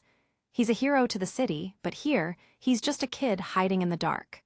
Big-time superhero, he thinks bitterly. The next day, a high-energy producer stands before a group of students in the school cafeteria. "Okay, so when Craven gets here, just go about your day," she explains, as cameras and microphones are positioned around the room. The students cheer and raise their fists, caught up in the excitement of being on a reality TV set. Peter and Mary Jane sit among them, looking significantly less enthusiastic about the spectacle. The producer continues her pitch, her eyes gleaming with the potential for ratings. "Craven is here as part of our Spider-Man special. He's here because this is one of the first places Spider-Man was ever seen," she claims. Peter leans in close to Mary Jane, his face still marked with the scratches of his recent battles. "Lord," he mutters, while MJ asks what his aunt said about his battered face. The producer points a finger for emphasis, her smile never reaching her eyes. "So, please, and this is important, do not engage Craven directly unless he talks to you first," she warns. One student looks over at his friend, his expression one of pure disbelief. "What? Man, that is bull," he starts, unhappy that they can't even get an autograph from the star. Gwen Stacy stands nearby, her arms crossed as she stares down the student. "Neither will I, by the way," she retorts, her patience for the media circus already at its limit. The producer tries to smooth things over with the promise of freebies. "But we will be giving away hats and t-shirts after the taping, so everyone just be cool, relax, and just act natural," she says with a practiced grin. Peter sips his soda, looking at Gwen with a weary expression. "I haven't acted natural since the 3rd grade," he admits, while she asks him point-blank what happened to his face. Peter tries to brush it off as a simple accident. "I fell," he says, prompting a skeptical look from Mary Jane, who knows the truth is far more dangerous. Gwen isn't buying the story for a second. You fell, what, off the Empire State Building? She asks sarcastically, while Peter tries to maintain his cover. Gwen's expression softens slightly, becoming serious as she leans in. Did any of those jerks do this to you? She asks, referring to the school's usual lineup of bullies. Peter shakes his head, insisting on his lie as Mary Jane watches him with a heavy heart. No, I really fell. Mary Jane was there, right, Mary? He asks, pulling her into the deception. Gwen looks away, her suspicion not entirely gone but her attention diverted. Wow, okay then, hey, don't look now. But here comes a big, cheesy TV star, she whispers. Craven the Hunter strides through the cafeteria, flanked by camera crews and his personal entourage. Betty Brant walks beside him, her notepad ready as she tries to get a meaningful quote for the news. Craven looks toward Brant with an air of supreme confidence. Ms. Brant, it is my calling. Life is a series of challenges, and this is the next great challenge, he declares, referring to his hunt for Spiderman. Betty Brant doesn't back down, her eyes sharp as she challenges his motives. Well, this hunting a man for sport is all fun and games, a real audience grabber for sure, she begins. She pauses, her expression becoming grim. But now there are some serious allegations flying around about this Spiderman, and, she continues, hinting at the darker rumors surrounding the hero.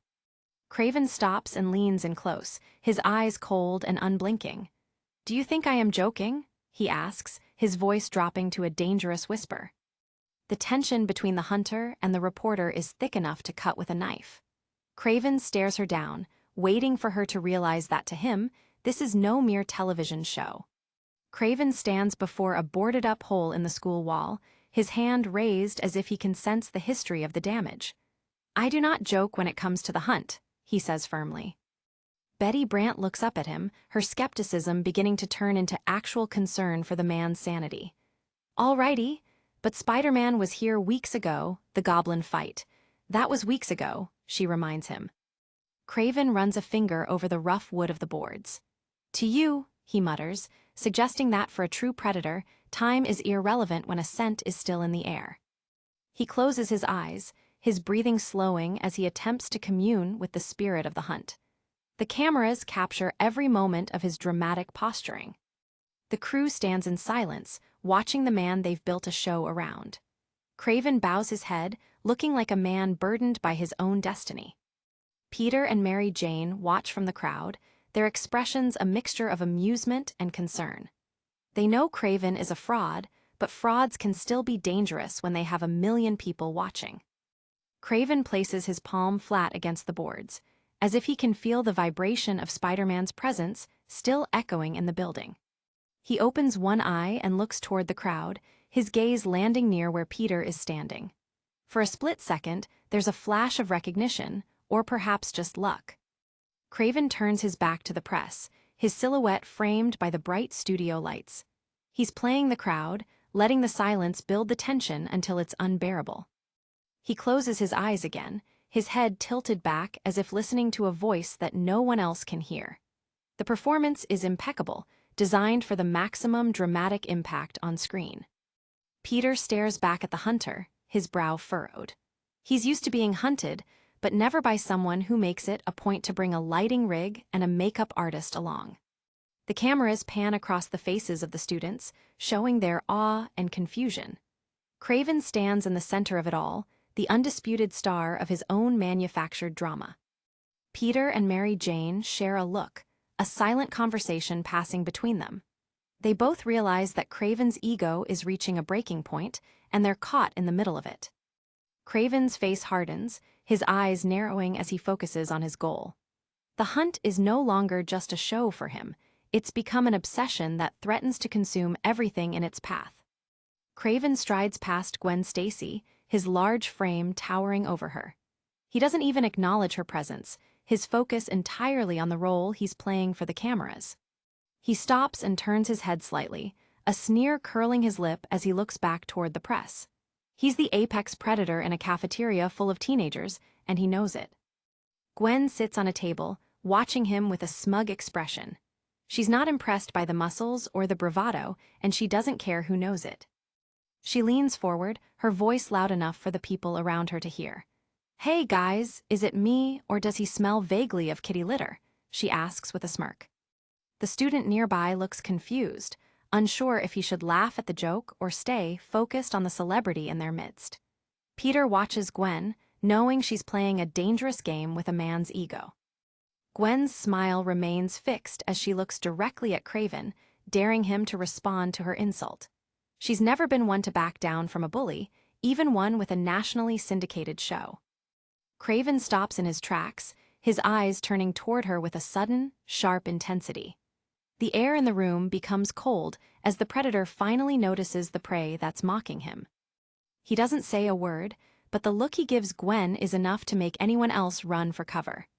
Gwen, however, just maintains her smirk, her defiance clear for all to see. Later that day, Mary Jane stands in Peter's basement, holding up a freshly repaired Spiderman suit. "What do you think?" she asks, her eyes reflecting her pride in her handiwork. Peter looks at the suit, his eyes wide with amazement. "Hey, look at that. Wow," he says, reaching out to touch the fabric that's been through so much. Peter pulls his shirt over his head, revealing the fading bruises on his ribs. "Man, I don't know what I would have done without you," he admits, while MJ jokes about him not having super sewing powers. He pulls the suit on, the familiar weight of the spandex feeling like a second skin. "I don't even have the power not to lose my costume in the middle of a fight," he says as he adjusts the fit. The room becomes quiet for a moment as Mary Jane watches him, her expression shifting from pride to something more complex. She finally asks if he likes that Gwen girl, the question hanging heavy in the air. Mary Jane looks down, her eyes clouding over with a touch of sadness. "But hey, she's a lot more interesting than everyone else we know. Gotta give her that," she says softly. Peter stands fully suited, his mask off as he looks at her. "True, ta-da," he says, trying to lighten the mood, but the tension between them remains unresolved. MJ suddenly turns and walks toward the stairs, clutching her bag tight. "What? Are you leaving? WH, where are you going all of a sudden?" Peter asks, caught off guard by her sudden departure. She stops at the base of the stairs, her back still turned to him. "I have a lot of homework, so," she explains, her voice tight with a frustration she's trying to hide. Peter looks at her, his expression one of pure confusion. "Wait, what? Are you mad at me?" he asks, truly unable to see what he's done wrong this time. MJ looks back over her shoulder, her eyes cold. "No," she says, but the word carries a weight that suggests the exact opposite is true. Peter's voice is small, almost pleading. "No," he asks, searching her face for any sign of the warmth they shared just moments ago. She repeats the word, firmer this time, before turning back toward the stairs. She's building a wall between them, and Peter doesn't know how to climb it. Peter walks after her, his hands raised in a gesture of peace. "Are you mad?" he asks again, but she just repeats her denial while refusing to look at him. Peter looks down at the suit, the symbol of his responsibility feeling more like a burden than ever before. "You seem mad," he says quietly, but she just ignores him. Mary Jane finally turns to face him, her eyes flashing with a sudden, sharp anger. "Well, I'm not. Can I go?" she asks, her voice cutting through the silence of the basement. Left alone in the dim light of the basement, Peter stands in his costume, the hero of the city once again defeated by a teenage girl's silence. The only sound is the snap of the cameras from his mind, reminding him of the hunt outside. The scene shifts to the frantic streets outside Hammer Industries, where a mob of reporters has Justin Hammer surrounded. Flashbulbs explode like gunfire in the darkness as they scream for a statement. Inside the lobby, Hammer's public relations team is in a state of absolute meltdown, a public relations nightmare. Nightline is offering tonight's broadcast. They want to know if... His assistant begins, only for Hammer to cut her off with a sharp no. Security guards hold back the tide of media as Hammer strides through the lobby. "Mr. Hammer is in a meeting right now. No, I don't think he'll be available at this present time." A staffer shouts into a phone. An aide leans in close to the aging industrialist, his voice hushed but urgent. "Sir, they say they are doing the piece with or without you," he warns, knowing the consequences of letting the media control the narrative. The elevator chime rings out, a clean and sterile sound that cuts through the chaos of the lobby. Hammer steps inside, seeking a moment of peace that he knows will be short-lived. Hammer slumps onto the leather bench inside the elevator, burying his face in his hands. "You're handling this quite well, sir." One of his assistants ventures, only for Hammer to growl, "Be quiet." The elevator continues its ascent as phones begin to beep and buzz in the hands of his aides. The pressure from the outside world is following him even into the heart of his own building. Assistant holds a phone out to him, her expression one of grim professional duty. "Mr. Hammer is in a meeting right now." She says into the receiver, before telling him that Dr. S.K. Arctic is calling from the lab in Jersey. Hammer looks at the phone with a mixture of rage and exhaustion. "Tell him to stay away from me before I go over there and beat him with my shoe," he snarls, his accent thick with southern frustration. He explodes in a sudden burst of anger, gesturing wildly at his assistants. "Where were you and your brain when my property was being destroyed, you phony Attlerat?" he screams, his control finally snapping. He turns to his head of security, his voice dropping to a low, dangerous register. "Did anyone from SHIELD call?" he asks, knowing that if the government is avoiding him, he's in serious trouble. The elevator chime sounds again as it reaches the penthouse floor. The doors slide open, revealing the silent and empty hallways of the executive level. Hammer steps out into his office, his head bowed as he contemplates the ruin of his reputation. "This day is going rather badly," his assistant mutters, which is the understatement of the year. He looks toward his desk, his eyes widening in shock as he sees someone sitting in his chair. The predator has already found its way inside the sanctuary. Spiderman is sitting on Hammer's desk, casually flipping through a small address book. "Man, you stink, you entirely stink. On a scale of 1 to 10, 10 being the stinkiest, you're like a 14, he quips. Hammer's security guard reaches for his holster, his face pale with shock. "Holy mother of," he starts, realizing that the most wanted hero in the city is sitting in his boss's office. Spidey doesn't even look up from the book, his hand coming up in a blur of movement. "Keep it in your pants. Shorty," he says, before firing a web strand with a sharp noise. The guard's hand is instantly pinned to his chest by a thick glob of webbing. "Gah!" he shouts, stumbling backward as he tries to free himself from the sticky trap. Spidey fires another web shot, his aim perfect as always. "You too, Slappy," he adds, targeting the second guard who was trying to intervene. The second guard is knocked off balance by the impact of the webbing, his sunglasses flying off his face. "Oof!" he groans, collapsing against the wall in a heap of tangled limbs. Spidey turns back to the first guard, his hand ready to fire again if needed. He's in total control of the room, despite being the one they were all trying to keep out. He hits the assistant's phone with a quick burst of webbing, silencing the call from the lab. "Oh, come on, it's a cell phone," he says as she screams in surprise. Spidey looks over at her, his lenses narrowing in a look that could almost be an apology. "Oh, sorry," he mutters, his teenage awkwardness resurfacing even in the middle of a raid. Hammer stands in the middle of the room, his face red with anger as he looks at the damage to his office. You've got some nerve coming up here, young man," he sputters, while Spidey leaps from the desk with a taunt. Spidey points a finger right in Hammer's face, his voice filled with righteous indignation. "I was trying to do the right thing, remember, and so you go and trash me on the news like that?" he asks, his patience at an end. Hammer looks at his own reflection in Spider-Man's lenses, seeing a man who is rapidly losing his grip on power. Spidey continues his tirade, telling Hammer that he and Doc Ock deserve each other. Hammer's expression shifts from anger to calculation. He's a man who has always believed that everyone has a price, and he thinks he's found a way to turn this to his advantage. "How much?" he asks bluntly. Spidey stops walking away, his shoulders slumped. "I'm going home to watch Letterman," he says, his voice flat and tired of the constant corruption he sees in the city's elite. Hammer turns toward him, his eyes narrowed as he repeats the offer. "How much to take care of it? The doctor with the alms, how much do you want to take care of him?" he asks, trying to hire a hitman in a spider suit. Spidey stands by the window, the bright lights of the city behind him. He looks back at the industrialist, his silence more telling than any witty retort he could have come up with. Hammer steps closer, his face lit by the blue glow of the screens in his office.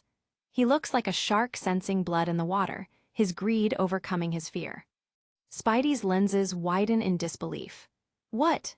he asks, stunned that Hammer would actually try to bribe him after everything that's happened between them. Hammer sets the opening bid, his voice confident and cool. 50,000, he asks, as if he's negotiating the price of a new car rather than a man's life. Spidey stares at him, his voice low and dangerous. "Are you serious?" he asks, his disgust for the man in front of him reaching a fever pitch. Hammer doesn't blink, his cold eyes fixed on the hero. "I never joke about money, boy," he says, his arrogance showing through the cracks in his professional facade. Spidey turns back toward the window, the broken glass crunching under his boots. "First you slam me in the press for trying to help you, and now you offer me money to do what I was willing to do for free?" he asks, his voice trembling with anger. He leaps out the window, his silhouette disappearing into the night as he heads back toward the city. Hammer stands alone in his office, watching the hero go with a look of pure contempt. Spidey crawls down the side of the building, his movements fast and fluid. "Wow, you are exactly what they refer to when they say, some piece of work," he thinks to himself. Back in the office, the assistant tries to get Hammer's attention. "Well, it was worth a shot. I thought you handled that quite well, sir," she says, only to be told to be quiet again. Hammer looks at the screen on his desk, his face grim. "Was I too subtle with him in the elevator? Put it on the screen," he orders, wanting to see the latest update from his labs. The screen flickers to life, showing a distorted image of a face that Hammer recognizes all too well. "Are you tryin' to be the focal point of all my rage, Doctor? Because if so, it's working," he shouts at the monitor. The face on the screen remains silent, a flickering image of static and shadow that seems to be watching Hammer with a cold, mechanical detachment. Hammer's staff stands behind him, their faces filled with dread as they watch their boss's sanity slowly unravel. The room is filled with the low hum of electronics and the sound of their own nervous breathing. Hammer leans in closer, his reflection visible in the monitor. He's looking for a sign of weakness in his opponent, but all he finds is his own fear staring back at him. He taps on the screen, his voice rising in volume. "Doctor, can you hear me?" he asks, his desperation beginning to show through his usual bravado. Suddenly, a single drop of blood appears on the screen, dripping down from the corner of the image. The static intensifies, the noise becoming a physical weight in the room. Hammer's eyes widen as he realizes the feed isn't just distorted, it's been hijacked. Someone else is in control of the building's internal systems, and they're using them to send a message. He looks down at his own hands, his vision blurring as the reality of his situation finally sets in. He's built an empire on secrets and lies, and now it's all coming down around him. He looks back at the screen, his mouth open in a silent scream as the image finally resolves itself into a clear and terrifying picture of his own destruction. Otto Octavius stares back from the monitor, his face twisted into a grotesque smile of pure malice. "Ah, Otto, what are you doing?" Hammer asks, his voice trembling with fear. Otto leans in close to the camera, his eyes hidden behind his dark goggles. "What do you think I'm doing? Really? It's called payback," he says, his voice cold and devoid of any human warmth. Octavius spreads his arms wide, the 4 metallic tentacles behind him moving like a nest of snakes. "For this!" he screams, his rage finally boiling over after years of perceived mistreatment. Hammer tries to reason with the monster he helped create. "Otto, listen to me, I have no idea how you got this way. I don't know what happened to you. You want to say something to me? You tell me to my face," he shouts. Otto's face fills the screen, his expression one of pure, unadulterated hate. "True. Fine, come to me then. I'll tell you to your face. Let's make a deal," he whispers, his voice sounding like dry leaves skittering across a tombstone. Hammer's eyes narrow as he tries to find a way out of the trap.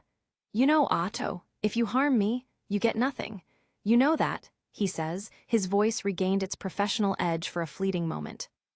Octavius just smiles, a slow and terrifying expression that suggests he's already considered every possible outcome. "I do," he says simply, before the screen cuts to black. Hammer is now inside his limousine, speeding away from the building. "Please call the police, sir," his assistant begs, but Hammer just scoffs, asking which illegal lab he should have them investigate first. The sound of car horns begins to fill the air, a cacophony of noise that seems to be following the limo down the highway. "Sir, what is everyone honking at?" the assistant asks, looking out the back window. Hammer looks out the window, his face pale as he sees the blurred shapes of other cars passing them at high speed. "We're in a limo on the Jersey Turnpike." He starts to explain, his voice trailing off as he realizes what's happening. Outside, Spiderman is crouched on the roof of the moving limousine, his fingers digging into the black paint for grip. "People, they think they're honking at Bon Jovi," he thinks to himself, trying to maintain his sense of humor in the face of certain death. The limo continues to roar down the highway, a black streak against the neon lights of the turnpike. Spidey clings to the roof, his mask whipping in the wind as he prepares for the fight that's coming. Back in a hotel room, a producer bursts through the door with a look of pure excitement. "Craven baby, get dressed, we got a Spider-Man sighting." "Oh," he says, his voice trailing off as he sees the scene in front of him. Craven is sitting on the couch, half undressed and surrounded by his entourage. Betty Brant is there, looking annoyed as the producer interrupts their conversation. "Oh, sorry, mate, where is he?" Craven asks, his voice calm and focused. The producer points a shaky finger toward the television. "He's riding on top of a limo going down the Jersey Turnpike. The bus is ready. Let's get him, television history is calling," he shouts, already seeing the ratings soar. Craven grabs his gear, his expression hardening as the predator prepares for the hunt. Betty Brant tries to follow, but she's pushed aside by the producer who tells her that the network gets the broadcast exclusive. Craven looks toward his assistant, a woman with a sharp and knowing gaze. "Tabitty?" he asks, and she responds with a single respectful nod. The time for games is over. The hunt has finally begun in earnest. Craven looks directly into the camera, his eyes burning with a sudden, terrifying light. "It's time to hunt," he declares, his voice sounding like a threat directed at the world itself. The black limousine pulls up to the entrance of Hammer's medical facility in Jersey, its headlights cutting through the darkness of the industrial park. The facility is silent, a massive concrete tomb under the starry sky. The driver looks out the window, his face pale with confusion. "There's no one at the check gate, sir?" he asks, his voice sounding small in the quiet of the car. Hammer looks toward his assistant, his expression one of grim determination. Just drive up," he orders, even as she asks if they should really be there. He knows he has to face Octavius, one way or another. The limo rolls slowly forward, its tires crunching on the gravel road. The moon hangs low in the sky, a pale eye watching the drama unfold on the ground below. Hammer leans forward, his eyes narrowed as he looks through the tinted glass. "What is that?" he asks, noticing something unusual about the lights in the distance. A group of reporters and camera crews is already waiting for them, their lights and microphones casting long, dancing shadows against the side of the building. The secret meeting has become a public spectacle. Hammer sinks back into his seat, his face ashen. "Oh no," he whispers, realizing that his attempt to confront Octavius in private has been turned into a media circus by the man himself. Dr. Octopus stands in the center of the lights, his metallic arms raised high in a gesture of absolute power. "And there he is, ladies and gentlemen of the press, the man who made me what I am today," he declares, his voice booming through the speakers of the news vans. The scene is set for a confrontation that will change everything. Spider-Man, Craven, and Doc Ock are all converging on the single point in Jersey, and the whole world is watching to see who survives the night. Inside a lavishly decorated tent, Craven sits in a meditative pose, surrounded by incense smoke and a full production crew. "Okay, you ready?" the director asks, while someone else tells everyone to hold on for action. The news anchor looks directly into the lens, his expression one of manufactured gravity. "And here we are, the hunt is almost over," he says, his voice carrying the rehearsed tone of 1,000 broadcasts. He continues his report, reading from the teleprompter with practiced ease. We have just received word from our local affiliate here in New York City that Spiderman, Craven the Hunter's elusive prey, has been spotted in the wilds of New Jersey, he claims. The anchor's face fills the screen as he delivers the latest updates.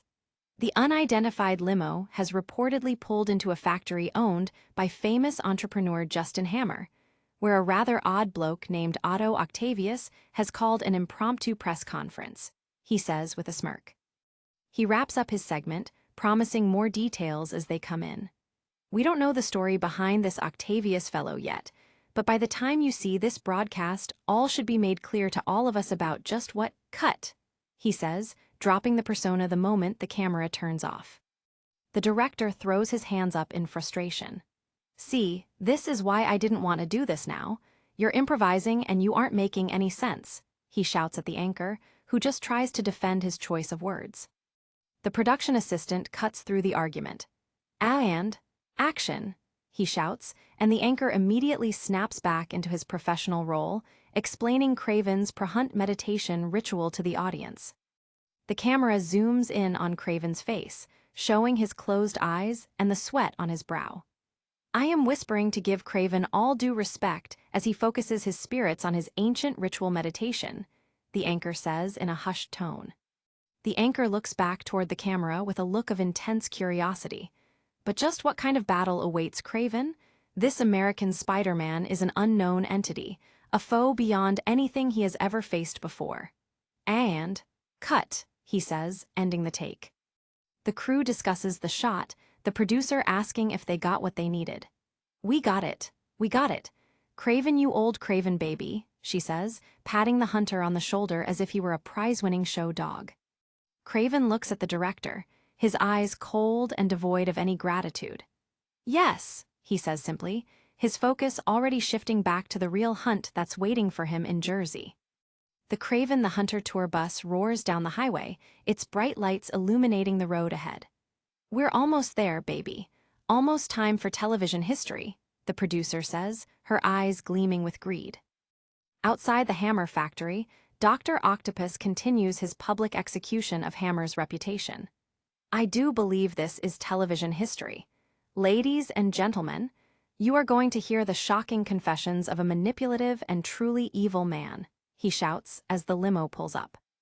The metallic tentacles lash out, smashing the windshield of the limousine with a deafening roar. Come on, Hammer, Octavius screams, his face twisted into a mask of pure, unadulterated rage. Octavius stands triumphant over the car, his arms waving in the air like mechanical snakes. Come on out and talk to your adoring public. Control room standing by. Are you getting this? He asks, playing to the cameras with terrifying efficiency. He taps a tentacle on the reinforced glass of the rear window, the sound echoing through the interior of the car. Come on, Hammer. All those yammering, self-serving press conferences you throw yourself. And now, finally, you have something to talk about, and you're being shy? He asks mockingly. Inside the car, the driver looks back at Hammer, his hands shaking on the steering wheel.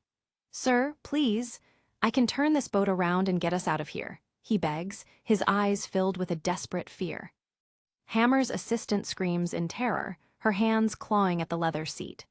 Then do it, she shouts, as the industrialist just buries his face in his hands, finally realizing the extent of his mistakes. The driver slams his foot onto the accelerator, the engine roaring as the limo attempts to flee the scene. The tires spin on the gravel, smoke rising from the pavement in a thick, choking cloud. The limousine screeches into a U-turn, its headlights swinging wildly across the faces of the gathered press. They scatter in all directions, their cameras still recording the chaos as the car attempts to escape. Octavius looks at the fleeing car with a look of pure contempt. Coward, he mutters, his voice sounding like a death sentence for everyone inside that limousine. One of his metallic arms lashes out, a blurred streak of silver and steel that moves faster than the eye can follow. It's not just a weapon, it's an extension of his own broken mind. Inside the car, Hammer looks at his assistant with a look of hollow apology. You didn't deserve this, Judith, he says, his voice sounding like it's coming from a man who's already dead. The tentacle crashes through the rear window, showering the interior with shards of glass.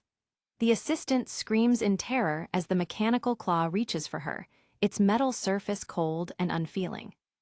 The press corps watches in stunned silence as the drama unfolds before them.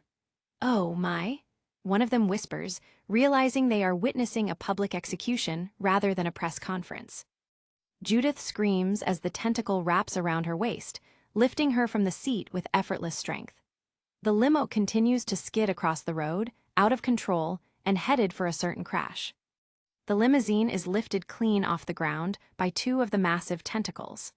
Octavius stands below it, his face lit by the bright moon as he holds the heavy vehicle like it was made of balsa wood. Inside, Hammer and Judith are tumbled around like ragdolls in a box. Their screams are muffled by the thick metal of the car, but their fear is visible to everyone on the ground. Reporters frantically gesture to their crews, sensing the ratings potential of the massacre. "Tell the station to go live now," one of them shouts into his microphone, his professional greed outweighing his basic human empathy. Octavius looks up at the car, his face twisted into a snarl of pure hatred. "You will not deny me again, Hammer," he screams, his tentacles beginning to crush the metal frame of the limousine. The car groans and buckles under the pressure, the sound of tearing metal echoing through the industrial park. Hammer and Judith are trapped inside a collapsing cage of their own making. Octavius leans in close to the car, his voice a low growl that cuts through the noise of the crowd. "You will answer for MWAG," he starts, only to be cut off by a sudden, high-speed impact. Spiderman drops from the sky like a bolt of red and blue lightning, landing right on top of the limousine. "That's it, Octopussy, I can't watch any more of this. Have you no heart? Have you no feelings?" he quips, his tone light but his eyes serious. He leaps from the car and lands right in front of Octavius, his lenses narrowed as he stares down the monster. "Man, my instincts stink. My instincts stink just about as much as your haircut," he adds, hoping to distract the villain. Spidey lurches forward with a sudden, explosive kick that catches Octavius right in the chest. Smack goes the impact, sending the villain stumbling back as he tries to maintain his grip on the limo. Spidey web slings around the scene, his movements a blur of speed and agility. "See, Otto. Can I call you Otto?" Jumping to conclusions based on appearances and sometimes picking the wrong side of a fight, he says as he sets up his next move. Inside the car, Hammer and Judith watch the hero with a look of pure, desperate hope. Spidey continues his monologue, admitting that he's been known to jump into fights too quickly in the past. Bullets fly through the air, sparks igniting as they hit the ground near the news crews. The situation is spiraling out of control, and Spidey is the only thing standing between the civilians and a bloodbath. Spidey twists midair, dodging a volley of gunfire with a series of breathtaking acrobatic maneuvers. Bam, bam, bam, ring out the shots, but the wall crawler is already somewhere else. One of the tentacles fires a burst of energy, the blast erupting into a cloud of fire and smoke. Octavius is using every tool at his disposal to try and take down the hero who's ruined his plans. Spidey hangs from a webline, looking down at the chaos below. "See, the thing is, I still kinda feel bad for you and your silly arms incident, so I'm all like, maybe he just needs a hug," he asks with a mock sincerity. He lands on a tentacle and begins to wrap it in a thick layer of webbing. "And the one time I remember to do all this, and you're acting all like Dennis Hopper in any of his early to mid-90s movie roles," he adds, mocking the villain's dramatic flair. The news crew watches from behind a concrete barrier, their faces filled with awe. "You okay? Are you hit?"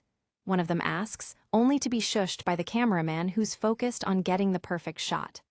Spiderman performs a high-flying kick, his boot catching one of the mechanical claws with a metallic thud. Bam! Goes the impact, but the villain is already preparing his next strike. One of the tentacles opens fire, a burst of yellow tracers lighting up the night sky. "I didn't know you could open fire, now did I?" Spidey quips, his voice carrying over the roar of the engines. Spidey web slings toward Octavius, his movements a symphony of kinetic energy. Another genetic freak put together by Hammer's lunatic scientists, he declares, as he smashes down onto the villain's back. Octavius shakes him off, his face twisted into a snarl of pure frustration. "Why do you keep showing up in my life? Who are you?" he screams, his voice cracking with rage. Spidey lands on the ground, his eyes narrowing as he prepares for the final stage of the battle. "No, I'm a genetic freak all of my own, thank you very much," he retorts with a cocky grin. He fires a webline that catches Octavius right in the face, the thick glob of sticky fluid blinding the villain for a crucial second. "Poof!" goes the sound of the web shooter as it fires. Spidey web-slings over the top of Octavius, his body contorted into a perfect arc. "You are a nuisance, and I will have no more of it." The villain screams, his tentacles lashing out blindly in all directions. A heavy piece of machinery is smashed into the ground, sparks igniting as it tears through the pavement. The news crew cowers in terror, their cameras still rolling on the destruction unfolding before them. Spiderman flips through the air, his silhouette framed against the smoke of the battle. For those just joining us, the scene here in front of Hammer Industries has become a full-out superhero battle royale, the news reporter shouts. Spidey lands another kick on one of the metal arms, his movement a blur of red and blue. Spider-Man has again leapt to the rescue of Justin Hammer and this crowd of gathered reporters. The broadcast continues. He dives through a gap in the tentacles, his agility the only thing keeping him alive in the face of such overwhelming force. "I cannot think of another time when the press had a front seat for such an amazing display like this," the reporter adds. Spidey takes a heavy blow from a tentacle, but he manages to turn the impact into a roll and come up ready for more. Spider-Man's efforts are seemingly without any concern for his own well-being, the news anchor notes. He blocks a series of strikes from Octavius, his hands a blur of defensive movement. He is blocking Octavius's strikes at every turn, and by the looks of it, Spider-Man is trying to keep him away from the reporters and cameramen. The report continues. Spidey grabs one of the tentacles and begins to pull with all his strength, trying to unbalance the villain.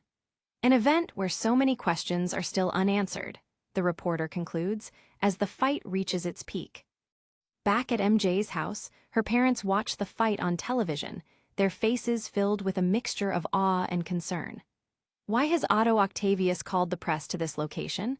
What is his agenda with Justin Hammer? The reporter asks from the screen. The Craven the Hunter bus continues its high-speed pursuit of the drama. "Should we cancel? Turn around?" the driver asks, only to be told that with a live broadcast underway, there's no way they're backing out now. Craven looks at the screen, his face a mask of pure determination. "Wow, they broke into Leno. Good, he stinks," he mutters, his ego already beginning to take over once again. Mary Jane watches the screen with a look of pure, unadulterated terror. "Oh, my God," she whispers, her hands clutching a stuffed panda as she sees Peter risking his life for a man like Hammer. Back at the newsroom, the anchors try to make sense of the chaos. All good questions, and all questions for which we will stay on the air until they are, "Oh, hold on," one of them says, his eyes fixed on the live feed. The anchor looks into the lens, his expression one of sudden, sharp concern. "We're going to have to, something is happening. Spider-Man seems to be at a loss and," he starts, as the situation on the ground takes a dramatic turn. Octavius manages to wrap his tentacles around Spider-Man, pinning his arms to his sides with a series of metallic coils. "NNNNGGGHH," Spidey groans, his strength failing against the mechanical might of his opponent. The tentacles begin to pulse with a bright blue electrical energy, the sparks jumping across Spidey's suit. "I am entirely sick of you," Octavius declares, his voice filled with a cold and clinical hatred. Octavius screams into the night air, his goggles reflecting the blue light of his energy weapon. "I am not going to live to be the monster other men would make me," he shouts, his mind finally snapping under the pressure. Spidey manages to get one arm free and reaches for his belt. "So, hey, where'd all these little new gadgets and doodads come from? The sharper image catalog for megalomaniacs," he asks, his quips his only defense left.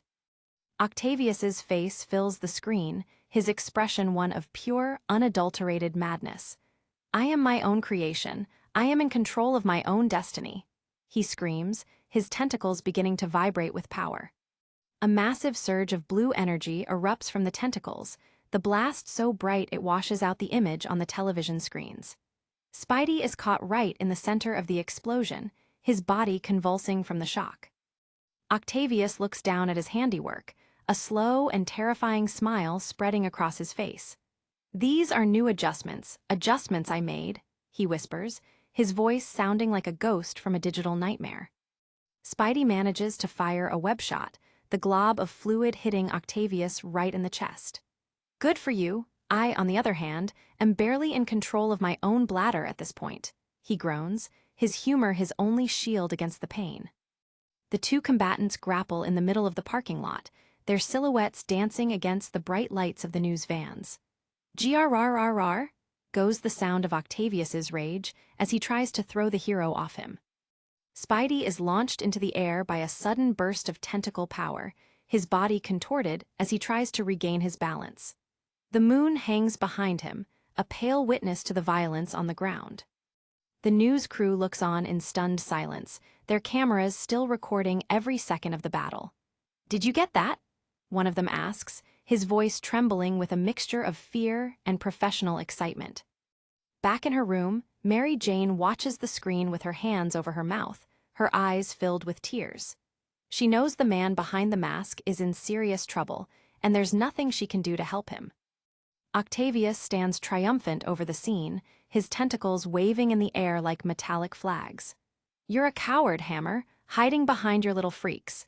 It's time to show these people what you are," he screams, his voice booming across the facility. Inside the limo, Judith leans over the prone form of Justin Hammer, her eyes wide with shock. "Oh no ho on," she whispers, as she realizes that the industrialist has finally reached the end of his road. Octavius looks toward the car, his goggles reflecting the pale light of the moon. "Who's the monster now, Hammer? Who's the monster now?" he asks, his voice sounding like a death knell for everyone inside that car. Judith looks at Hammer with a mixture of pity and terror. You didn't deserve this," she whispers, while Octavius just continues his rant from outside the car. Spidey suddenly lurches forward with a desperate, high-speed move. He's not attacking Octavius directly, he's aiming for something else entirely. He fires a webline that catches Octavius's pants right at the waist. Thwip! Goes the noise of the web shooter, as Spidey sets up a move that's more embarrassing than lethal. Octavius looks down in confusion, his tentacles still waving in the air. "What is?" he asks, his attention finally diverted from his revenge for a crucial second. With a sudden, violent tug, Spidey pulls the webline tight. Swump goes the sound of Octavius's pants being pulled down, revealing his sensible white underwear to the entire world and the cameras. Octavius stands frozen in shock, his goggles reflecting the bright lights of the news vans as he realizes he's just been humiliated on live national television. Spidey leaps into the air, his laughter ringing out across the industrial park. "Tighty-whities? Well, that explains everything," he quips, his sense of humor finally winning the day. He lands another kick on Octavius, the impact sending the villain stumbling back as he tries to pull his pants up while still managing his metallic arms. Whack! Goes the blow, and the tide of the battle finally turns. Spidey stands triumphant over the scene, his hands raised in a gesture of victory. He's defeated the monster with nothing more than a well-placed webline and a sense of timing. He looks toward the cameras, his lenses reflecting the bright lights of the media circus. He's the hero once again, but he knows the cost of his victory is far higher than anyone in that audience could ever imagine. The news crew moves in to get a closer shot, their cameras capturing every second of the hero's exhaustion. Spackle! Goes the noise of a camera flash, and Spidey realizes that his time in the spotlight is far from over. Octavius lies prone on the ground, his metallic arms tangled around him like a nest of dead snakes. Spidey stands over him, his body heaving with exertion as he tries to catch his breath. He looks down at the fallen villain, his expression one of pure, unadulterated exhaustion. Man, he mutters, his voice sounding older than his years would suggest. Spidey rubs his eyes, the physical and emotional toll of the night's events finally catching up to him. He's a hero, but he's also just a kid who wants to go home and sleep for a week. Tracy Hale looks into the lens, her voice carrying the rehearsed tone of 1,000 news reports. This is Tracy Hale, reporting live. It appears to be over. Otto Octavius has been subdued by Spiderman, she declares to the world. She continues her report, gesturing toward the hero in the background. From here, it looks like Spiderman is hurt or winded. It's hard to say, she says, her professional detachment a sharp contrast to the raw emotion of the scene. Tracy looks directly at the cameraman, her eyes gleaming with the potential for an exclusive. I'm going to attempt to get a statement out of him and see if, she starts, already moving toward the hero. Spidey looks toward her, his lenses narrowing in a look of pure, unadulterated annoyance. He's done with the games, done with the cameras, and done with the city's obsession with his every move. Suddenly, a shadow falls over the scene as Kraven the Hunter strides into the light. He's dressed in his full hunting gear, his eyes fixed on Spider-Man with a cold and lethal intensity. The crowd gasps as they realize the night is far from over. Spidey looks at the new arrival, his shoulders slumping in a gesture of pure, unadulterated defeat. Come on, cough, don't these people know I have a curfew? He asks, as the battle for his life begins anew in the silence of the night. The night air outside Hammer Industries is thick with the smell of ozone and the blinding glare of television cameras. Kraven the Hunter stands amidst the chaos, his voice a guttural roar as he demands his final reckoning with the wall-crawler. Spider-Man stands over the wreckage of a crumpled car, the metallic tentacles of Dr. Octopus lying severed and smoking at his feet. Whatever, Peter mutters, his patience wearing thin as he looks back at the media circus. He crouches low on the roof of the vehicle, peering through the shattered glass at the terrified faces inside. Are you okay? Is he okay? He asks, his voice soft with genuine concern. The woman inside looks up, her eyes wide and wet with tears of pure shock. I think he's dead. I think he had a heart attack, she whispers, staring at the motionless man beside her. Peter's heart sinks as the weight of the tragedy hits him, but he has to keep moving. Hey, listen, I'm going to rip the door off, he says, but his plan is cut short as Kraven lunges forward, screaming about doing battle. Kraven's face is a mask of primal fury, his eyes fixed on the hero with a fanatic's intensity. He's spent his life hunting for this moment, and he won't let a little thing like a car wreck stop him. Spider-Man looks back, the large white lenses of his mask narrowing in disbelief. Are you kidding me? He sighs, unable to believe the hunter's sheer persistence. Kraven launches himself into the air with a savage cry, his claws outstretched and ready to rend. He doesn't see a hero, he sees the ultimate trophy that has eluded him for too long. Peter barely moves, a simple tilt of his head allowing the hunter to fly harmlessly past him. Man, I am not in the mood for this, he grumbles, the night's toll finally starting to show. Kraven lands and spins, throwing a wild punch that Spidey dodges with effortless grace. Hey, what is wrong with you? Peter asks, dancing around the hunter's clumsy strikes. The hunter swings again, his fist whistling through empty air as Peter ducks low. Seriously, stop it, Spider-Man commands, his movements a blur of red and blue. Kraven hits the pavement hard, his momentum carrying him into the side of the debris. Dude, cut it out, Peter says, standing over the fallen hunter with a look of pure exhaustion. Kraven struggles to his feet, his breathing heavy as he raises his silver gauntlets for one last desperate attempt. He refuses to accept that he is outmatched in every conceivable way. Spider-Man doesn't wait for another speech. He connects with a single, powerful uppercut that sends Kraven reeling backward. The impact is sudden and final, silencing the hunter's roars for good. Kraven skids across the asphalt, his body coming to a rest near the tires of a nearby news van. The bravado is gone, replaced by the limp silence of unconsciousness. Peter stands still for a moment, the cameras catching every detail of his weary posture. He's won the fight, but he feels like he's losing the night. On the ground, Kraven's face is slack, his eyes closed as the reality of his defeat sinks into the pavement. He was a lion in his own mind, but tonight he was just a nuisance. The image flickers on a television screen, the grain of the live broadcast making the scene look even more surreal. Millions of people are watching this unfold, including those who know the man behind the mask. Peter turns to the surrounding crowd, his arms outstretched in a gesture of frustration. "I told him not to, I told him to stop it. You all saw," he calls out to the silent witnesses and flashing bulbs. A man in a tan jacket rushes over, leaning down to check on the fallen hunter. "Craven, crave, baby," he calls out, his voice filled with the panic of a manager watching his paycheck go unconscious. Peter watches him with a mixture of pity and annoyance. "Huh, I thought he had superpowers or something," someone in the crowd scoffs, while Spidey simply mutters, "Showbiz phony." He turns back to the car, the realization of the trapped passengers hitting him again. "Oh man, I almost forgot. Hey, are you okay in there?" he asks, reaching for the buckled door. He rips the metal away like it's wet cardboard, reaching a hand into the dark interior. "Some kind of night, huh? If you can move, take my hand," he offers gently. A small, trembling hand reaches out and grips his glove with desperate strength. It's the first real connection he's made all night that didn't involve a punch.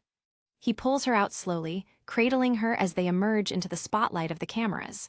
There you go," he whispers, his voice muffled by the mask but filled with warmth. The girl clings to him, her face buried in his shoulder as the crowd watches in stunned silence. Thank you for saving me," she sobs, the terror of the crash finally breaking. A reporter nearby turns to her cameraman, her voice a hushed, urgent whisper. "Tell me you got it," she demands, knowing they've just captured the shot of the year. Slowly, a sound begins to rise from the onlookers, a single pair of hands clapping, soon joined by others. The tension that gripped the street for hours begins to dissolve into something else. More people join in, their faces lighting up with genuine appreciation for the hero they've just seen in action. Even the cynical journalists can't help but acknowledge the gravity of the moment. Soon, the entire street is erupting in applause, the rhythmic sound drowning out the distant sirens. It's a rare moment of unity in a city that usually fears what it doesn't understand. Peter looks around, the sound of the cheering overwhelming his senses. Beside him, the girl he saved is still shaking, her eyes fixed on the ground as she tries to process her survival. The media swarms in, microphones thrust forward like spears. "Anybody headed back towards Manhattan? I kinda need a ride," Peter asks, trying to deflect the sudden spotlight with humor. He leaps onto a street lamp, his body silhouetted against the night sky as he tries to make his exit. "Wait, can we ask you some questions?" a reporter shouts, but Peter just shakes his head. No, I'd rather not." The reporter doesn't give up, her face desperate as she stares up at him. Maybe if you talked with us for a second. We are live on the air right now," she pleads. She leans in closer, her eyes searching the mask for any hint of the man underneath. "Everyone wants to know, who are you?" she asks, the question echoing in the silent street. Peter pauses, hanging upside down with his lenses reflecting the city lights. "We are," he asks, his voice carrying a hint of playful sarcasm. He decides to lean into the mystery, his tone light and theatrical. "Well, I'm from a planet many galaxies far, far away from here where people and spiders mate and live in harmony." The reporter looks baffled as the cameras keep rolling. "I'm just joking," Peter adds quickly. "I'm just like this guy and I fell backwards into some powers, and I'm trying to do what I can so that people like that don't try to hurt people like you." The reporter softens, her expression becoming more inquisitive than predatory. "But why wear a mask?" she asks, the final question of the night. Peter looks directly into the lens, his voice becoming serious for the first time. "Well, it's no big conspiracy or anything. I just want to do what I can for people," he begins, his words reaching every screen in the city. In a quiet apartment, Mary Jane Watson watches the screen, her heart swelling as she listens to him speak. "But I have family and friends and I don't want to, put their lives in danger just because they know me," he continues. Peter gestures to his chest, the iconic spider emblem bright in the light. I want to protect them, so, yeah, I wear a mask. It's pretty simple, really. But people might have a hard time trusting someone dressed like this. He speaks, the media continues to document his every word, their cameras capturing the man who just took down two of the city's greatest threats. Listen, I know it's corny, but the outfit means something to me, he admits. He thinks of the people who trash him, like J. Jonah Jameson, but his resolve doesn't waver. I just don't care. Why don't you care? The reporter asks, prompting the final revelation. Peter's voice drops to a respectful tone. Because a guy, a whole lot smarter than any of us, once told me that with power comes a great deal of responsibility. And that's not just for people with powers like me. I think it goes for everybody. He looks away from the camera, his point made. So, I'm just going to live my life that way and everything else is noise, he concludes, the silence following his words heavy with meaning. He shoots a web into the darkness, his body already moving. All right, listen, the cops are coming, so I'm out of here. Is everyone okay? All right. See ya, he calls out, disappearing into the skyline. The reporter watches him go, a smile of genuine admiration finally breaking across her face. How's that for a home run? She asks the camera, realizing they've just witnessed the birth of a legend. She turns back to the viewer, her voice brimming with professional pride. Well, there you have it, Tom. A world-exclusive interview with the triumphant Spiderman. It looks like New York has a true hero in our midst. But the night isn't over yet. Tom, I don't know if you can see this, but there's some kind of commotion over at the Craven the Hunter tour bus, she reports, her eyes shifting to a new development. Police officers have swarmed the bus, their weapons drawn as they intercept Craven's crew.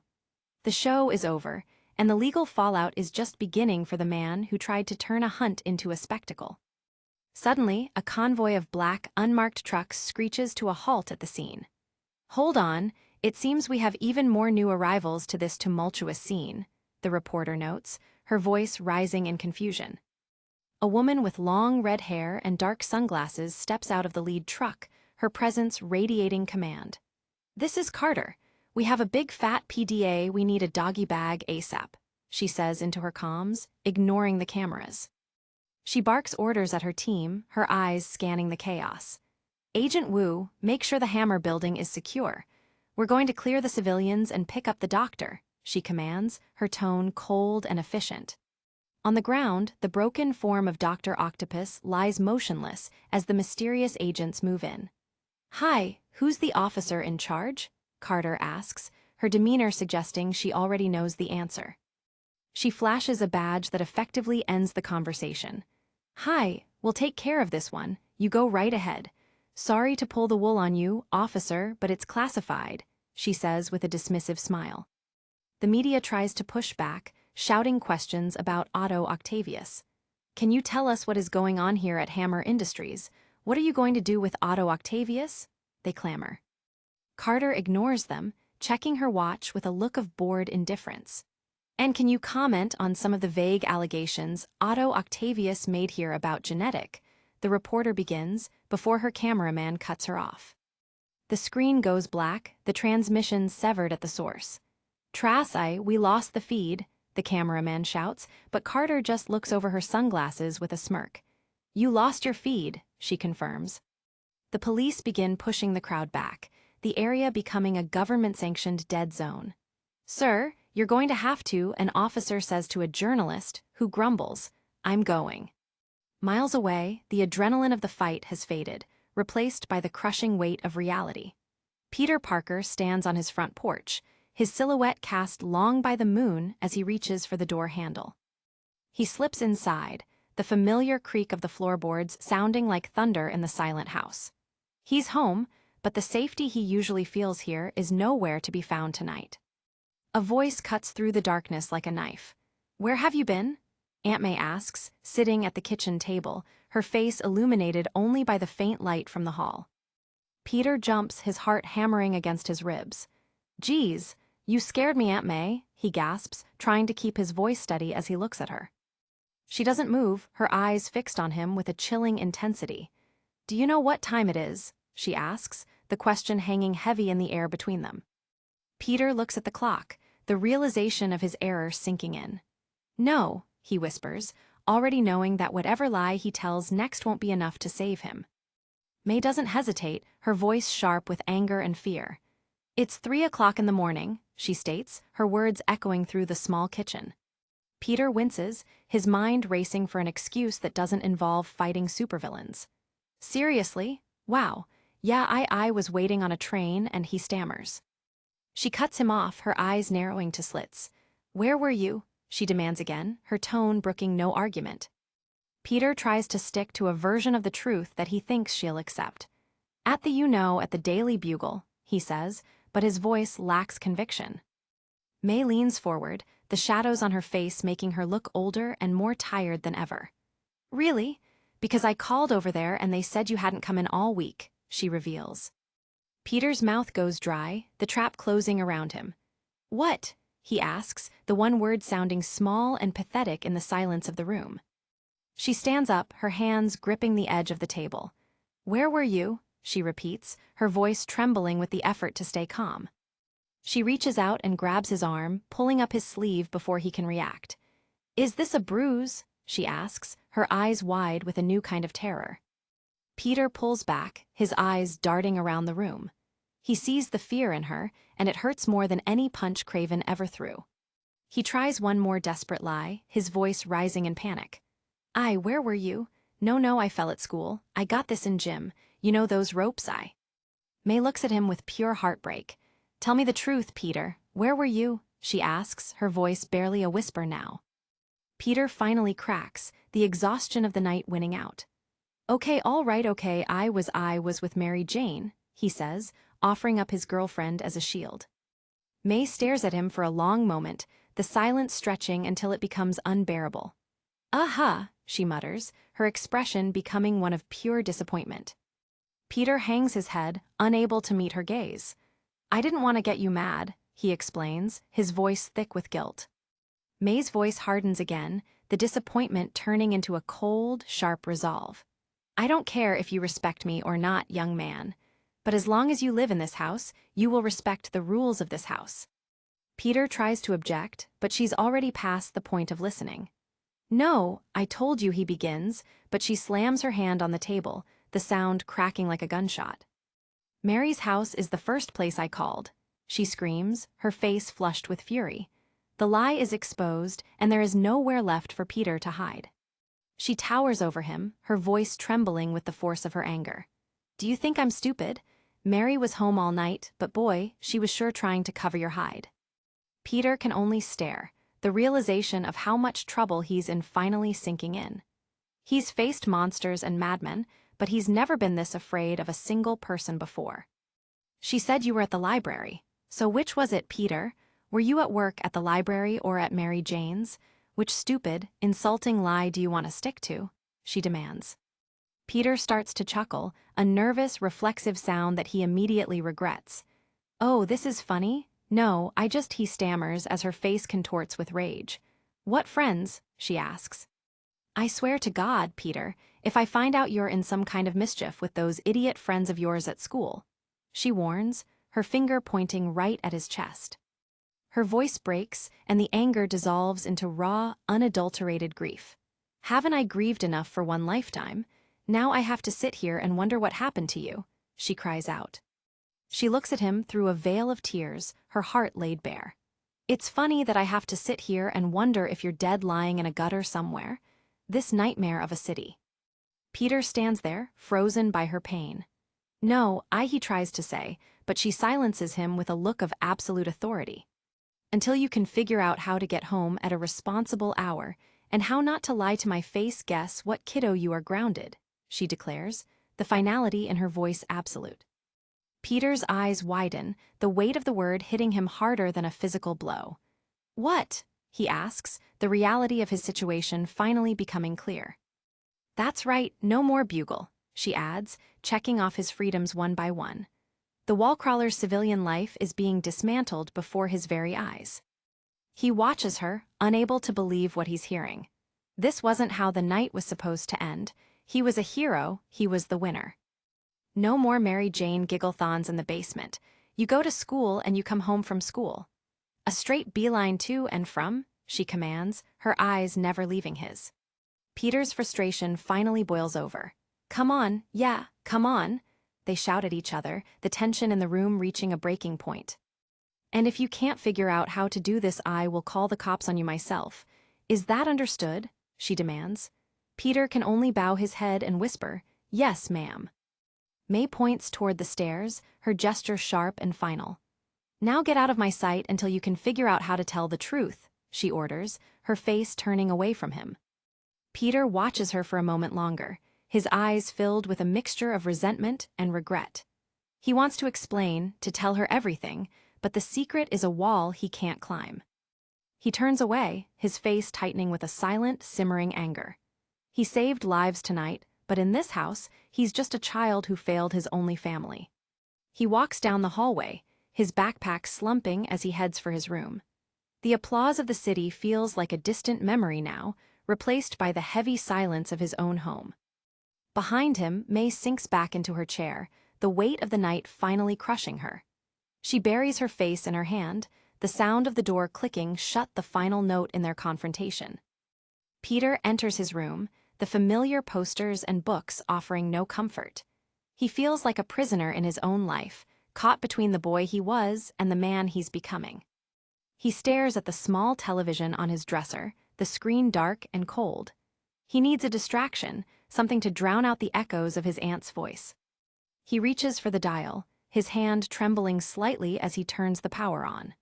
The static gives way to a familiar face, and for a moment, he's back in the spotlight.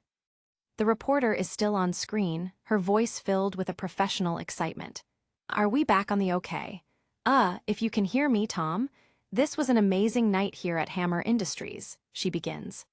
Peter watches as she recounts his heroism. Spiderman selflessly battling odds obviously not in his favor. Craven the Hunter is under arrest. And Spiderman giving the press the first look into what makes him tick, she says. He stares at the screen, a bitter smile crossing his lips as she calls him a big-time superhero. He looks down at his hands, realizing the irony of it all. And I'm grounded, he mutters to the empty room. In a secure, high-tech facility deep within the city, the air is cold and sterile. Otto Octavius is suspended in a containment field, his mechanical arms restrained as he mutters incoherently about the man who defeated him. Agents Carter and Wu watch him from behind a protective glass barrier, their faces illuminated by the eerie green glow of the facility. So what do you think? Wu asks, his eyes never leaving the prisoner. Carter looks at the monitor, a grim expression on her face.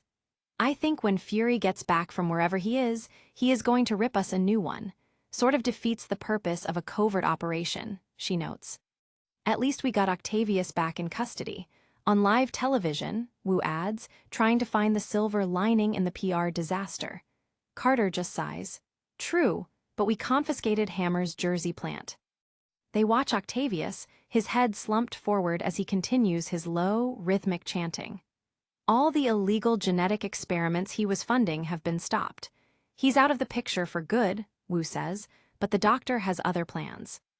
Octavius lifts his head slightly, his eyes focusing for a split second. Man powers of a... Spiderman, Parker, he whispers, the name's a curse that threatens to undo everything Peter is trying to protect. Carter and Wu walk away, their footsteps echoing through the long, metallic corridor. I'm going to go cry, Carter mutters, the stress of the operation finally showing in her voice. Wu walks beside her, his expression equally grim. I'm going home and drink myself unconscious.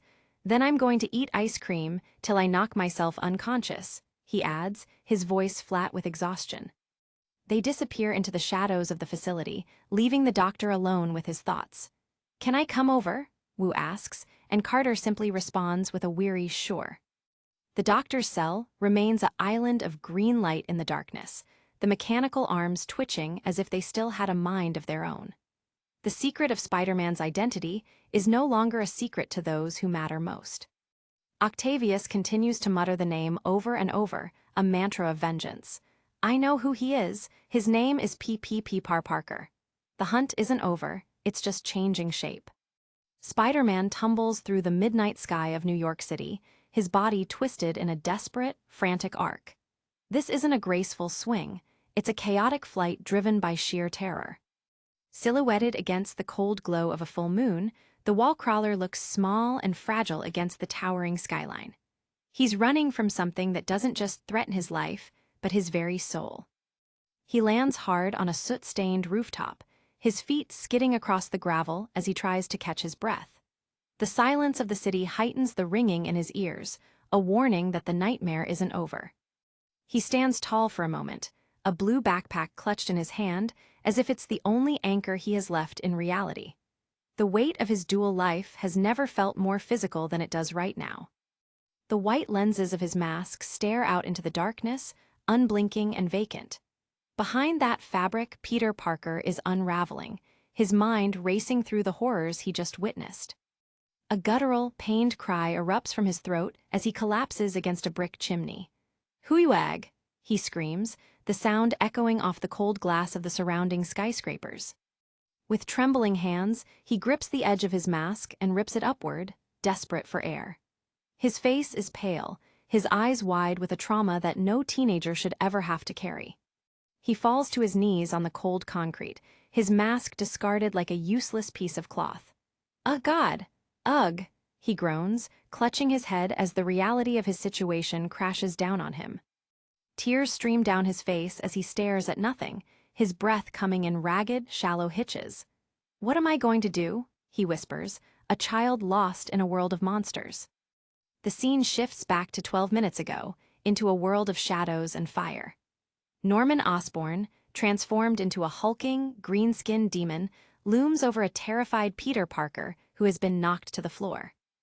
Peter's eyes are wide, fixed on the nightmare standing before him, his teeth bared in a silent grimace of pure shock. The man who was once his friend's father has become something unrecognizable. The goblin's face is a mask of jagged scales and hatred, his single visible eye glowing with a predatory, red light. He doesn't just want to kill, he wants to dominate every aspect of Peter's existence.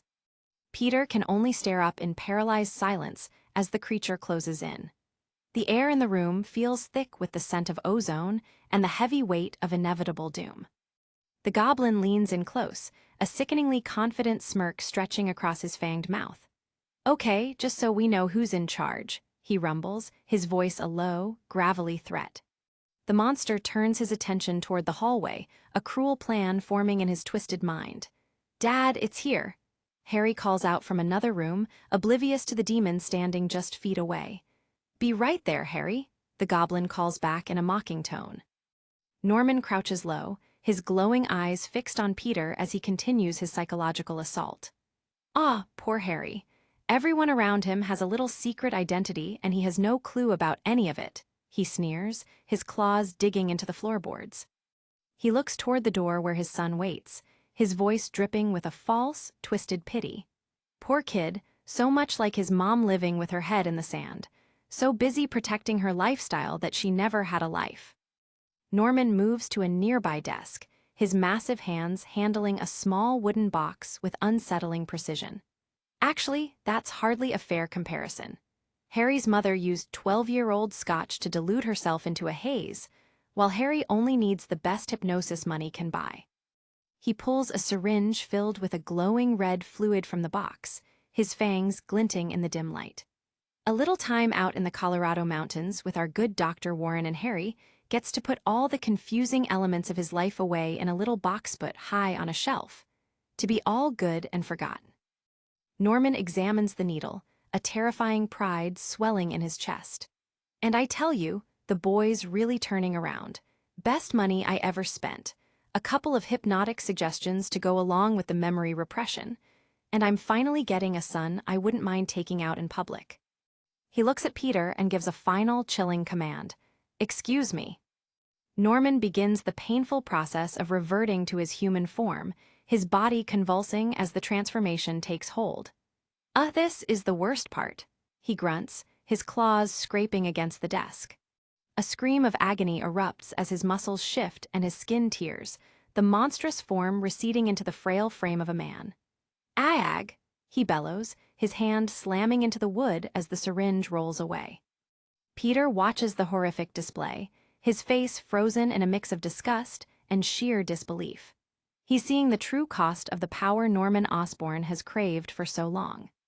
He stands there, trembling, his hands raised in a defensive posture as he watches the human Norman emerge from the shadows. The monster is gone, but the man remaining is far more dangerous. Norman, now back in his human body and wearing a simple bathrobe, leans against the desk to steady himself. He looks exhausted, but his eyes still burn with the same cold, calculating light. He slowly walks away from the desk, leaving the syringe and the wooden box behind like discarded toys. Peter remains in the center of the room, feeling the walls close in around him. The silence in the penthouse is heavy as Norman stops and looks back at Peter. The power dynamic has shifted, and Peter knows he is trapped in a web he didn't even know was being spun. Norman bends over, his face hidden as he catches his breath, his bare back covered in sweat and the remnants of his transformation. Peter stands a few feet away, his own backpack feeling like a lead weight. He slowly raises his head, a thin, menacing smile playing on his lips. "Where was I? Oh, yes, Harry," he says softly, his voice returning to its smooth, corporate tone. Norman stands tall, adjusting the collar of his fur-lined robe with an air of arrogant nonchalance. No, Harry doesn't know that his dad is the next step in human evolution, or that his best friend was, Spiderman. No, not yet. He looks Peter directly in the eye, his expression hardening as he lays out the terms of Peter's new reality. "Because from this day forward, now and forever, you belong to me, you work for me, you do as I say, and for that you will be rewarded. Your future in this world will be a fine one worthy of your budding intellect and power." Norman leans in, his face inches from Peter's, his voice dropping to a whisper that carries the weight of a death sentence. "But there may be some things you have to do that you might not agree with, some decisions I make that you don't understand. And even though you may not appreciate my grand vision just yet, you will obey me. Because if you do not, well..." The threat becomes explicit, cold, and absolute. "Well, first I will torture and possibly murder your dear auntie. I'll probably do it right in front of you, or maybe I'll just destroy your little girlfriend. Mary Jane, right?" Norman holds Peter's gaze, his eyes reflecting a soul that has long since abandoned its humanity. Peter can only stare back, the realization of the nightmare sinking in deep. Norman turns toward the massive aquarium wall, where a shark glides silently through the green water. "Then I might delight myself in beating you to the edge of death. Not to death, just the edge of death," he muses, as if discussing a business transaction. He points a finger at Peter, his eyes narrowing. "I will let you try and heal. I will watch you struggle through the broken bones and the severed nerves and tissues, and most probably you will heal. And then, just as you begin to feel yourself becoming human again..." Voice drops to a lethal low, his eyes filled with a terrifying promise. "I will beat you to death." "Dad," Harry calls out from the hallway, breaking the tension for just a second. Norman stands over Peter, his shadow stretching long across the floor. "Do we understand each other?" he asks, his tone demanding absolute submission. Norman's face is a study in calculated malice, his features sharp and unforgiving. He is waiting for Peter to break, to acknowledge his new master. Peter's eyes dart around, his teeth clenched so tight his jaw aches. He is a cornered animal, looking for any way out of a trap that has already snapped shut. Norman turns away, his hand casually running through his hair. "Good, let's go," he says, dismissing the threat as if it were a minor detail in a larger plan. Back in the main room, Harry holds up a VHS tape with a triumphant grin. "Feast your eyes, baby," he says, his excitement a jarring contrast to the darkness Peter just endured. Norman stands in the background, looking like the picture of a successful, albeit eccentric, businessman. Harry gestures toward the large screen on the wall, eager to share his father's success. "It's the Dateline piece. They sent an advance copy. It's airing Friday night, but you get to see it first. Oh, you'll like this, Peter. It'll bring you up to date on the traveling Osborns." Peter asks, "What's with the robe, Dad?" Norman casually replies, "I was taking a sauna." Norman takes the remote, his face lit by the glow of the television. "Okay, everybody ready? My national television debut. Or, as I like to call it, guaranteed Tookie magnet. Peter stands beside him, his internal world shattered, forced to play along with the charade. The video begins, showing Norman Osborn at the height of his power, holding up a beaker of his Oz compound. He burst onto the lucrative scene of bioengineering with a series of breakthroughs that brought his company to the forefront of the new century's sciences, all culminating in the announcement of Oz. The documentary voiceover continues as images of Norman addressing stockholders fill the screen. A product whose purpose was kept a mystery, but whose existence brought a financial windfall to everyone who bet on it. Oscorp was now a major player. The page explodes into a montage of Peter's memories and the television piece, the fragments of his life swirling around him. He sees the explosion that supposedly killed Norman, the morning of Harry, and the shock of Norman's sudden return. The news anchor talks about the tragedy and the mystery, while Peter feels the crushing weight of the truth.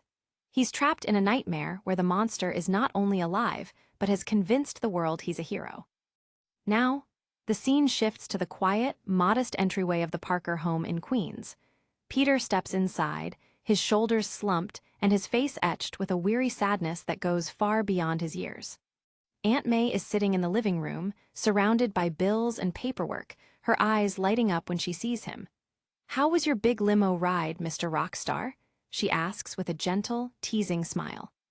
Peter drops his head, unable to meet her gaze.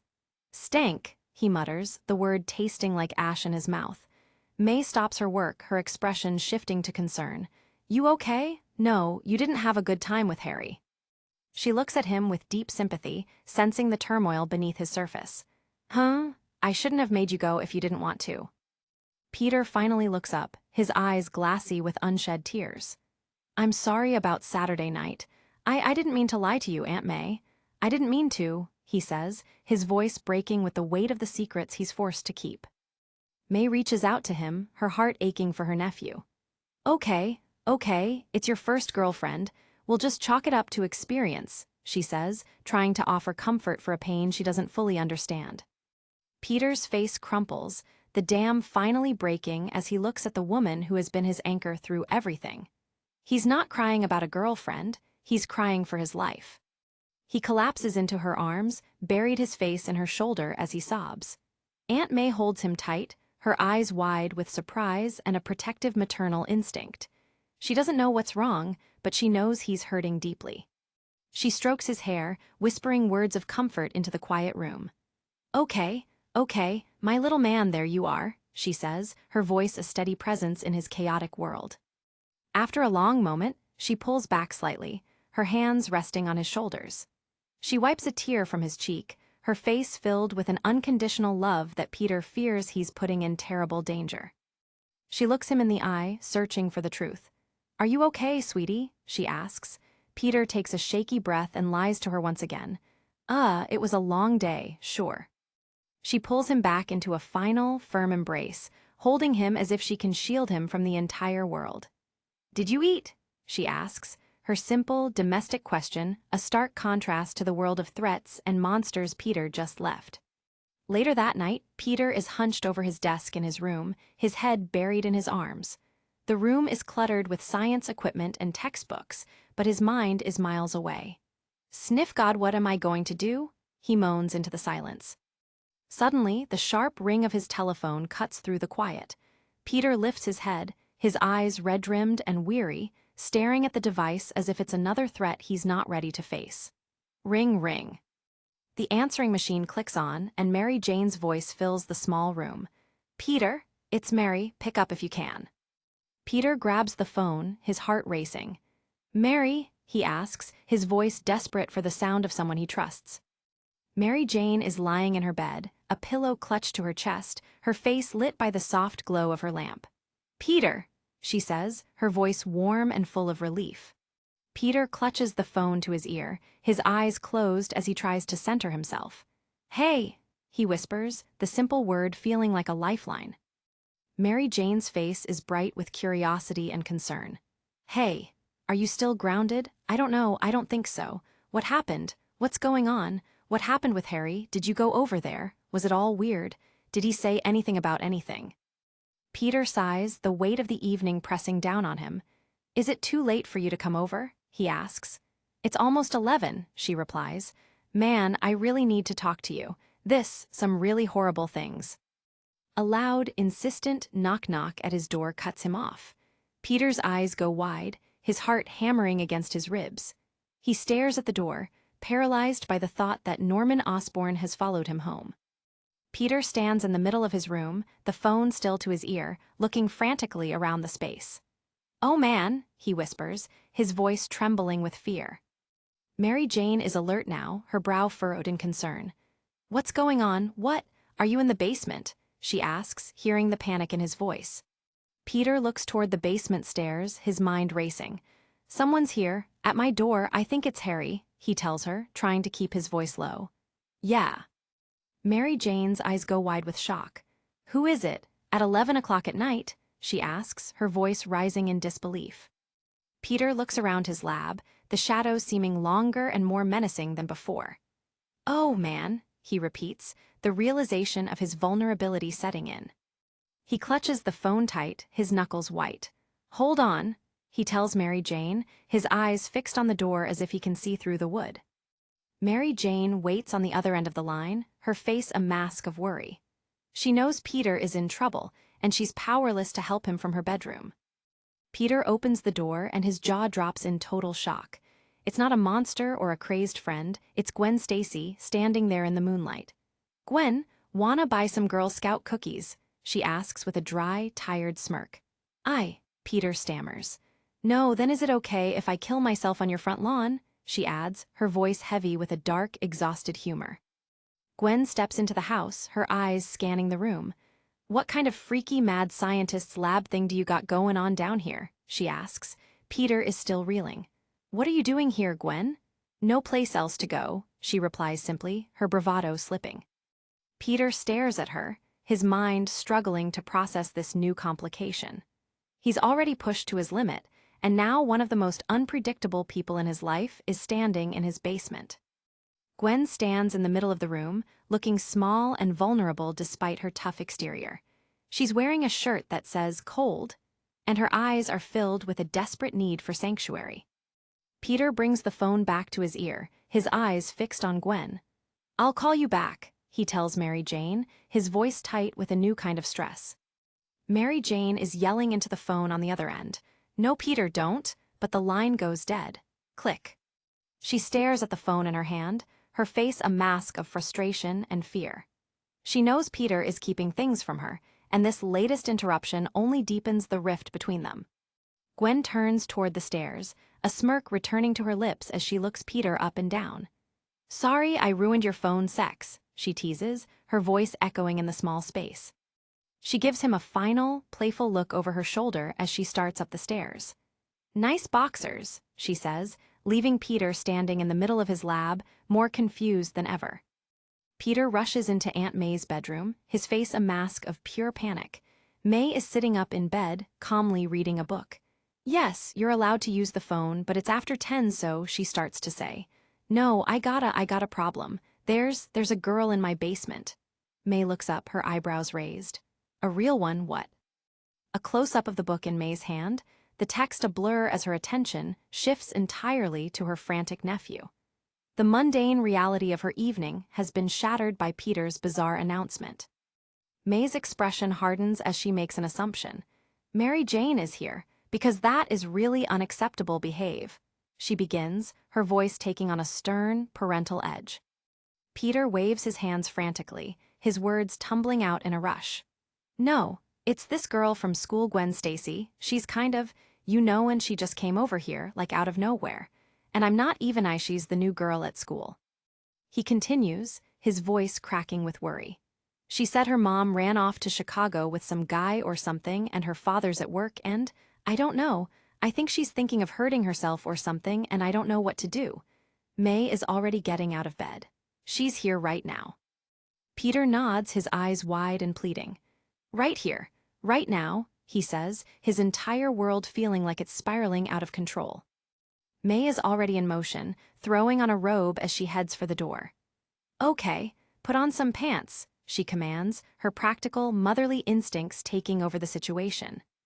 Minutes later, the scene in the kitchen is surprisingly domestic. May is at the stove, expertly flipping eggs in a frying pan. Gwen is sitting at the table, her face lit with a rare, genuine smile. "Oh my God, I told you. These are, oh my God," she exclaims, a sense of relief washing over her. May looks over at her with a warm, knowing smile. "When was the last time you ate?" she asks. "I forget to is all," Gwen admits, her tough exterior continuing to melt away. "Girl has to eat," May insists. "That's what I tell her," a deep voice says from the doorway. A man in a trench coat and tie stands at the door, his face tired but relieved. "Captain Stacy?" May asks. "May Parker, thank you so much for keeping an eye on Gwenny. She's a terrific girl." The captain steps into the kitchen, his presence filling the room with a sense of authority and quiet exhaustion. "But I am so sorry for the imposition," he says. May waves it off with a smile. "No, don't give it a thought. Everyone's life has static. If they didn't, I guess you wouldn't have a job." The captain chuckles softly, a weary sound. "True," he admits, looking over at his daughter who is finally eating. The tension in the house has dissipated, replaced by a quiet, shared understanding between two parents. May looks back at Peter with a mischievous glint in her eyes. "Eggs?" she asks, her thumb pointing toward the pan. Peter can only offer a small, shell-shocked smile in return. The next day at school, the hallways are a cacophony of noise and activity. Peter and Mary Jane are walking together, Peter recounting the events of the previous night. And then her father, the cop, came over and he had eggs. "Your aunt made eggs in the middle of the night?" And then he and Aunt May had a talk in the other room about whatever, who knows, and I fell asleep at the kitchen table as Gwen went on about how she thinks Iceman is the hottest. I think it's an old hippie thing. I don't know. Mary Jane stops and looks at him, her face filled with a quiet hurt. You never called back," she says, her voice low and disappointed. Peter looks away, unable to give her the truth. "I don't know," he mutters, the secrets between them feeling more like a wall than ever before. Mary Jane isn't letting it go. "Oh, why do you think she came over your house?" she asks, a hint of jealousy and confusion in her eyes. Peter stops, his expression turning serious.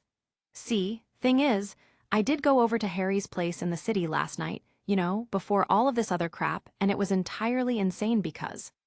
He looks her in the eye, his voice dropping to an urgent whisper. "Listen, I need to tell you something more important than any of this." Suddenly, Gwen Stacy bursts onto the scene, throwing her arms around Peter in a huge, exuberant hug. "Hey, it's my own personal superhero," she shouts. "Ow, og." Peter grunts as she nearly knocks him over, while Mary Jane watches in stunned silence. Gwen pulls back, a bright smile on her face. "What? The spiky thing on your jacket? Ha, sorry, looks like you're doing much better," Peter says, gesturing to her new look. Mary Jane stands a few feet away, her expression unreadable as she watches the two interact. Gwen is still full of energy. "I'm freaking exhausted. Are you kidding me? After we left your place, my dad and I had a whole big talk and stuff. It was good. But now I'm a zombie. I'll tell you about it later if you care, but I just wanted to tell you that you rock and your aunt rocks." "Not the word I would use, but I will tell her," Peter replies.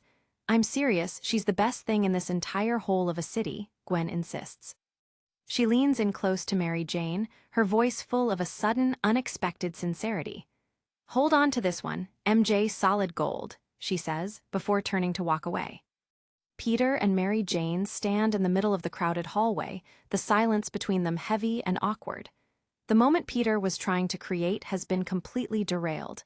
"Hey, have you seen Harry yet?" "No. Listen, I have to tell you."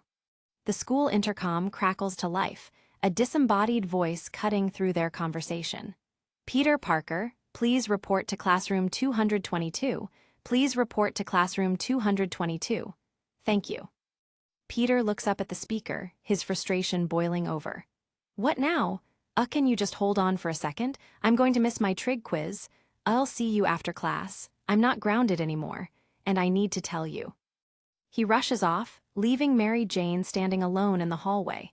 She watches him go, her face a mask of worry and a growing sense of isolation. "To tell you something," he says, his voice fading as he disappears into the crowd. Peter enters the classroom, expecting a teacher or an administrator. Instead, he finds a woman he doesn't recognize sitting at a desk. "Hi, Peter. My name is Dr. Bradley. We've met before. Please, sit down," she says with a professional, slightly unsettling smile.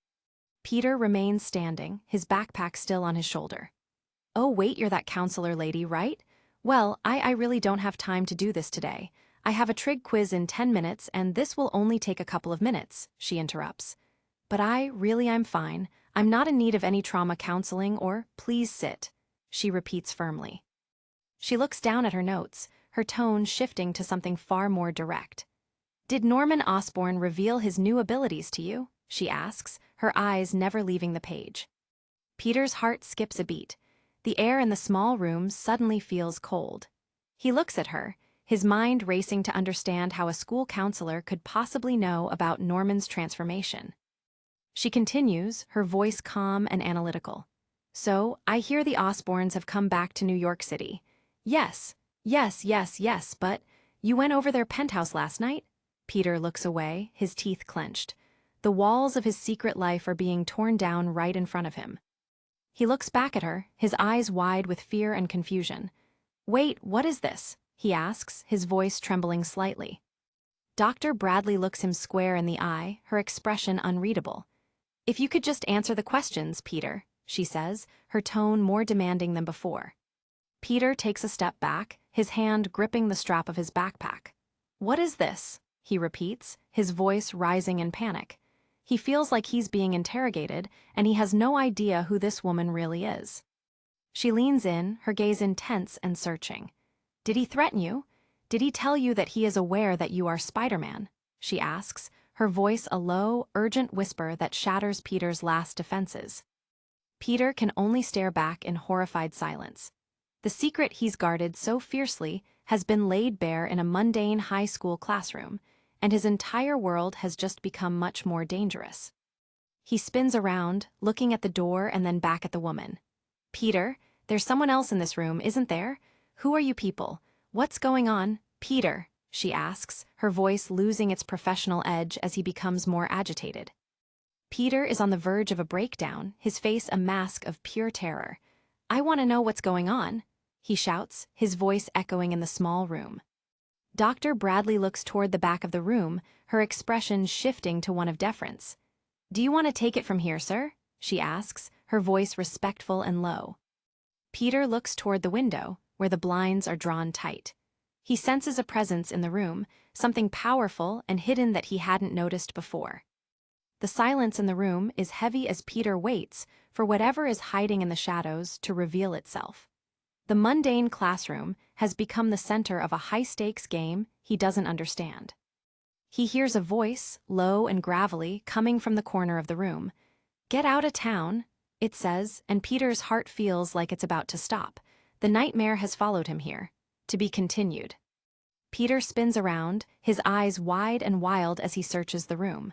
"Who are you people? What's going on?" he demands, his voice cracking under the sheer pressure of the situation. Dr. Bradley steps toward him, her hands raised in a calming gesture. "Peter, I want you to know what's on," she says, her voice soft and maternal, a complete shift from her earlier interrogation. Peter isn't having any of it.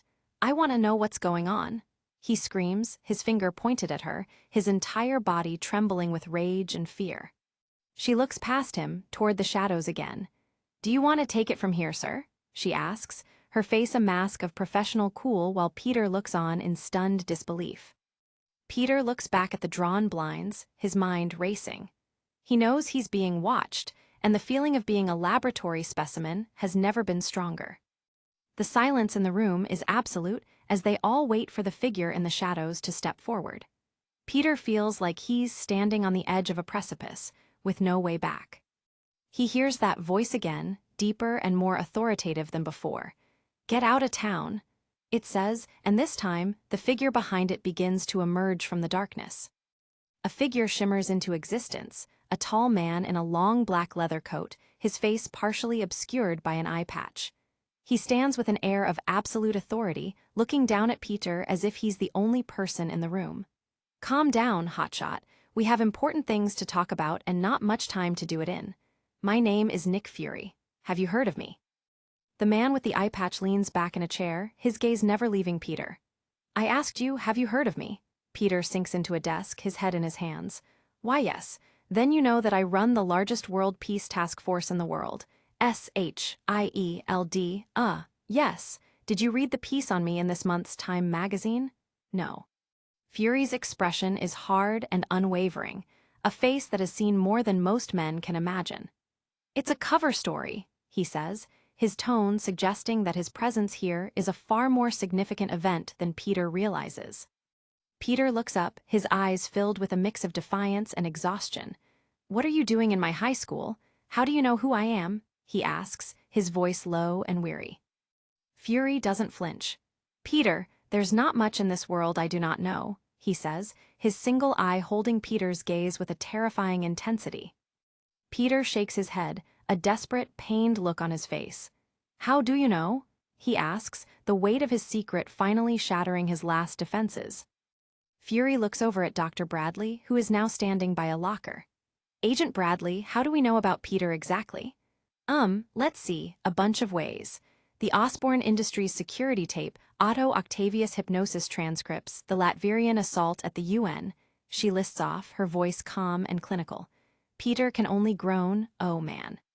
Fury leans forward, his voice taking on a slightly more sympathetic tone. Consider it flattering. We're busy people, but we've been keeping a good eye on you.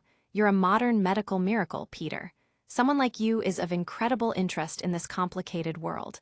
But that said, I normally wouldn't even approach you like this. Because as interesting as your case is, you are a minor and we have no jurisdiction over you. Yet.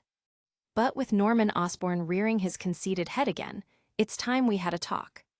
Peter stands up, his hands raised in a final, futile attempt at resistance. I would like to see some form of identification, he demands, his voice trembling with a mix of fear and frustration. Fury gives a short, barking laugh that carries no warmth. Haha, you're cute. Like what, a badge? A secret agent badge? He asks, his single eye glinting with a dark, cynical humor. Peter turns away, his mind reeling as he tries to find any way out of this room. Peter, Fury says, his voice taking on a more serious edge. Osborn is going to have you kill me. Peter stops, his back to them, his shoulders tensed. Fury continues, his words like a series of physical blows. And if you refuse, he's going to try to do something bad to you, like he said. Kill your aunt or whoever this Mary Jane Watson person is. Girlfriend?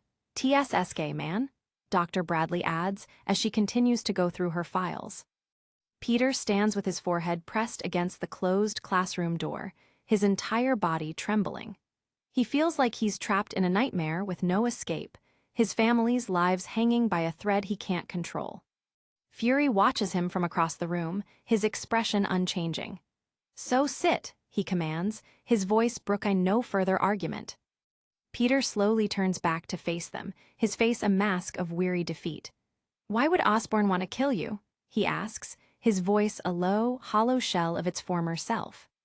The page explodes into a chaotic, information-heavy montage as Fury explains the origins of the Oz Project and Norman's descent into madness. He talks about the genetic projects, the failed serum, and how Norman accidentally created Peter. He describes Norman's hubris, his panic after the accident, and his transformation into the monster. The images show a world of shadowy experiments and corporate betrayal, with Norman Osborn at the center of it all, a man who became a monster in a desperate bid for power. Peter sees the spider that changed his life and the demon that now threatens to end it. Peter stands up, his hands open in a gesture of pure, unadulterated frustration. So if you know this, arrest him. Shoot him. What do you want from me? He shouts, his voice echoing in the empty classroom. Fury sits with his hands clasped, his face a mask of bureaucratic indifference. You're young, and I know you'll have a hard time understanding the bigger picture here, but legally, Osborn is off-limits to us. Yes, we know all about Norman Osborn, we know all about his Oz project, and we know what he has done to himself in an attempt to recreate the accident that created you. But Peter's jaw drops in disbelief. Wait, he did that to himself because he wanted to? He asks, the thought of someone intentionally choosing to become such a monster filling him with a new kind of horror. Fury looks him square in the eye, his gaze unwavering. "Yes," he says simply, the single word carrying a terrifying finality. Peter drops his head, his eyes squeezed shut as he tries to process this new information. He's been fighting a monster he thought was a tragedy, only to learn he's fighting a man who chose to be a demon. "I didn't know that," he whispers. Fury continues, his voice calm and methodical. "The American government isn't allowed to spy on Americans on American soil. It's against the law. I am not here. Agent Bradley isn't here." He looks at Peter with a cold, analytical gaze. "It is, in fact, illegal for us to have heard his threat to you last night. So what are you going to do to stop him?" Peter demands, his voice rising in desperation. Fury's face remains a mask of cold professionalism. "Actually, kid, I came here to tell you that, for now, you are on your own," he says, his words like a bucket of ice water over Peter's head. Peter can only stare back in stunned, horrified silence. "What?" he asks, the word barely a breath as he realizes he has been completely abandoned by the people who are supposed to protect him. Fury continues, his voice unyielding. "We can't touch Osborn until he actually does something wrong." "What? He threatened me and my—" Peter starts to protest. "Yes, but we technically don't know that." "Oh, do you have forensic evidence to back that up? Because I don't." "Forensic?" Peter asks, his frustration peaking. A close-up of Peter's face as he tries to reason with the man. "What? He threatened me and my—" he repeats, his voice full of a desperate, pleading energy. Peter throws his hands up in despair. "I know what it is. He threatened my family. He turned himself into a," he stammers, unable to even find the words to describe the horror he's facing. Fury remains calm, his single eye watching Peter's every move. "We don't know that he threatened your family because we aren't supposed to be eavesdropping on him. And, get this, the act of turning yourself into a goblin monster isn't illegal unless doing so infringes upon the rights of another. But we're working on that." Peter shakes his head in disbelief. "But he attacked the school. No proof it was him." "How can you say that?" Peter asks, his voice full of a growing, bitter resentment. Fury leans forward, his voice dropping to a low, intense whisper. "Our psyche evaluation and intel says he will come to you, and he will order you to kill me. I would appreciate it if you say no." Peter's eyes are wide, his face a mask of pure terror. "But my aunt," he starts to say, the thought of her being the collateral damage in this game making his blood run cold. Fury doesn't flinch. "You say no, we will be watching and waiting. He will either engage you in conflict right there, or he will go after one of your loved ones. The very second he crosses the line into threatening a civilian, we will be there to back you up." Peter looks at him with a mix of fury and fear. "You will be there after he has gone after my aunt. It's the way it has to be." "After," Peter shouts. "It's the way it has to be," Fury repeats, his voice like cold stone. Through the classroom window, the world outside seems mockingly normal. Students are walking on the sidewalk, a girl in a cheerleader uniform sharing a laugh with a friend. For them, it's just another day at high school. Peter turns back to Fury, his face a mask of cold, hard realization. "And what if you're not? See what I'm saying?" he asks, his voice dropping to a dangerous low. Fury's head is silhouetted against the bright light of the window, his expression unreadable. "We will be there," he says, his voice full of a certainty that Peter no longer trusts. Peter shakes his head, a bitter smile playing on his lips. "And what if you're not there?" he asks, the question hanging in the air like a lethal threat. Peter throws his hands wide, his voice rising in an explosion of anger. "You weren't here at the school that time. You weren't there when he killed his wife." Fury remains calm, his voice steady. "The other important thing is that it is probably wise that you not tell your family or friends anything about this." "What?" Peter shouts. Fury's silhouette remains unmoved, a dark shape against the light. "We will be," he repeats, the simple words feeling more like a threat than a promise. Peter looks at him with a mix of disgust and pure hatred. "Knowledge kills," he says, his voice dripping with a bitter, cynical wisdom that no teenager should ever possess. Fury looks back at him, his face a mask of cold, hard reality. Telling them will only complicate matters. They will what? Run to the police. The media? What will that do? Save them from Osborne's dementia? Will it make it go away? No. At this point, telling them anything more than they already know will only put their lives in even graver danger. Peter grabs his backpack and heads for the door, his entire body shaking with rage.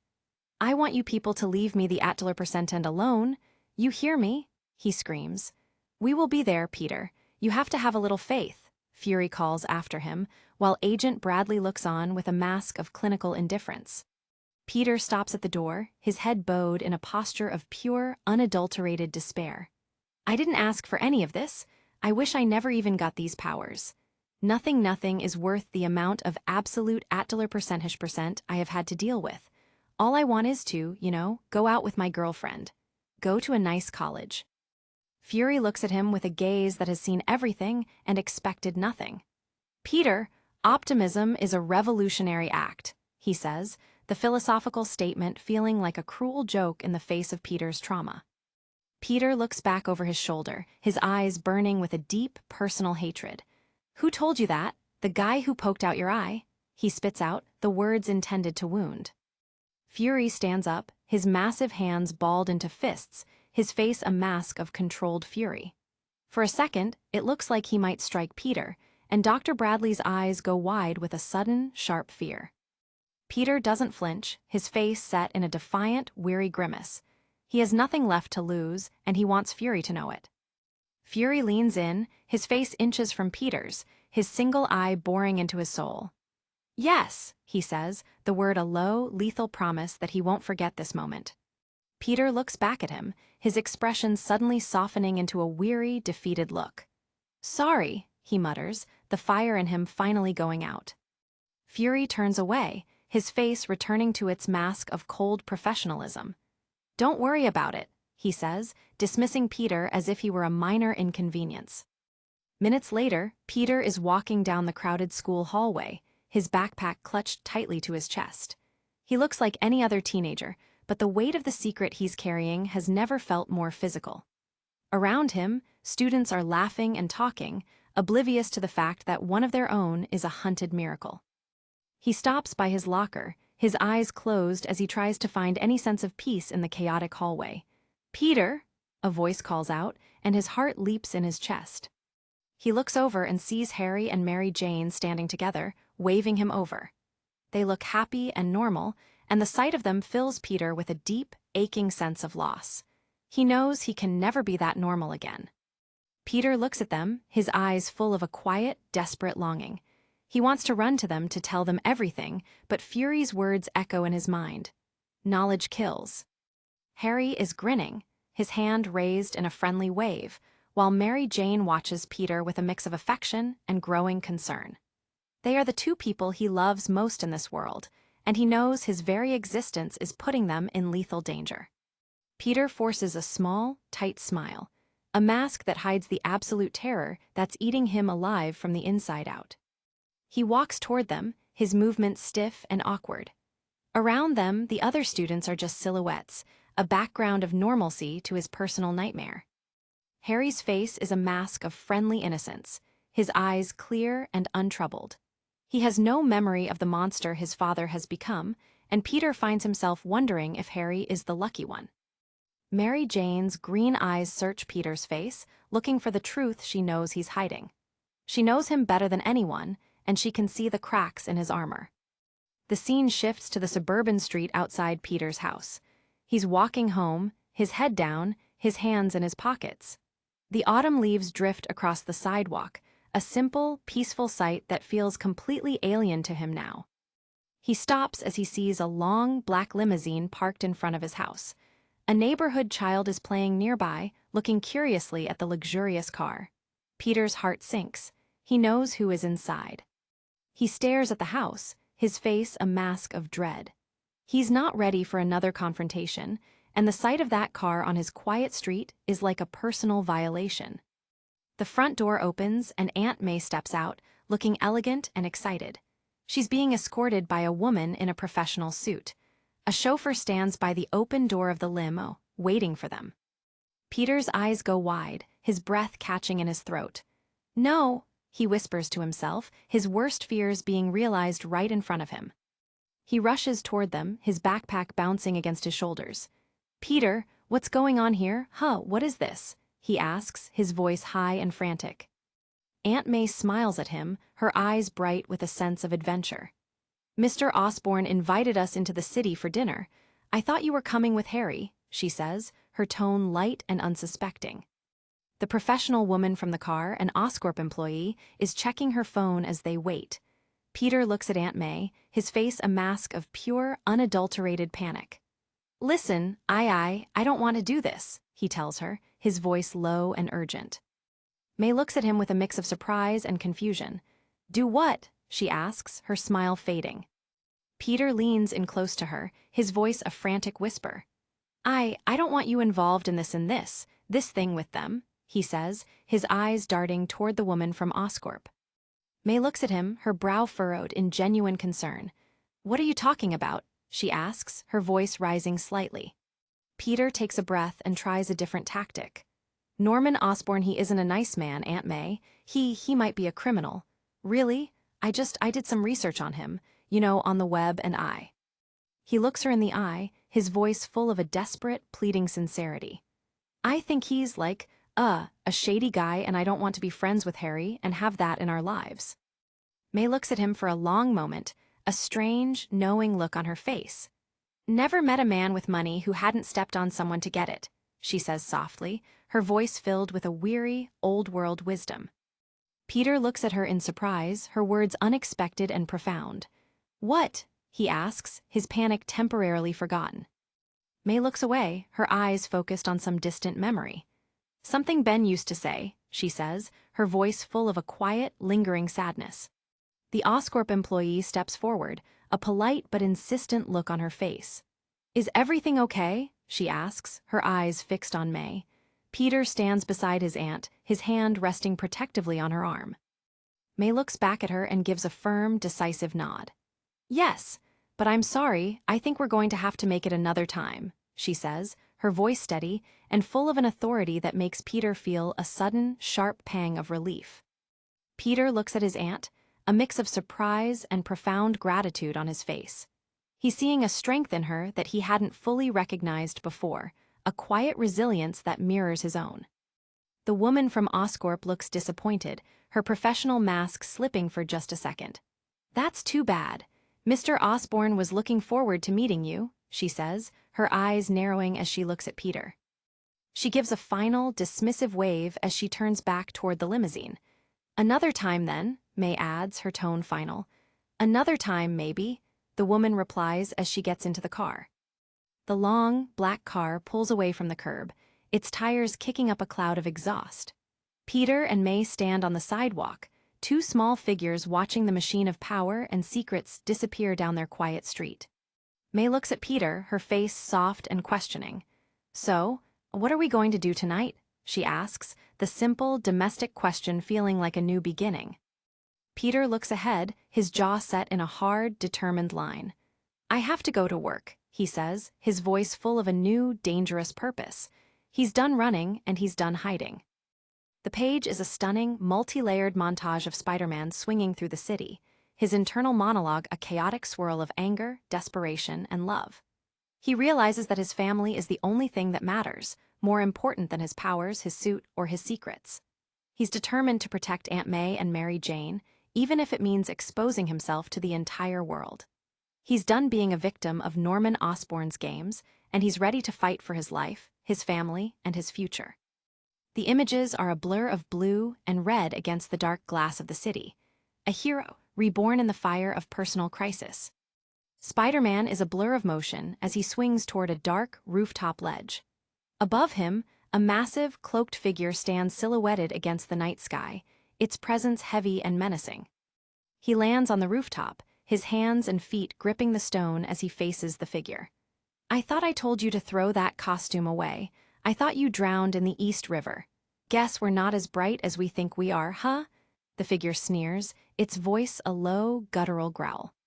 A close-up of the figure's face as it pulls back its hood, revealing a row of sharp, fanged teeth and skin like weathered stone. It's the Green Goblin, more monstrous and lethal than ever before. The rooftop is a wasteland of concrete and shadow, the cold wind whipping through the goblin's tattered cloak.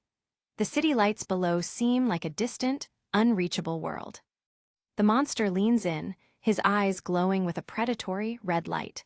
"So I take it you're going to choose the road most bloody," he says, his voice a lethal promise of the violence to come. Spiderman stands his ground, his fists balled at his sides. "What did I do to you exactly? Why are you in my life?" he demands, his voice full of a raw, desperate anger. The goblin erupts in a chilling, mocking laugh.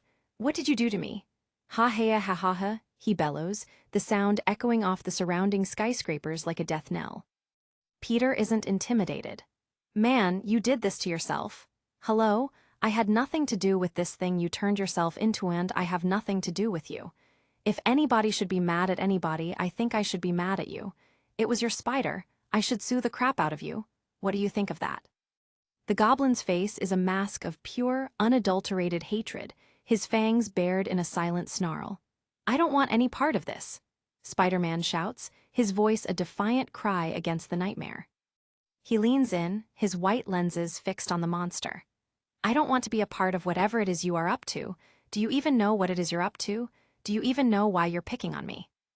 The goblin turns toward the edge of the rooftop, his voice dropping to a low, philosophical rumble.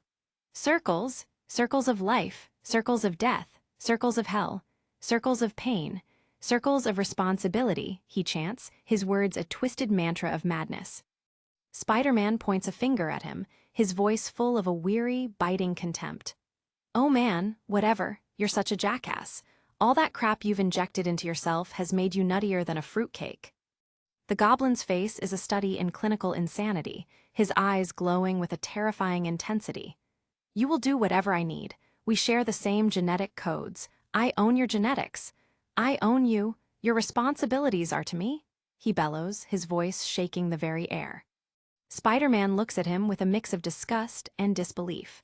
"That's all I need, a lecture in responsibility from you," he shouts back, his voice full of a defiant fire. The goblin turns back toward the city, his massive form silhouetted against the clouds. You will learn what responsibility means," he rumbles, his voice carrying the weight of an inescapable fate. Spider-Man stands tall, his white lenses never wavering. "Let me make this clear. I don't work with you, I won't get on your team, I won't kill for you, it's not going to happen. And so we are perfectly clear, I'm not scared of you, and if you come near my family I will fight you till one of us isn't able to fight anymore. I'm serious. I have lost more people in this life than one person should. I didn't ask for any of this, but I won't let you do this. I won't. Leave me alone." The goblin looks back at him, his expression hardening into a mask of pure, unyielding malice. "So be it. The same genes run through your blood as mine. You must learn your responsibilities to me. You will learn what responsibility means." Spider-Man looks at him, his head tilted in a posture of final, absolute rejection. "What are you talking about? I don't even know you," he says, his voice calm and lethal. The goblin turns toward the edge of the building, his massive form silhouetted against the dizzying drop to the street below. "You will learn," he whispers, his voice fading as he disappears over the ledge. Spider-Man crouches at the edge of the rooftop, his eyes scanning the city below. He knows the fight is far from over, and the monster he just faced is more dangerous than anything he could have imagined. The scene shifts to a sidewalk in the heart of Manhattan, where a limousine has just pulled up to the curb. Mary Jane steps out of the car, her face lit with a bright, genuine smile. "Wow, haha, Harry, that was so awesome," she says, her voice full of a rare, carefree joy. She walks down the sidewalk, her hands in her pockets as she looks at the towering buildings around her. "Now I know why people want to be rich and famous. I can get used to that," she muses. Harry is walking behind her, a small smile on his face. "Money doesn't buy everything, MJ," he says, "but you can lease it with an option to buy," she retorts playfully. Harry chuckles, his face lit by the city lights. "Did you just make that up? I stole it from somewhere." "Hey, is Peter here yet?" Mary Jane asks, her smile fading. "Not yet. He's coming, right? My dad sent the car for him. Guess he'll be here soon," Harry replies. Mary Jane stops and looks up at the towering buildings, her face filled with a sudden, sharp concern. I have to talk to him. I have been acting really. Oh my God, she says, her eyes widening as she sees something in the sky. Suddenly, a massive, dark shape swoops down from the rooftops, a blur of motion and shadow. Harry is knocked to the ground as the creature strikes with terrifying speed. Og! He shouts, as Mary Jane is snatched up and pulled into the sky. The Green Goblin screams in triumph as he carries Mary Jane high above the city, his fangs bared and his eyes glowing with a demonic light. Below him, Spiderman watches in total, paralyzed horror, his white lenses fixed on the girl he loves as she disappears into the night. The nightmare has just become real. No, to be continued. Spiderman clings to the brickwork, his mask hiding the terror in his eyes. No, he gasps as he watches the scene unfold below him. The Green Goblin lunges across the rooftop, his massive, clawed hand clutching Mary Jane Watson as she lets out a blood-curdling scream. The beast has her, and it seems there's nowhere left to run. Harry Osborn stands paralyzed in the shadows, his face twisted in a silent plea of disbelief as his life begins to crumble around him. 20 minutes earlier, the world was quiet. Harry Osborn lies back in a plush therapy chair, his eyes closed as a voice asks, "What is your name?" "Harry Osborn," he answers softly. "Who is your father?" "Norman Osborn," he says without hesitation. The questions continue, probing into the reality of a billionaire's son. "What does your father do for a living, Harry?" the therapist asks. "He is a scientist and a biochemical engineer," Harry explains, his voice devoid of any real pride. "Do you know what that means?" the doctor asks. "Not really," Harry admits with a small, cynical smile, "but we're rich." The room grows heavier as the doctor asks a more difficult question. "Does your father love you?" Harry pauses, his eyes still shut tight. "I think so," he eventually replies, though he sounds like he's trying to convince himself more than the doctor. The doctor leans forward, his voice a soothing, artificial hum. "He does, Harry. He loves you very much." The session turns darker, digging into wounds that have never properly healed. "How did your mother die, Harry?" Harry's face tightens. "In a fire." "Did you see it happen?" the doctor whispers. Harry's brow furrows in frustration. "I don't know," he sighs, the memories a blur of smoke and heat. "Could you have saved her, Harry?" the doctor asks, pushing the boy's guilt to the surface. Harry remains silent, his jaw clenched. The doctor begins to layer the suggestions, weaving a new reality for the troubled teen. "Your mother loved you, Harry. Your mother and father both love you." The hypnotic rhythm of the doctor's voice continues to reshape Harry's mind. "And with your mother gone, your father loves you twice as much. And when you wake up, you won't think of your mother or the fire. All you will feel is that fatherly love," the doctor commands. "And you will love your father right back." Harry's eyes snap open as the session concludes. "And awake," the doctor says, checking his watch. "So, Harry, how are the rest of the students treating you now that you are back in school?" Harry sits up on the edge of the bed, rubbing his face as he tries to find his bearings. They, some of them are fine and others are weird." Dr. Miles Warren scribbles a note in his pad without looking up. "What do you mean by weird, Harry?" I think it's the money, really," Harry answers, looking toward the window. "You mean your wealth," the doctor clarifies. "Yeah," Harry nods. I guess I am the richest kid in school." Harry's expression hardens as he thinks about his peers. "But I don't care about any of those people. Right? Anybody who is counting my money isn't my friend." The doctor looks over his glasses, offering a rehearsed nod of approval. "That's a pretty healthy attitude, young man." Harry cracks a genuine smile for the first time. "Yeah, thanks, Dr. Warren. In fact, my best friends are coming over for dinner tonight. You should stay and meet them." The doctor stands and prepares to leave. "This is Peter and Mary Jane?" "Yeah, MJ's been great," Harry says enthusiastically. Harry's smile falters slightly when he mentions his other friend. Peter is being a little weird, but MJ swears up and down that he is going through a lot of personal crap at home, so I can relate. The doctor tilts his head, his professional mask slipping for just a second. "What do you mean by that, Harry?" Harry chuckles, waving it off. "Joke." The doctor checks his wrist again, the hour clearly up. "Man, is that the time?" The hour blew right by, Harry notes. It always does. Warren moves toward the door, tucking his clipboard under his arm. That's a sign of a good session. Harry stands up, eager to see his guests. And you always say that. My friends will be here any minute, so can I? Go have fun, the doctor replies. Meanwhile, in another wing of the sprawling Osborne estate, Norman Osborn stands before a massive floor-to-ceiling aquarium, watching a shark glide through the water. Dr. Warren approaches from behind. Harry is doing very well, Mr. Osborn. The suggestions are holding. He hasn't had a nightmare in 2 weeks. Norman doesn't turn around, his gaze fixed on the predator in the tank. He is settling into school very well, Warren continues. His friends are of great comfort to him. Norman's voice is low and cold, and the program words, they're still there, but... Warren hesitates. Norman turns slightly, his eyes narrowing. Did you test them? No, I wanted to discuss. Warren begins, but Norman cuts him off. Fine. The sun begins to set over the city, casting long shadows across the office. Norman's phone chirps as he picks up a call. Excuse me, doctor. What's happening? Norman's face darkens as he listens to the report. What is the Parker boy doing now? No, just come back here without them. Norman lowers the phone, his teeth bared in a silent snarl. He turns back to the doctor. Okay. Norman looks the doctor directly in the eye. Doctor, we paid you an extremely specific price. Warren tries to maintain his composure. At some point, we'll have to discuss the long-term effects of Harry's.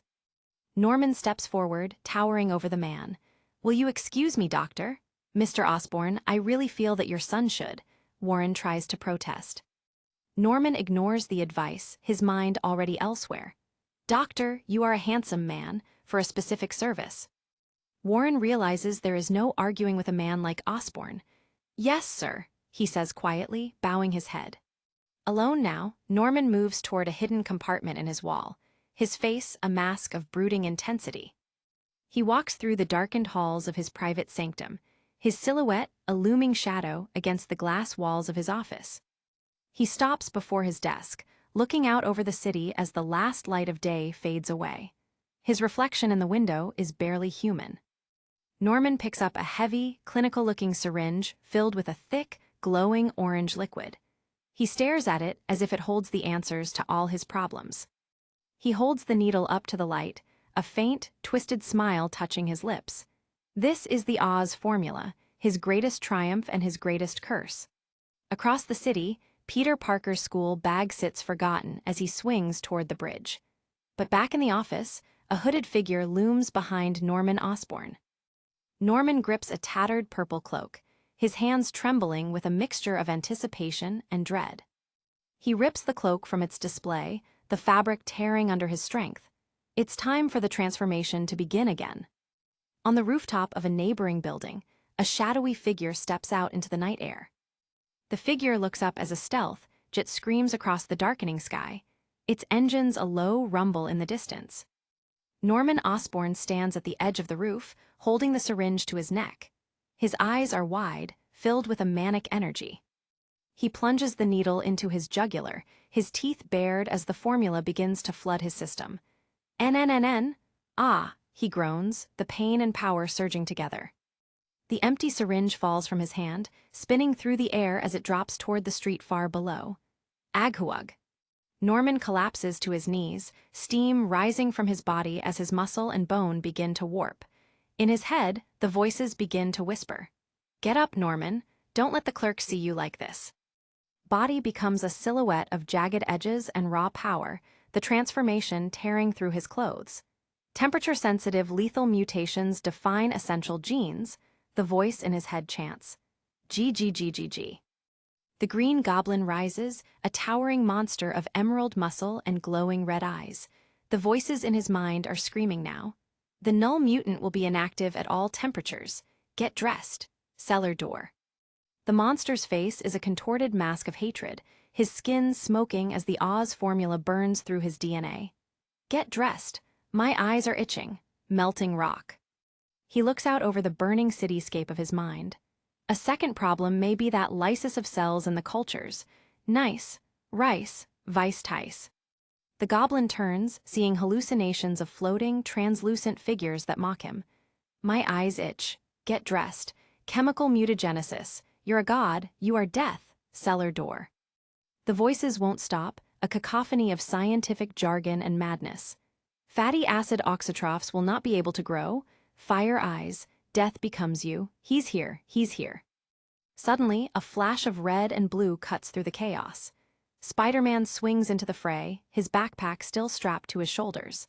Arachnid fire. Mutator phenotype indicates that the desired mutant strains, death eyes, lesions in one or more of the DNA repair genes. The goblin mutters. Spiderman lands on a ledge, looking down at the creature that used to be a man. The goblin snarls up at him, the hallucinations growing more vivid. Oh, now, the sky? Phosphate bond, he's still wearing the costume. I thought I told you to throw that costume away, the goblin sneers, his voice a gravelly rasp. I thought you drowned in the East River, Spiderman fires back. Guess we're not as bright as we think we are, huh? The goblin's eyes glow with a hellish light as he looms over the ledge. Not a costume, that's his skin. Alien mutagena, symbiote, he's a mutant, he's your son, his blood is your blood. The creature raises a massive, clawed hand, smoke billowing from his fingers. So I take it you're going to choose the road most bloody. First blood, congeal, fortune 500. Spiderman reaches out, trying to make sense of the madness. What did I do to you exactly? Why are you in my life? The goblin lets out a maniacal laugh, the voices screaming in unison. He made you a god. He made you a king. He made you a dog. What did you do to me? Ha plasmids carry genes that are not needed under all growth conditions. Spiderman points a finger at the monster. Hello, I had nothing to do with this thing you turned yourself into and I have nothing to do with you. If anybody should be mad at anybody, I think I should be mad at you. Plasmids are dispensable under certain growth conditions. Booed, lewd, downstream genes, the goblin rambles, his mind fractured. It was your spider, Peter shouts. I should sue the crap out of you. What do you think of that? The goblin's face fills the frame, his teeth bared in a gruesome grin. I love him. Kill him, skin him, kiss him, plasmids hate him, hug him, burn him. Peter's voice is shaking with anger and confusion. I don't want any part of this. I don't want to be a part of whatever it is you are up to. Do you even know what it is you're up to? Do you even know why you're picking on me?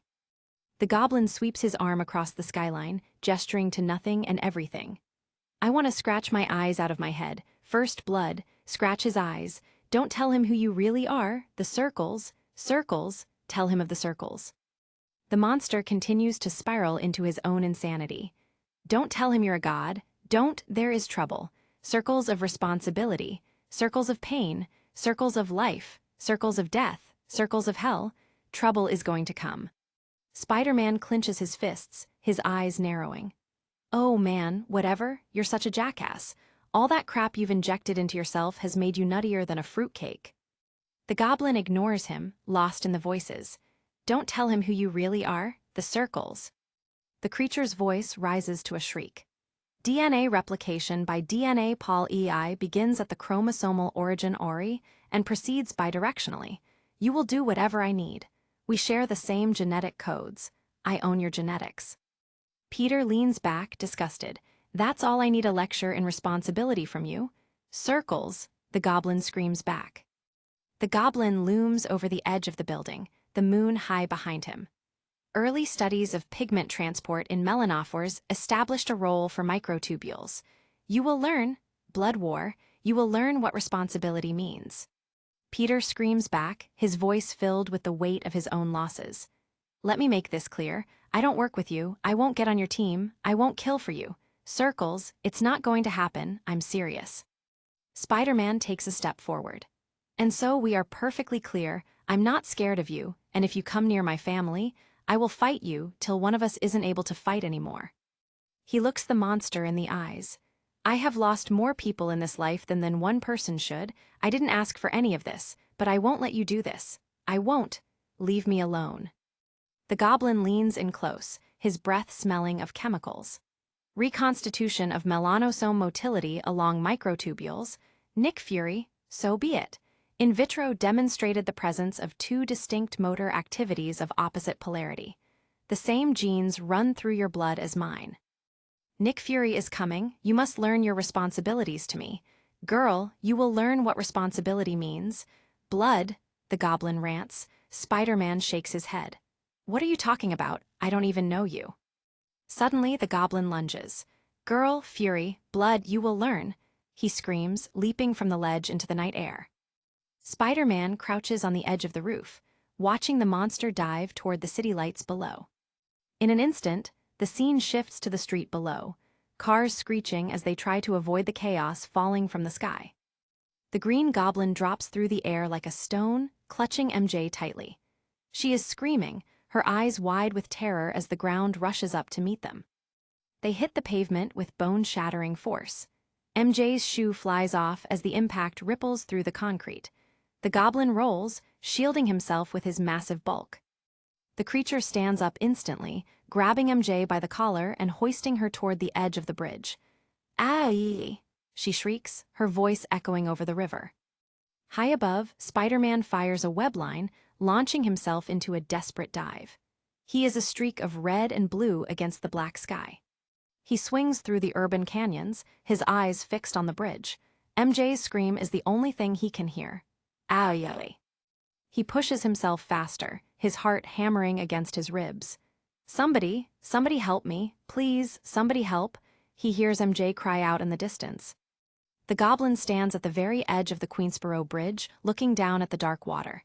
"Nick Fury, please, are you out there? Help her." MJ pleads, but the monster has no mercy. The monster leaps from the bridge, taking MJ with him. They fall into the abyss together, a terrifying plummet toward the river below. Aye! Spider-Man watches from above, his mask reflecting the moonlight. "Oh God," he whispers, realization dawning that he might be too late. The goblin dives straight down, his purple cloak billowing like the wings of a demon. MJ is a limp doll in his grasp, her cries fading into the wind. Ag!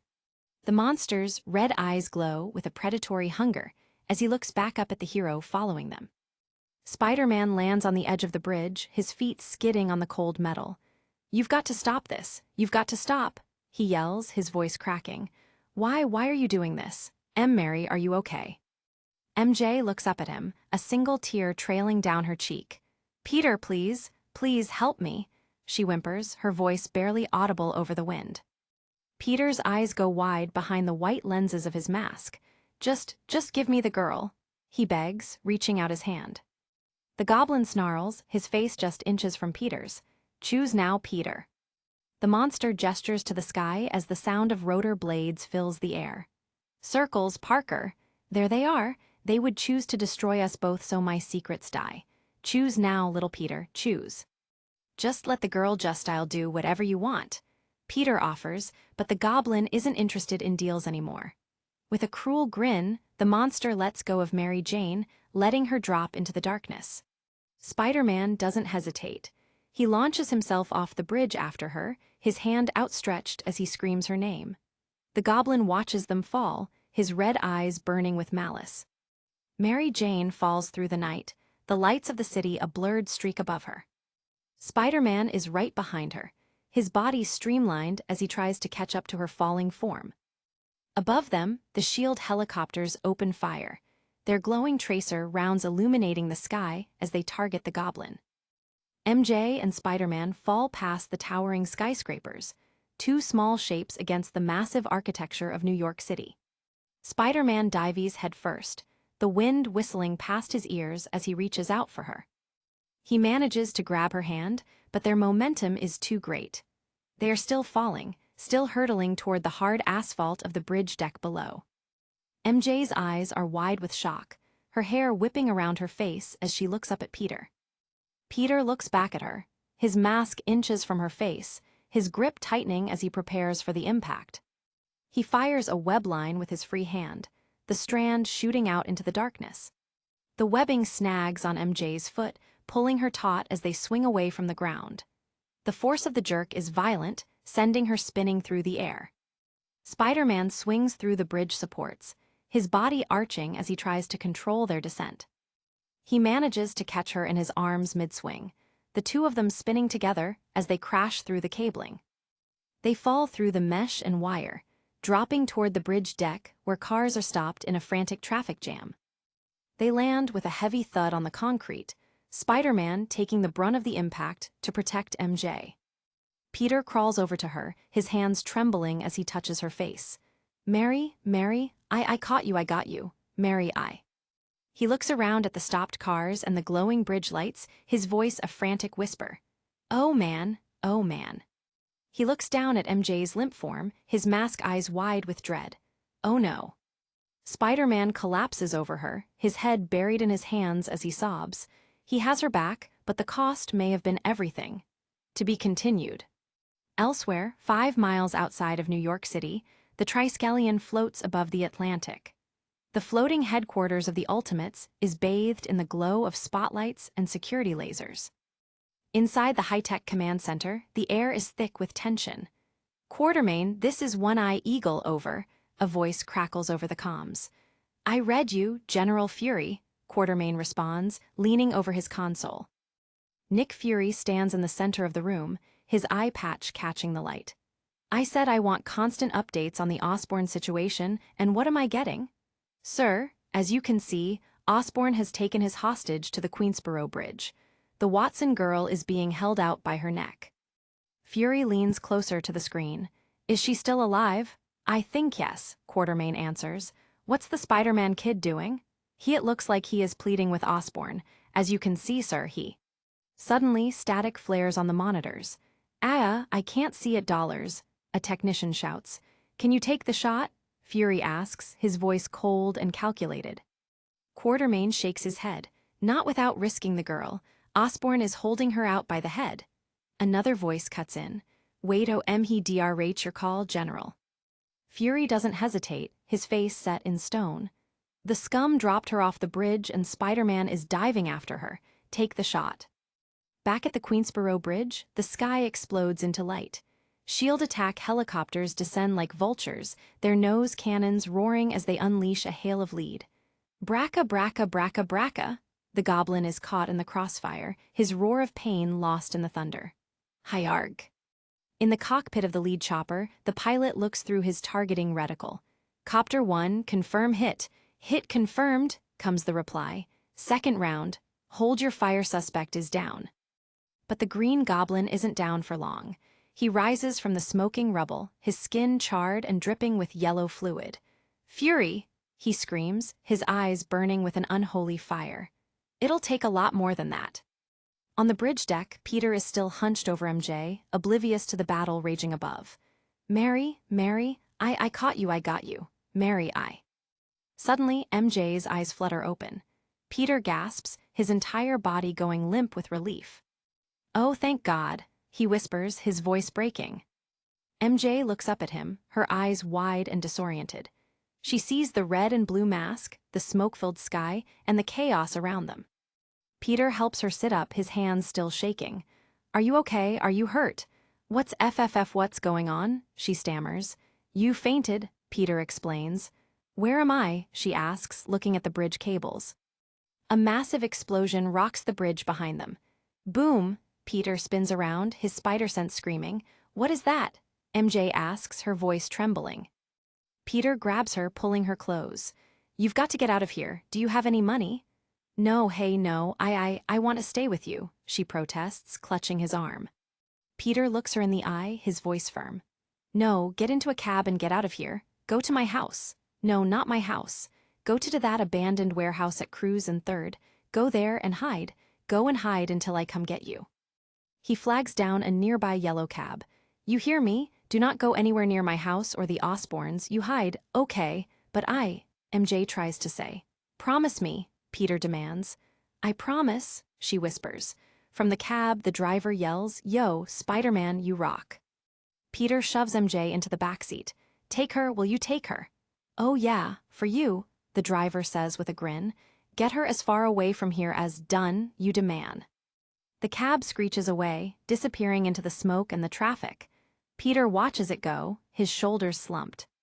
He leans against the bridge railing, his head in his hands. So lucky, so freaking lucky. oh man, I can't catch my breath. I almost lost her. But the nightmare isn't over. He looks back at the fire on the bridge. Can't catch my Osborne. High above, the goblin is still fighting, throwing fireballs at the shield helicopters. Fury, come face me, he bellows, his voice echoing across the water. The monster unleashes a massive blast of orange energy, his body wreathed in flame. Hyark! The fireball hits one of the choppers, sending it spiraling toward the river in a blossom of fire and twisted metal. BSSHH Zizarg. The goblin snarls as he lands back on the bridge deck. Plasma fields, I didn't think they were ready for combat yet. That's the least of your problems. A voice calls out from behind him. Spiderman swings in like a wrecking ball, slamming both feet into the goblin's chest. Smack! Back at the Triskelion, Fury is watching the battle unfold on his screens. Hold your fire, all personnel, hold your fire until I give the word. The goblin is thrown back against the pavement, his cloak tattered. How dare you, Parker? I will have your head, I will eat your. But the creature stops mid-sentence, his skin beginning to smoke. The shield helicopters circle above, their searchlights pinning him to the ground. The goblin's eyes flare with rage. Parker, Parker. Spiderman drops from above, his webbing forming a complex trap. Crack, he shouts as he lands. Oh, don't worry, Sloppy, I'm not going anywhere. Peter is a blur of motion, his anger finally boiling over. You really are a card-carrying, whacked-out-of-your-mind lunatic, you horror. You think I was just going to sit there and let you do this to me? Peter screams, hammering a fist into the goblin's face. Smack! I won't let you hurt anyone anymore, Peter bellows, delivering another crushing blow. Smack! In the shield command center, Quartermain stares at the screen in disbelief. Quartermain, what's going on? Fury asks. He's beating the crap out of him. Quartermain answers. Who is? Spiderman. Fury watches the screen with a grim fascination. Spiderman's beating the living crap out of him. Back on the bridge, Peter has the goblin pinned. There's nothing to you, Osborne, but hate and end. Selfish, Norman groans as Peter's hand closes around his throat. Spiderman is shaking him, his strength fueled by pure adrenaline. The goblin spits out a mouthful of glowing yellow bile. GLAKKK, there is more to me, boy, than man has the imagination to dream of. Norman's eyes roll back in his head, the madness leaking out of him in a guttural rattle. K-kooks. Spiderman releases him, looking down at his hands in horror. The goblin lies broken on the pavement, his roar fading into a wheeze. Hark! The shield helicopters hover overhead, their blades whipping the smoke and debris into a frenzy. Norman tries to crawl away, his strength failing. Nug, nug, nug. Take the shot, Fury's voice echoes through the pilot's headsets. A missile streaks from one of the choppers, its exhaust a trail of white fire. Bracca, bracca, bracca. Spiderman leaps away, as the explosion rips through the bridge deck behind him. The goblin is engulfed in a blossom of flame. Jayarg! He screams, the fire tearing through his mutated flesh. Spiderman fires a web line, swinging clear of the blast as the smoke billows up into the night. The bridge deck is a scene of utter devastation, the fire consuming the wreckage of the shield attack. Harg! A web line snags on a nearby pylon. Spack! The goblin emerges from the flames, his purple cloak now nothing but scorched rags. He is hunched over, his body steaming as he looks up at the helicopters. Spiderman swings through the smoke, his mask torn, his voice a frantic whisper. Oh God, oh no. The goblin looks like a demon from hell, his skin peeling back to reveal the raw, emerald muscle underneath. Peter swings away, his mind racing. Oh God, oh no. He looks back over his shoulder, seeing the monster rising from the ruins. Oh God, oh no. Spiderman slams into a brick wall, his body spinning as his webbing rips away. Og, thump, rip. He slides down the wall, gasping for air. Ow, oh man, do I need a nap. He looks up at the sky, watching the shield helicopters turn and head back toward the Triskelion. Where's everybody going? Then he sees it, the silhouette of the goblin leaping across the rooftops, heading away from the bridge. Oh no, Harry. Peter launches himself back into the air, his web lines shooting out as he gives chase. Osborne's hurt heading back towards his penthouse. Gotta get there before he gets to Harry. The Green Goblin smashes through a massive glass window, the shards raining down onto the floor of his penthouse. Scrash! The creature collapses onto the carpet, his skin smoking and his breath coming in ragged gasps. Goo! The Oz is wearing off, burning. He crawls toward a heavy metal door, leaving a trail of yellow slime behind him. Can't let them win, can't let them. He smashes the door open, the sound echoing through the empty apartment. Scroom! Inside the hidden room, rows of Oz formula vials glow with a sinister light. Steam rises from the cooling racks as the goblin reaches for his salvation. The monster grips a fresh syringe, his red eyes fixed on the liquid inside. Suddenly, a voice from the doorway freezes him in place. Dad. Harry Osborn stands in the doorway, his silhouette framed by the light from the hallway. He looks down at the bleeding, smoking creature on the floor. The goblin turns his head, his face a horrifying mask of scales and glowing red eyes. His jaw hangs open, dripping with yellow fluid. Harry's eyes go wide, his face turning pale. Dad, he whispers again, his voice trembling with a child's fear. Harry takes a step back, his hand clutching the doorframe. WH, what have you done to my father? The monster snarls, the scientific voices in his head louder than ever. Cellar door. The creature's eyes fix on his son, a flicker of something human buried deep beneath the rage. Harry. Harry can only stare, his world shattering in a single moment of realization. WH. Without another word, the goblin plunges the new syringe into his neck, his body arching as the fresh dose of Oz hits his system. Harry stumbles back, his mind unable to process the horror unfolding before him. The monster's hand glows with an intense heat, the skin bubbling as his power doubles. Her. The yellow fluid drips from his mouth as his jaw distends, his teeth growing longer and sharper. HRRRMMM. Norman rises, his muscles bulging until they tear through his remaining clothes. Worked, yes worked, more, more. The monster's hand flares with a brilliant red light, a concentrated ball of plasma forming in his palm. He reaches for another vial, his hunger for power insatiable. More, more. He injects himself again and again, his growls turning into a rhythmic primal hum. HRRRMMM. The Oz formula is no longer just a drug. It is part of him now, a chemical fire that will never go out. The goblin throws his head back and lets out a shriek that shatters the remaining windows in the room. Huog. He stands tall now, a true king of monsters, his skin a vibrant emerald and his muscles rippling with energy.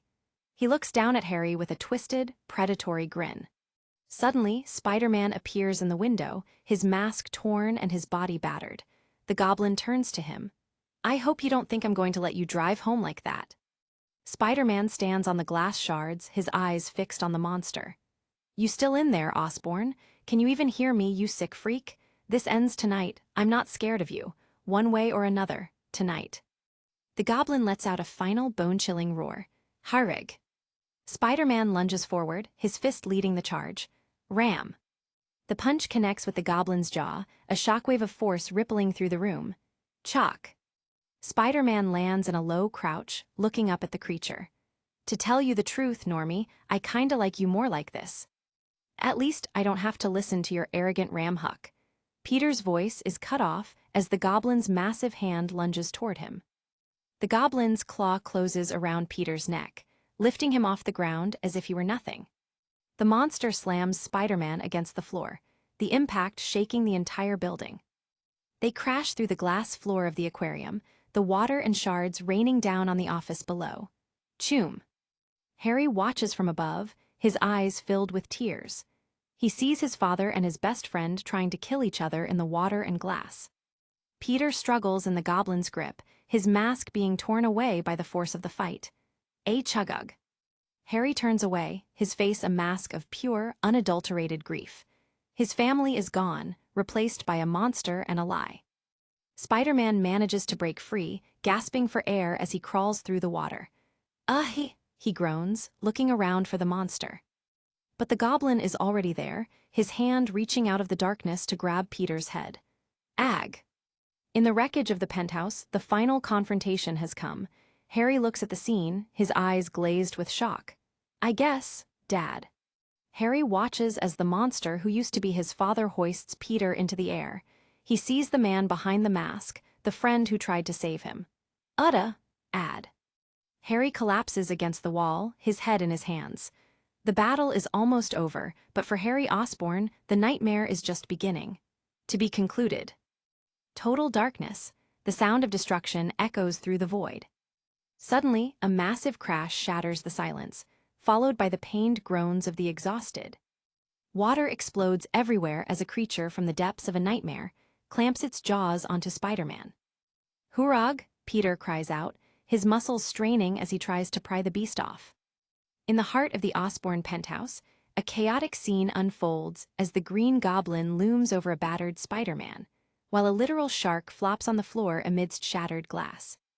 Peter's spine bends under the Goblin's crushing grip. He can't get a footing, and the air is being squeezed out of his lungs. "Park here, I told you I will make-ish you." The Goblin roars, his voice a distorted rasp of madness. The monster heaves with heavy, labored breaths, his red eyes glowing with murderous intent. From the doorway, Harry Osborn watches in pure terror, whispering, "Dad." High above the city streets, the office has become a war zone of broken glass and aquatic predators. "Agent Quartermain, this is Nick Fury. I read you, sir. If you have the shot, take the shot." The voice crackles over the comms as the agent hesitates because Harry is in the line of fire. Spider-Man knows there's no time to be fancy. He has to end this now. An explosion of energy rocks the room, sending debris flying as the Goblin is blasted back. Glass shatters outward, the skyscraper finally surrendering to the violence within. Oh no, the street below, the people, Peter thinks, realizing the danger of the falling debris. He fires a web line, desperately trying to catch the falling wreckage before it reaches the pedestrians. Got it, okay. So stupid, this would have been my fault. He berates himself as he secures the debris. Meanwhile, the Goblin's claws dig back into Peter, the monster refusing to let his prey go. Harry screams out, "Ugh, no. Father, the people below, you'll kill them." "Please let me know. Father, stop," Harry pleads, his world crumbling before his eyes. Peter stares at the silhouette of the monster, begging, "Osborn, the people below, just let me." Harry's eyes well with tears as he yells one final, desperate word, "Father." With a surge of adrenaline, Peter delivers a crushing blow that finally breaks the Goblin's hold. Peter's mask is shredded, his young, bloodied face exposed to the harsh light of the city. The SHIELD agent watches through his visor, waiting for the smoke to clear. The Green Goblin stands dazed, his monstrous form beginning to flicker and fade. He looks at his son, his expression a mixture of confusion and fading rage. Norman Osborn's red eyes dim as the transformation finally begins to reverse. He collapses to the floor, his body contorting as the beast within retreats. A guttural, agonizing scream rips through the air as Norman reverts to human form. Peter watches, paralyzed, as the man who tried to kill him begs for mercy. Norman's human features finally emerge from the green scales as he cries out in pain. Eyes glow one last time before the madness recedes completely. The room falls into a heavy silence, broken only by the sound of heavy breathing and the distant hum of SHIELD helicopters. Peter and Harry share a look of profound, shared trauma amidst the ruins. Harry's eyes are wet with tears as he manages a single word, "I." "It's just something He trails off, the weight of his father's actions crushing him. Peter closes his eyes, unable to look at his friend's broken spirit. "Peter, why are you? When did I?" Harry asks, his memory a fragmented mess of horror. Peter looks up, his heart breaking for his friend. "Harry, I." "Oh, Harry," Peter whispers as the boy falls unconscious into his arms. Suddenly, SHIELD tactical teams swarm through the shattered windows, weapons drawn. "It's okay, kid. We're SHIELD agents under the command of Colonel Nick Fury. You all right?" Peter stares at them, his gaze cold and weary beyond his years.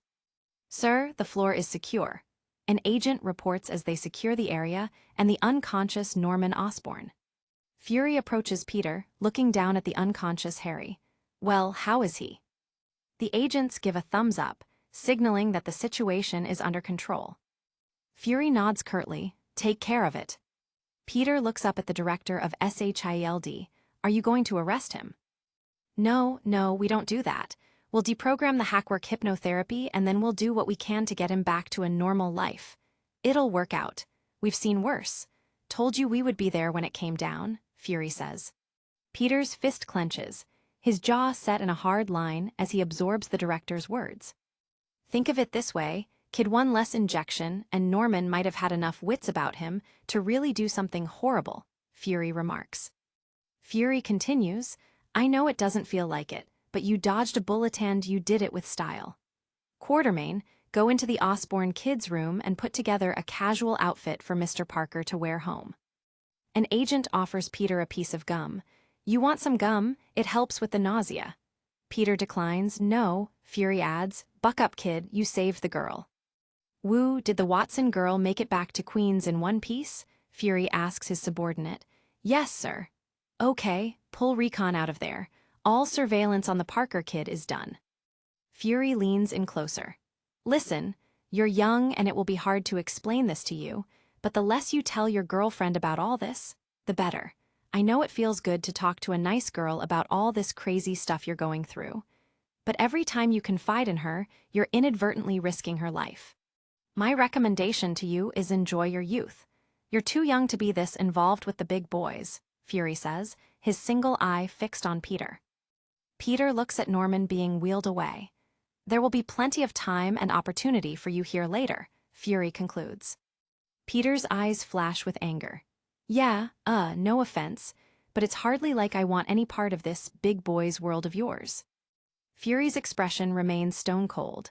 Well, you hardly have any choice, kid. Peter's eyes widen as he realizes the gravity of what Fury is saying. You're an illegal, unnatural genetic mutation. You turn 18, you belong to me. That's the way it is. Unless you turn yourself into a menace to society, there's nothing we can do about you now. You're a minor, but when you turn 18, Fury states. Peter is speechless, the horrifying reality of his status sinking in as he stares at the director. Fury starts to walk away through the glass-strewn floor. Kinda figured you figured that out already. Just try to enjoy your youth.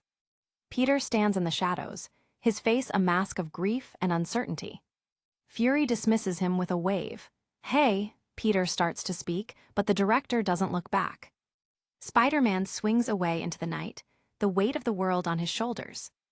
He moves through the skyline, a lonely figure against the backdrop of the massive city buildings. Behind him, Fury stands with his team. Sir, one asks. Let IM go, Fury commands. Fury watches the departing hero through the broken window. Dems the brakes, kid.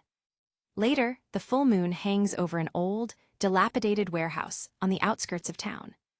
Inside, Peter, still in his torn costume, crawls through the rafters. Mary, he calls out softly.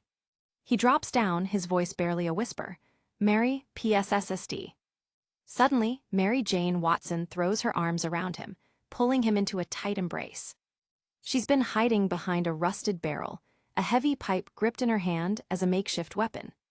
Peter exhales a breath he didn't know he was holding. Oh, thank God.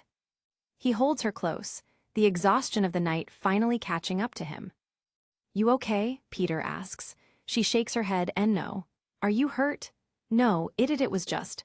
Sniff and I wanted to asterisk ugha asterisk I wanted to go home, but I did what you said.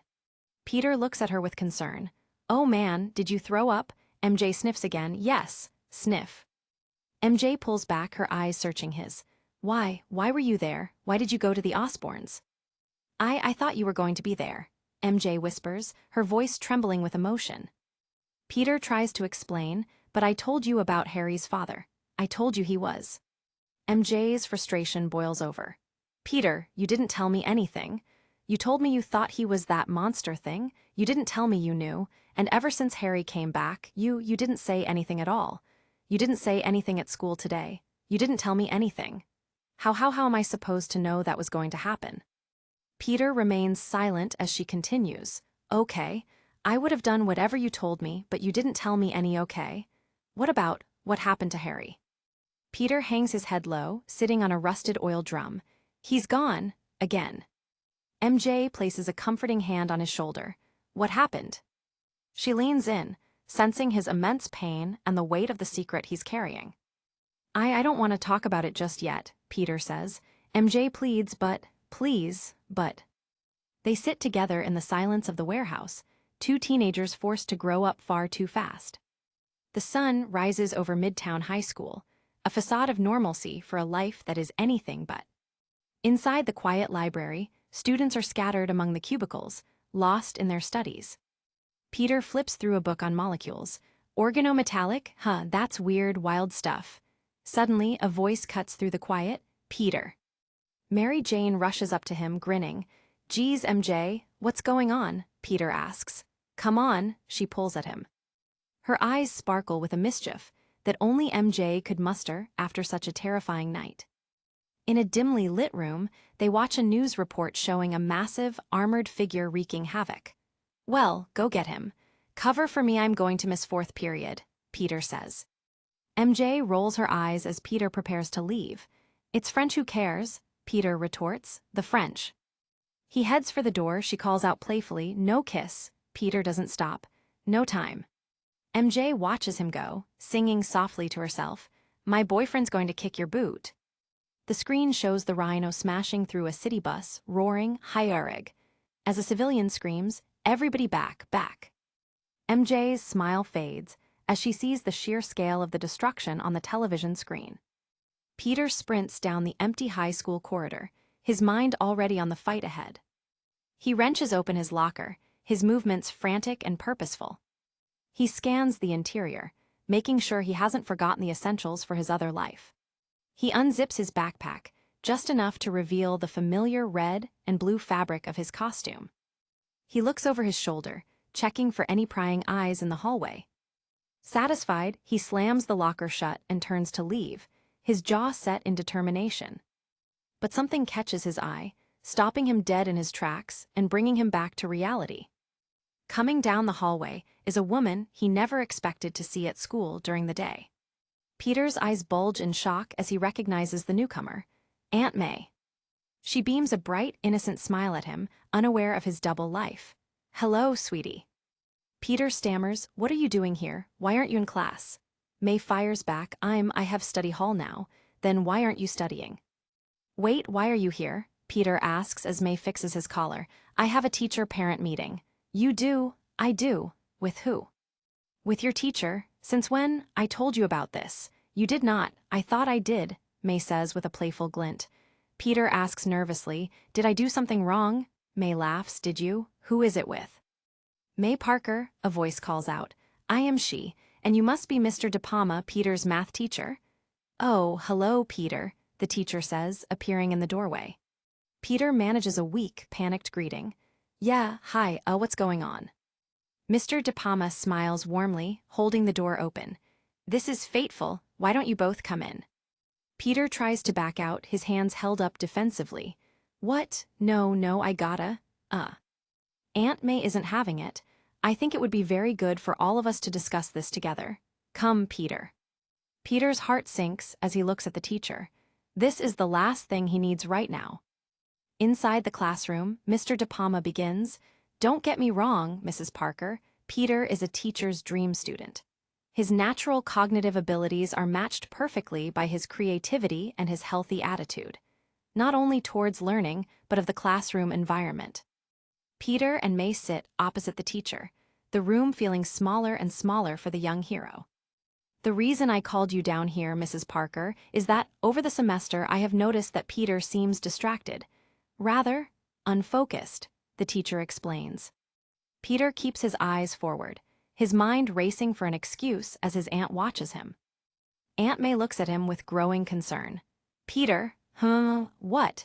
Your teacher wants to know why you seem so distracted. I seem distracted, Peter repeats. Mr. De Palma leans back, his hands crossed, waiting for a genuine explanation. Peter improvises, his words tumbling out. See, the thing is that I am supposed to be in study hall helping this foreign exchange student with his chemistry. I promised Mrs. Friedkin that I would. And now I feel all guilty that I am not where I'm supposed to be. Aunt May smiles, relieved by the altruistic excuse. Oh, well, why didn't you say something? Mr. De Palma adds. So go, it's okay, go. Peter says, I tried, but... Peter reaches the door, peering back in. You're not mad. Mr. De Palma replies with a slight, skeptical frown. Of course not. Peter lingers for a second, checking for any sign of suspicion. Sure. May waves him off with a loving look. I'll see you at dinner, sweetie. Peter rushes out, his panic reaching a fever pitch as he leaves the classroom behind. He bolts down the hall toward the exit, needing to get out before someone else stops him. Through the glass of a doorway, he sees two men engaged in conversation. He skids to a halt, his eyes wide with a new alarm as he senses trouble. The heavy metal door swings open with a loud, grating noise that alerts the men inside. So I said I'm the principal, and I say we never use a hey. One of the men shouts as he spots the fleeing student. Peter doesn't stop, sprinting past them with superhuman speed that blurs his silhouette. The men are left in his wake, utterly confused by the speed of the blurred figure. Get back in class, whoever you are. One yells, the other mutters, hope he's on the track team. Peter ducks into the empty cafeteria, searching for an alternative exit. He hears a news anchor's voice from a distant television. Well, it's hard to say from our vantage point, Dan. He enters the kitchen, where a dishwasher is busy at a steaming sink. But there does seem to be some kind of declaration being made by this rhino person. The screen shows the rhino bellowing amidst the wreckage. We can't hear what he is saying, but he is yelling quite viciously at the police. Peter mutters, is this still going on? A cook grumbles, for this they stop my stories, I can't believe this. He points at Peter, you're not allowed back here. Peter ignores him, pushing through another door to the outside. Suddenly, a sound stops him, sniff gghu huck asterisk, oh God. He finds himself in a small courtyard, filled with trash bins and discarded metal boxes. Sitting among the garbage bags is a girl, her head buried in her hands as she sobs uncontrollably. Sniff God. Peter stops, his urgency forgotten for a moment. Oh my G, are you okay?